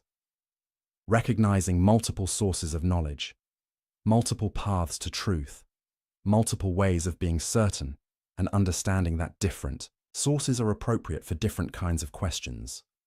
Want to know whether an argument is logically valid? Use reason. Want to know what God commands? Consult revelation. Want to know God himself? Seek direct experience. Each source has its proper domain. Each method has its appropriate use. Each path has its valid applications. The mistake is trying to use one source for everything, one method for all questions, one path as the only path. That's what the philosophers did. They tried to make reason answer questions it couldn't answer. They tried to use philosophical demonstration to grasp realities that transcend demonstration. They tried to think their way to truths that can only be experienced, and they failed. Necessarily. Because they were using the wrong tool for the job. It's like trying to see music or hear colors. You're using the wrong faculty. It won't work no matter how hard you try. Al-Ghazali had learned this the hard way, through crisis, through breakdown, through the collapse of intellectual certainty. But on the other side of that collapse, he found something better. Not new arguments, but new capacities. Not better proofs, but direct knowing. He describes states of awareness where truths became self-evident, not through reasoning to them, but through perceiving them directly.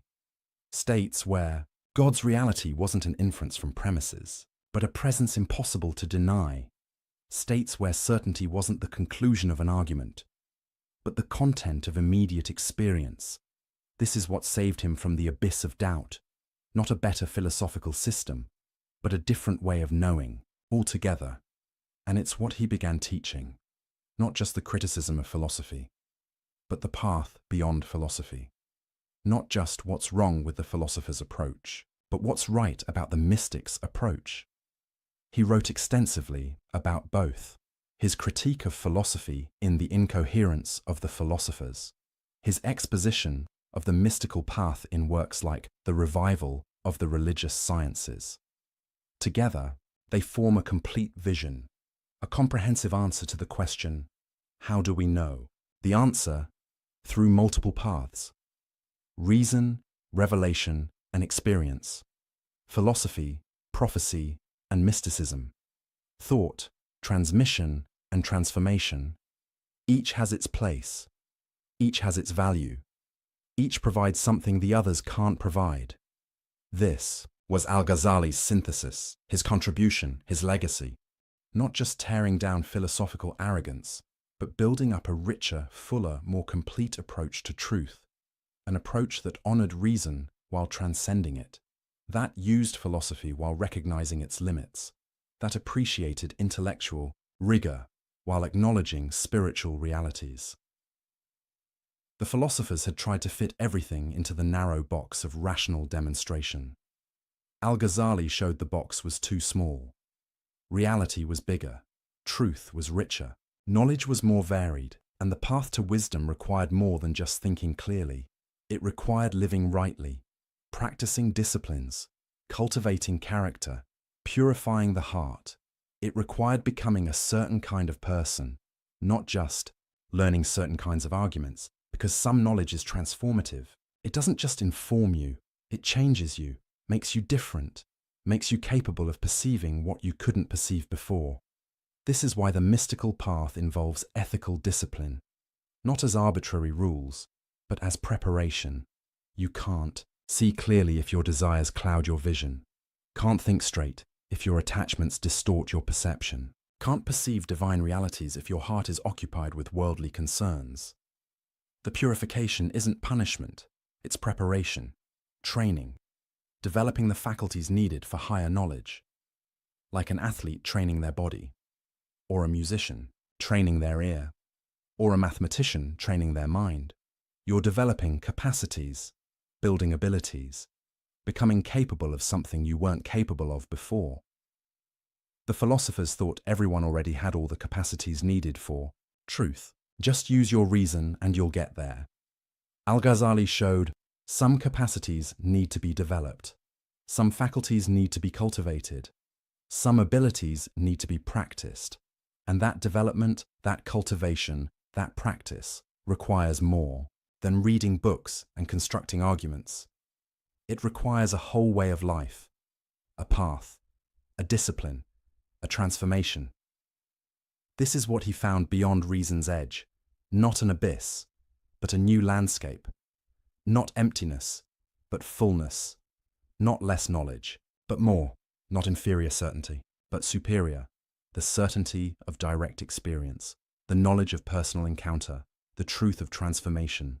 The philosophers never got there, because they never jumped.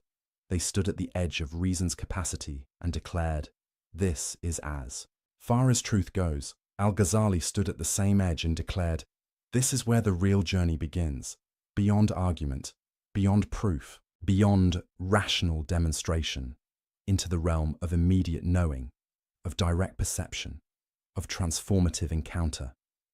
This didn't make him anti-philosophical. He continued using philosophy, continued teaching logic, continued analyzing arguments. But he did it from a different place, with a different understanding, with a different foundation. Not philosophy as the source of certainty, but philosophy as a tool in service of wisdom. Not reason as the ultimate authority, but reason as a valuable servant. Not logic as the path to God, but logic as a skill useful for many things, while insufficient for the most important thing. The most important thing being actually knowing God, not just knowing about Him, actually experiencing certainty, not just constructing arguments for belief, actually being transformed, not just accumulating information. This is Al-Ghazali's gift to intellectual history. Not just the critique of philosophy, but the vision of what lies beyond it. Not just showing what reason can't do, but pointing toward what other faculties can do. Not just demolishing false certainty, but indicating where real certainty might be found. He jumped, and he found solid ground on the other side. Not the ground of logical proof, but the ground of lived experience. Not the foundation of philosophical demonstration, but the foundation of direct knowing. Not the bedrock of rational argument, but the bedrock of spiritual encounter. And from that ground he could finally speak with real authority, not borrowed, not constructed, not argued into existence, but earned, experienced, known. The philosophers claimed authority they didn't have, certainty they couldn't justify, knowledge they couldn't possess. Al-Ghazali found authority they couldn't claim, certainty they couldn't understand, knowledge they couldn't access, because he'd gone where they refused to go, beyond reason's edge, into the territory of transformed consciousness and direct divine encounter. And that journey changed everything, for him and for everyone who came after. Every intellectual earthquake has aftershocks, tremors that continue long after the main event, ripples that spread across centuries, cracks that keep widening in unexpected directions. Al-Ghazali's critique of philosophy was that kind of earthquake, and we're still feeling the aftershocks today, nearly 1,000 years later. The question is, what kind of aftershocks? What did his critique actually accomplish? What world did it create?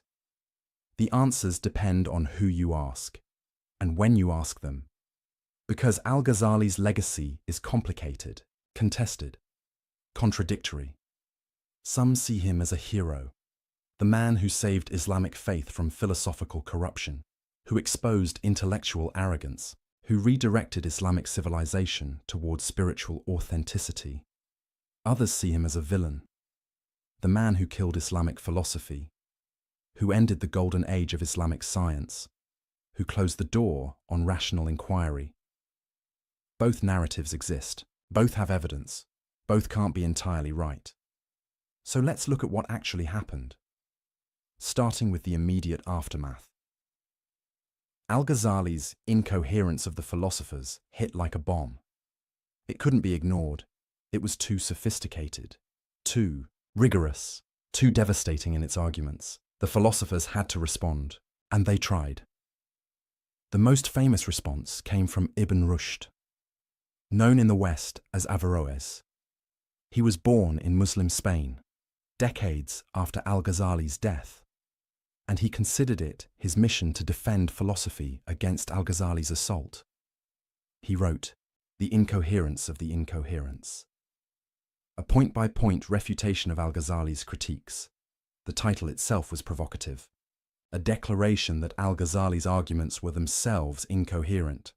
Ibn Rushd argued that Al-Ghazali had misunderstood the philosophers, misrepresented their positions, made straw-man arguments. He tried to show that philosophy and revelation were compatible, that reason and faith addressed different domains, that you didn't have to choose between them. He was brilliant, sophisticated, intellectually formidable, and he lost, not because his arguments were bad, they weren't, not because he wasn't smart enough, he was, but because the cultural moment had shifted. The appetite for bold philosophical speculation had waned. Al-Ghazali had planted doubt, made people suspicious of philosophers' claims, raised questions about whether reason could really deliver what it promised, and that doubt spread, took root, changed the conversation. In the Islamic world, philosophy never fully recovered the prestige it had before Al-Ghazali. It continued, scholars still studied it, still wrote about it, still engaged with it, but it was different, more defensive, less confident, less central to Islamic intellectual life. The momentum shifted toward theology, law, and mysticism, toward disciplines that acknowledged revelation's authority, that accepted reason's limits. Was this Al-Ghazali's fault?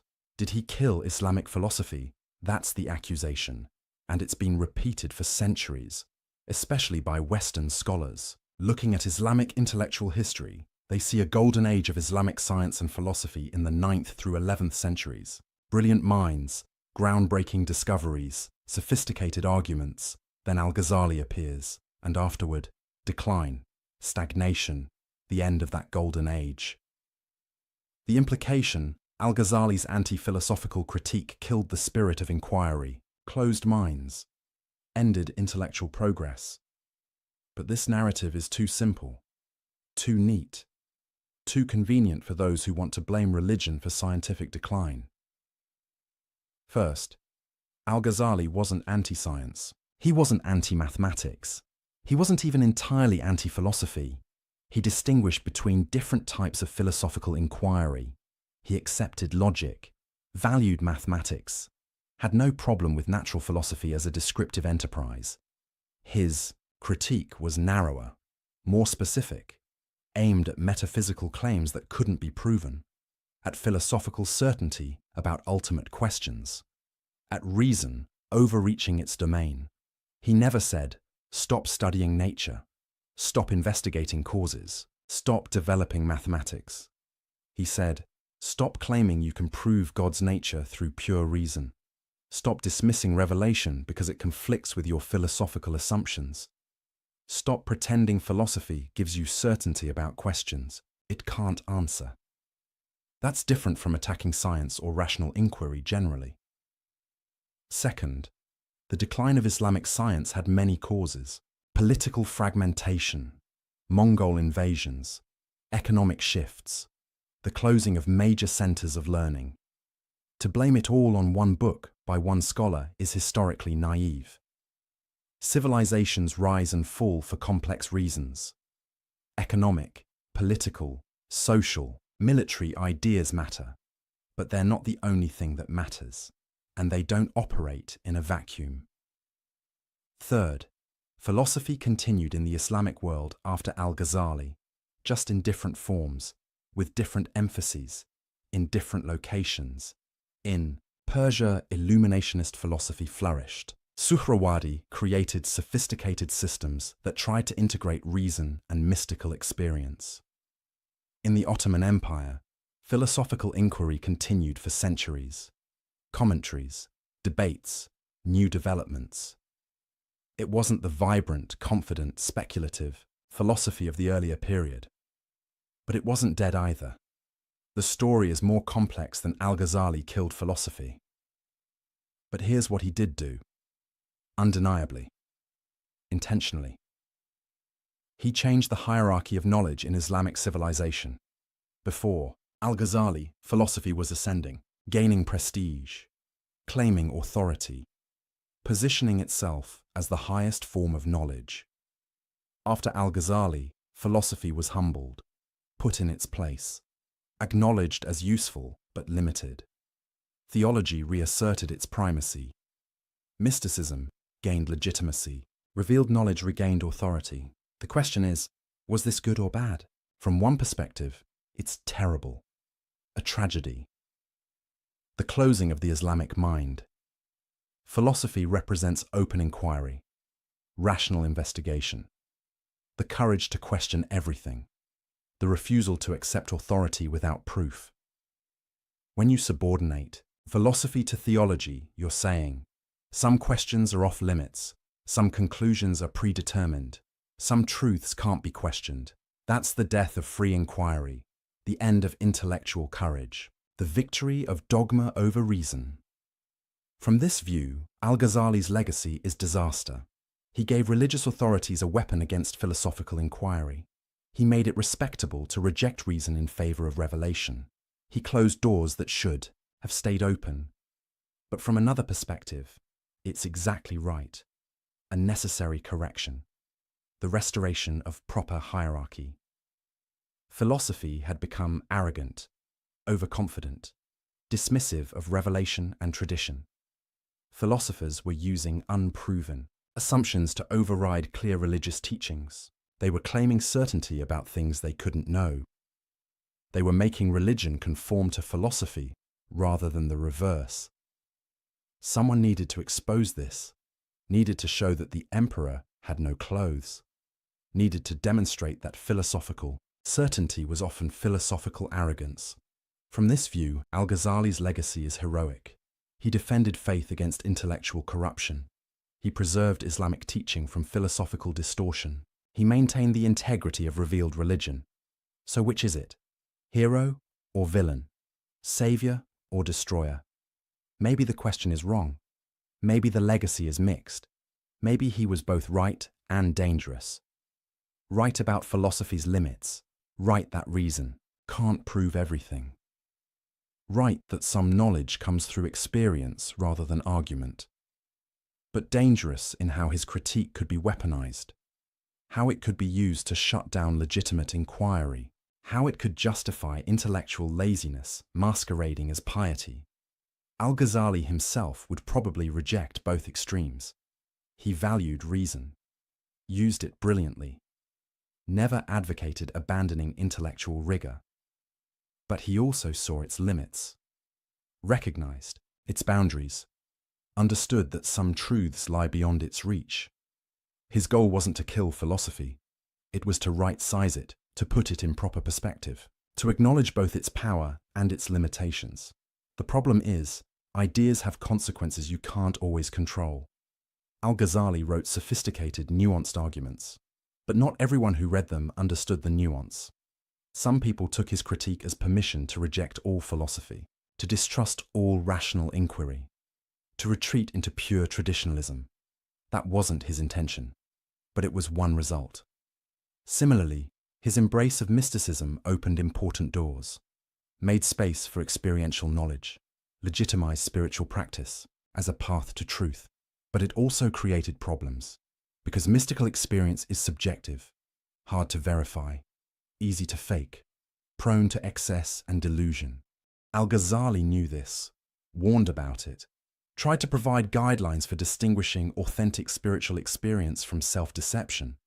But again, not everyone paid attention to the nuances. Some used mysticism as an excuse for anti-intellectualism, for rejecting any attempt at rational analysis. The legacy is messy, as legacies usually are. But here's what's undeniable.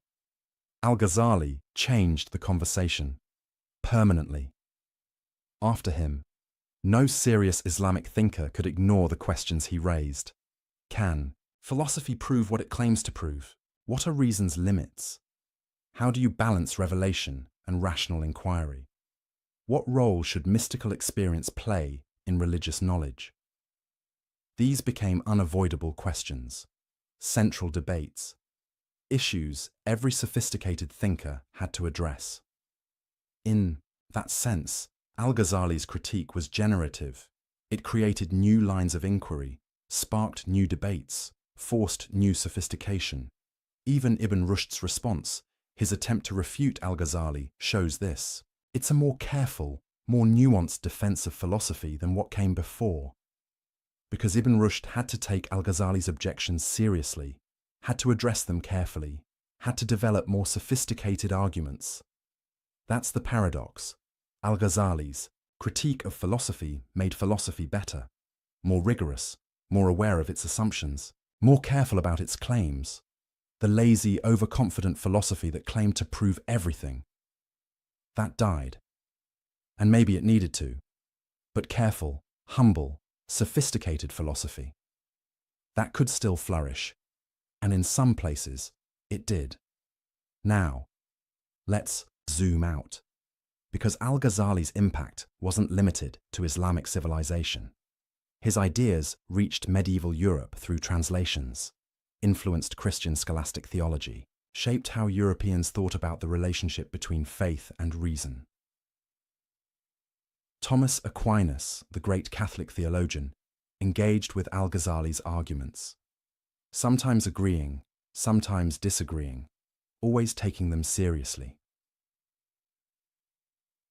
The questions Al-Ghazali raised about causation influenced later European philosophers. David Hume's skepticism about causation echoes Al-Ghazali's occasionalism, though Hume probably didn't read him directly.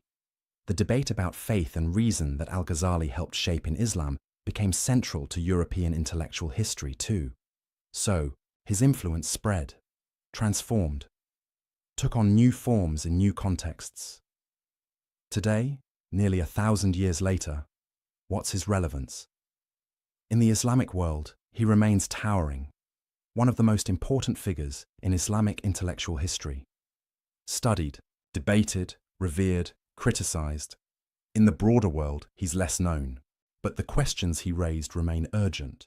In an age of scientific confidence, where many believe science can answer all meaningful questions, Al-Ghazali's skepticism about reason's reach is worth reconsidering, not as anti-science, but as a reminder that science has limits, that not all questions are scientific questions, that not all knowledge is empirical knowledge.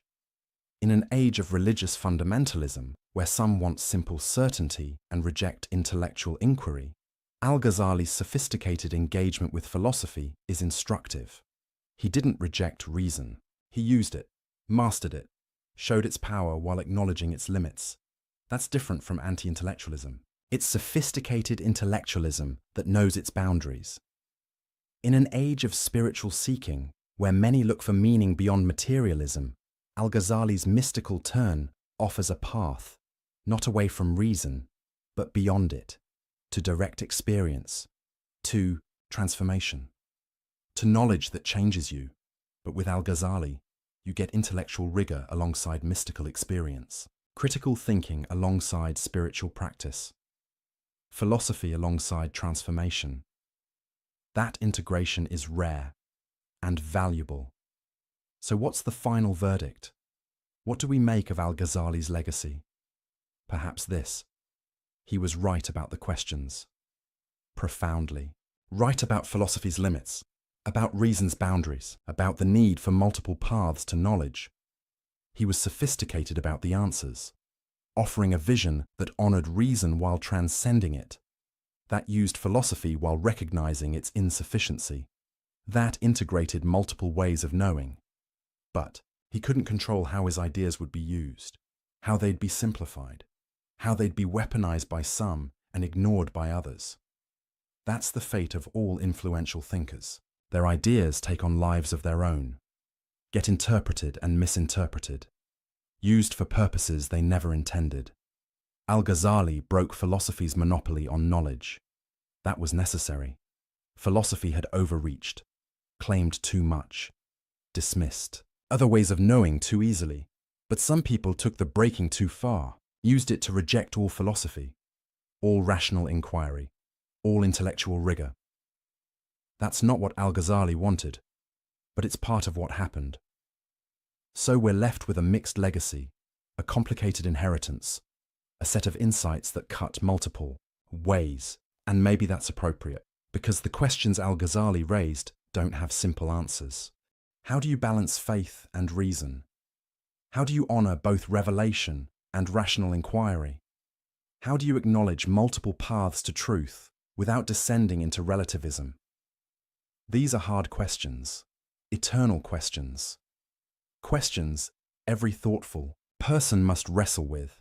Al-Ghazali didn't solve them definitively. He couldn't. They're not the kind of questions that have final solutions, but he illuminated them, showed their complexity, demonstrated why easy answers won't work, and he modeled something important: the courage to question your own certainty, the honesty to admit what you don't know, the humility to recognize your tool's limitations. He was at the peak of intellectual achievement, the most respected scholar of his age, secure in his position and prestige, and he threw it all away to pursue truth more honestly, to question more deeply, to seek more authentically. That's rare. That takes courage. That matters. So here's the question I'll leave you with. The question Al-Ghazali forces us to confront. What are you certain about? And how do you know? Not what do you believe, not what seems likely, but what are you absolutely certain about? And on what grounds? If you're honest, if you push hard enough, if you follow Al-Ghazali's example of radical questioning, you'll probably find your certainties are fewer than you thought, that some things you took for granted are actually assumptions, that some beliefs you held confidently are actually probabilities, that some knowledge you claimed was actually trust, and that's okay. That's not weakness, that's honesty, because false certainty is worse than acknowledged uncertainty. Pretending to know what you don't know is worse than admitting you don't know. Al-Ghazali taught that lesson, lived that lesson, suffered through that lesson. And on the other side, he found something better than false certainty. He found a richer, more complex, more honest relationship with truth, one that honored reason without worshipping it, that used philosophy without being enslaved by it, that acknowledged mystery without abandoning intellect. That's his gift to us, not a final answer, but a better way of asking the question, not solved problems, but deeper understanding of why the problems are hard, not certainty about everything, but clarity about what we can and can't know. And for some questions, for some truths, for some encounters with reality, an invitation to go beyond knowing about and seek knowing directly, to jump beyond reason's edge and see what's there, to experience rather than just theorize, to be transformed rather than just informed. Nearly 1,000 years later, the invitation still stands, the questions still press, the challenge still beckons. Al-Ghazali broke philosophy, but he didn't leave us with nothing. He left us with something harder, something richer, something more real. The acknowledgement that we're finite creatures reaching for infinite truth, limited minds grasping at unlimited reality, temporal beings trying to understand the eternal, and in that acknowledgement, there's honesty, there's humility, there's the beginning of real wisdom. Not the false wisdom of those who claim to have figured it all out, but the real wisdom of those who know how much they don't know, and who keep seeking anyway, keep questioning, keep reaching, keep being transformed by truth rather than just accumulating information about it. That's Al-Ghazali's legacy. Messy, complicated, contested, but profound.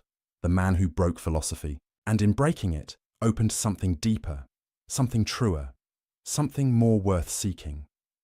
The question is, will you seek it? Will you question your certainties? Will you jump? Or will you stay on solid ground, comfortable in your assumptions, certain in your philosophies, confident in your reasoned conclusions? Al-Ghazali jumped and found solid ground on the other side, a different kind of solid ground, not built by reason, but given by grace, experienced directly, known certainly. The philosophers never jumped, never found that ground, never knew that certainty. They stayed at reason's edge, declaring there was nothing beyond, that what they could see was all there was, that their certainty was sufficient. They were wrong. Al-Ghazali proved they were wrong by jumping, by experiencing, by knowing. And now the question comes to you, standing where he stood, facing what he faced, choosing what he chose. Will you trust reason alone? Or will you seek what lies beyond it? Will you stay with philosophy? Or will you transcend it? Will you claim certainty you can't justify? Or will you embrace the uncertainty that leads to deeper truth? The throne of knowledge still stands, but it's empty now. No one sits there with absolute confidence anymore. Thanks to Al-Ghazali, we know better. We know the throne was always a fiction. The certainty was always false. The philosophers were always overreaching.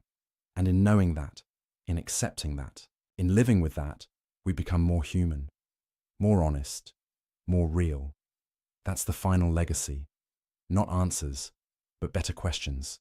Not certainty, but authentic seeking. Not knowledge about everything, but wisdom about ourselves. The man who broke philosophy and showed us what comes after. So here we are. You've followed Al-Ghazali through his intellectual war, his personal crisis, his devastating critiques, his mystical transformation. You've seen him dismantle the philosopher's certainty, question the foundations of knowledge, challenge the limits of reason itself. You've watched him break philosophy and discover what lies beyond it. But now comes the real question. The question he asked himself. The question he forces us to ask.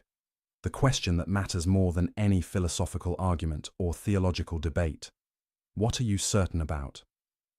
Not, what do you believe? Not what seems reasonable. Not what you've been taught or what makes sense. But what are you absolutely, unshakably, undoubtedly certain about? Take a moment. Really think about it. Is it your senses? That what you see and hear and touch is real? Al-Ghazali showed that dreams feel just as real. That perception can deceive. That you can't prove you're not dreaming right now. Is it your reason? That logic gives you reliable truth. Al-Ghazali showed that reason rests on unprovable assumptions. That you can't use logic to prove logic works. That the foundation is shakier than you thought. Is it science? That empirical investigation reveals reality. Science is powerful, incredibly powerful, but it rests on assumptions too. That nature is uniform, that the future will resemble the past, that our instruments are reliable. Can you prove those assumptions, or do you just trust them? Is it your beliefs, your worldview, your understanding of how things are? How many of those beliefs did you reason your way to? And how many did you absorb from culture, family, education, experience? How many could you defend under rigorous questioning? How many would crumble if you pushed hard enough? This isn't meant to make you despair. It's meant to make you honest. Because Al-Ghazali's lesson isn't that you can't know anything. It's that you know less than you think you know. And admitting that isn't weakness, it's courage. The courage to question everything, even your own mind, even your own certainties, even the tools you use to be certain. Most people never do this.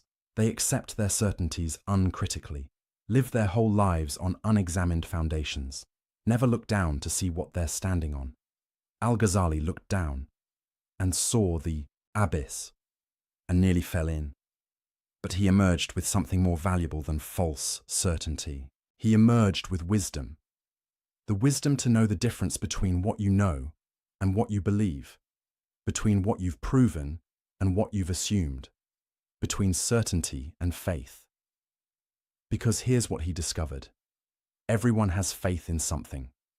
The religious person has faith in revelation. The philosopher has faith in reason. The scientist has faith in empirical method.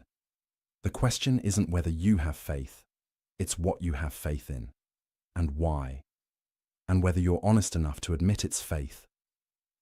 The philosophers weren't. They called their faith rational demonstration, called their assumptions self-evident truths, called their beliefs necessary conclusions. But it was faith all along. They just didn't have the courage to admit it. Al-Ghazali had that courage. And that's what makes him worth studying nearly 1,000 years later. Not because he had all the answers. He didn't. Nobody does. But because he asked the right questions, questioned honestly, followed the truth wherever it led, even when it cost him everything. He was at the peak of success, the most respected scholar of his age, secure, comfortable, certain, and he threw it all away to pursue truth more honestly. He walked away from his position, his prestige, his intellectual certainty, because staying where he was meant living a lie, pretending to know what he didn't know, teaching with confidence he no longer felt and he couldn't do it. His integrity wouldn't let him. That's rare. That's admirable. That's worth emulating.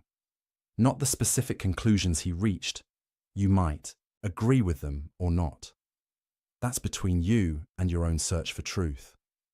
But the method, the honesty, the courage, the willingness to question everything and follow where the questions lead, that's what matters. That's what endures. That's what we need more of today, because we live in an age of false certainties on all sides, from all perspectives.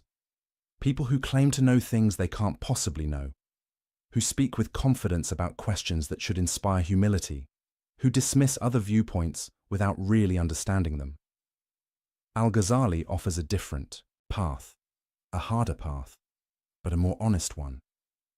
The path of rigorous questioning, of acknowledged uncertainty, of seeking truth rather than defending positions.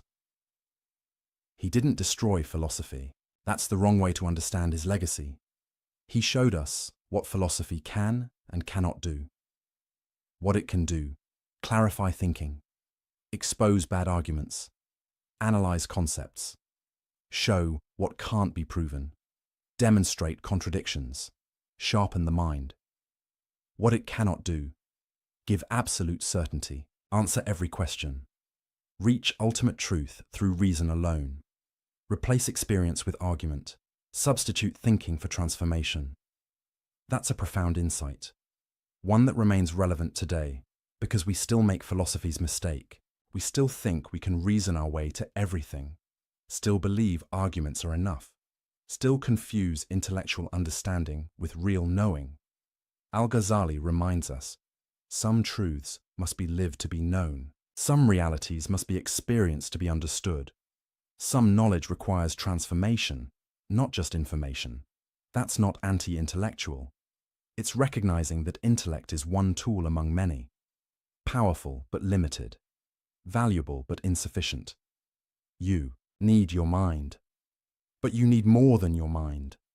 You need experience, practice, transformation, encounter with realities that transcend conceptual understanding, whether that's mystical experience, as Al-Ghazali found, or some other path to direct knowing, or simply the wisdom that comes from living deeply and honestly. The point is, don't mistake the map for the territory. Don't confuse thinking about truth for encountering truth. Don't assume that because you can argue something, you therefore know it. This is Al-Ghazali's final gift, not a philosophical system, but a way of being in the world. humble about what you know, honest about what you don't, courageous enough to question, open enough to experience, wise enough to integrate multiple ways of knowing, philosophy without arrogance, faith without dogmatism, experience without delusion, reason without worship of reason. That's the integration he achieved, the balance he modeled, the wisdom he embodied. And it's still possible today, still necessary today, still worth pursuing today. So what now? Where do you go from here? That's up to you. That's always up to you. But maybe start with the question, the haunting question, the honest question. What are you certain about, and how do you know? Sit with that question. Don't rush to answer it. Let it disturb you. Let it shake your assumptions. Let it reveal the foundations you've been standing on. And if you find those foundations shakier than you thought, good. That's the beginning of wisdom. If you discover you've been claiming certainty you don't have, good. That's the beginning of honesty. If you realize you need to question more, seek more, go deeper, good. That's the beginning of real knowing. Al-Ghazali's journey isn't over, because the questions he raised never go away. The challenges he faced are eternal human challenges. The need to balance faith and reason, to honor both intellect and experience, to seek truth honestly rather than defend positions comfortably. These are your challenges now, your questions, your journey. And maybe, like Al-Ghazali, you'll discover that the journey leads beyond where you expected. That truth is stranger and richer than your categories can contain. That reality resists being reduced to any single system. Maybe you'll find, as he did, that losing false certainty opens you to real knowing. That admitting you don't know is the first step to actually knowing. That jumping beyond reason's edge reveals solid ground you couldn't see from where you were standing.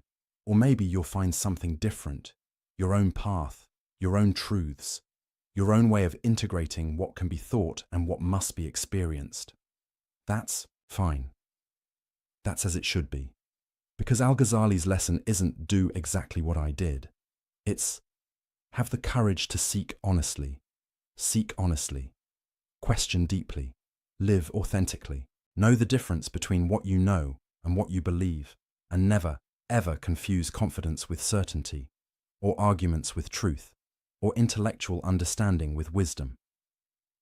The philosophers made that mistake. And it took a man who'd mastered their entire system to show them where they'd gone wrong. Don't make the same mistake. Don't let 4 hours of watching a documentary make you feel like you've understood everything. You've been introduced to questions, not given final answers. You've seen one man's journey, not been shown the only path. You've encountered ideas, not acquired certainty. What you do with those questions, that journey, those ideas, that's your work now. Your responsibility, your adventure. Al-Ghazali can't take that journey for you. I can't take it for you. No one. You have to walk it yourself, question it yourself, discover it yourself, live it yourself. But now you know the questions are worth asking. The journey is worth taking. The truth is worth seeking. Even when it costs you, even when it disturbs you, even when it requires you to let go of certainties you cherished.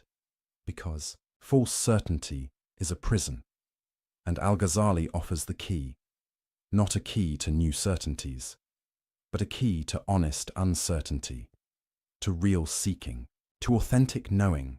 Will you use it? Will you question? Will you seek?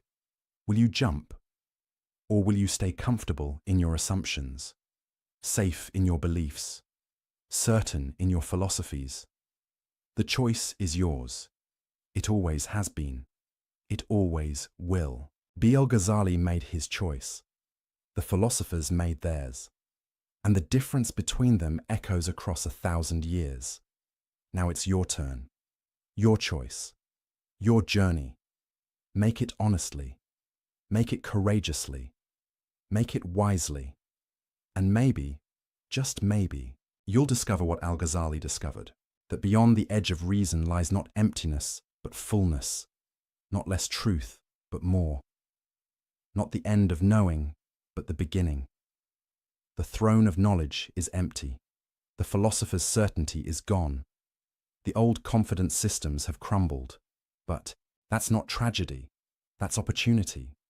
Opportunity to seek truth more honestly than they did, to know more authentically than they could, to integrate what they left separate. The opportunity is yours. The questions are waiting. The journey beckons. Will you begin? Welcome back, dear friends. Before we begin, let me know where in the world you are watching, and please don't forget to subscribe and like to support the channel. Your presence here helps these quiet explorations of wisdom reach others seeking understanding in the stillness of evening. Picture, if you will, the southern coast of England in the spring of 1588. The Spanish Armada approaches across dark waters, the greatest invasion fleet the world has ever seen. Rumours race through villages faster than horses can carry them. War is coming. Terror grips the hearts of common folk who know their homes lie in the path of empires at war. In a small parish near Malmesbury, a vicar's wife goes into labour 2 months early, her body responding to the fear that saturates the very air she breathes. The child born that April morning would later write about his own arrival with characteristic bluntness. "Fear and I," he said, "were born twins together." The boy was Thomas Hobbes, and he would grow to become one of the most brilliant, controversial and misunderstood minds in the history of human thought. His enemies would call him the monster of Malmesbury. His books would be burned. Both sides of a civil war would despise him. Yet his ideas would change the world more profoundly than almost any philosopher before or since. Tonight, as you prepare for rest, we embark on a journey into the mind of a man who dared to ask the most uncomfortable questions about human nature, about power, about why we live together in societies at all. Hobbes witnessed his world tear itself apart in civil war. He watched a king lose his head on a scaffold. He lived through chaos that made him question everything people believed about government, about morality, about the very foundations of civilization.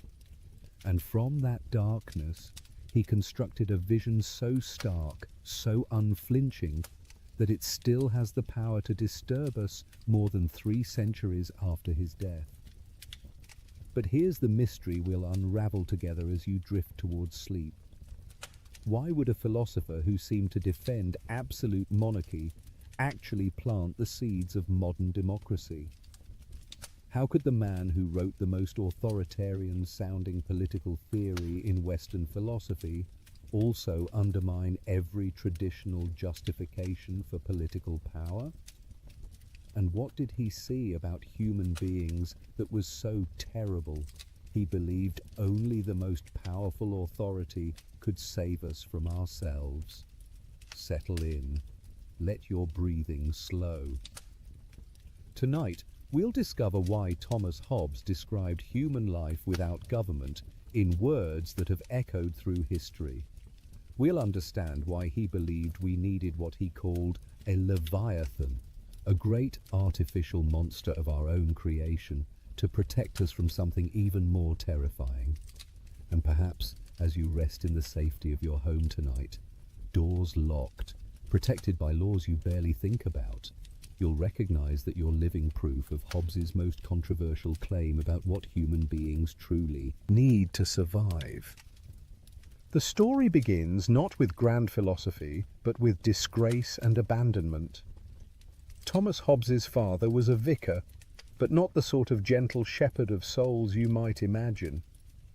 Thomas Hobbes Sr. was what people in Elizabethan England called a man of the cloth, only in the most technical sense.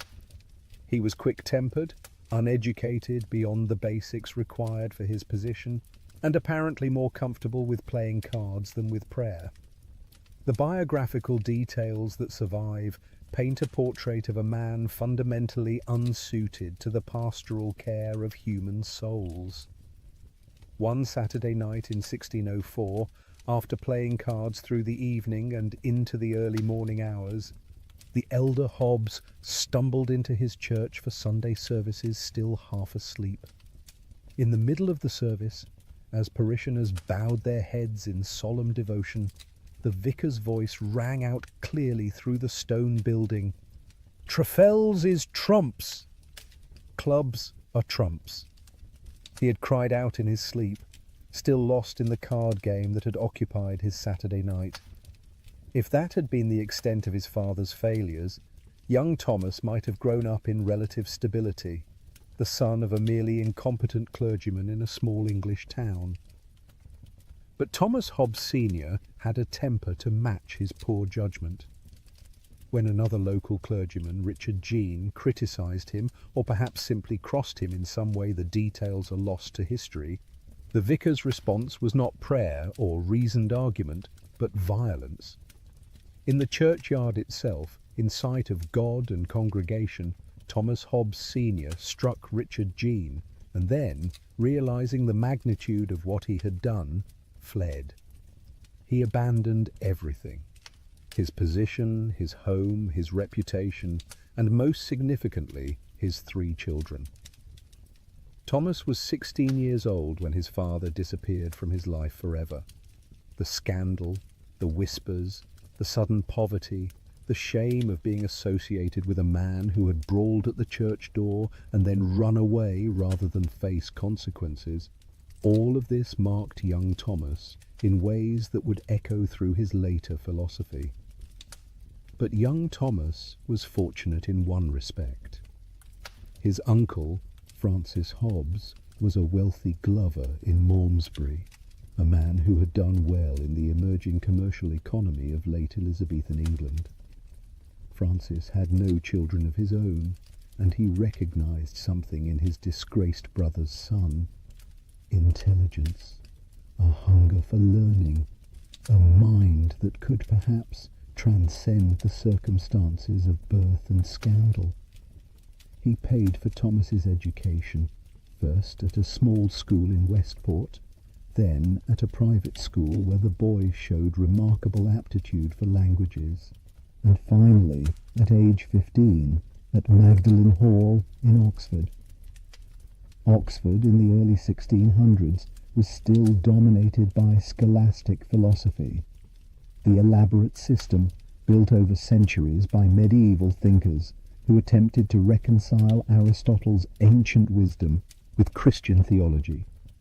Students spent years learning to make fine distinctions between different types of causes, different categories of being, different modes of existence. They memorized authorities and learned to cite them in disputes that often seemed to have little connection to the actual world beyond the university walls. Young Thomas Hobbes was brilliant at this game. He mastered Latin and Greek. He could parse arguments and spot logical fallacies. But something in him rebelled against what he was learning. It all felt so empty, so divorced from reality, so useless for understanding the world he actually inhabited. Years later, he would write with barely concealed contempt about the philosophy he'd been taught, calling it little more than insignificant speech, and dismissing whole libraries of medieval thought as exercises in saying nothing with great elaboration. But if Oxford taught him what he didn't believe, it also gave him the tools he would later use to construct his own vision. The logical rigour, the attention to definitions, the systematic approach to questions, all of these he absorbed and would later deploy in service of a radically different kind of philosophy.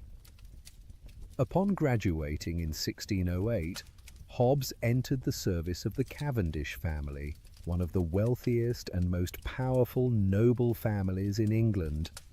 He was hired as a tutor and companion to William Cavendish, who would later become the second Earl of Devonshire. This position changed everything. Suddenly, the son of a disgraced vicar was living among the aristocracy, travelling in their circles, observing how power actually worked rather than how philosophers said it should work. The Cavendish connection gave Hobbes something else invaluable: the opportunity for the grand tour of Europe. In the early 1600s, wealthy young Englishmen completed their education by travelling through France and Italy, visiting great cities, meeting scholars, seeing art and architecture that existed nowhere in England. Hobbes accompanied his student on these journeys, and they opened his eyes to a world far larger than provincial England. In Italy, Hobbes met Galileo Galilei, the brilliant scientist who was revolutionizing humanity's understanding of the cosmos. Galileo was using mathematics and observation to overturn beliefs that had stood for thousands of years. He was looking at the world not through the lens of ancient authorities, but through telescopes and careful measurement. He was discovering that the universe operated according to laws, mathematical relationships, mechanical principles that could be understood if one simply looked carefully enough and thought clearly enough. This encounter planted a seed in Hobbes's mind. What if human society could be understood the same way? What if politics and ethics weren't matters of interpreting ancient texts or appealing to divine will, but were instead subject to natural laws that reason could discover? What if you could study human beings the way Galileo studied falling bodies and planetary motion, finding the principles that governed behavior with the same mathematical certainty? Hobbes also traveled in France, where he encountered a very different tradition of thought. French intellectuals were grappling with religious wars that had torn their country apart for decades. They were asking urgent questions about authority, about sovereignty, about what held a society together when people couldn't agree on fundamental questions of faith. These weren't abstract philosophical puzzles, but matters of life and death, questions that determined whether cities burned and whether neighbors slaughtered each other in the streets. Through all these experiences, Hobbes was developing a peculiar way of seeing the world. He noticed the gap between what people said and what they did. He observed that everyone claimed to seek justice and the common good, but somehow this seeking always seemed to align remarkably well with their own interests. He watched aristocrats maneuver for power while speaking of duty. He saw churchmen pursue wealth while preaching poverty.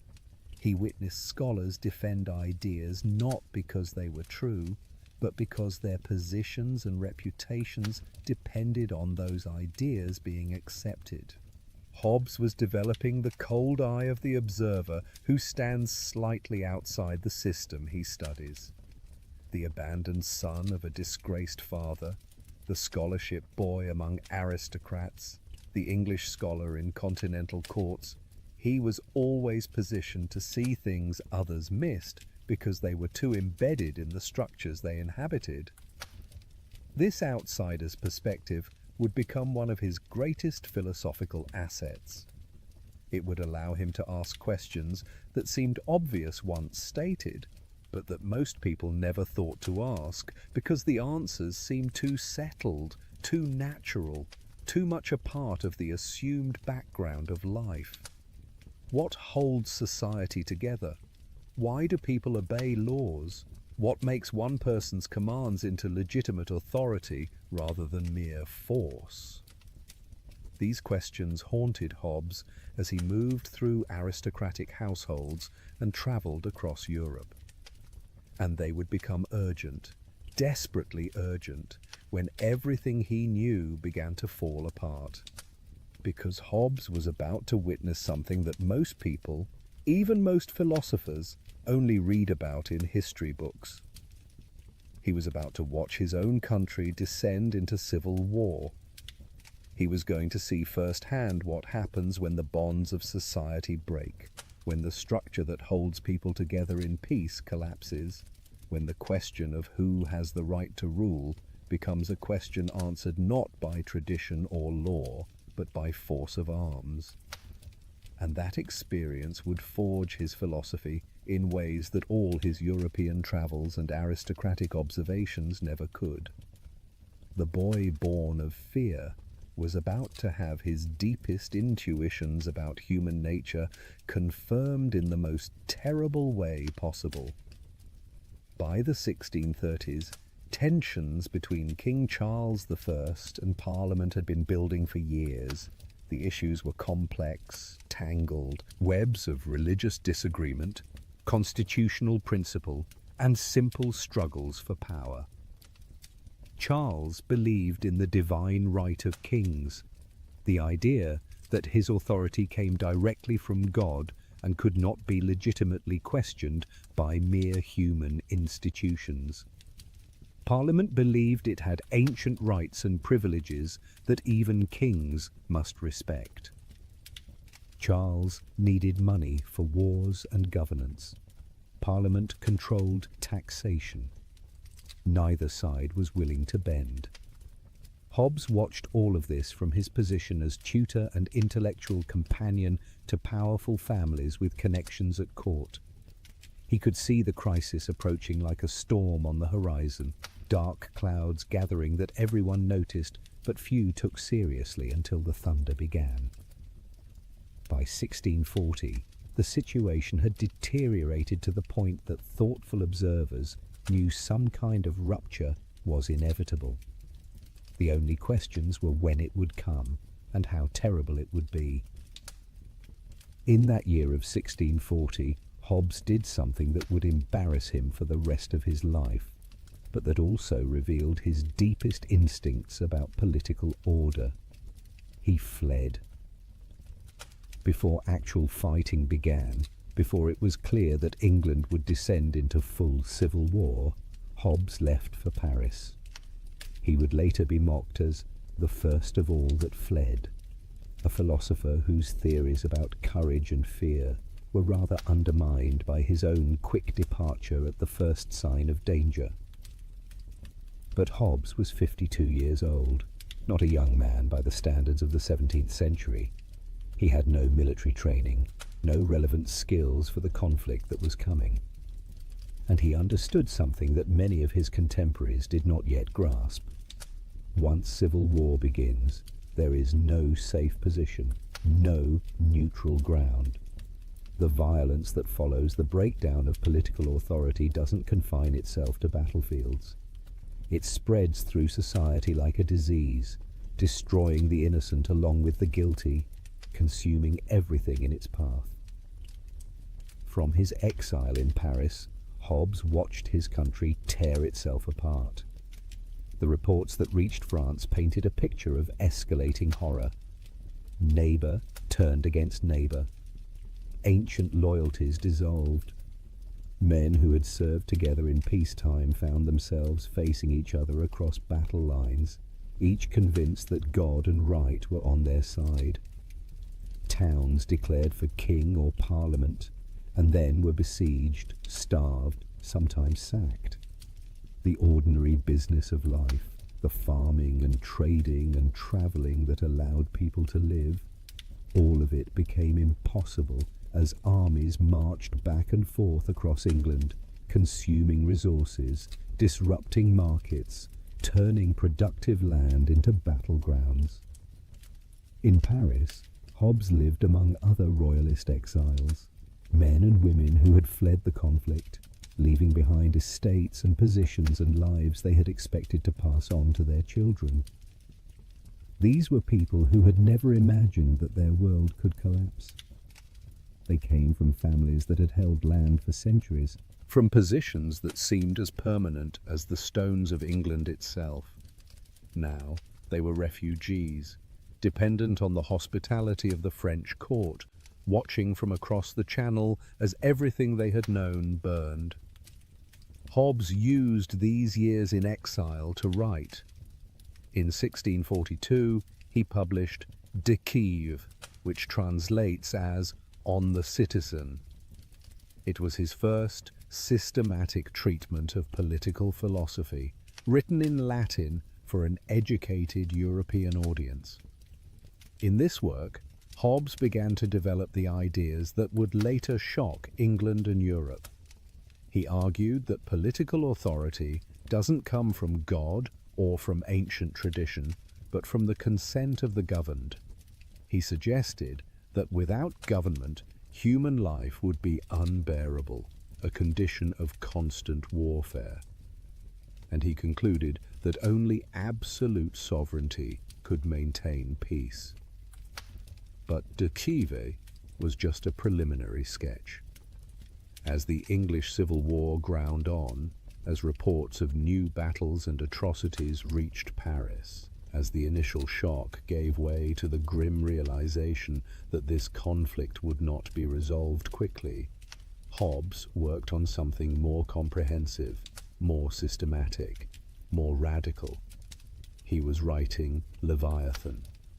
Then came January 30th, 1649. King Charles I was led to a scaffold in London. In front of a crowd of thousands, the king who claimed to rule by divine right was executed by his own subjects. His head was severed from his body with a single blow of the axe. The monarchy, the institution that had ruled England for as long as anyone could remember, was abolished. England became a commonwealth, a republic led by Parliament and increasingly by one man, Oliver Cromwell. For Hobbes, the king's execution must have been a moment of pure horror.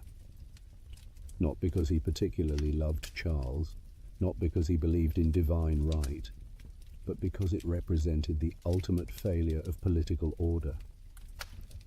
The thing that should be impossible, the event that the entire system of government existed to prevent, had happened. The sovereign had been killed by his subjects. The centre had not held. Everything had proven as fragile as Hobbes suspected, but the execution also confirmed something else for Hobbes. It proved that all the traditional justifications for political authority were hollow. If a king could rule by divine right, if his authority came from God, then how could mere humans have the power to execute him? If tradition and ancient custom determined who should rule, how could those same customs be set aside when it became convenient?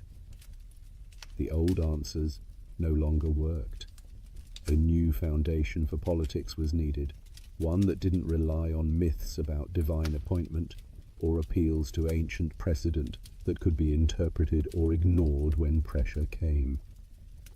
In Paris, Hobbes had an unusual position. He had fled England before the war began, so he wasn't tainted by participation in the conflict. He had royalist sympathies and connections, which gave him access to the exiled court. But he also had a mind too independent, too philosophical, too committed to following arguments wherever they led, to simply parrot royalist ideology. And this independence gave him something valuable: the freedom to think about politics without being trapped in the partisan categories of either side. During these Paris years, Hobbes took on a prestigious position. He became the mathematics tutor to the young Prince of Wales, the future Charles II, who was living in exile with his mother's court. This connection would later prove valuable when the monarchy was restored. But in the moment, it meant that Hobbes spent time teaching geometry to a teenage prince who would have preferred to be doing almost anything else, trying to convey the beauty of mathematical certainty to a student whose world had been defined by his father's execution and his own powerless exile. Hobbes also had a famous confrontation during these years. René Descartes, the great French philosopher who was developing his own revolutionary system based on doubt and deduction, published his Meditations on First Philosophy. The work was circulated among major European intellectuals for commentary before publication. Descartes' friend, the scholar Marin Mersenne, sent a copy to Hobbes asking for his objections and criticisms. Hobbes responded with what are now known as the third objections to Descartes' meditations. They were sharp, probing, and fundamentally at odds with Descartes' entire approach. Where Descartes found certainty in the thinking self, the famous "I think, therefore I am," Hobbes questioned whether thinking required any immaterial substance at all. Where Descartes argued for a sharp distinction between mind and body, Hobbes suggested that everything, including thought, might be explicable in terms of matter and motion. Where Descartes appealed to God as a guarantor of knowledge, Hobbes's arguments seemed to work perfectly well without any such appeal. Descartes was furious. He responded with thinly veiled contempt, dismissing Hobbes's objections and making it clear he wanted nothing more to do with the English philosopher. The two men, perhaps the two most brilliant and original philosophical minds of their generation, never reconciled. They represented fundamentally different visions of how to understand the world, and neither could accept the other's starting point. But these intellectual disputes, fascinating as they were, remained secondary to Hobbes's great project. Throughout his exile, as England experimented with republican government under Cromwell, as the royalist cause seemed more and more hopeless, Hobbes worked on Leviathan.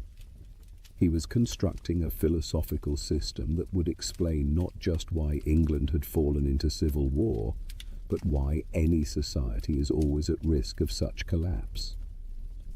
He was developing a theory of human nature dark enough to account for the atrocities he'd witnessed, yet rational enough to offer hope that human beings could create lasting peace, despite their dangerous inclinations.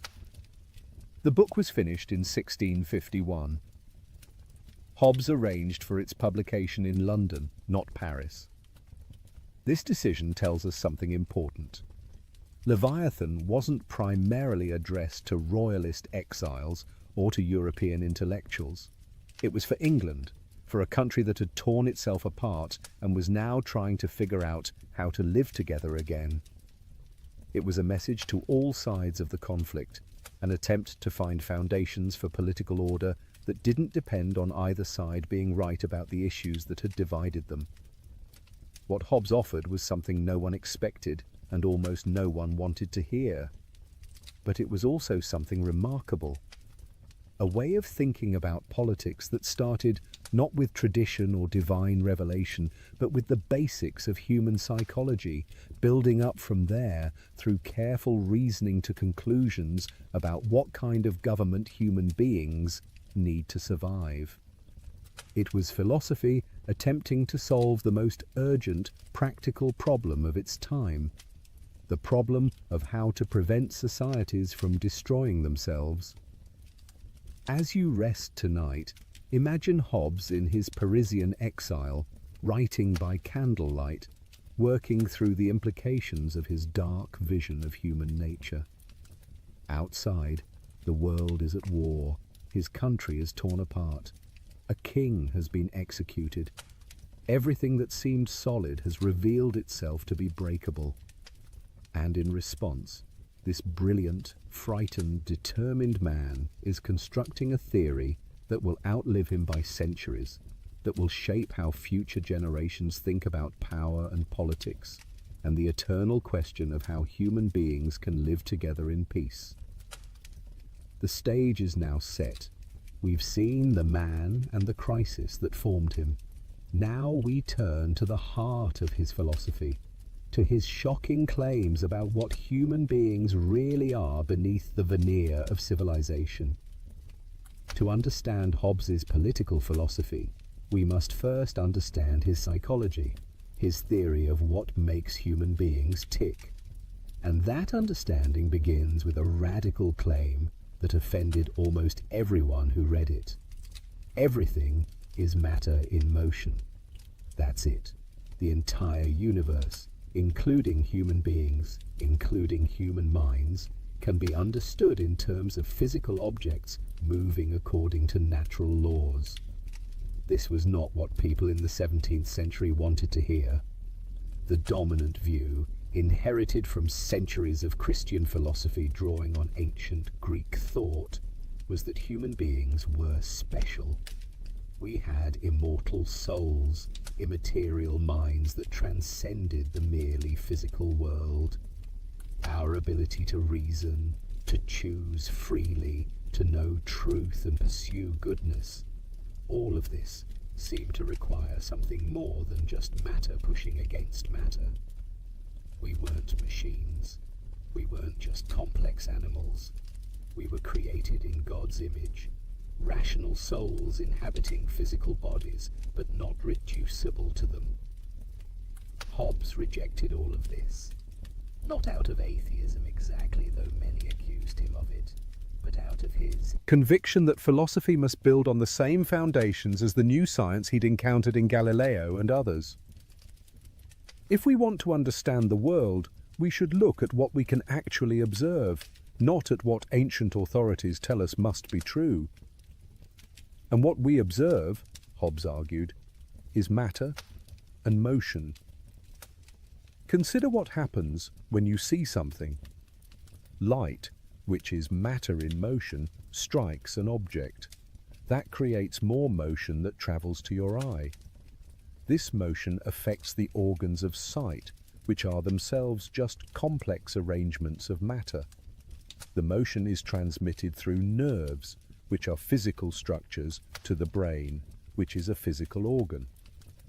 All of this is just matter moving according to physical laws.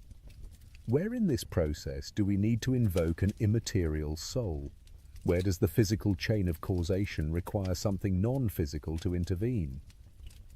Hobbes pushed this analysis to its radical conclusion. Sensations are just motions in our bodies caused by external objects. Thoughts are patterns of these motions. Imagination is what happens when the motions continue, even after the external stimulus is gone, like ripples continuing in water after the stone that caused them has sunk. Memory is just persistence of these internal motions, fading over time as all motions naturally dissipate unless renewed. Even reasoning, that ability that philosophers had always held up as evidence of humanity's special status, even reasoning could be understood mechanistically. Reasoning, Hobbes suggested, is really just a kind of computation. We add and subtract concepts the way we add and subtract numbers. When we reason that all humans are mortal, Socrates is human, therefore Socrates is mortal, we're really just performing operations on definitions. It's calculation, not mystical access to transcendent truth. This philosophical move, reducing everything to matter in motion, allowed Hobbes to claim he was doing something that philosophy had never successfully done before. He was putting the study of human nature on a scientific foundation, making it as rigorous as geometry, as demonstrable as physics. Whether he succeeded is debatable, but the ambition itself was revolutionary, and it shaped everything that followed in his political philosophy. Now, if humans are just complex physical systems, what drives human behavior? Hobbes's answer was startlingly simple: appetite and aversion. We're attracted to some things and repelled by others. We move toward what we desire and away from what we fear. That's the basic mechanism underlying all human action. But notice what's missing from this account. There's no built-in purpose, no natural end toward which human beings should aim. For Aristotle and the whole tradition of philosophy, Hobbes was rejecting. Everything in nature had a telos, a goal, a proper function. Humans were naturally aimed at happiness, at the good life, at flourishing in communities. And the virtuous person was someone who developed their nature properly, who actualize the potential built into human beings by nature or by God. Hobbes dismissed all of this. There is no final goal of human life, no ultimate satisfaction, no point at which we can say, I have achieved my purpose and can now rest. Instead, there is only what Hobbes called felicity, which he defined as continual progress of the desire from one object to another. We get one thing we want, and immediately we want something else. We achieve one goal, and that achievement becomes the basis for setting a new goal. Desire is endless. Satisfaction is always temporary. Rest is impossible until death. Think about this for a moment. In your own life, have you ever reached a point where you wanted nothing more? Where you were completely satisfied and could imagine wanting nothing that you didn't already have? Perhaps for brief moments, but not as a stable condition. Achieving one thing opens up new possibilities, new desires, new goals. The person who gets the job they wanted starts wanting promotion. The person who buys the house starts thinking about renovation. The person who achieves fame starts worrying about maintaining it. We are, as Hobbes saw us, creatures of perpetual striving. But if desire is endless, if satisfaction is always temporary, then we need a constant supply of the things we desire. We need not just food for today, but the assurance of food tomorrow. Not just safety in this moment, but reliable security over time. Not just current satisfaction, but the means to future satisfaction. And that's where power comes in. Hobbes defined power as present means to obtain some future apparent good. Power is what enables us to satisfy future desires. Money is power because it can be exchanged for things we'll want. Strength is power because it lets us take or defend things. Intelligence is power because it helps us achieve goals. Friends are power because they can help us.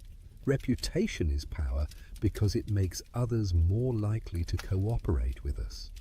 And here Hobbes made the observation that would become one of his most famous and most disturbing lines. I put for a general inclination of all mankind a perpetual and restless desire of power after power that ceaseth only in death. Read that again slowly. Not some people, not the ambitious or the greedy, but all of mankind, a perpetual and restless desire for power, after power, more and more, never enough, ceasing only in death. This sounds like a condemnation of human greed, but Hobbes didn't mean it that way. He wasn't making a moral judgment. He was making what he thought was a simple observation about the logic of the human situation. If you can never be finally satisfied, if desire is endless, then you can never have enough power, because you can never be certain that your current power will be sufficient for all your future needs. The person who has a lot today might face unexpected challenges tomorrow. The person who is strong now will grow old and weak. The person with many friends today might find them gone when crisis comes. So the rational response is always to seek more power, more security, more assurance of future satisfaction. Not because we're evil, but because we're mortal, vulnerable, future-oriented beings who can never know for certain what we'll need or want tomorrow.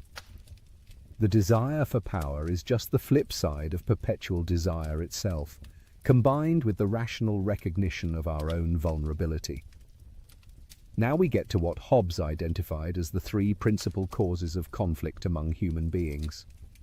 He was very systematic about this, laying out three distinct sources of quarrel built into human nature itself. First, competition. When two people desire the same thing, and that thing cannot be shared or divided, they become enemies. This is simple scarcity. If there's only one piece of food and two hungry people, they will compete for it. If there's one position of power and two ambitious people, they will struggle for it. Competition is the most obvious source of conflict, the one that anyone can recognize. Second, diffidence. Hobbes's word for what we might call distrust or insecurity. Even if there's no immediate competition over resources, people have reason to fear each other. If I have something valuable, I must worry that you might try to take it. If I'm not trying to harm you, I can't be sure you're not trying to harm me. And knowing that you're probably worried about me, I have even more reason to worry about you. This creates what we now call a security dilemma.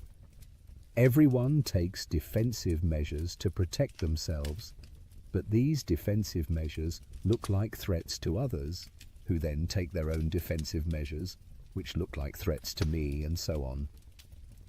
Distrust breeds more distrust in a self-reinforcing cycle. Third, glory. This one is more subtle. Even if there's no immediate competition, and even if we've somehow established security, people still compete for reputation, for status, for recognition. Hobbes observed that people will fight over insults, over perceived disrespect, over what he called trifles, like a word, a smile, a different opinion. Why? Because reputation is itself a form of power. If others think you're weak or foolish or contemptible, they're more likely to try to dominate you. If they fear or respect you, they're more likely to leave you alone or cooperate on your terms.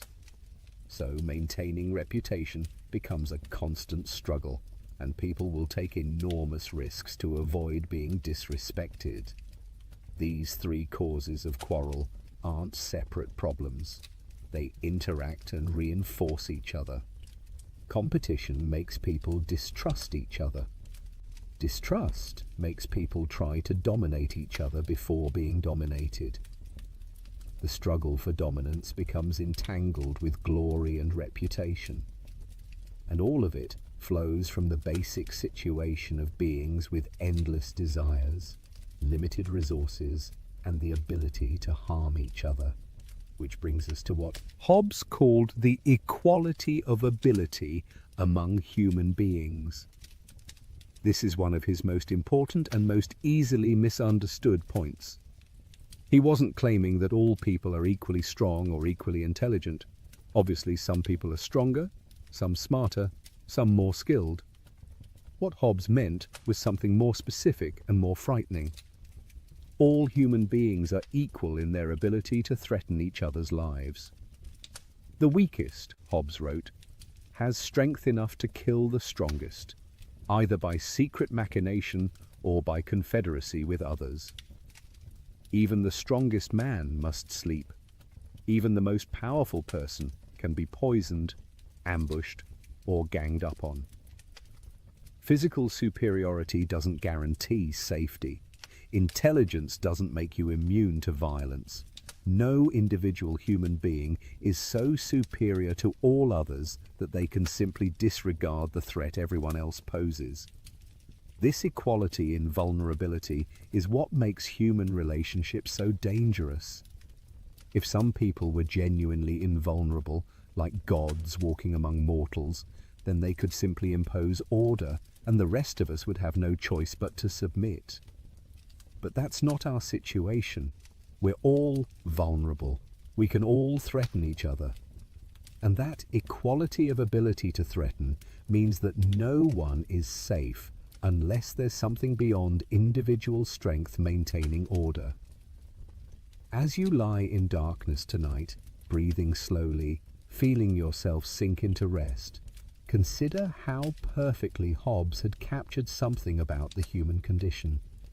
We are creatures of endless desire and limited power, competing for scarce goods, unable to trust each other, constantly worried about reputation and status, and all of it taking place among beings equal enough in their ability to harm that no one can ever be truly safe based on their own strength alone.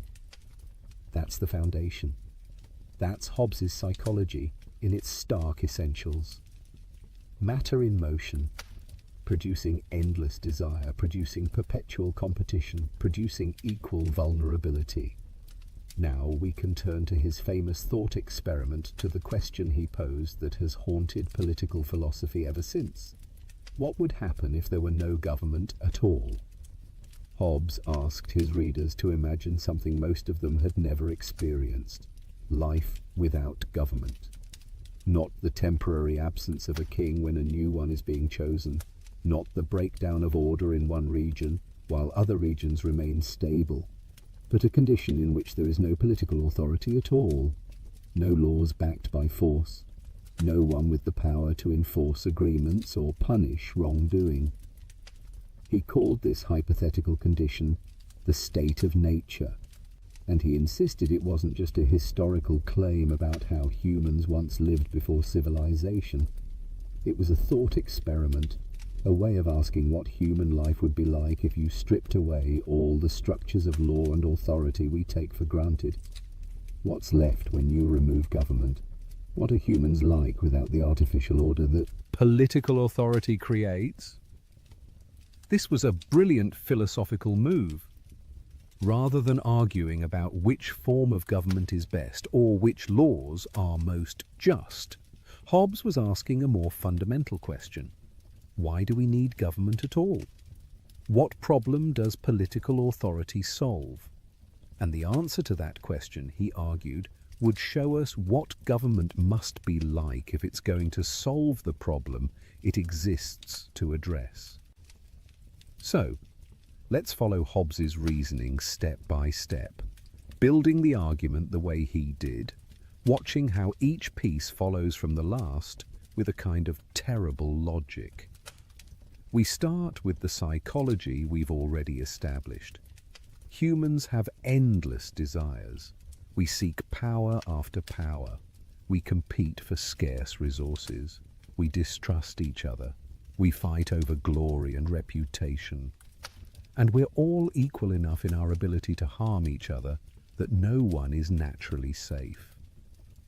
Now imagine that situation without any authority to enforce rules, without any laws that actually constrain behavior, without any punishment for violence or theft or breach of contract.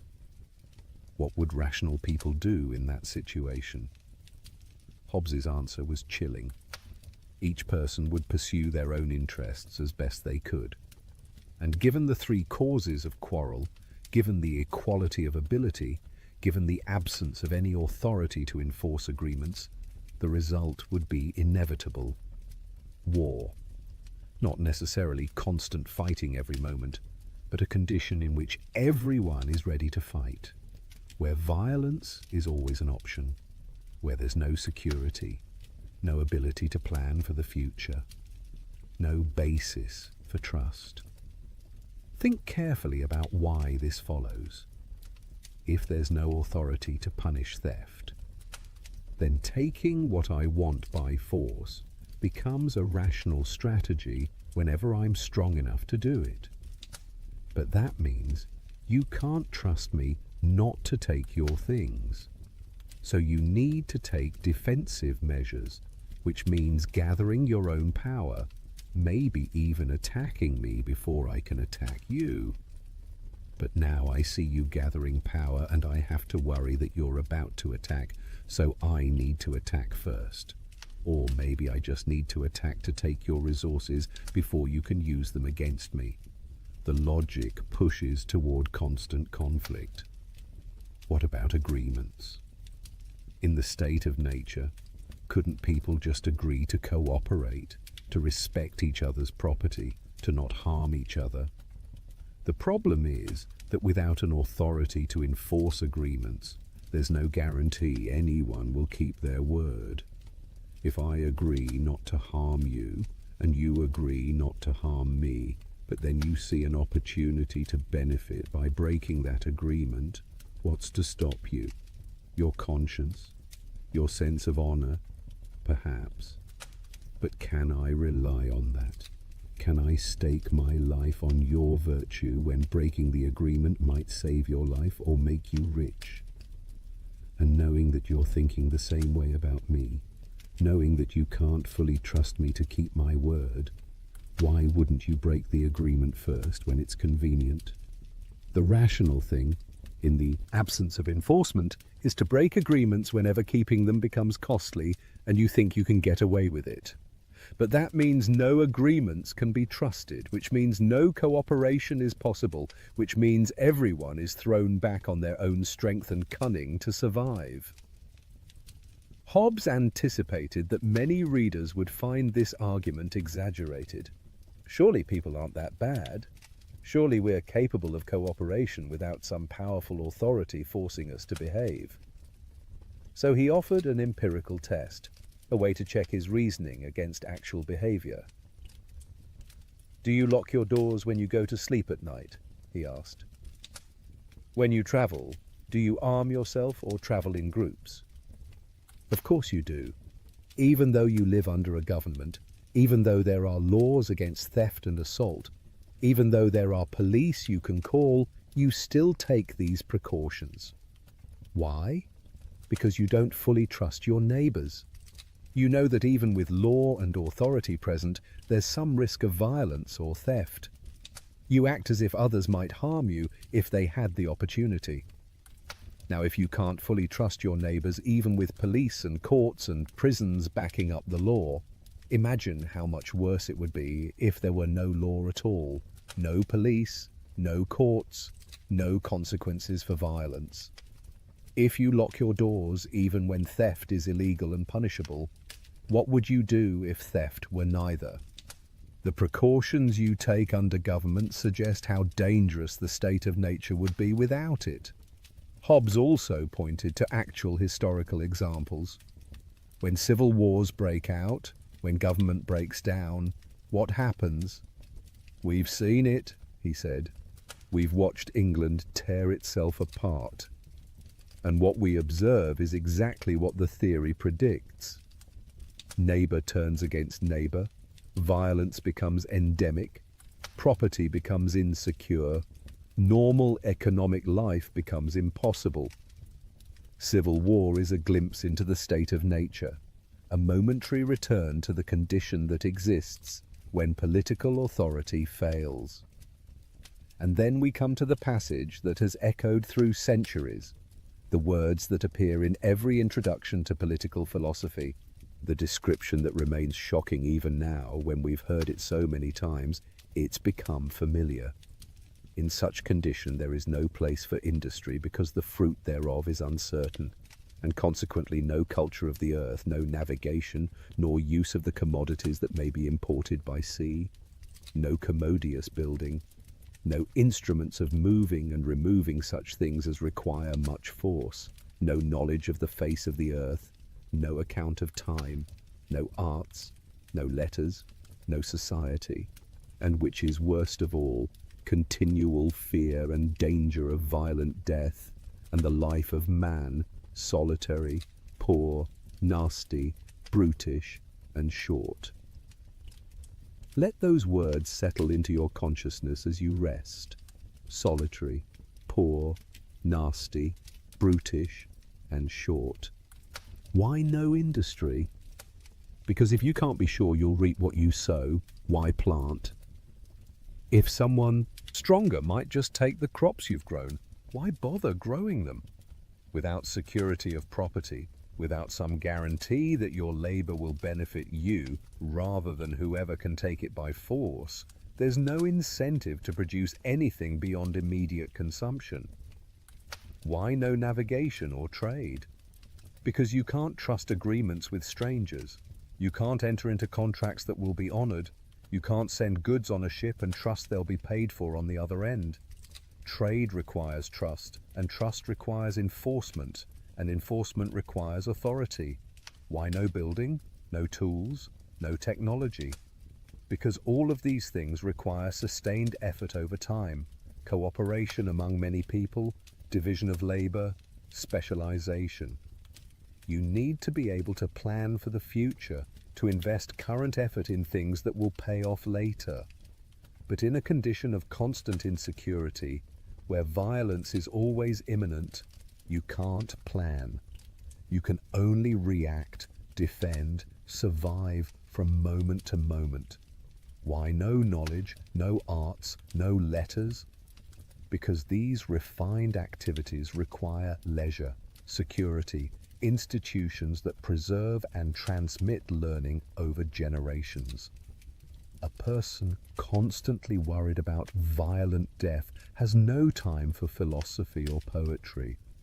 A society that cannot maintain order, cannot maintain universities or libraries or any of the infrastructure that makes intellectual and artistic life possible. And notice Hobbes's phrase, no society. In the state of nature, there aren't even stable social relationships. You can't have families that last, communities that endure, friendships that transcend immediate advantage. Everything is provisional, temporary, always ready to dissolve when interests diverge. The word solitary is key. We are, each of us, alone in the state of nature, unable to form genuine bonds with others because we can never fully trust them and they can never fully trust us. This is Hobbes's vision of freedom without government, of the natural condition of humankind when stripped of political authority. And it's important to understand what he's not saying. He's not saying that human beings are naturally evil. He's not claiming that we enjoy violence or take pleasure in others' suffering. Some people might, but that's not necessary for his argument.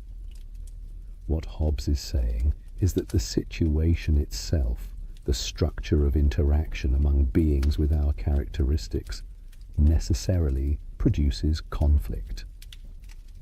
Put self-interested creatures with endless desires and limited power together in a condition where there's no authority to enforce rules, and they will come into conflict regardless of whether they're virtuous or vicious. The problem isn't human nature in a moral sense. The problem is the logic of the situation. This is actually a strange kind of optimism buried within the pessimism. If the problem is structural rather than moral, then changing the structure can solve the problem without requiring people to become better than they are. We don't need saints to have peace. We just need the right institutions. But before we get to the solution, let's sit with the problem a moment longer. Hobbes has shown us, or tried to show us, that total freedom is total insecurity. That natural liberty, the right to do whatever we think necessary for our survival, becomes the right to nothing because everyone else has the same right and will exercise it against us. That equality of power among vulnerable beings creates not mutual respect, but mutual threat. The state of nature is Hobbes's answer to anyone who romanticizes the past, who imagines that humans were once free and happy before governments constrained them. He's also answering anyone who thinks we could just dispense with political authority and live by voluntary cooperation alone. The state of nature is what happens when there's no Leviathan, no common power to keep everyone in awe, and it's unbearable. As you sink deeper into rest tonight, protected by walls and locks and laws you barely think about, consider how radical Hobbes's insight was. He saw that the freedom to do anything is the freedom to be secure in nothing. He understood that rights without enforcement are just words. He grasped that the absence of authority doesn't produce liberty, but chaos. And from that dark vision, he was going to construct an argument for political obligation that would change how we think about government forever. But that comes next.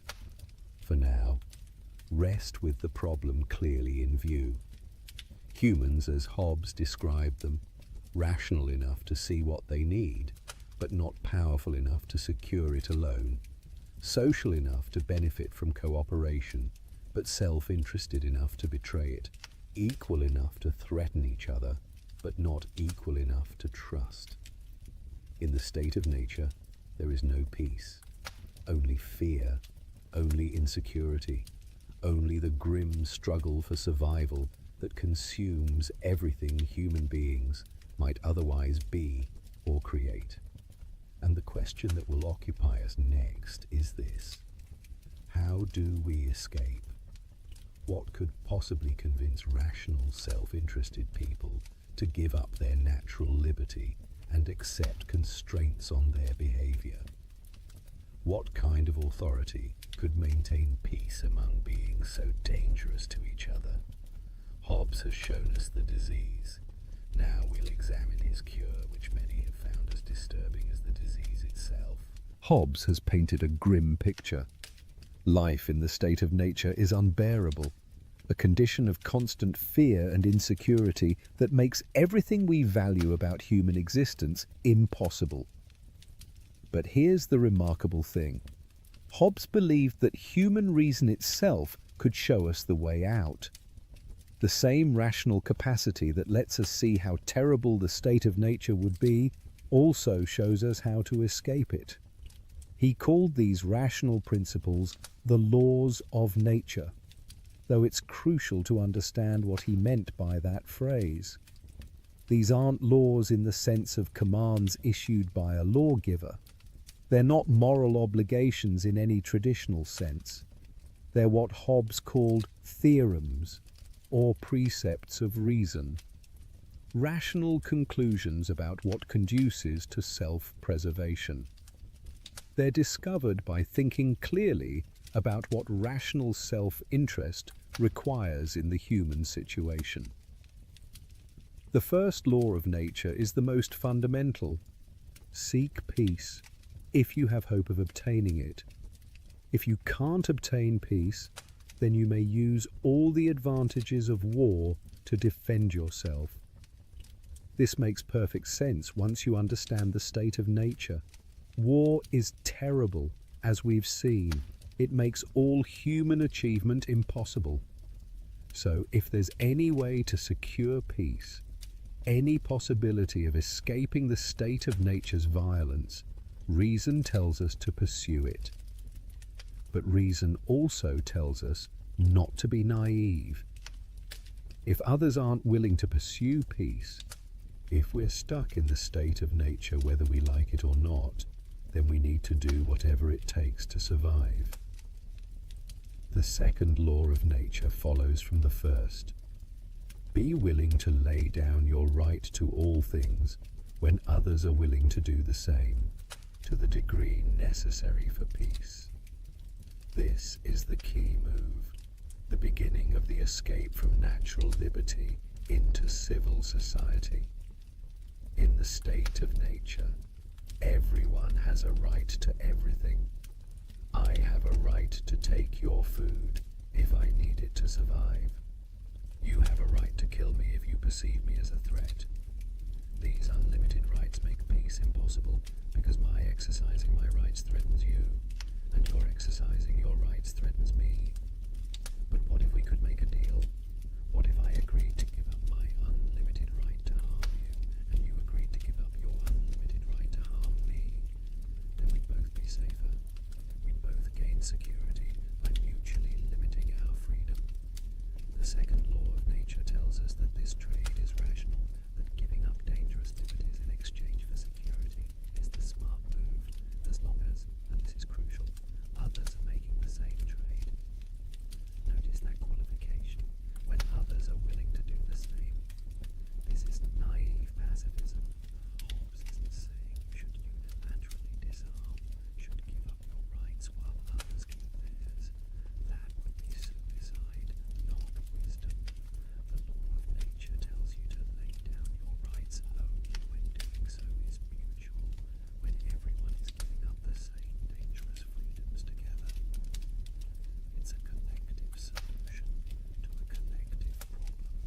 third law of nature makes this even clearer.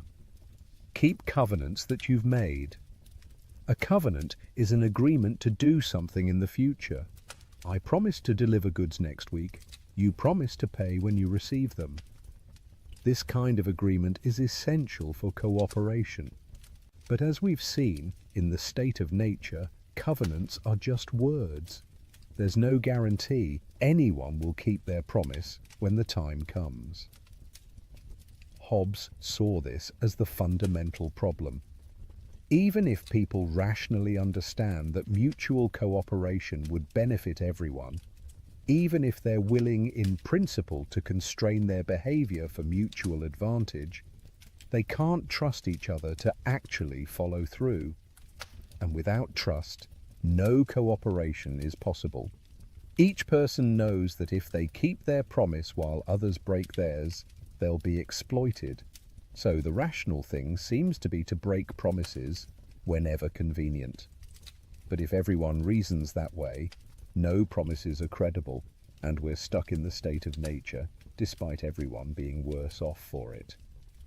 This is what we now call a collective action problem, or a prisoner's dilemma.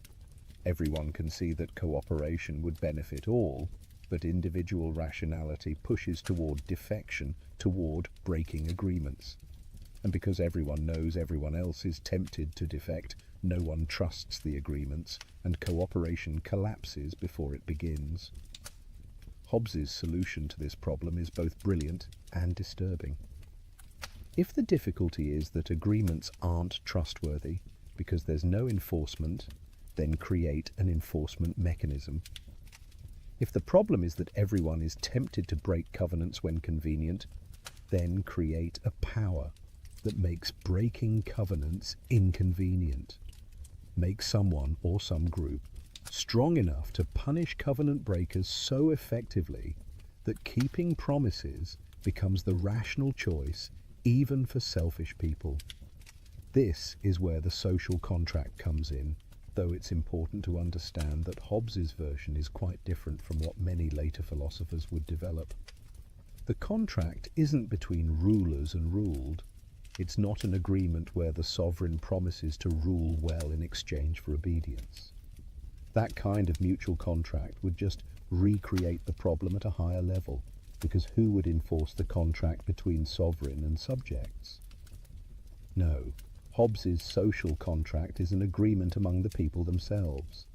Each person, reasoning about how to escape the state of nature, comes to the same conclusion. We need a common power to enforce agreements and maintain peace.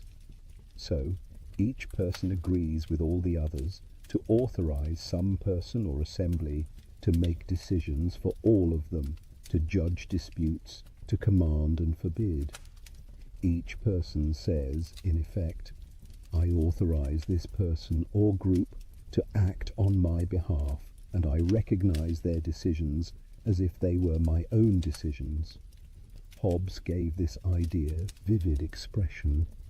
Imagine each person saying to all the others, I authorize and give up my right of governing myself to this man or to this assembly of men on this condition that you give up your right to him and authorize all his actions in like manner.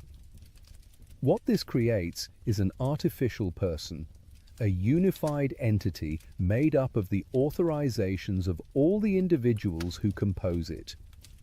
Hobbes called this artificial person the Leviathan, or the Commonwealth, or simply the Sovereign.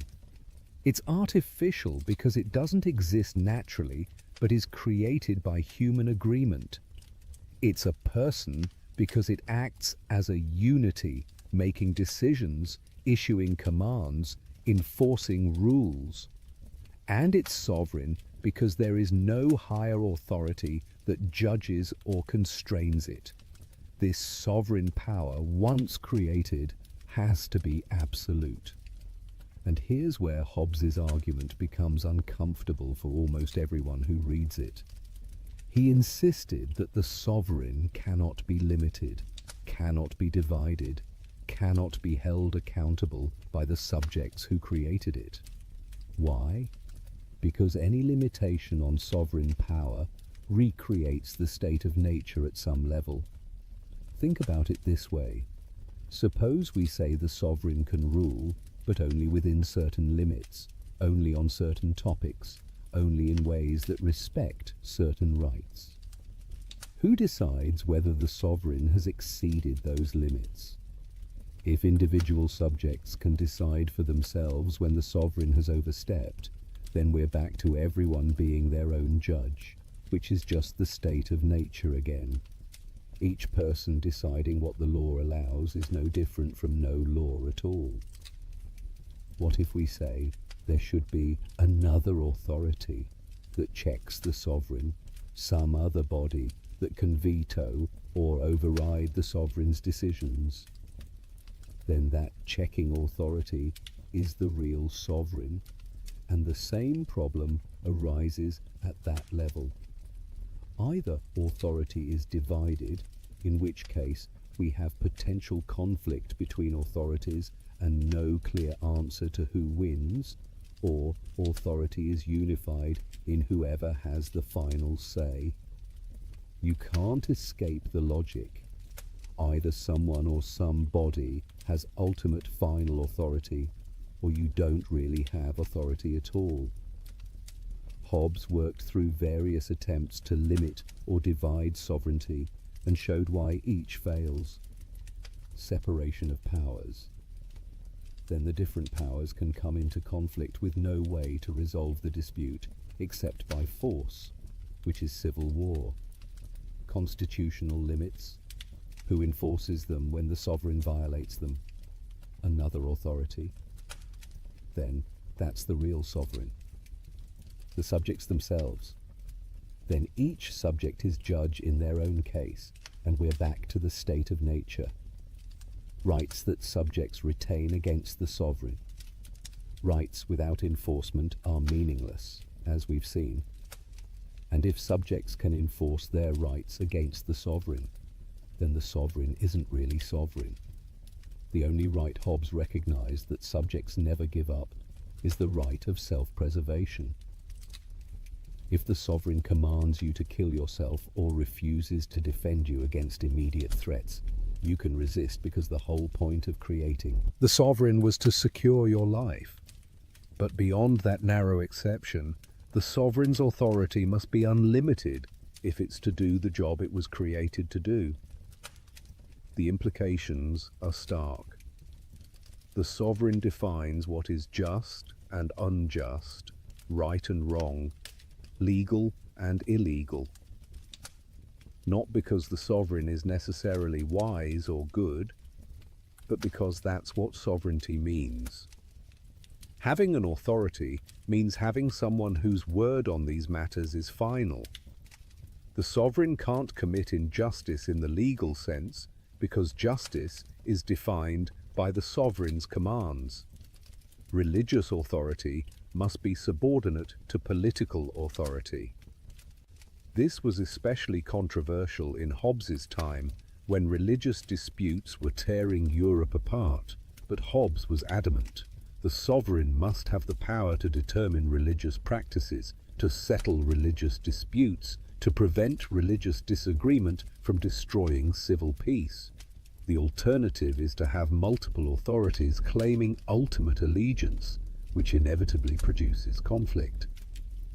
Subjects generally cannot rebel against the sovereign.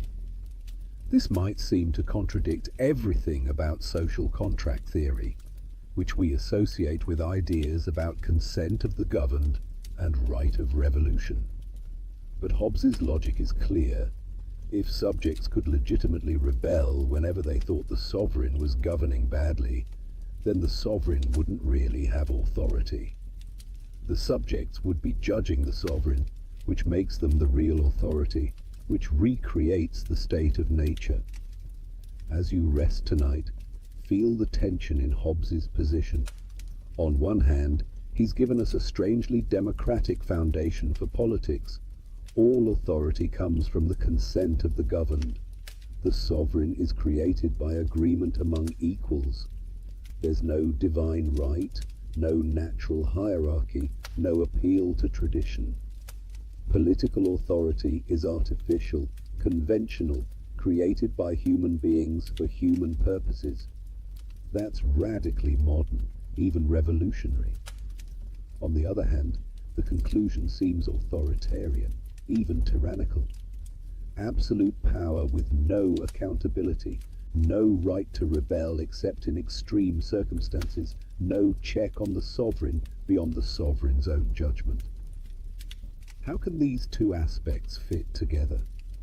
How can democratic premises lead to authoritarian conclusions? The answer lies in Hobbes's unflinching focus on the problem he's trying to solve. The problem is civil war, is breakdown of order, is the constant threat that society will slide back into the state of nature. Everything Hobbes argues for is designed to prevent that catastrophe. The sovereign must be absolute because anything less than absolute leaves room for the conflicts that destroy peace. The subjects cannot rebel because allowing rebellion recreates the very problem government was meant to solve. Whether you find this convincing likely depends on how seriously you take the threat Hobbes was addressing. If you've lived through civil war, if you've watched society collapse, if You've experienced the breakdown of order firsthand. Hobbes's willingness to accept almost any government rather than risk returning to chaos might seem reasonable. If you've been fortunate enough to live under stable government most of your life, his arguments for absolute sovereignty might seem like the cure being worse than the disease. But either way, Hobbes has transformed the question. He's forced us to confront the foundations of political obligation, to ask why we should obey government at all, to recognize that the alternative to authority isn't freedom, but chaos. And he's done it without appealing to God or tradition or nature in any traditional sense. He's built a theory of politics on the minimal foundations of rational self-interest and mutual agreement. That achievement alone makes him one of the pivotal figures in political thought. The escape from the state of nature requires creating a leviathan, an artificial monster of our own making, powerful enough to keep us in awe, to make us keep our covenants, to maintain the peace without which human life remains solitary, poor, nasty, brutish, and short. It's not a comfortable solution. But Hobbes never promised comfort. He promised security, order, the possibility of civilization. Whether the price he demanded was worth paying remains one of the great questions in political philosophy. In 1651, while England was still trying to figure out how to govern itself after executing its king, while Oliver Cromwell was consolidating power as Lord Protector, while royalists in exile still hoped for restoration of the monarchy, Thomas Hobbes published a book with an audacious title, Leviathan, or The Matter, Form and Power of a Commonwealth Ecclesiastical and Civil. The title itself was provocative. Leviathan appears in the Bible as a terrifying sea monster, a creature of chaos that only God can tame. In the book of Job, God describes the Leviathan to humble Job, to remind him of powers beyond human comprehension or control. It was an image of primordial danger, of forces that threaten to overwhelm human order. But Hobbes transformed the Leviathan into something else entirely.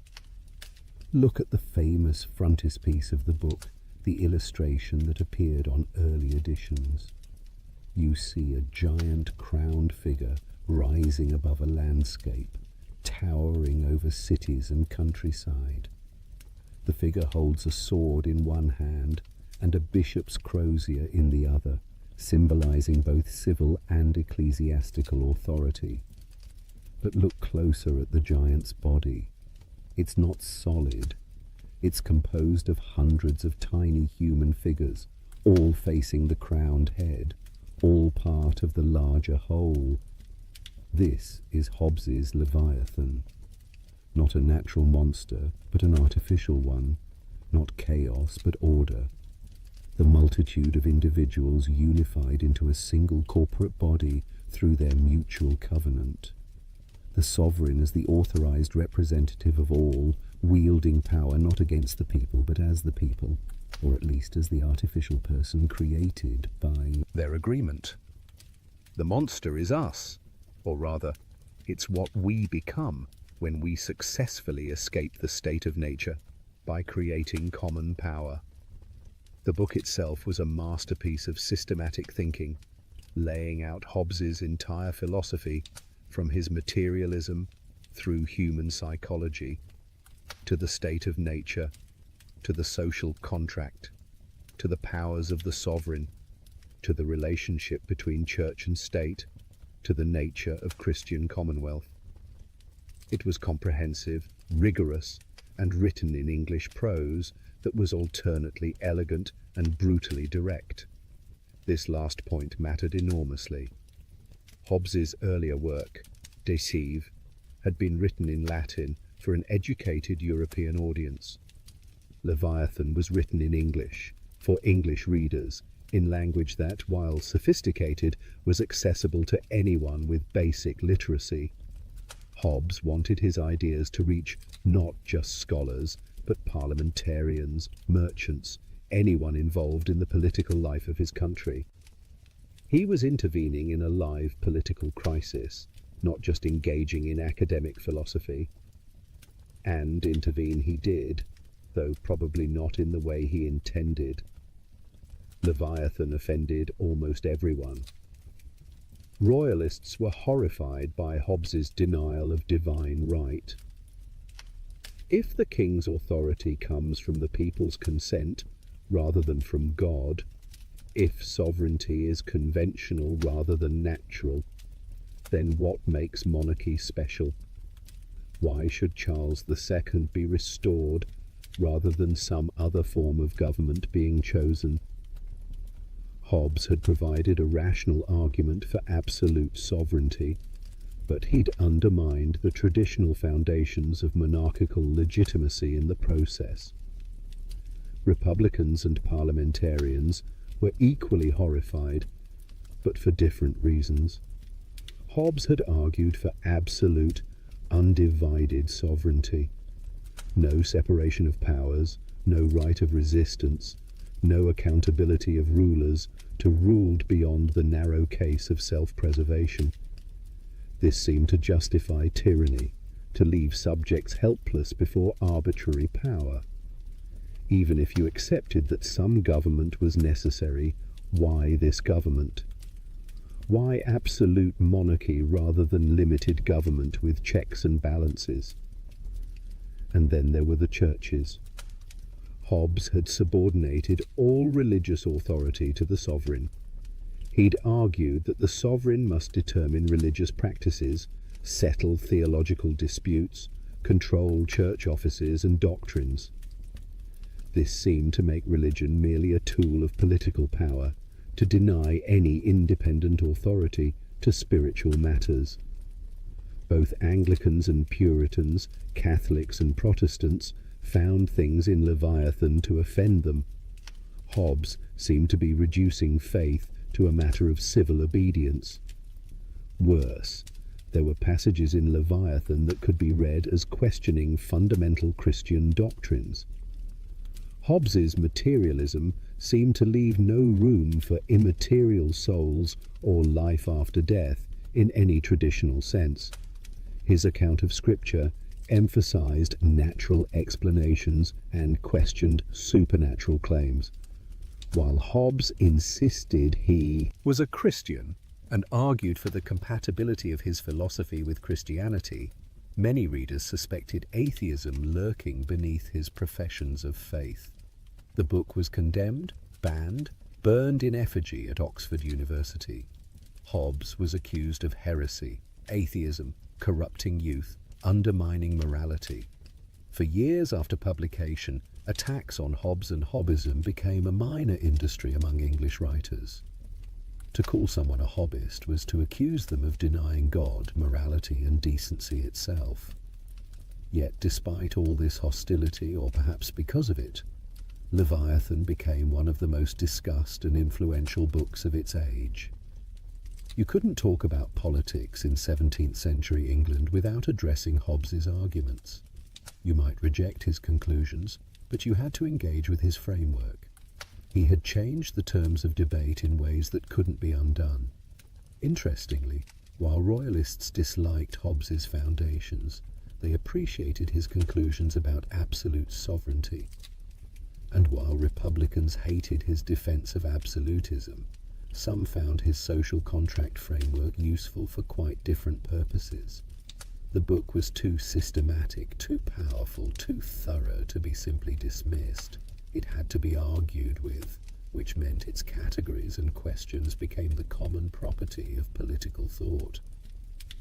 Hobbes returned to England in 1651, the same year Leviathan was published. This was a risky move. The country was still unsettled, his book was making enemies, and his royalist connections were well known. But perhaps Hobbes calculated that Cromwell's regime, which had its own problems with legitimacy and needed philosophical support, might tolerate him. Or perhaps he simply wanted to come home.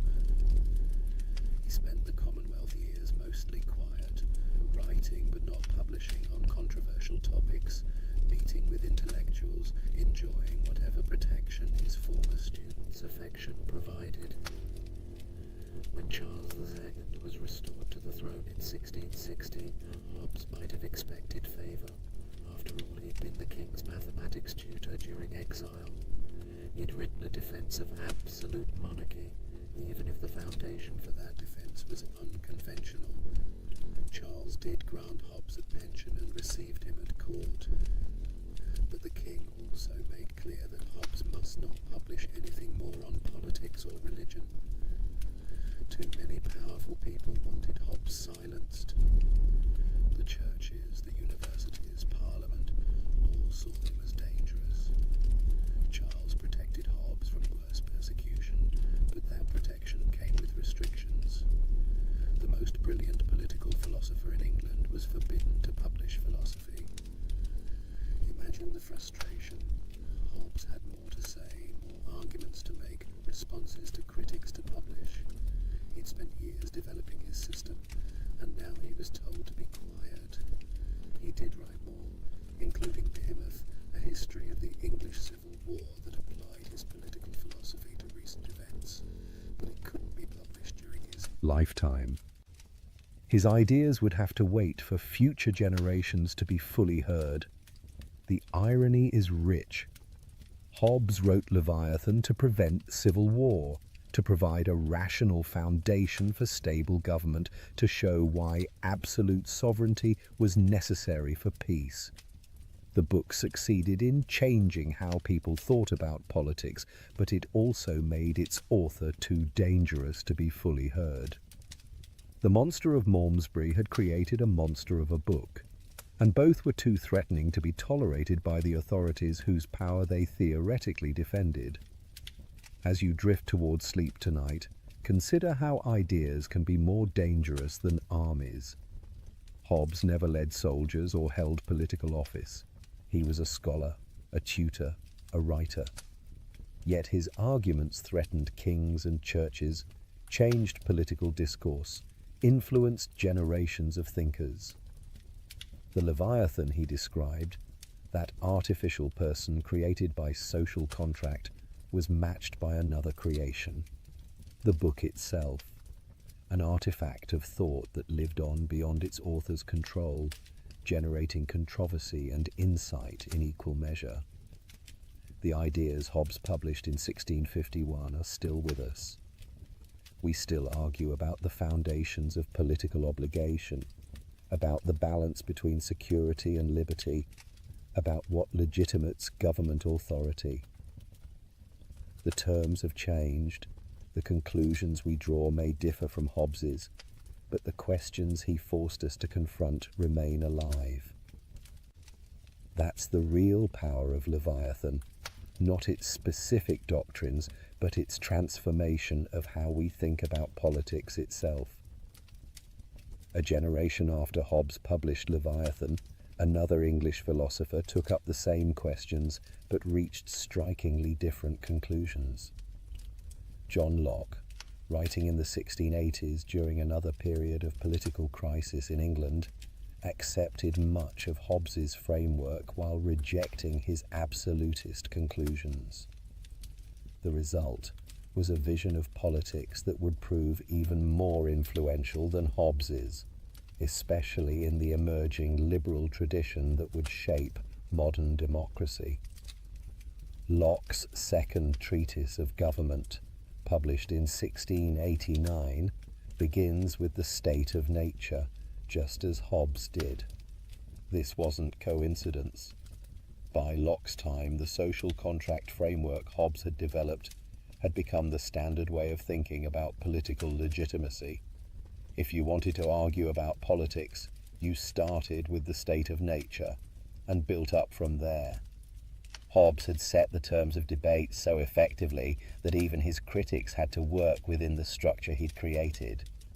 But Locke's state of nature was fundamentally different from Hobbes's vision of war and chaos. For Locke, the state of nature was a condition of perfect freedom and equality, but it wasn't necessarily violent or anarchic. It was, Locke argued, governed by the law of nature, which could be known by reason, and that law of nature taught clear moral principles. No one ought to harm another in their life, health, liberty, or possessions. This makes an enormous difference. For Hobbes, there were no moral constraints in the state of nature, no genuine right and wrong beyond what conduces to self-preservation. Rights were just liberties, permissions to do whatever you thought necessary. For Locke, the state of nature already contained moral law. People already had genuine rights to life, liberty, and property, rights that existed before any government and that government must respect. Where did these natural rights come from? Locke's answer was theological.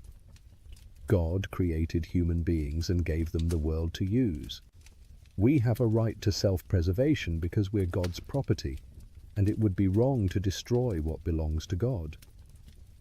We have property rights because we mix our labor with natural resources, and our labor is our own, so what we create through labor becomes ours.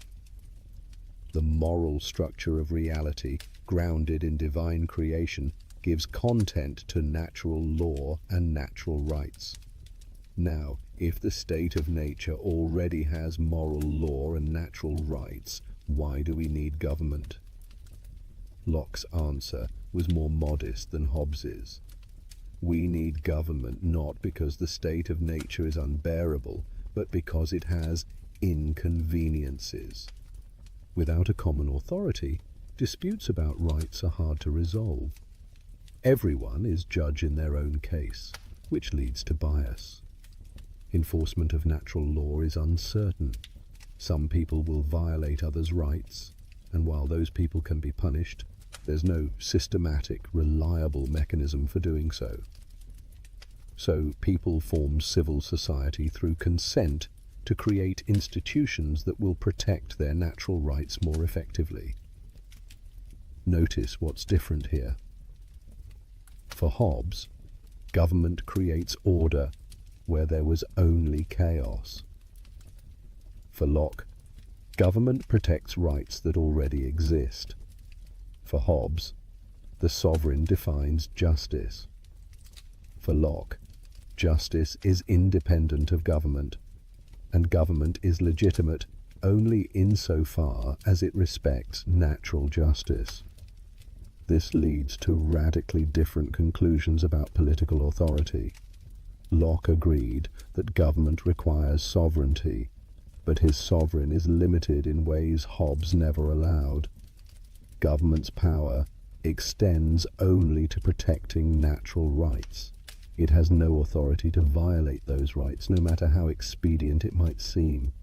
The power to make laws is limited by the requirement that those laws serve the public good and respect individual rights. Moreover, political power can be divided. Locke distinguished between legislative, executive, and what he called federative powers, the power to conduct foreign relations. These could be held by different bodies or persons creating checks and balances. This division of powers wouldn't recreate the state of nature as Hobbes feared, because all the powers remain bound by natural law and by their common purpose of protecting rights. Most dramatically, Locke argued that people retain the right to revolution. If government systematically violates the rights it's supposed to protect, if it acts against the Public good, if it becomes tyrannical, then the people can dissolve it and create new government. The social contract isn't irrevocable, as Hobbes insisted. It's conditional on government doing its job.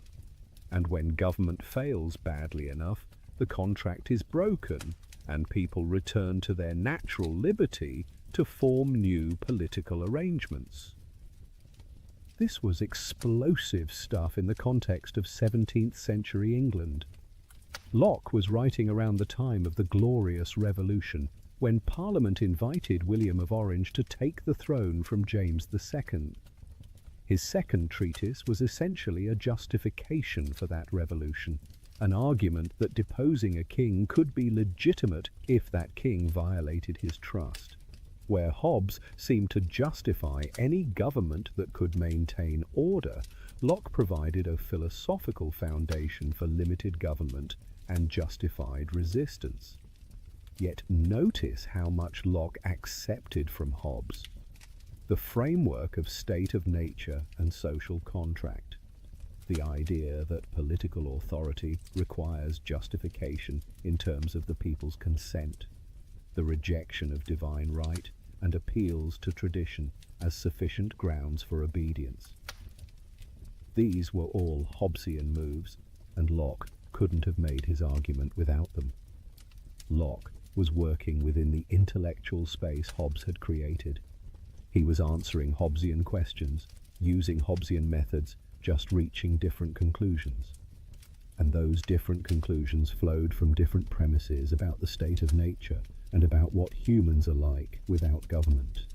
If you accept Hobbes's vision of the state of nature as war, his absolutist conclusions become harder to avoid.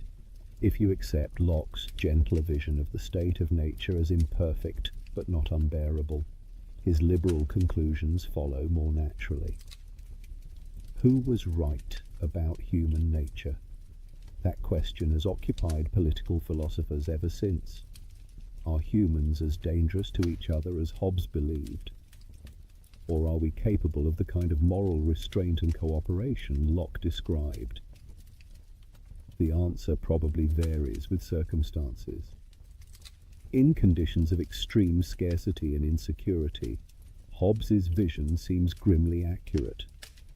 In conditions of relative abundance and security, Locke's optimism seems more justified. Neither captured the whole truth, but together they mapped the space within which much later political thought would develop.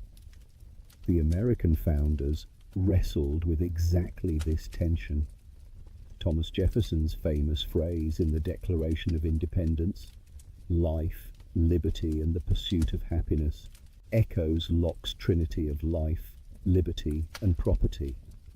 The idea that governments derive their just powers from the consent of the governed is pure social contract theory, developed by Hobbes and Locke.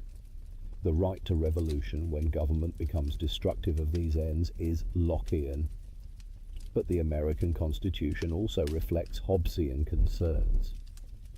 The separation of powers that Locke endorsed is built into the structure, but so is the creation of a strong central government powerful enough to maintain order. The Federalist Papers, written to support ratification of the Constitution, often sound Hobbesian themes about the dangers of faction and the need for effective authority. The founders were trying to balance Lockean liberty with Hobbesian security, and the American experiment can be seen as an attempt to synthesize these rival visions. As you settle deeper into rest, consider how these old debates remain alive. When we argue about how much power government should have, whether authority should be centralized or divided, when we can legitimately resist or disobey laws, we are still working through questions Hobbes and Locke posed. Their specific answers may not satisfy us, but their questions endure because they're asking about permanent features of political life, how to balance order and liberty, security and freedom, common good and individual rights. Hobbes saw the danger of chaos and prioritized order above almost everything else. Locke saw the danger of tyranny and prioritized liberty and rights. Both dangers are real. Both concerns are legitimate. And no political system has perfectly solved the problem of achieving security without sacrificing too much freedom or protecting liberty without risking too much instability. We're still, in a sense, trying to navigate between Hobbes and Locke, trying to get enough of each without the excesses of either. The conversation they began continues, and that, perhaps more than any specific doctrine either taught, is their greatest legacy. Transforming political philosophy into a systematic inquiry into the foundations of legitimate authority, an inquiry that takes seriously both the necessity and the dangers of power. Throughout his life, Hobbes held a peculiar conviction. Philosophy could be made as certain as mathematics. If we could just define our terms precisely enough, reason carefully enough, follow arguments rigorously enough, we could achieve in moral and political philosophy the same kind of demonstrative certainty that mathematicians achieved in geometry. This belief shaped how Hobbes approached philosophy and led him into both brilliant insights and embarrassing failures. Hobbes first encountered Euclidean geometry in his 40s, relatively late in life for a scholar. The story goes that he was in a gentleman's library and saw a copy of Euclid's Elements lying open. His eye fell on a proposition, a theorem about triangles. At first, he couldn't believe it. He looked at the proof, which referred back to earlier propositions. He looked at those propositions and their proofs, which referred to still earlier ones. Eventually, he worked his way back to the definitions and axioms that began the whole system. And he was amazed. From a handful of simple definitions and self-evident principles, Euclid had constructed an entire edifice of geometric knowledge, each theorem following necessarily from what came before. There was no appeal to authority, no reliance on observation, just pure reason working out the implications of clear concepts. This was certainty, real knowledge, not the endless disputation of traditional philosophy that never seemed to settle anything. Hobbes became convinced that this method could be applied to philosophy. If you could define basic concepts clearly, if you could identify the fundamental principles of human nature and social interaction, then you could deduce how politics must work with the same certainty that geometry could deduce the properties of triangles. This is why Leviathan begins with meticulous definitions of sensation, imagination, memory, reason. Hobbes was trying to build a philosophical system the way Euclid built geometry, from clear foundations through careful deduction to necessary conclusions. In many ways, this approach was Hobbes's great strength, his systematic rigor, his insistence on precise definition, his habit of making assumptions explicit and following their logical consequences, All of this gave his political philosophy a clarity and force that most earlier political thought lacked. When you read Leviathan, you can see each step of the argument, understand how later conclusions depend on earlier premises, trace the logical structure that holds the whole system together. But the geometric ideal also led Hobbes into his most famous failure. If philosophy could be like mathematics, if reasoning was really a kind of calculation, then perhaps he could contribute to mathematics itself. And so Hobbes, brilliant as he was in many domains, spent years of his later life working on a problem that had stumped mathematicians for centuries: squaring the circle. The problem is simple to state. Can you construct a square with the same area as a given circle using only compass and straight edge?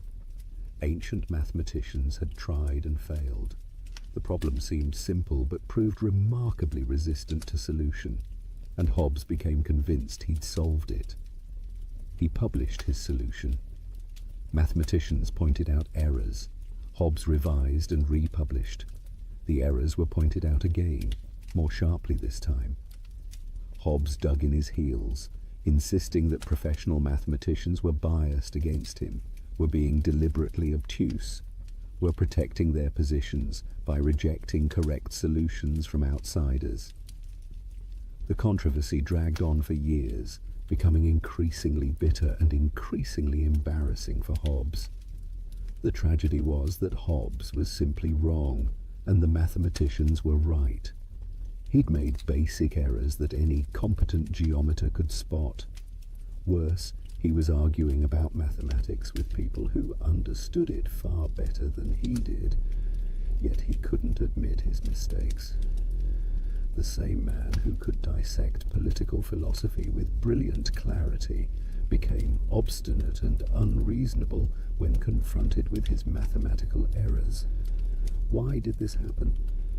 Perhaps because Hobbes had invested so much in the idea. That reasoning was calculation, that philosophy was geometric. If he couldn't even do basic geometry correctly, what did that say about his grand systematic philosophy? He couldn't afford to admit mathematical error without seeming to undermine his whole project. So he doubled down, defended his mistakes, alienated the mathematical community, and damaged his reputation in ways that his political writings alone never would have. Yet the failure in mathematics doesn't actually undermine Hobbes's political philosophy. The geometric ideal was a guiding metaphor, an aspiration, not a literal claim that politics is mathematics. What Hobbes really achieved was something different from and more valuable than geometric proof. He created a systematic framework for thinking about politics, one that made assumptions explicit, followed implications carefully, and offered testable claims about how humans behave and what forms of government can succeed.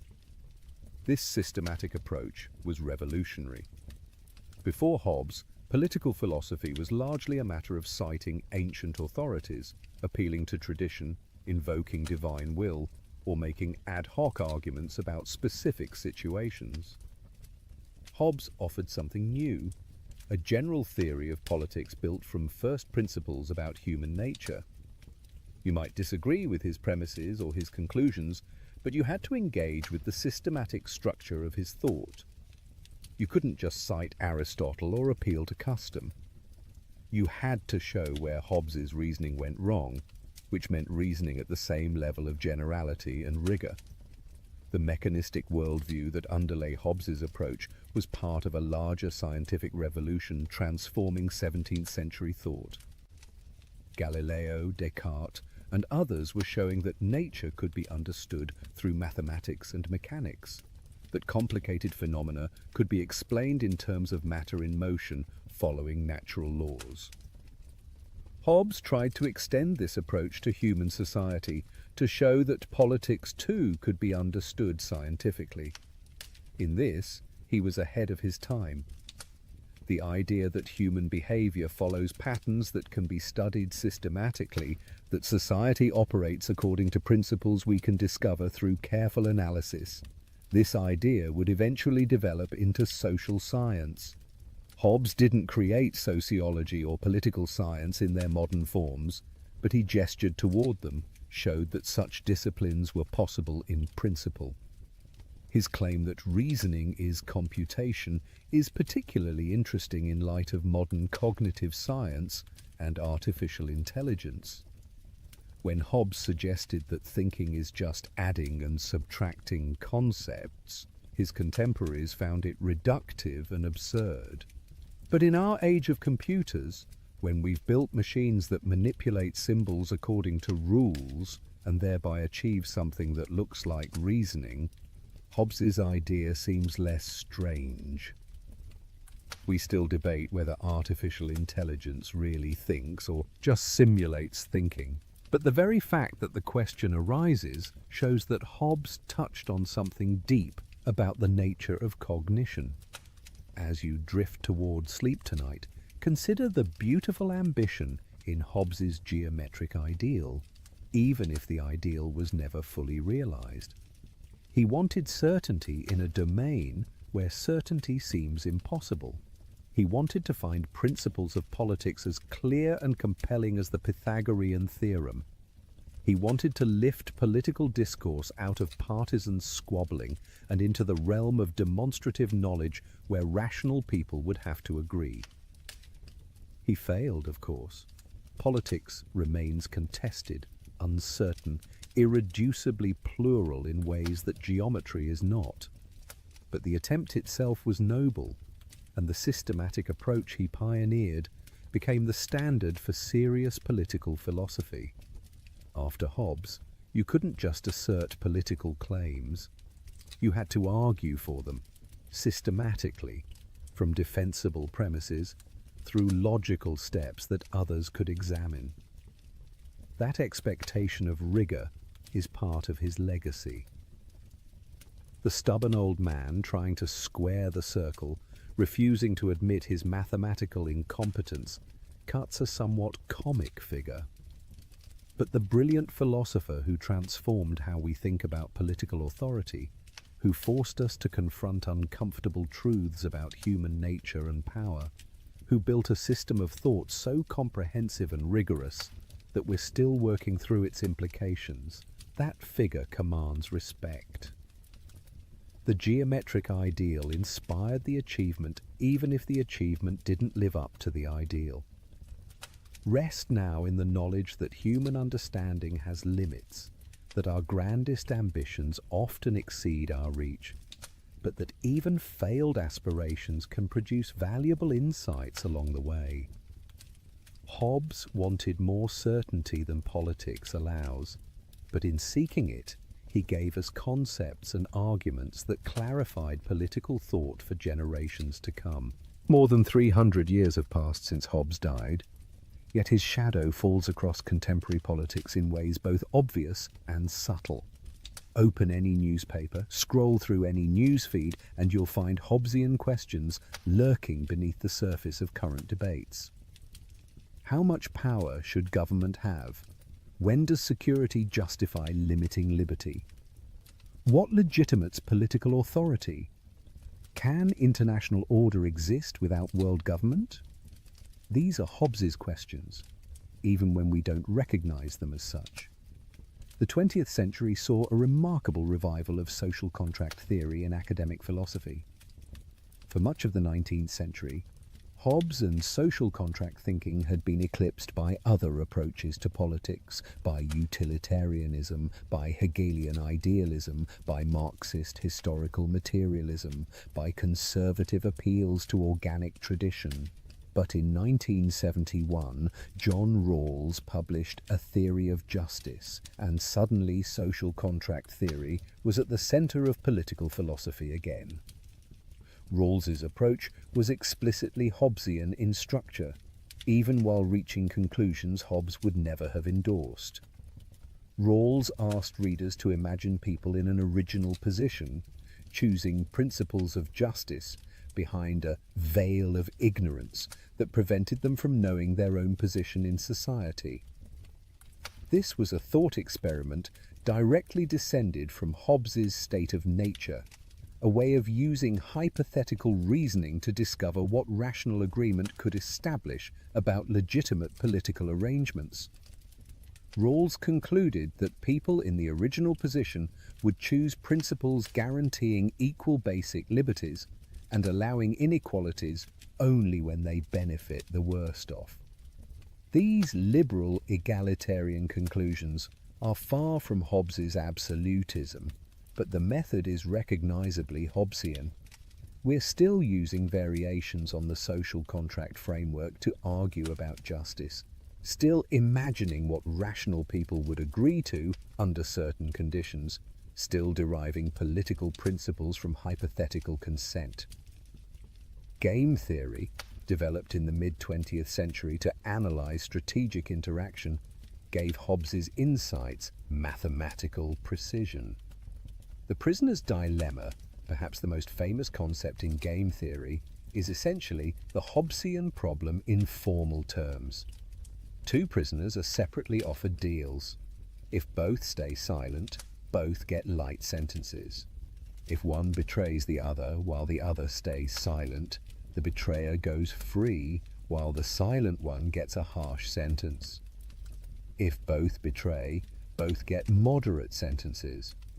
The rational choice for each prisoner, considered individually, is to betray, because betrayal yields a better outcome regardless of what the other prisoner does. But if both reason this way, both end up worse off than if they'd both stayed silent. This is exactly Hobbes's covenant problem. Individual rationality undermines collective good unless there's an enforcement mechanism that changes the incentive structure. Game. Theorists have used this framework to analyze everything from nuclear deterrence to environmental policy to the evolution of cooperation. And in doing so, they're working through Hobbesian logic, showing how the structure of strategic interaction creates problems that individual rationality alone cannot solve. Hobbes didn't have the mathematical tools of modern game theory, but he grasped the essential logic 3 centuries earlier. Contemporary debates about security and liberty constantly replay Hobbesian themes. After terrorist attacks, governments claim emergency powers, expand surveillance, limit civil liberties, all in the name of protecting citizens. Critics respond that security purchased at the cost of freedom isn't worth having, that we're betraying our values by the very measures meant to protect them. But notice that both sides accept the Hobbesian framing. Security and liberty are being traded against each other, and the question is where to strike the balance. The COVID-19 pandemic brought Hobbesian questions into sharp relief. Governments imposed lockdowns, restricted movement, mandated vaccines or masks, closed businesses.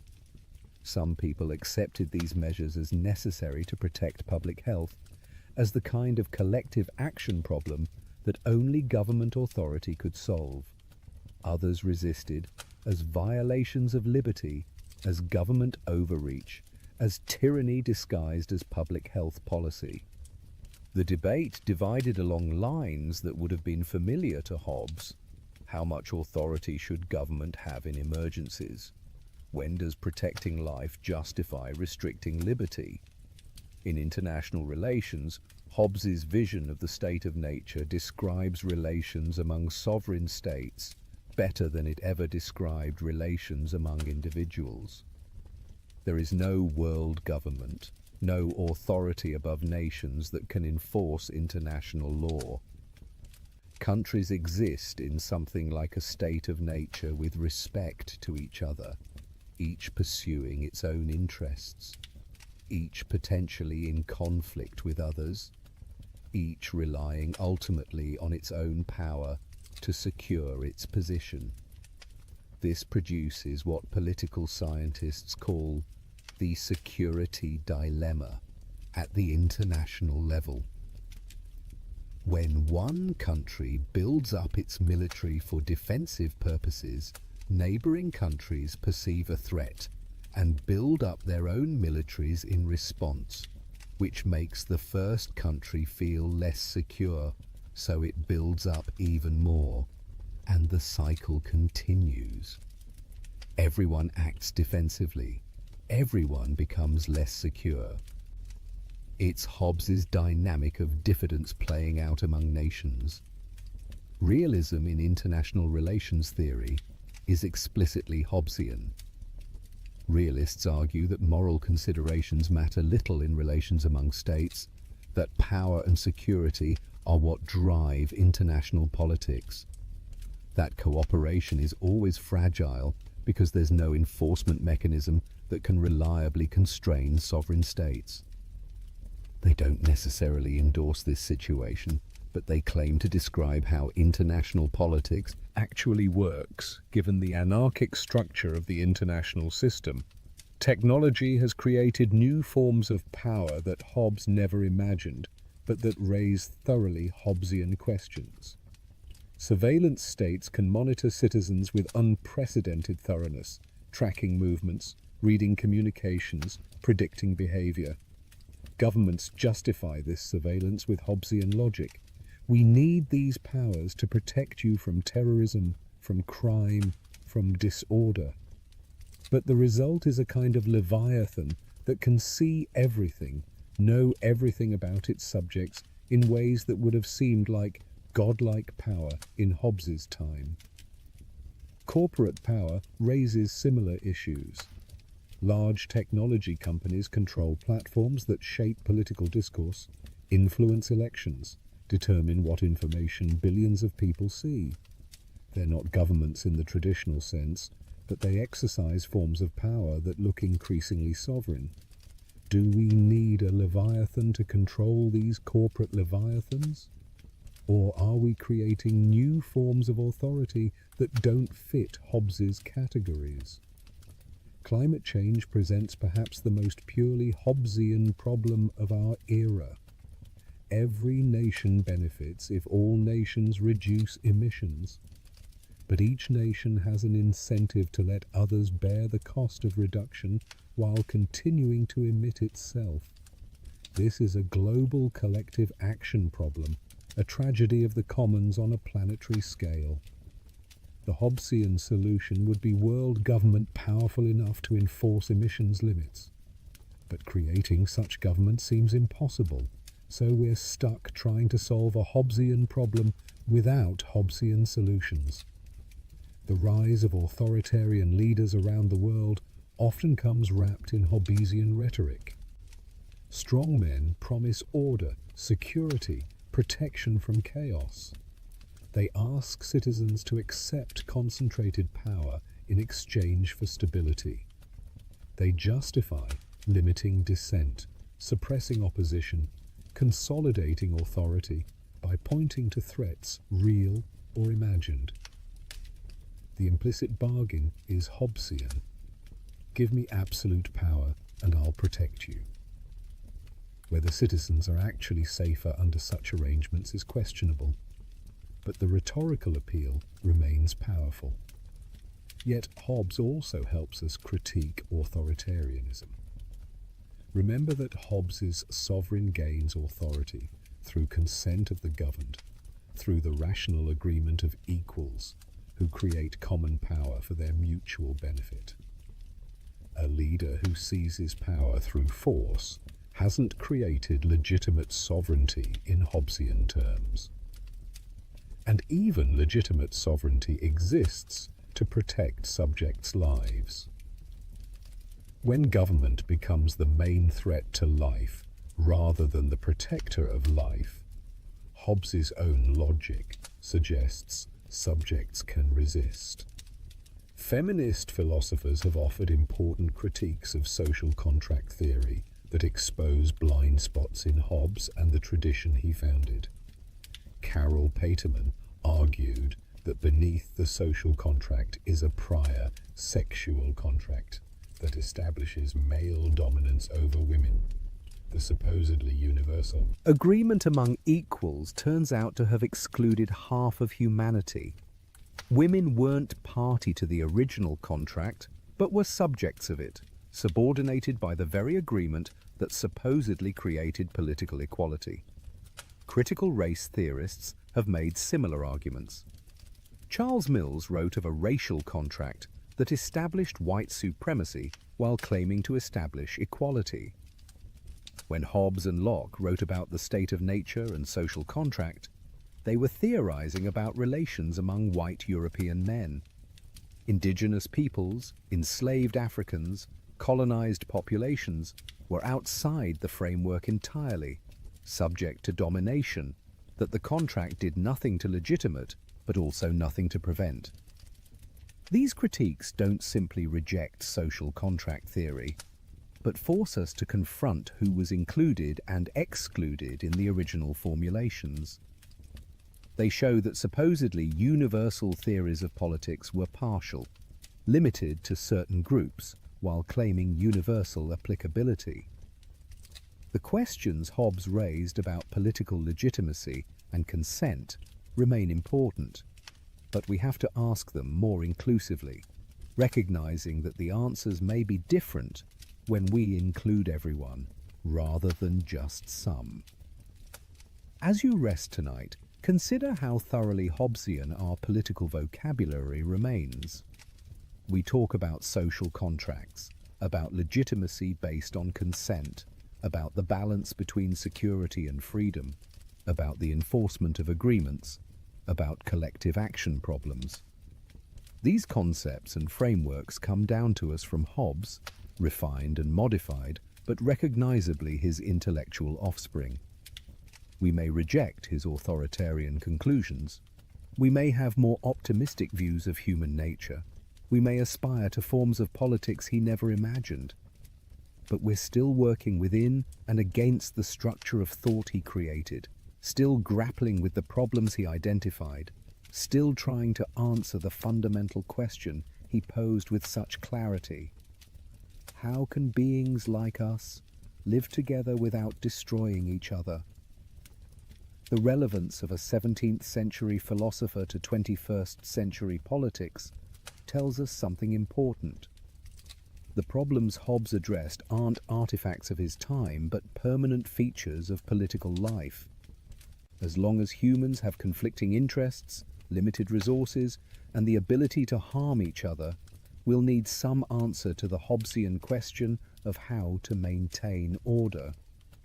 Our answers may differ from his, but we can't escape the question itself. At the heart of Hobbes's political philosophy lies an emotion he understood better than most philosophers before or since. Fear.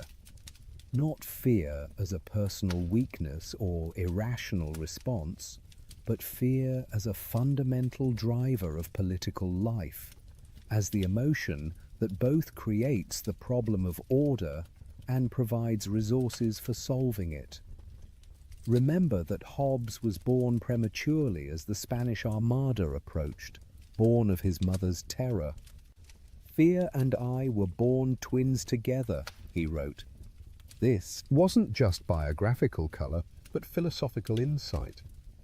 Fear was Hobbes's constant companion, the emotion that shaped his understanding of human motivation and political necessity. In the state of nature, fear reigns supreme. The fear of violent death drives everything else. People seek power not primarily because they're greedy or ambitious, but because they're afraid of what will happen if they're powerless. They strike first, not because they're aggressive, but because they fear being struck. They accumulate resources not because they're miserly, but because they fear future scarcity. Fear is the great motivator in Hobbes's psychology, the passion that explains why rational beings would create such a dangerous situation for themselves. But fear is also what makes escape possible. The same fear that drives conflict in the state of nature also drives people to seek peace. The fear of violent death makes people willing to accept almost any alternative, including submission to sovereign power. Fear of punishment makes people keep covenants they might otherwise break. Fear of chaos makes people tolerate governments they might otherwise resist. This dual role of fear is central to understanding Hobbes. Fear isn't just a problem to be solved, but a resource to be used. The sovereign must inspire awe, must be feared, must be powerful enough that fear of punishment outweighs temptation to break laws. A sovereign that isn't feared isn't really sovereign, because subjects will calculate that they can violate laws with impunity. Power without the capacity to inspire fear is impotent. Yet Hobbes was also aware of the dangers of fear. A government that rules only through terror, that makes subjects fear it more than they fear returning to the state of nature, undermines its own legitimacy. Remember that in Hobbes's theory, subjects retain the right of self-preservation. If the sovereign becomes the primary threat to subjects' lives rather than their protector, subjects can legitimately resist. Fear of government can be as destructive as fear in the state of nature. This suggests a delicate balance. The sovereign must be feared enough to maintain order, but not so feared that subjects see it as a threat rather than a protector. It must inspire awe, the mixture of fear and respect that makes obedience seem both prudent and appropriate. Too little fear and laws aren't enforced. Too much fear and government becomes tyranny that subjects have reason to resist. Modern psychology has confirmed much of what Hobbes intuitively grasped about fear's role in social life. We know that fear is one of the most powerful motivators of human behavior, that threatened people seek security even at the cost of freedom, that fear can override other concerns and narrow our focus to immediate self-preservation. We also know that fear can be manipulated, that authorities can use threat exaggeration to gain power, that the politics of fear can undermine the very freedoms it claims to. Protect. Consider how often governments invoke fear to justify their actions. After the September 11th attacks, the US government launched a war on terror that led to expanded surveillance, military interventions, detention without trial, and torture. Much of this was justified by the claim that extraordinary threats require extraordinary powers. Fear of terrorism made citizens willing to accept measures they would have rejected in calmer times. Was this Hobbesian sovereignty in action? Government doing what's necessary to protect subjects from violent death? Or was it manipulation of fear to accumulate power beyond what's actually needed for security? Hobbes would say that depends on whether the measures genuinely served the purpose of protection or whether they served other interests under cover of necessity. But he'd also recognize that making this judgment is difficult, that subjects aren't always in a position to know what's genuinely necessary, and that government has both motive and opportunity to exaggerate threats. The politics of fear isn't unique to our time. Hobbes lived through an era when religious fear was used to justify persecution, when fear of heresy and witchcraft led to torture and execution, when fear of political disorder was invoked to suppress dissent. He recognized that fear could be instrumentalized, used by those in power to maintain control. Yet he also believed that some fear was appropriate, that recognizing our vulnerability and the dangers around us was rational rather than paranoid. This raises profound questions about how we should respond to fear in political life.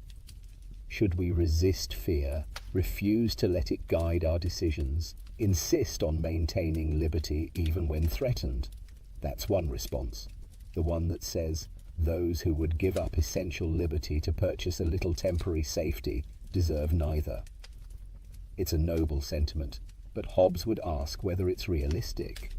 Can people really maintain their commitment to liberty when they're genuinely terrified? And if fear does drive political decisions, shouldn't we think carefully about how to channel it productively rather than simply declaring it inadmissible?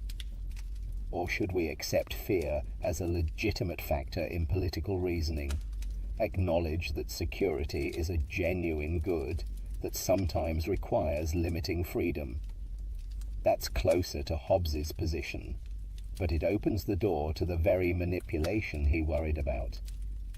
Once we accept that fear justifies expanded power, authorities have strong incentives to keep us afraid, to magnify threats, to ensure that the emergency never quite ends.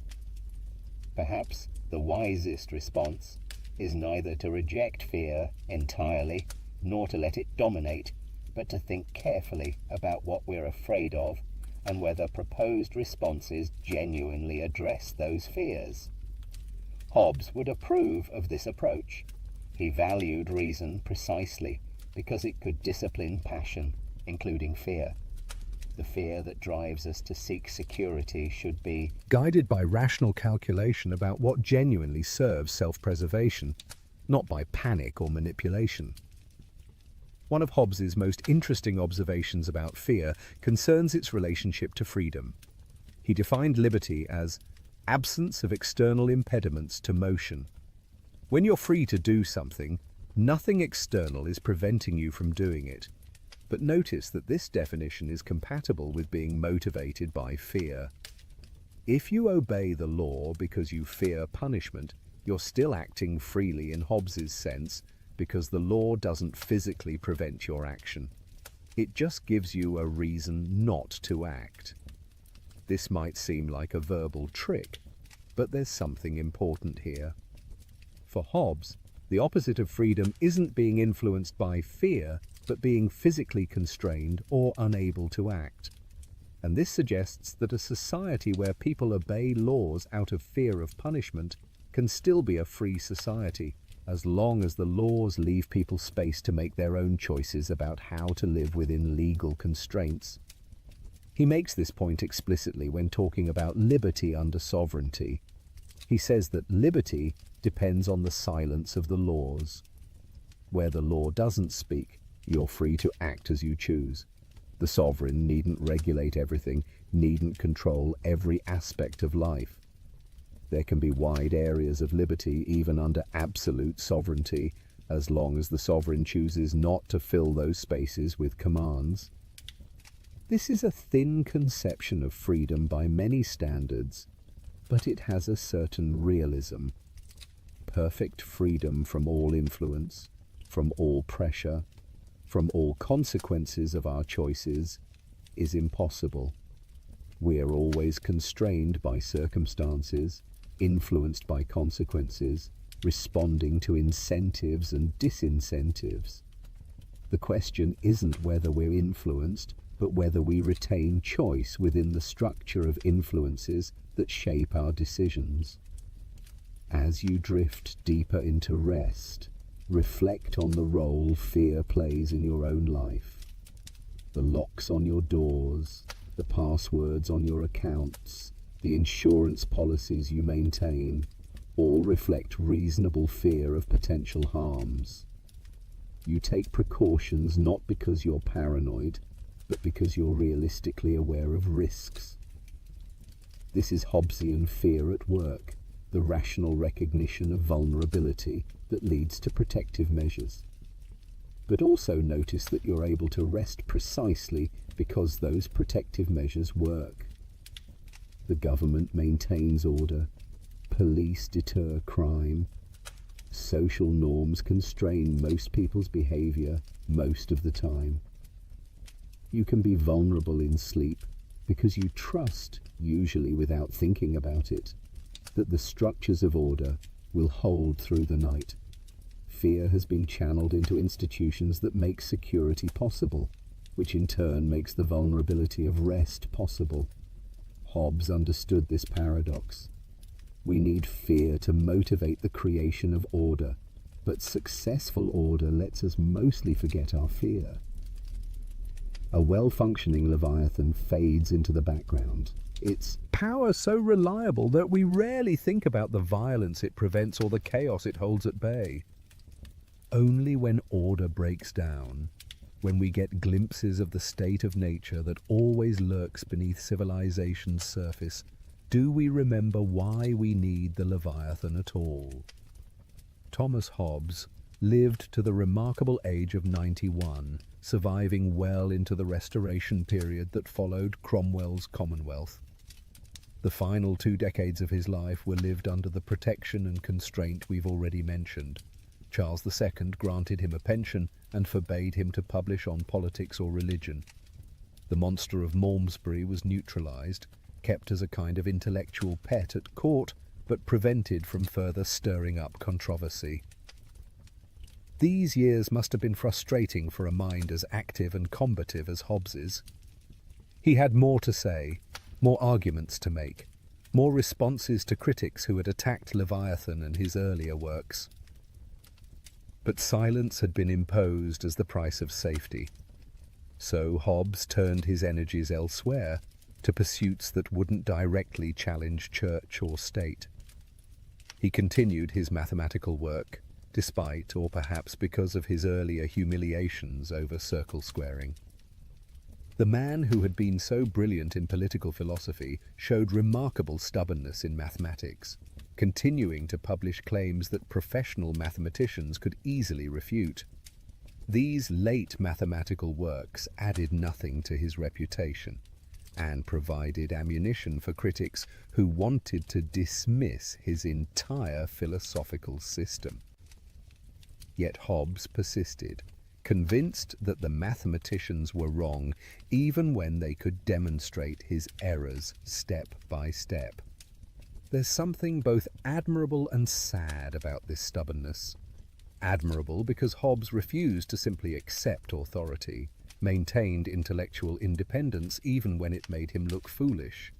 Sad because he was wasting his brilliance on a field where he lacked the necessary rigor, defending errors that a more humble person would have acknowledged.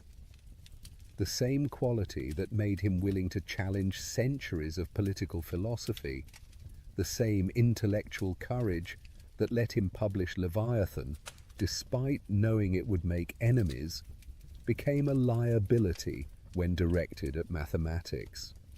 He did write one more major political work, though it couldn't be published during his lifetime. Behemoth, or The Long Parliament, was Hobbes's history of the English Civil War, applying his political philosophy to recent events. The book examined how religious enthusiasm, constitutional disputes, and competing authorities had combined to destroy civil peace. It was, in effect, a sustained argument that everything Leviathan had warned against had happened in England, proving the necessity of the absolute sovereignty Hobbes had defended. Charles II read Behemoth in manuscript and forbade its publication. Even a historical analysis of the Civil War was too controversial, too likely to reopen wounds that the Restoration was trying to heal. The book circulated in manuscript among scholars and was only published after Hobbes's death, when it could no longer cause immediate political problems. Hobbes also produced translations in his final years, rendering Homer's Iliad and Odyssey into English verse. This was work he'd loved as a young scholar, returning to the classics that had first inspired his intellectual life. The translations were competent but not brilliant, the work of an old man staying active rather than breaking new ground. But they gave Hobbes satisfaction and kept his mind engaged when he could no longer pursue philosophy directly. In 1675, at age 87, Hobbes left London for the last time. He moved to the countryside, to estates owned by his longtime patrons, the Cavendish family. He'd served them for most of his adult life, first as tutor to William Cavendish, then in various capacities to different branches of the family. Now, in his final years, they provided him refuge and support. He spent his last years at Hardwicke Hall in Derbyshire, living quietly, writing occasionally, receiving visitors who wanted to meet the famous philosopher. He composed an autobiography in Latin verse, looking back over his long life and the turbulent century he'd witnessed. Born under the shadow of the Spanish Armada, living through civil war and revolution, surviving into the Restoration, he'd seen England transform repeatedly, seen his philosophical landscape shift from scholasticism to early modern rationalism. In December 1679, Hobbes suffered a stroke. He became paralyzed and died within days. He was buried in the churchyard at St. John the Baptist Church in Old Hucknall, a quiet country church far from the controversies and disputes that had marked his intellectual life. His grave was simple, marked with a Latin inscription that identified him as Thomas Hobbes of Malmesbury and noted his philosophical reputation. His death was little noted beyond the circles of scholars and former associates. He'd been controversial enough that many were relieved to see him go. His books remained on lists of prohibited works. Universities warned students against Hobbesism as dangerous to morality and religion. For decades after his death, Hobbesian was a term of abuse, suggesting atheism, materialism, moral corruption. Yet his ideas survived suppression and slowly transformed how people thought about politics. The social contract framework became standard in political philosophy, even among those who rejected Hobbes's absolutist conclusions. The questions he'd posed about political legitimacy, about the relationship between security and liberty, about the foundations of political obligation, these couldn't be unasked, and the clarity with which he'd posed them set the agenda for political philosophy in ways that outlasted the controversies over his specific doctrines. John Locke built on Hobbesian foundations to reach liberal conclusions. Rousseau transformed the social contract into a theory of popular sovereignty. Kant developed social contract ideas into sophisticated moral and political philosophy. The American and French revolutions were fought with concepts and arguments that Hobbes had helped create, even though the revolutionaries would have rejected his monarchism. The very idea that government requires consent of the governed, that political authority needs rational justification, that we should think about politics in terms of what rational people would agree to, all of this bears Hobbes's influence. In the 19th century, as political philosophy moved away from social contract theory temporarily, Hobbes was remembered mostly as a historical figure, important but superseded. But the 20th century brought renewed appreciation for his systematic approach and his unflinching realism about power and conflict. After 2 world wars and countless revolutions, after witnessing how quickly civilization could collapse into barbarism, Hobbes's dark vision of human nature seemed less like pessimistic exaggeration and more like cold-eyed truth. Contemporary political philosophers might reject Hobbes's absolutism, but they recognize his genius in framing questions. When we argue about justice, about rights, about legitimate authority, we're working within intellectual space that Hobbes helped create. He made political philosophy systematic, rigorous, focused on fundamental questions rather than surface disputes. That methodological achievement matters as much as any specific doctrine he taught. As you rest tonight, imagine Hobbes in his final years at Hardwick Hall, an old man looking back over 9 decades of life. He'd been present at the birth of modern political philosophy. He'd witnessed the collapse of the old certainties about authority and tradition. He'd tried to build new foundations, to show how rational beings could create order without appealing to divine right or ancient custom. He'd made enemies, been condemned and banned and burned in effigy, and he'd survived it all, outliving most critics, seeing his ideas spread despite opposition. There's a certain peace in that image. The fierce controversialist made quiet in age. The bold, systematic thinker returned to classical translation. The man who'd tried to reduce human nature to geometry, finally accepting the limits of his ambitions. He'd done what he set out to do, changed how we think about politics. Whether people accepted his conclusions mattered less than that they had to engage with his arguments. The Leviathan he'd described lived on in the institutions and concepts that structured political life. And the book called Leviathan lived on to be read, argued with, and built upon by generation after generation. As we near the end of our journey through Hobbes's thought, it's worth stepping back to ask what he ultimately teaches us. Not whether his specific conclusions are correct, not whether we should accept absolute sovereignty or reject it, but what we learn about ourselves and political life from engaging seriously with his arguments. First, Hobbes teaches us to look unflinchingly at the foundations of social order.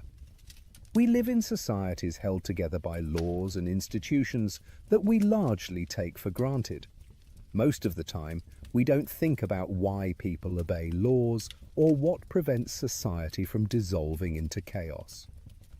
Hobbes forces us to think about these foundations, to recognize that social order is an achievement rather than a given, something that must be continually maintained rather than something we can simply assume. This doesn't mean accepting Hobbes's dark view of the state of nature or his authoritarian conclusions, but it does mean recognizing that cooperation among self-interested individuals isn't automatic or natural. It requires structures, incentives, enforcement mechanisms. The peace we enjoy is fragile, dependent on institutions that channel human behavior in productive rather than destructive directions. Second, Hobbes teaches us about the relationship between structure and agency in shaping human behavior. He's often accused of having a dim view of human nature, of thinking people are inherently selfish or vicious, but that misreads him. Hobbes's point is more subtle. The situation people find themselves in shapes how they act more than their individual character does. In the state of nature, even virtuous people have reason to act in ways that undermine cooperation, because the structure of interaction makes trust impossible and defensive violence rational. In civil society, even selfish people can cooperate productively because the structure of incentives makes cooperation rational and defection costly. Change the situation and you change behavior without requiring people to become morally better or worse than they are. This is a profoundly important insight for thinking about social problems. It suggests that we should focus less on trying to make people more virtuous and more on creating structures that make virtuous behavior rational. We can't eliminate human selfishness, but we can channel it in ways that serve common good. We can't guarantee that everyone will keep promises, but we can create enforcement mechanisms that make promise breaking costly enough that most people keep their word most of the time. Third, Hobbes teaches us to think clearly about the distinction between what we'd like to be true and what actually is true. He was willing to follow arguments wherever they led, even when the conclusions were uncomfortable. He didn't let wishful thinking about human nature or appeals to what would be nice cloud his analysis of what human beings are actually like and how they actually behave. This kind of realism is rare and valuable. Most of us prefer comforting illusions to harsh truths. We like to think that people are basically good, that cooperation comes naturally, that we could get along fine without coercive authority, if only we tried harder. Hobbes asks whether these beliefs can withstand scrutiny, whether they accurately describe how people behave when structures of authority break down. Fourth, Hobbes teaches us about the necessity of power. Many strands of political thought try to imagine politics without power, or at least try to minimize power's role. Anarchist traditions dream of societies with no coercive authority. Liberal traditions try to constrain and limit power. But Hobbes insists that power is necessary, that without it we cannot have rights or justice or any of the things we value about civilized life. This doesn't mean celebrating power or accepting its abuse. It means recognizing that rights without enforcement are just words, that agreements without sanctions are unreliable, that order requires authority. The question isn't whether to have power, but how to structure it, how to ensure it serves the purposes for which it exists, rather than becoming an end in itself. Fifth, Hobbes teaches us to think about legitimacy in terms of purpose and consent rather than tradition or divine right. Government isn't legitimate because it's ancient or because God appointed rulers. It's legitimate to the extent that it serves the purpose for which rational people would create government, protecting life, securing peace, enabling cooperation. This is a revolutionary idea, even if we've become so used to it that we don't recognize its radicalism. It makes all political authority conditional, subject to justification in terms of human purposes. It denies that anyone has a natural right to rule others. It insists that political power requires justification that those subject to it can understand and accept. Sixth, Hobbes teaches us about the permanent tension between security and liberty. We want both, but they can conflict. More security often means more constraint, more surveillance, more power given to authorities. More liberty means less security, more risk, more uncertainty about how others will behave. This tension can't be perfectly resolved, only navigated with constant attention to how much of each we're getting and whether the balance is right. Different people will strike this balance differently, depending on their circumstances and values. Those who've lived through chaos will prioritize order. Those who've lived under tyranny will prioritize freedom. Hobbes reminds us that both are real goods, that neither can be fully sacrificed without terrible cost, and that we're always trading them against each other, whether we acknowledge it or not. Finally, Hobbes teaches us about the role of reason in human life. He believed passionately that reason could guide us toward peace, could show us how to escape the trap of the state of nature, could establish principles of political life on firm foundations.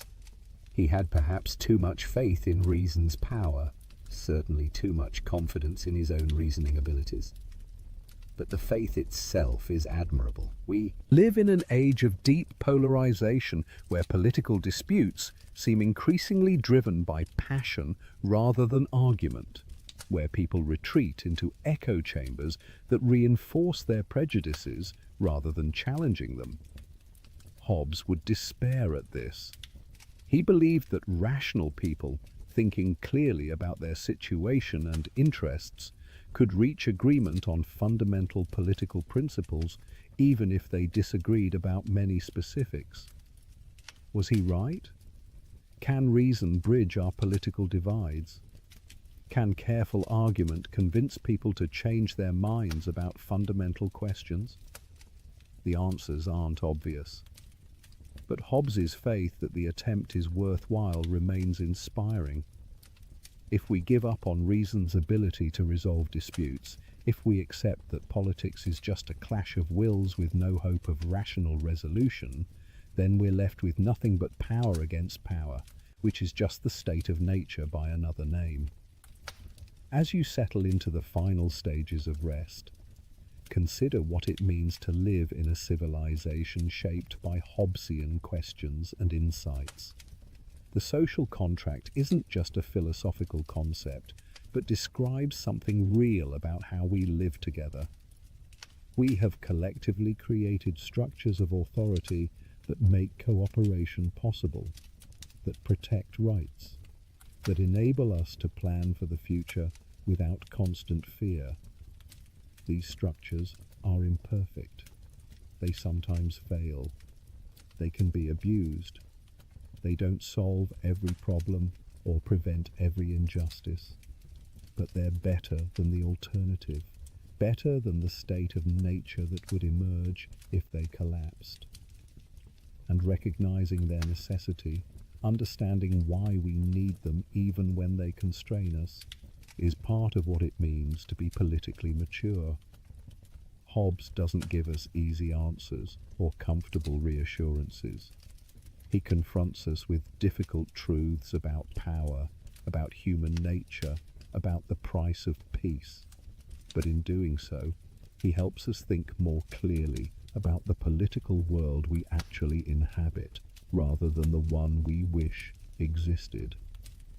And that clarity, uncomfortable as it sometimes is a gift that continues to illuminate 3.5 centuries after he first offered it.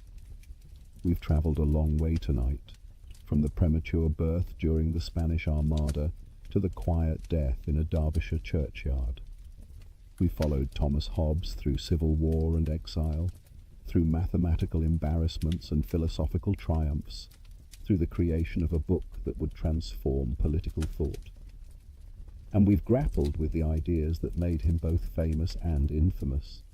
The state of nature as war of all against all, the social contract as escape from chaos, the Leviathan as necessary monster we create to save ourselves.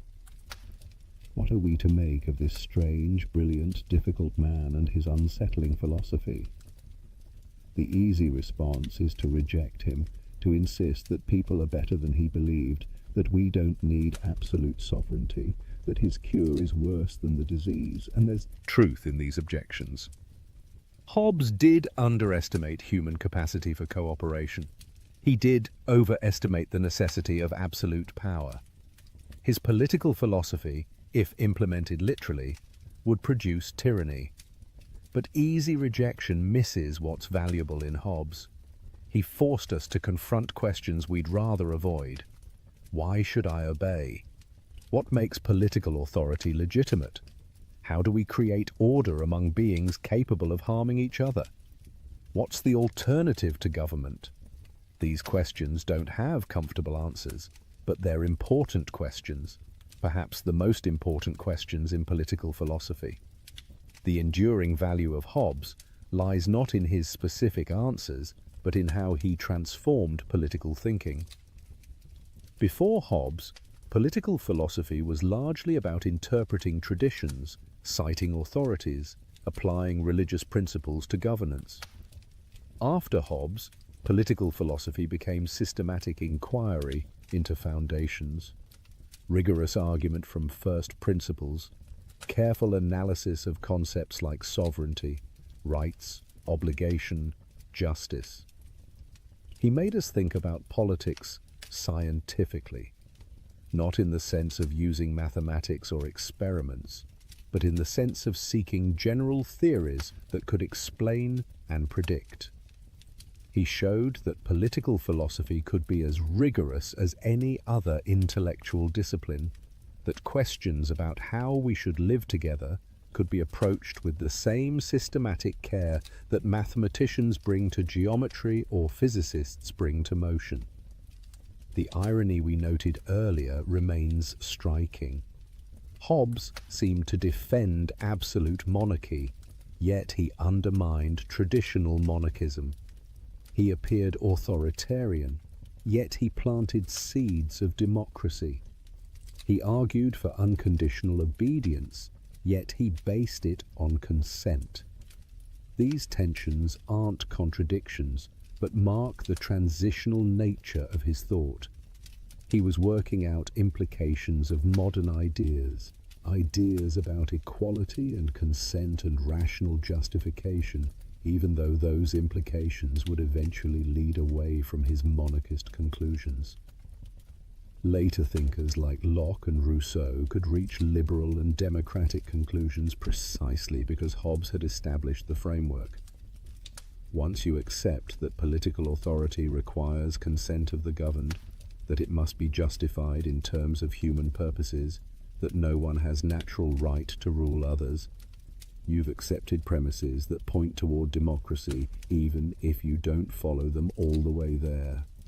Hobbes opened doors he didn't intend to walk through, created possibilities he didn't fully recognize. The warning Hobbes offers remains relevant.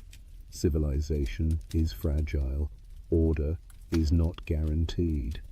The peace and security we enjoy depend on institutions and practices that must be maintained. When we take these things for granted, when we assume that cooperation will continue without attention to the structures that make it possible, we risk sliding back towards something resembling the state of nature. This doesn't mean accepting authoritarianism. It means taking seriously the work of maintaining democratic institutions, of building trust, of creating and enforcing rules that enable cooperation. It means recognizing that liberty requires structure, that rights require enforcement, that the absence of authority isn't freedom, but chaos. But Hobbes also offers comfort, though perhaps not the kind most philosophers offer. He shows us that despite our flaws, despite our selfishness and fear and propensity for conflict, we're capable of creating order. We can use reason to escape traps that passion creates. We can build institutions that channel self-interest toward common good. We can live together peacefully, despite being dangerous to each other, can create civilization despite our limitations. This is a modest hope, but a real one.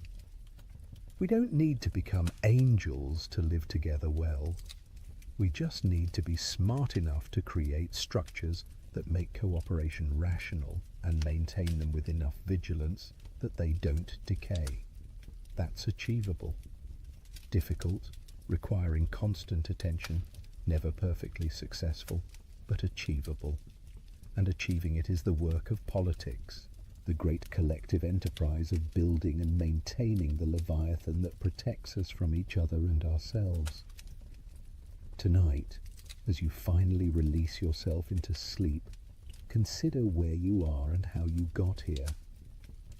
You lie in a bed in a home that's yours under law. You're protected by walls and locks that work because most people respect property rights most of the time.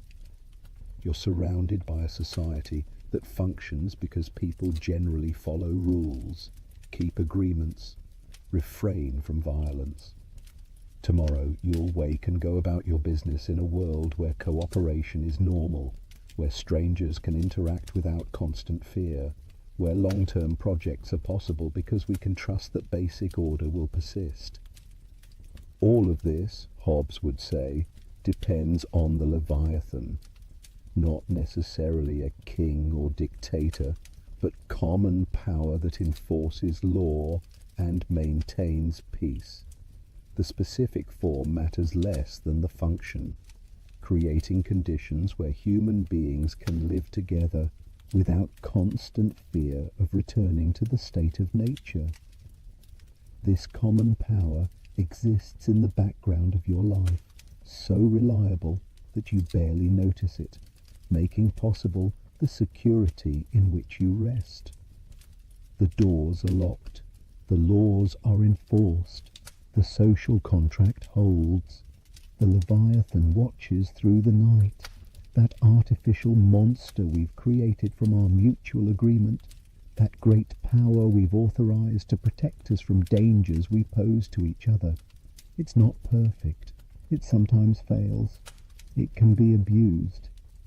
But it's better than the alternative, better than the solitary, poor, nasty, brutish, and short life that Hobbes described awaiting us without it.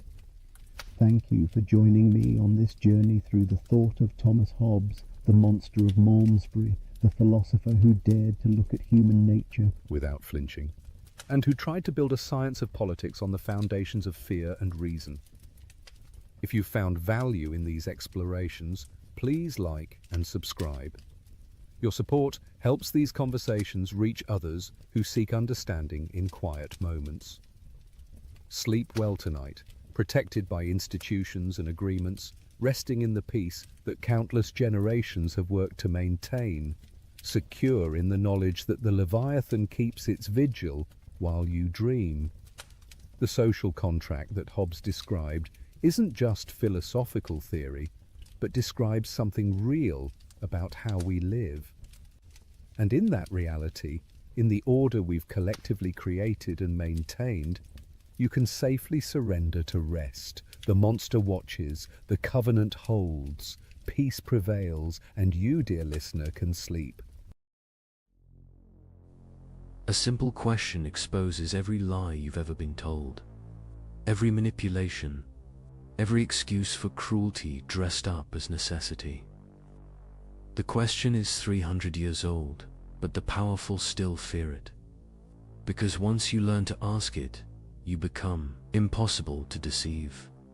This is the story of Immanuel Kant's categorical imperative, and why it remains the most dangerous idea in philosophy.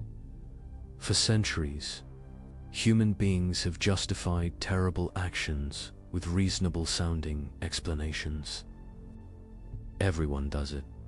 The ends justify the means. It's just business. You have to break a few eggs to make an omelette. These phrases roll off tongues in boardrooms, courtrooms, and living rooms around the world. They sound pragmatic, sophisticated, realistic. But in 1785, a German philosopher in the small city of Kingsburg discovered something extraordinary. He found a test that exposes every one of these justifications as empty rationalization. A single principle that reveals why certain actions are wrong, not because they produce bad outcomes, not because society disapproves, but because they violate something fundamental about what it means to be human. Before we understand why Kant's principle is so powerful, we need to understand the problem it solves. And that problem is as old as human civilization itself. Imagine a world where everyone truly believed that morality was simply a matter of personal opinion, where right and wrong carried no more weight than preferences about food or music, where murder is wrong had the same logical status as I don't like cilantro. This might sound liberating, at first complete moral freedom. No judgments, everyone doing their own thing, but think it through. Really think it through. In such a world, when someone steals from you, you cannot say they did something wrong. You can only say you didn't like it. When they respond, well, I believe stealing is fine, you have no ground to stand on. Your dislike of theft is just your opinion. Their approval of theft is just theirs. There's no fact of the matter, no truth to discover.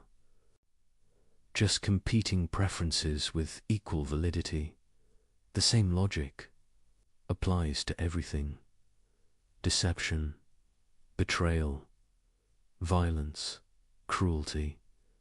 If morality is merely subjective, then the person who enjoys inflicting suffering is not mistaken about anything. They simply have different tastes than you do. Calling them immoral would be like a person who enjoys spicy food telling someone who prefers mild food that they're wrong. It's a category error. This isn't a hypothetical problem. Throughout history, this view, called it moral relativism or moral subjectivism, has tempted thoughtful people precisely because it seems to avoid dogmatism and allow for tolerance. Who are we to impose our values on others? Shouldn't everyone be free to choose their own moral framework? But notice what happens when you actually try to live this way. You cannot. When you witness genuine injustice, a child being abused, an innocent person being framed for a crime, a vulnerable person being exploited, something in you rebels against the idea that this is merely a matter of opinion. You don't think, well, I personally dislike child abuse, but the abuser has their own valid perspective. You recognize immediately and with certainty that something objectively wrong is occurring, that the perpetrator is not simply expressing a different preference, but violating something real. This recognition reveals that we don't actually believe morality is subjective, even if we sometimes claim to. Our moral intuitions run deeper than taste preferences. They present themselves as truths about the world, not just facts about our psychology. But if morality isn't subjective, what is it? Where do moral truths come from?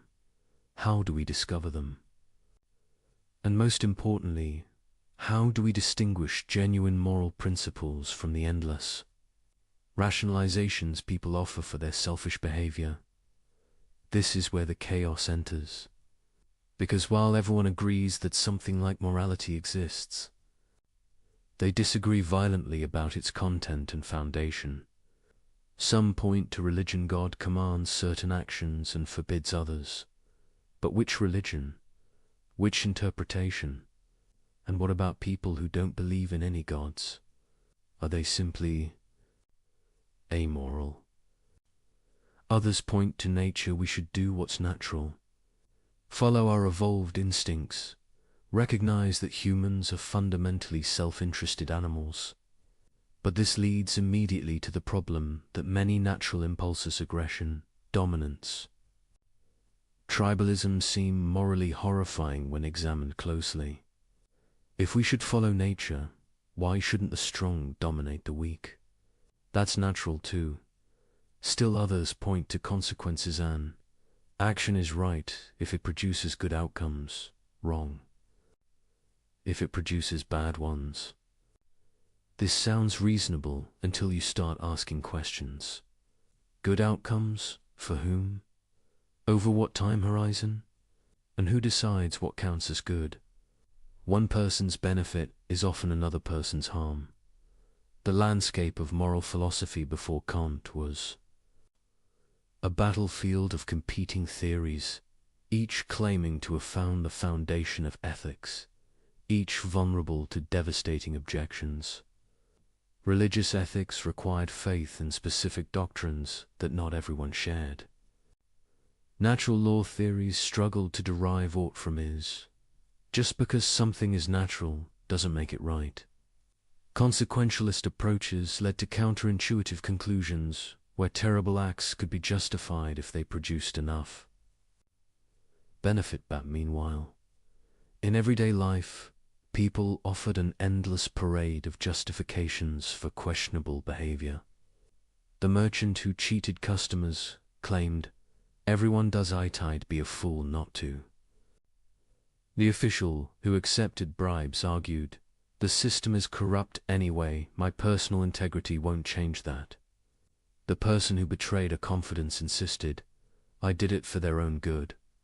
Each excuse had a kind of surface plausibility. Each gestured toward some broader principle. But underneath, thinking people could sense something hollow. These weren't genuine moral reasoning. They were clever ways of giving yourself permission to do what you wanted anyway. This was the philosophical landscape when Kant began his work. A chaos of competing theories, none fully satisfying. A world where people knew moral truth existed but couldn't quite pin down what it was or where it came from. A situation where the clever could always find some justification for their actions. However terrible, Kant recognized that this problem wasn't just academic. It was existential.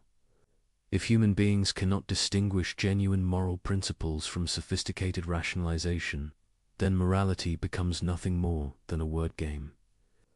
The person with the cleverest argument wins, regardless of whether they're right. Might makes right, or at least eloquence makes right. But Kant also recognized something else, something that would lead to his breakthrough. He saw that despite all their disagreements about the content of morality, almost everyone agreed on something fundamental. When we make moral judgments, we claim they're universal. When you say lying is wrong, you don't just mean I personally dislike lying. You mean that lying is wrong for anyone in relevantly similar circumstances. You're making a claim about reality, not just reporting your feelings. This universality is built into the very concept of moral judgment. It's what distinguishes saying murder is wrong from saying I don't like asparagus. The latter is explicitly about me and my preferences. The former is about everyone, a claim that holds regardless of what any individual thinks or feels. And this universality, Kant realized, was the key to everything. Immanuel Kant was 57 years old when he published the groundwork of the Metaphysics of Morals in 1785. He had spent decades thinking about the nature of knowledge, reality, and human reason. His previous work, The Critique of Pure Reason, had revolutionized epistemology by showing how the human mind actively structures experience rather than passively receiving it. Now he turned his revolutionary method to ethics, and what he had discovered would change moral philosophy forever. Kant's breakthrough came from a simple observation about what we actually mean when we make moral judgments. Not what we should mean, not what would be convenient or useful to mean, but what we actually, inevitably do mean whenever we use moral language. When someone says, "You shouldn't have lied to me," they're not making a prediction about consequences. They're not saying, "Lying to me produced outcomes I dislike." They're saying something much stronger. Lying was wrong. You had an obligation not to do it. This obligation existed before you lied, would have existed even if I never found out, and would exist for anyone else in similar circumstances. This is a very specific kind of claim. Its categorical meaning, it applies regardless of what anyone wants or desires. It's not conditional on achieving some goal. It's not hypothetical. It's simply binding. Think about the difference. When someone says, "If you want to get good grades, you should study," that's a hypothetical imperative. The should is conditional on you wanting good grades. If you don't care about grades, the imperative loses its force. But when someone says, "You should keep your promises," they're not conditioning the obligation on whether you happen to want to keep promises. They're saying you're bound to keep them whether you want to or not. That's a categorical imperative, a command that applies to you simply because you're a rational being, regardless of your personal goals or desires. This distinction might seem subtle, but it's revolutionary. because once you see it, you realize that most attempted justifications for immoral behavior try to smuggle hypothetical imperatives into places where only categorical ones belong. When someone says, "I had to lie because I wanted to avoid conflict," they're treating morality as hypothetically if you want to avoid conflict, then lying is acceptable. But that's not how morality actually works. The wrongness of lying doesn't depend on whether avoiding conflict is your goal. It's wrong categorically, regardless of what you want. Kant saw that moral obligations had to be categorical, or they weren't really moral obligations at all. They would just be strategic advice dressed up in ethical language. But this raised an even deeper question. Where do categorical imperatives come from? What gives them their binding force? Previous philosophers had offered various answers. Divine command, God makes them binding. Natural law, they're written into the fabric of reality. Social contract, we all agree to follow them. But each answer had problems. If categorical imperatives come from God, then non-believers have no reason to follow them. If they come from nature, we're back to the problem of deriving ought from is. If they come from social agreement, then they're not really categorical, they're conditional on the agreement. Holding Kant's answer was startling in its elegance. Categorical imperatives don't come from anything outside human reason. They emerge from the nature of rational agency itself. Here's how the argument works. When you act, you always act according to some principle or maxim. This isn't something you can avoid. Even seemingly random or impulsive actions are based on implicit principles. I'll do whatever feels good in the moment. Or I'll follow my first instinct. Or I'll do what's easiest. These maxims are the subjective principles that guide your choices. Sometimes you're aware of them, sometimes not. But they're always there. Now, when you act on a maxim, you're implicitly claiming something. You're claiming that acting this way is permissibly at least for you in this situation. You're treating your maxim as a principle of action. But here's the key insight. If you're a rational being, someone who acts based on reasons rather than mere instinct, then you must be consistent. You cannot coherently claim that some principle justifies your action while simultaneously denying that same principle when others try to act on it. If you lie to someone because it's convenient, you're implicitly claiming that lying for convenience is a permissible principle of action. But then you cannot coherently object when others lie to you for their convenience. To do so would be a contradiction, claiming the principle is valid when you use it, but invalid when others do. This isn't just hypocrisy, it's rational incoherence. It's trying to have things both ways, in a way that violates the basic laws of logic. And this, Kant realized, is where moral obligation comes from. It doesn't require God, or nature, or social agreement. It emerges from what's required for rational agency itself to be possible. When you act, you must act on maxims. When you act on maxims, you must be able to will them as universal principles, principles that anyone in similar circumstances could follow. If you cannot do this without contradiction, then the maxim is morally impermissible. If you can, it's permissible. If you must, it's obligatory. This is why morality is categorical. It's not imposed from outside.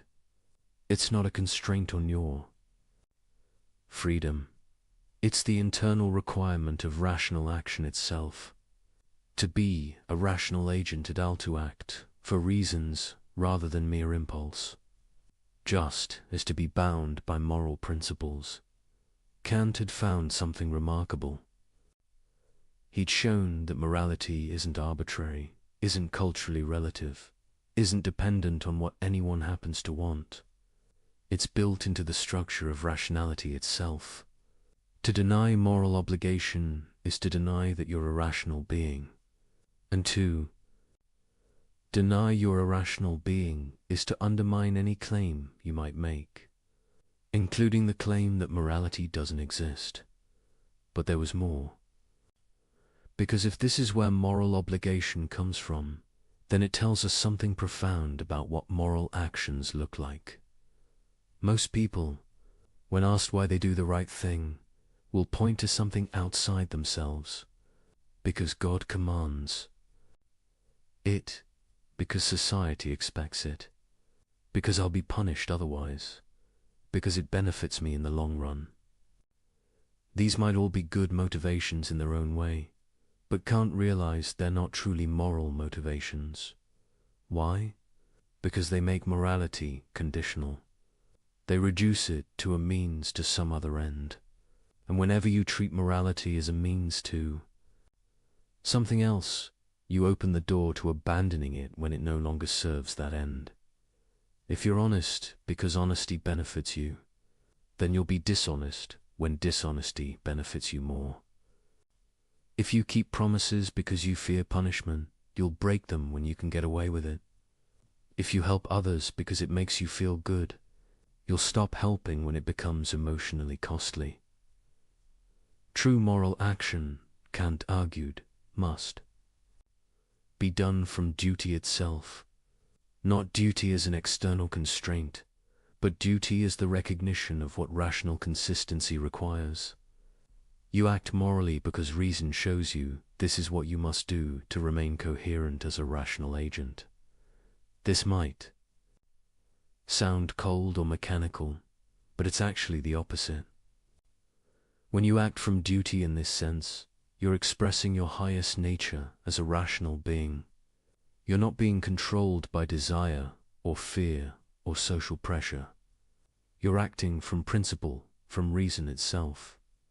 And this, Kant realized, is what makes human beings special. What gives them dignity rather than mere value? What makes them ends in themselves rather than mere means? An animal acts from instinct. A programmed machine acts from its code. But a rational agent acts from self-given principles. This capacity for autonomy, for giving laws to yourself through reason, is the source of all moral worth. When you act morally, you're not obeying some external authority. You're legislating for yourself. You're being autonomous in the deepest sense, and this autonomy is precisely what the moral law protects and demands. This was Kant's revolutionary insight. Morality isn't imposed on rational beings from outside. It's what rational agency itself requires. The moral law and the law of reason are the same thing. To be free, in the truest sense, is to be bound by principles you give yourself through reason, and to be moral is to exercise this freedom in a way that respects the same capacity in others. Understanding this changes everything. Because now we can see why certain maxims fail moral scrutiny. It's not because they produce bad outcomes, though they often do. It's not because an authority figure forbids them, though they often might. It's because they're rationally incoherent. They cannot be universalized without contradiction, and this gives us the tool we need. A way to test any proposed action, any justification, any moral claim.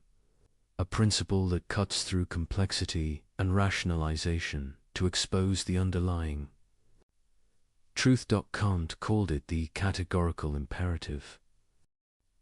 Now we arrive at the principle itself, the test that exposes every rationalization, every excuse, every sophisticated justification for doing wrong. Kant formulated it in several ways, but the most famous version reads, "Act only according to That maxim whereby you can at the same time will that it should become a universal law. Let's break this down, because every word matters. Act only according to that maxim. A maxim is your subjective principle of action. It's the rule you're following when you do something. Sometimes it's explicit, I will always tell the truth. Sometimes it's implicit, I'll lie when it benefits me. But every action has one. The maxim isn't just the action itself. It includes your reason for acting. I will lie isn't a complete maxim. I will lie to avoid embarrassment is.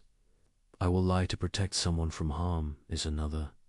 Same action, different maxims. And the moral evaluation depends on the maxim, not just the behavior. This is crucial, because it means you can't game the system by describing your action in favorable terms while ignoring your actual motivation. The maxim captures what you're really doing and why. ... whereby you can, at the same time will... This is where it gets interesting. Kant isn't asking whether you do will it, or whether you'd like to will it. He's asking whether you can will it without contradiction, whether it's rationally possible. Think of it like a logical consistency test. Can this principle operate in all cases without undermining itself? Or does it depend on others not following it? That it should become a universal law. Universal means applying to everyone in relevantly similar circumstances. A law means a principle that holds necessarily, not just contingently. So the test asks, can you coherently will that everyone, when in circumstances like yours, acts according to the same principle you're following? Not would you prefer they did, but can you rationally will it without contradiction? Let's see how this works with concrete examples. Consider lying. Suppose your maxim is, I will make false promises when it helps me get what I want. Now apply the universalization test. Can you will that everyone follows this maxim? That whenever someone wants something, they can make promises they have no intention of keeping? Here's where it breaks down. If everyone made false promises whenever convenient, the entire practice of promising would collapse. No one would believe promises anymore. The institution itself would dissolve. But notice your maxim depends on other people believing promises. You're trying to exploit their trust. You're relying on the general practice of promise-keeping existing, while simultaneously acting to undermine it. This is the contradiction. You cannot coherently will your maxim as universal law, because doing so would destroy the very conditions that make your maxim effective. You're trying to make an exception for yourself, while depending on others not making exceptions for themselves. This isn't a contradiction in consequences, though those would be bad. It's a contradiction in conception. The maxim, when universalized, undermines its own possibility. It's like sawing off the branch you're sitting on. Kant called this a contradiction in conception, and it marks actions that are strictly forbidden. You cannot universalize the maxim even in thought without logical incoherence. But there's another type of failure, more subtle. Consider refusing to help others in distress. Your maxim might be, I will never help anyone who needs assistance, and I will rely entirely on my own resources.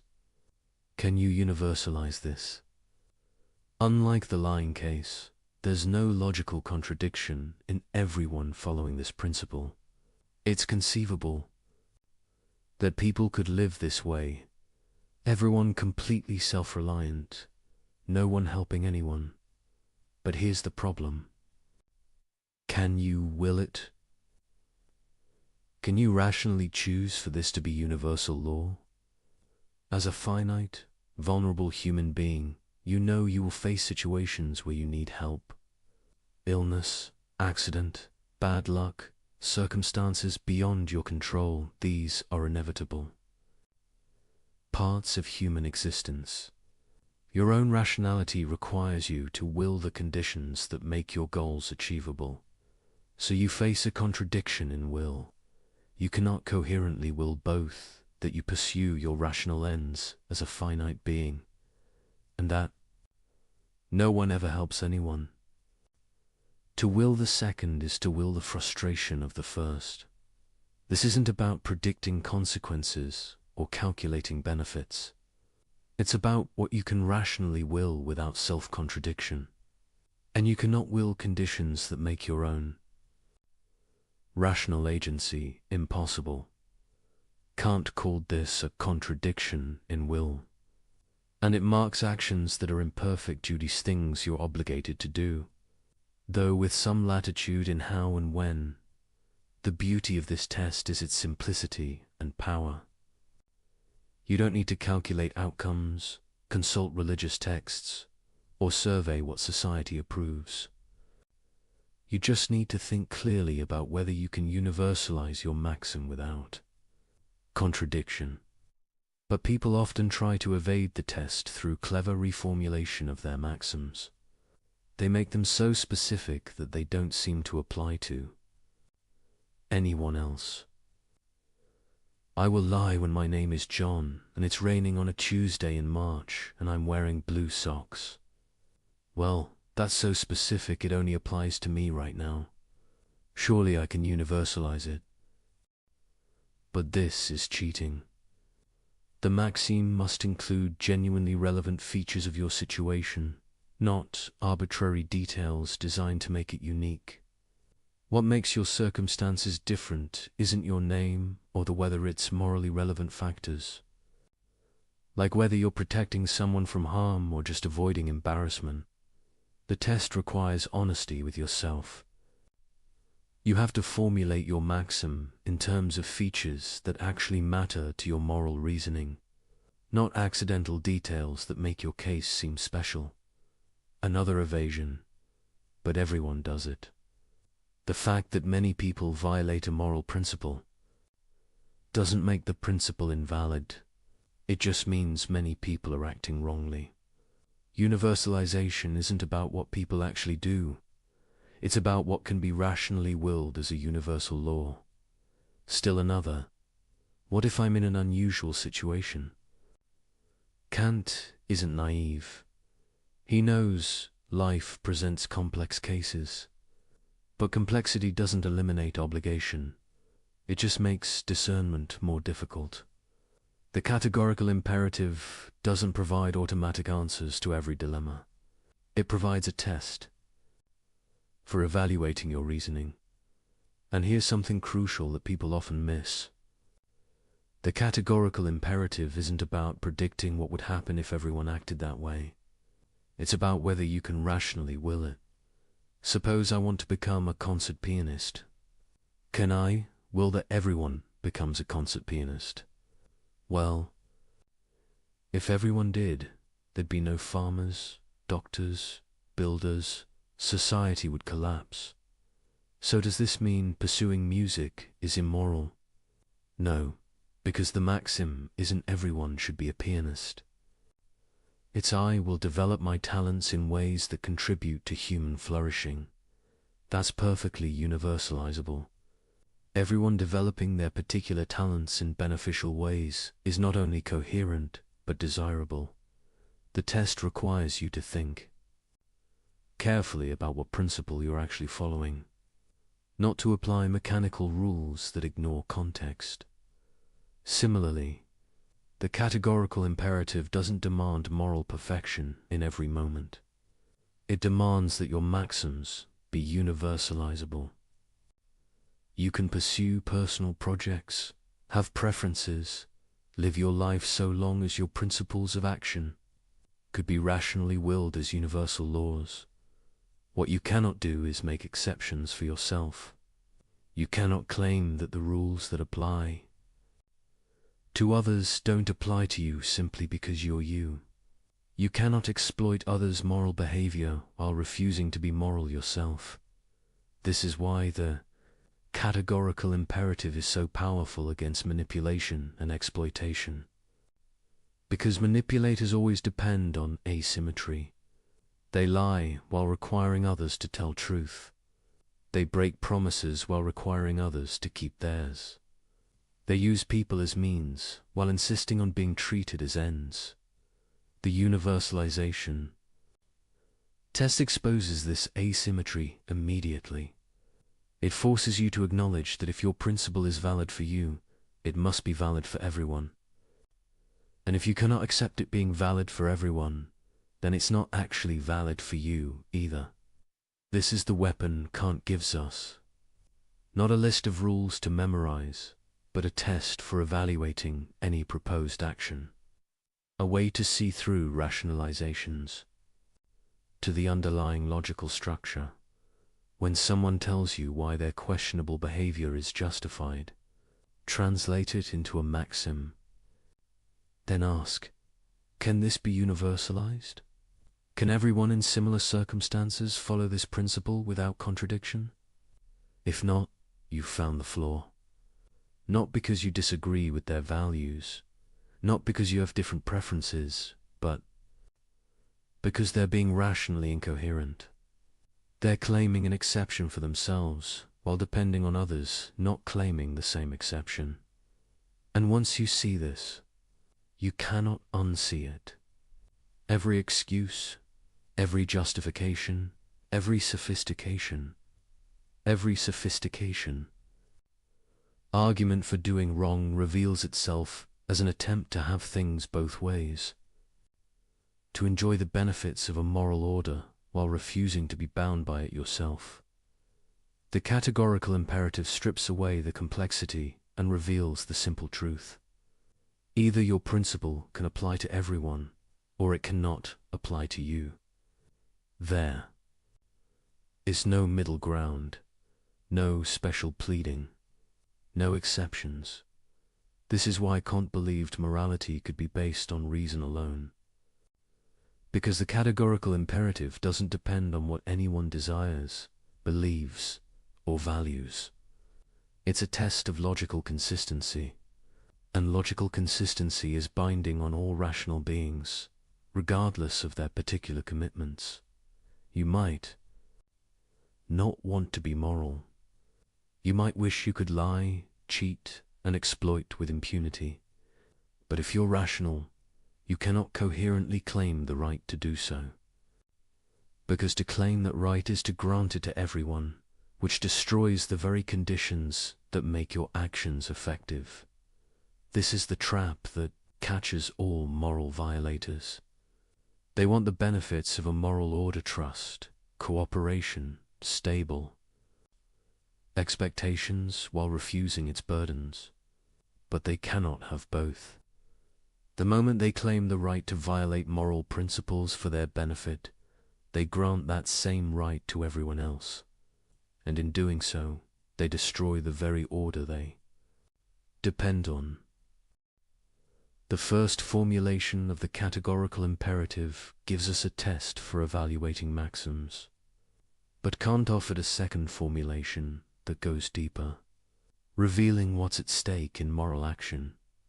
He called it the formula of humanity, and it reads, act in such a way that you treat humanity, whether in your own person or in the person of another, always at the same time as an end and never simply as a means. This formulation shifts focus from the logical structure of maxims to the fundamental value that makes morality possible. And in doing so, it reveals something profound about human dignity. Let's unpack it carefully. Treat humanity ... Not just human beings as biological organisms, but humanity, the rational nature that makes us moral agents. The capacity for setting ends, making choices, legislating principles for ourselves. Double quotes ... whether in your own person or in the person of another. This is crucial. You can violate humanity in yourself as much as in others. Destroying your own rational nature is as wrong as destroying someone else's. Always at the same time as an end. An end is something valuable in itself, not just as a means to something else.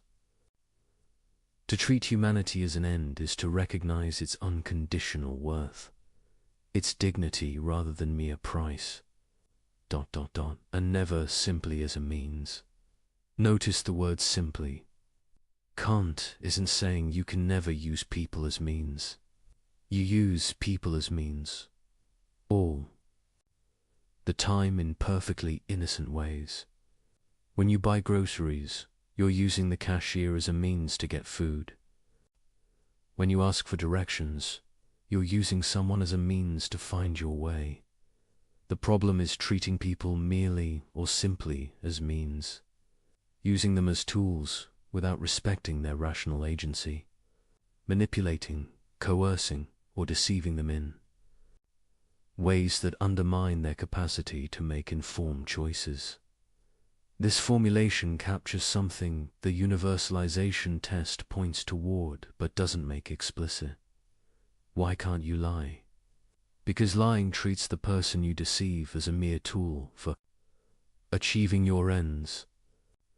You're manipulating their beliefs to get what you want, without respecting their capacity to reason and choose for themselves. Why can't you break promises? Because promises are commitments between rational agents. Breaking them treats the other person as someone whose rational expectations don't matter, as if they were just an obstacle to navigate rather than a fellow agent with legitimate claims. Why can't you coerce? Because coercion overrides someone's will, treating them as an object to be controlled rather than a person whose choices deserve. Respect, the formula of humanity, reveals that all moral violations share a common structure. They all involve treating rational nature in yourself or others as if it had only instrumental value, as if it could be used, manipulated, or destroyed for the sake of other goals. But rational nature isn't valuable because it's useful. It's valuable in itself. It's the source of all value. Without rational beings who can recognize value, judge worth, and set ends, nothing would have value at all. Think about it. Why is gold valuable? Because rational beings desire it and use it. Why is health valuable? Because rational beings pursue it as an end. Everything else in the universe has value only in relation to rational beings who can care about it, pursue it, use it for purposes. But rational nature itself is different. It's not valuable because it serves some further end. It's valuable because it's the condition of anything having value at all. It's what Kant called an end in itself, something with absolute rather than conditional worth. This is why human dignity is unconditional, not because humans are more intelligent than other animals, or more capable, or more anything, but because humans are rational agents, beings who can recognize value, legislate principles, and hold themselves and others accountable. This rational agency is what makes moral law possible, and recognizing it in all human beings is what morality requires now. The formula of humanity and the universalization test are meant to be equivalent. Two ways of expressing the same fundamental principle. And we can see why. When you violate the universalization test, you're always treating humanity as mere means. The liar uses others' rationality against them, manipulating their beliefs. The promise breaker treats others' rational expectations as inconveniences. The person who refuses all help treats their own rational nature as dispensable in times of need. Conversely, when you follow the universalization test, you'll necessarily respect humanity as an end, because universalization means treating all rational agents symmetrically, acknowledging that what makes your claims valid, your rational nature, makes their claims valid too. But the formula of humanity brings something into sharper focus. It emphasizes that morality isn't just about following rules. It's about recognizing and respecting value, the unconditional worth of rational agency. This has practical implications. It means moral action isn't about grudging compliance with obligations. It's about appreciating what's genuinely precious and acting accordingly. When you keep a promise, you're not just following a rule. You're respecting the rational nature of the person you made the promise to, acknowledging that their plans and expectations matter because they're a rational agent. When you tell the truth, you're not just avoiding lying. You're respecting others' capacity to reason and choose for themselves based on accurate information. When you help someone in distress, you're not just fulfilling a duty.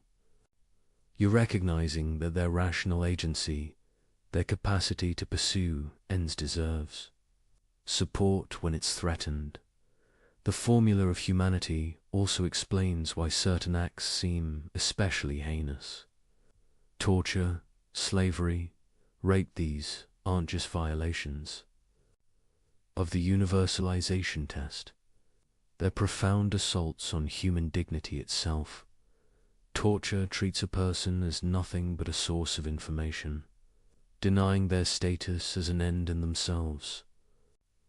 Slavery treats a person as property, as if rational agency could be owned.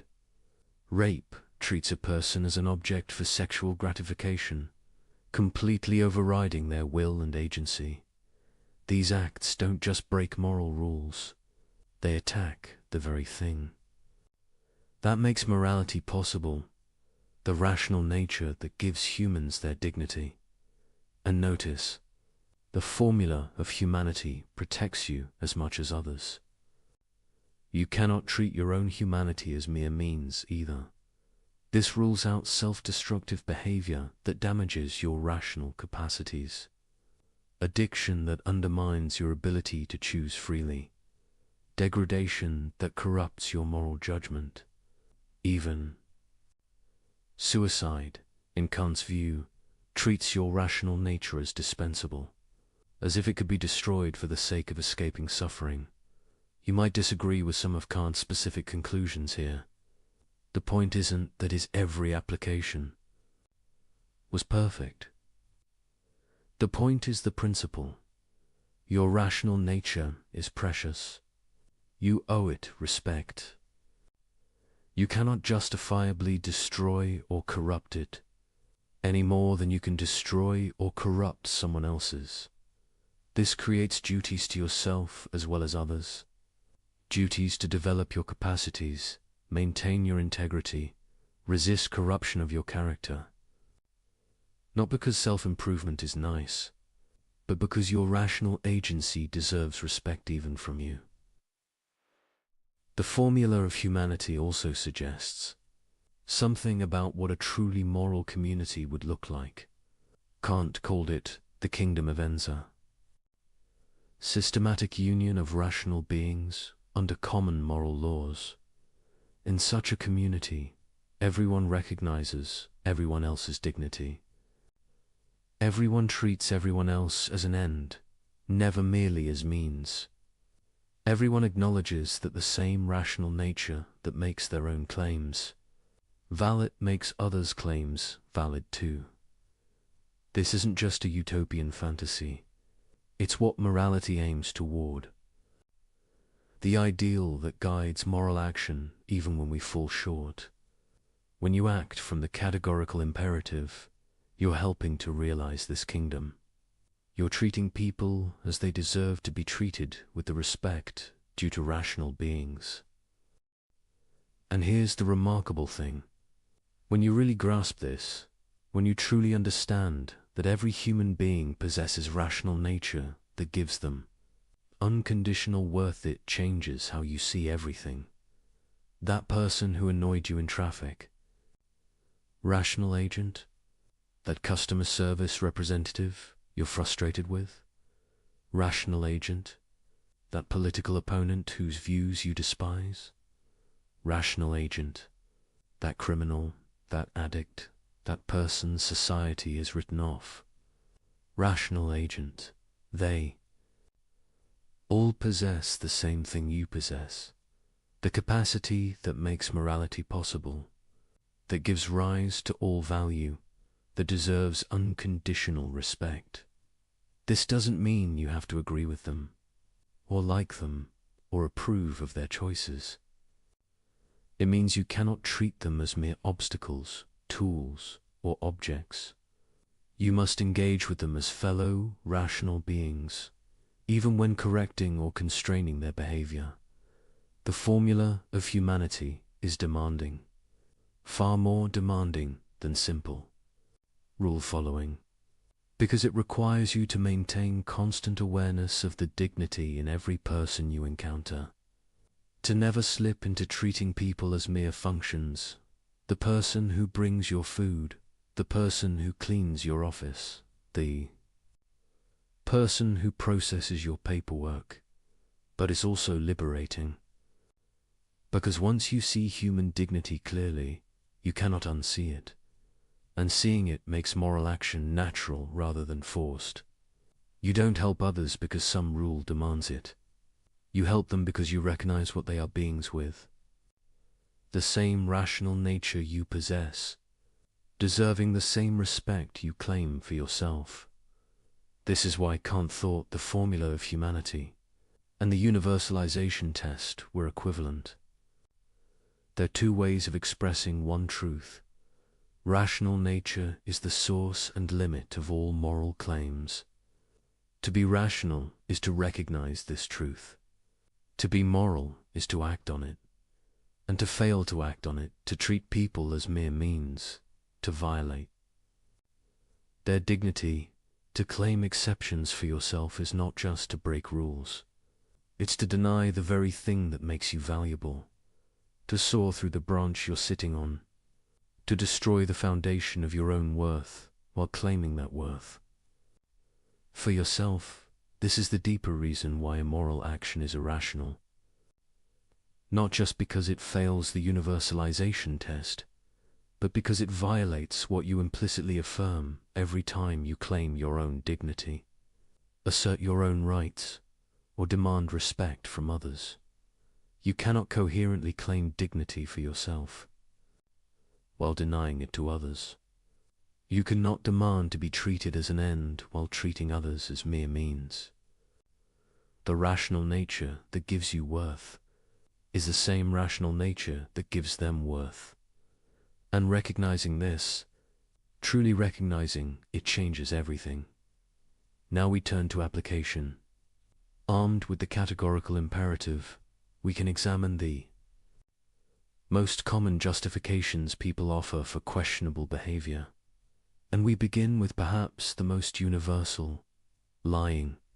It's just a white lie. It doesn't hurt anyone. You've heard this. You've probably said it.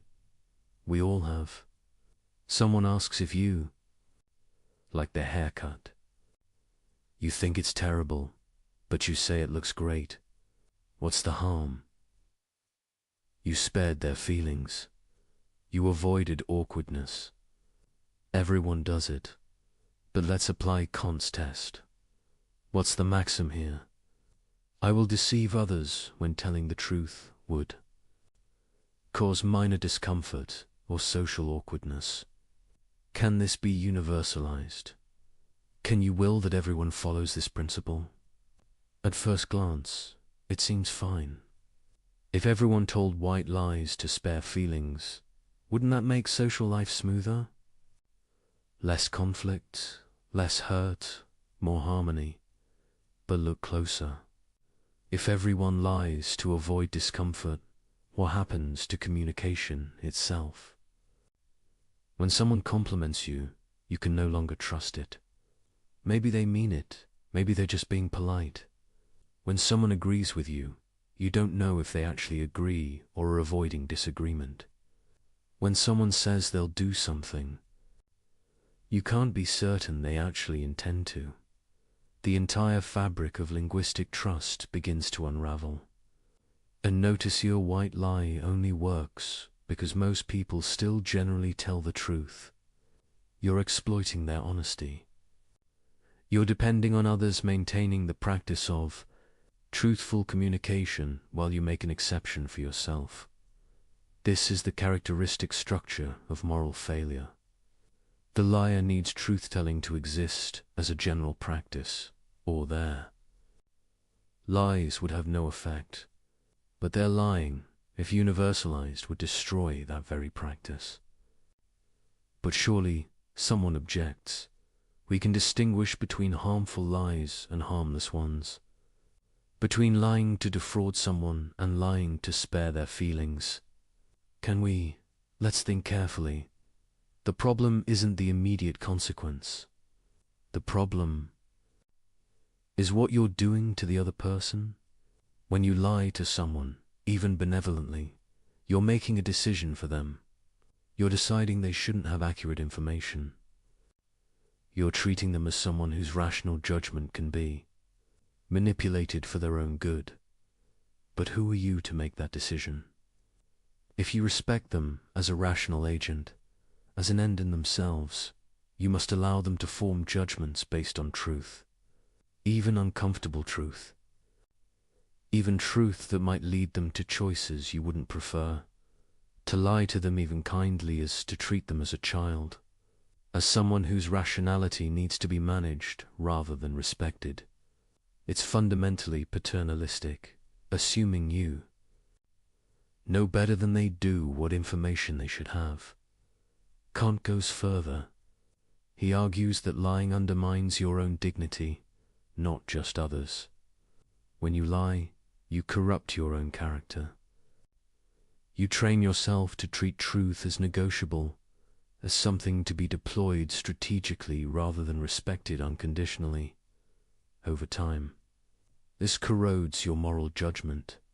You become someone who asks, "Can I get away with this?" rather than, "Is this right?" You lose the clarity that comes from unconditional commitment to truth. But what about lying to save a life? This is the famous challenge to Kant. Suppose someone is hiding in your home, fleeing from someone who wants to murder them.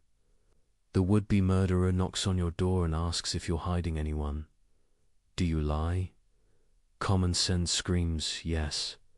How? Could telling the truth possibly be right when a life is at stake? Kant's answer shocked his critics then and shocks people now. He said you must not lie, not even here, not even to save an innocent life. Many people think this proves Kant's ethics is absurd, that it leads to monstrous conclusions, that any moral theory producing such results must be rejected. But before we dismiss him, let's understand his reasoning. Kant isn't saying you must tell the murderer where the victim is. He's saying you cannot lie. These aren't the same thing. You could refuse to answer. You could say, "I'm not telling you that." You could physically prevent the murderer from entering, but you cannot deceive. Why not? Because the moment you grant yourself permission to lie even for the best reasons, you've abandoned the categorical imperative.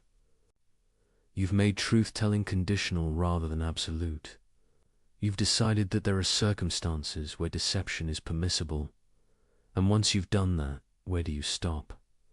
If you can lie to save a life, can you lie to prevent serious harm? Can you lie to avoid major financial loss?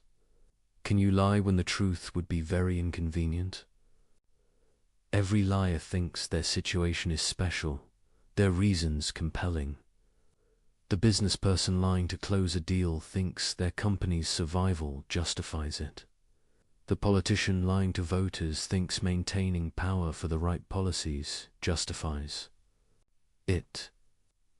The person lying to their spouse thinks preserving the relationship justifies it. Once you abandon the categorical imperative in favor of consequentialist calculation, you have no principled way to limit deception. You're just negotiating how much truth can be sacrificed for your goals. Kant saw this clearly. Either truth-telling is a categorical imperative, or it isn't. Either you respect the dignity of rational agents by never deceiving them, or you treat deception as a tool to be deployed when useful. There's no stable middle ground. You might still disagree with Kant's conclusion about the murderer case. Many thoughtful people do, but notice what disagreeing requires. You have to abandon the idea that morality is categorical. You have to accept that moral principles have exceptions, that duty is conditional, that the rightness of action depends on circumstances and outcomes. Maybe that's correct. Maybe morality is fundamentally consequentialist. But then you've given up what Kant was trying to preserve, the idea that moral obligations are absolute, that human dignity is unconditional, that some things are simply wrong regardless of results. And if you give that up, you're back to the problem Kant was trying to solve. Because now every moral claim is just a prediction about consequences. Every principle is just a rule of thumb. Every obligation is just a suggestion that holds until circumstances change. The liar's excuse in all its forms, from white lies to strategic deceptions, rests on making truth conditional, on deciding that honesty matters except when it doesn't, that you should tell truth unless you have good enough reason not to, but good enough according to whom, judged by what standard. If you allow exceptions, you allow everyone to judge their own case. And humans are remarkably good at convincing themselves their situation is exceptional. Kant's absolutism about truth-telling isn't arbitrary rigidity. It's the recognition that once you start making exceptions, you've lost the categorical imperative entirely. You've reduced morality to sophisticated rationalization, where the clever can always find some justification for doing what they wanted anyway. The test is simple. When you're considering lying, ask yourself, can I will that everyone in my situation would lie? Can I will that deception is permissible whenever someone judges truth would produce bad results? If you answer honestly, you'll see the problem. You're claiming a right you cannot universalize. You're treating your judgment as special, your situation as uniquely deserving of exception.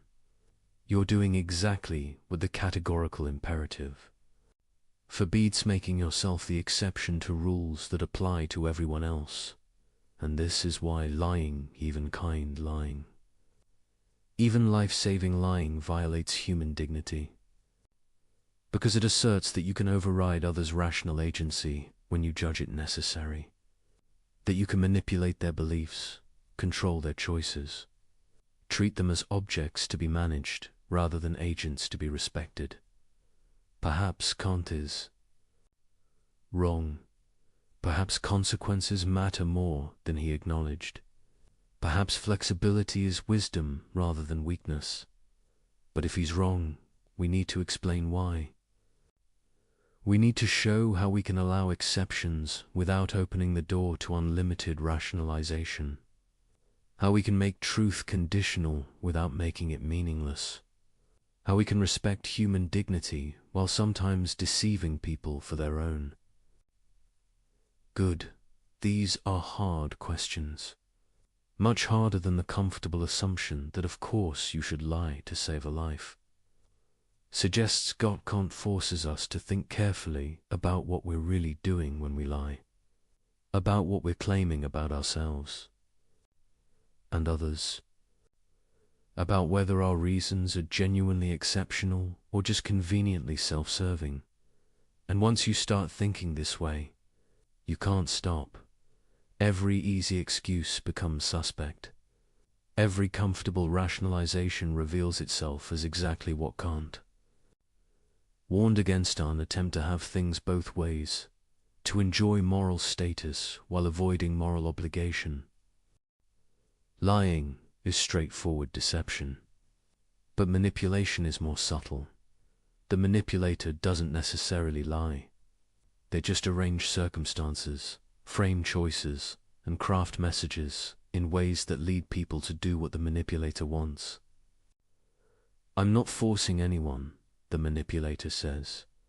I'm just being persuasive, influencing, presenting things in a favorable light. If people make bad choices, that's on them. This excuse appears everywhere. In marketing campaigns that exploit psychological vulnerabilities, in personal relationships where one person constantly maneuvers the other, in institutions that design systems to nudge people toward profitable behaviors, in conversations where someone uses emotional pressure to get their way, the manipulator always has the same defense. I didn't force them. They chose freely. I just made my case effectively. But let's examine this through Kant's lens. What is manipulation? Exactly. It's getting someone to do what you want by methods that bypass or compromise their rational judgment. You're not presenting reasons that would appeal to a fully informed, clear-thinking person. You're exploiting biases, triggering emotions, creating false urgency, or otherwise interfering with rational deliberation. Consider a simple example. A salesperson is trying to sell you something you don't need. They know you don't need it, but they've studied techniques to overcome objections. They create artificial scarcity only to left in stock. They trigger social pressure. Everyone in your neighborhood has one. They use subtle flattery to build rapport. They time their pitch for when you're tired and your judgment is weakened. Have they lied? Not necessarily. There might be only 2 in stock. Others might have bought one. The compliments might be sincere, but they're not engaged in rational persuasion. They're engaged in psychological manipulation. They're treating you as a system to be gamed, rather than a rational agent to be respected. They're finding your buttons and pushing them, without regard for whether this serves your genuine interests or rational judgment. Apply the formula of humanity. Are they treating you as an end in yourself? Are they respecting your rational agency? No. They're treating you as a means to their end, making a sale. Your rational judgment is an obstacle to overcome rather than something to be engaged with honestly. They're using techniques specifically designed to compromise your ability to think clearly about whether this purchase serves your goals. This violates your dignity as a rational being. Even if you freely choose to buy, your choice isn't genuinely free if it's the product of systematic manipulation. You're being treated as an object to be worked on, rather than a person to be reasoned with. But someone objects. Isn't all persuasion somewhat manipulative? Don't we all frame things too? Our advantage? Where's the line? The line is rational engagement. When you present genuine reasons for your position, explain their logic, provide accurate information, and allow someone to make up their own mind based on their jaw, respecting their agency. You're treating them as a rational being capable of judgment. When you exploit psychological vulnerabilities, hide relevant information, create false impressions, or use emotional pressure instead of rational argument, you're manipulating. You're bypassing their rational judgment rather than engaging it. The difference isn't always sharp, but it's real.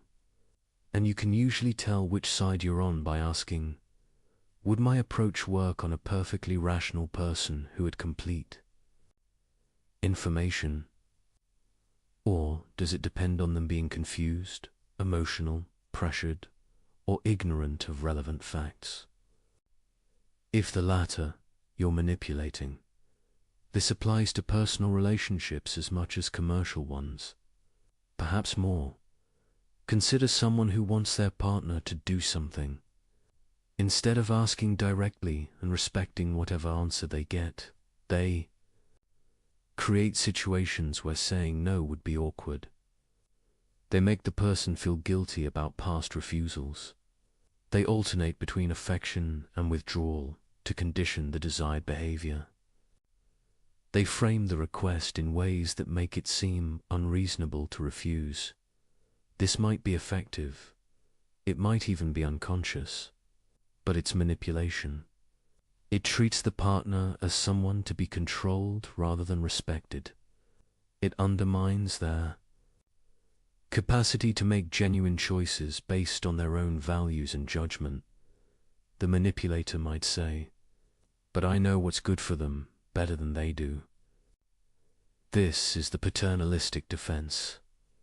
I'm manipulating them for their own benefit. But this misses the fundamental point.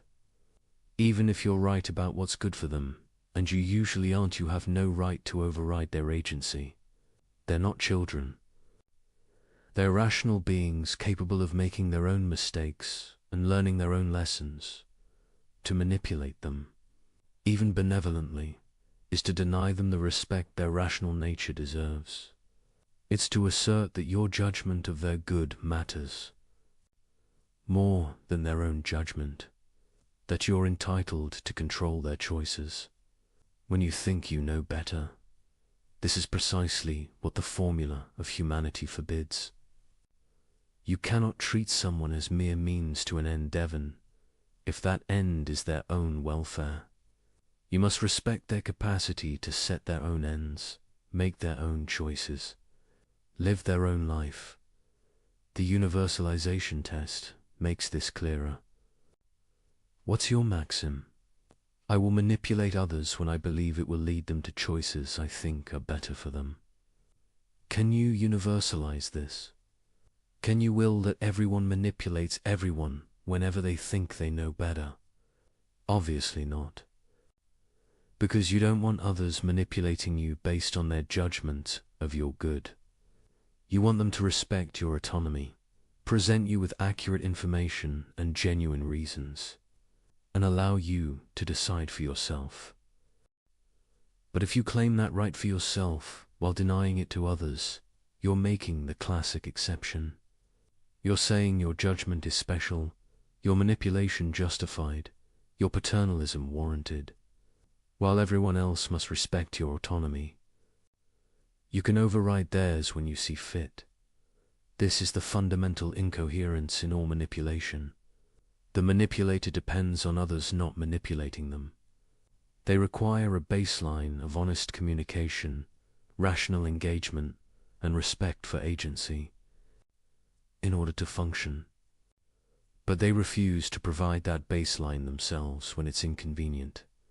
Consider advertising and marketing, an entire industry built on studying how to influence behavior through means other than rational persuasion, finding the triggers that bypass critical thinking, creating needs that didn't exist, exploiting insecurities to sell products.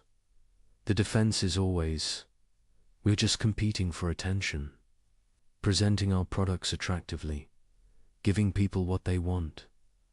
But look at the methods, associating products with unrelated positive feelings, creating artificial social pressure, targeting children before they develop critical thinking skills, using subliminal techniques, exploiting psychological biases. These methods don't respect rational agency. They treat human minds as machines to be programmed, not persons to be reasoned with. The entire premise is, how can we get people to buy without appealing to their rational judgment of whether the product serves their genuine interests? Can this be universalized? Can you will that everyone treats everyone else as a psychological system to be hacked? You cannot, because you don't want to be treated that way. You want honest information, rational arguments, and the freedom to judge for yourself what serves your interests. You want to be treated as an end, not as a means to others' commercial goals. But marketers claim this right for themselves, while depending on most people maintaining basic honesty and trust.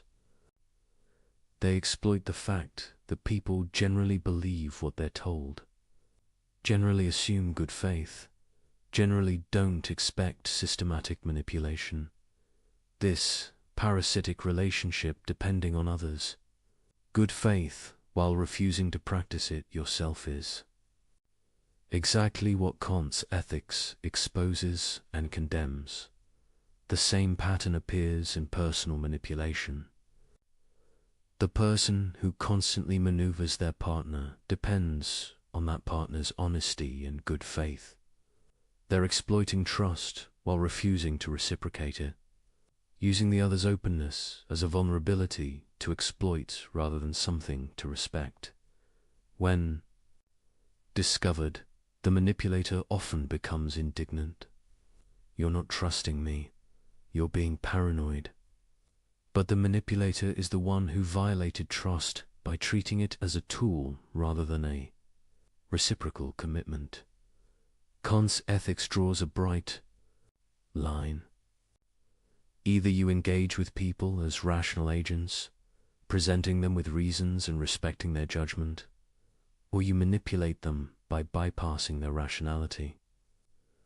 There's no middle ground where you can kind of respect someone's agency while also treating them as an object to be controlled. This doesn't mean you can never influence anyone. Rational persuasion is influence. Good arguments, influence. Accurate information influences. But these influence by engaging someone's rationality, not bypassing it. The test is whether you're willing to explain your methods. Can you tell the person, here are the reasons I think you should do this, and here are the psychological techniques I'm using to make you more receptive to those reasons? If revealing your methods would undermine their effectiveness, you're manipulating, because you're depending on the person not recognizing what you're doing. You're treating their ignorance as a resource to exploit. Genuine persuasion doesn't need to hide its methods. Here are the facts. Here's the logic. Make up your own mind. The conclusion stands on its merits, not on psychological tricks, but manipulation dies in the light. Once someone recognizes they're being manipulated, the manipulation fails, which proves it was never about genuine reasons, only about psychological control. The manipulator's defense collapses under Kantian analysis. You cannot claim to respect someone while manipulating them. You cannot treat them as an end while using them as a means. You cannot honor their dignity while overriding their judgment. And you cannot universalize manipulation without destroying the very conditions that make it effective. The manipulator depends on a world of generally honest, trusting, rational people. But manipulation, if universalized, would create a world where no one trusts anyone. Everyone suspects ulterior motives, and all communication becomes a game of deception and counter-deception. In such a world, manipulation itself would be impossible, because it requires targets who aren't expecting it. It requires a baseline of good faith to exploit. This is the trap Kant's ethics reveals. Every form of treating people as mere means depends on others not doing the same.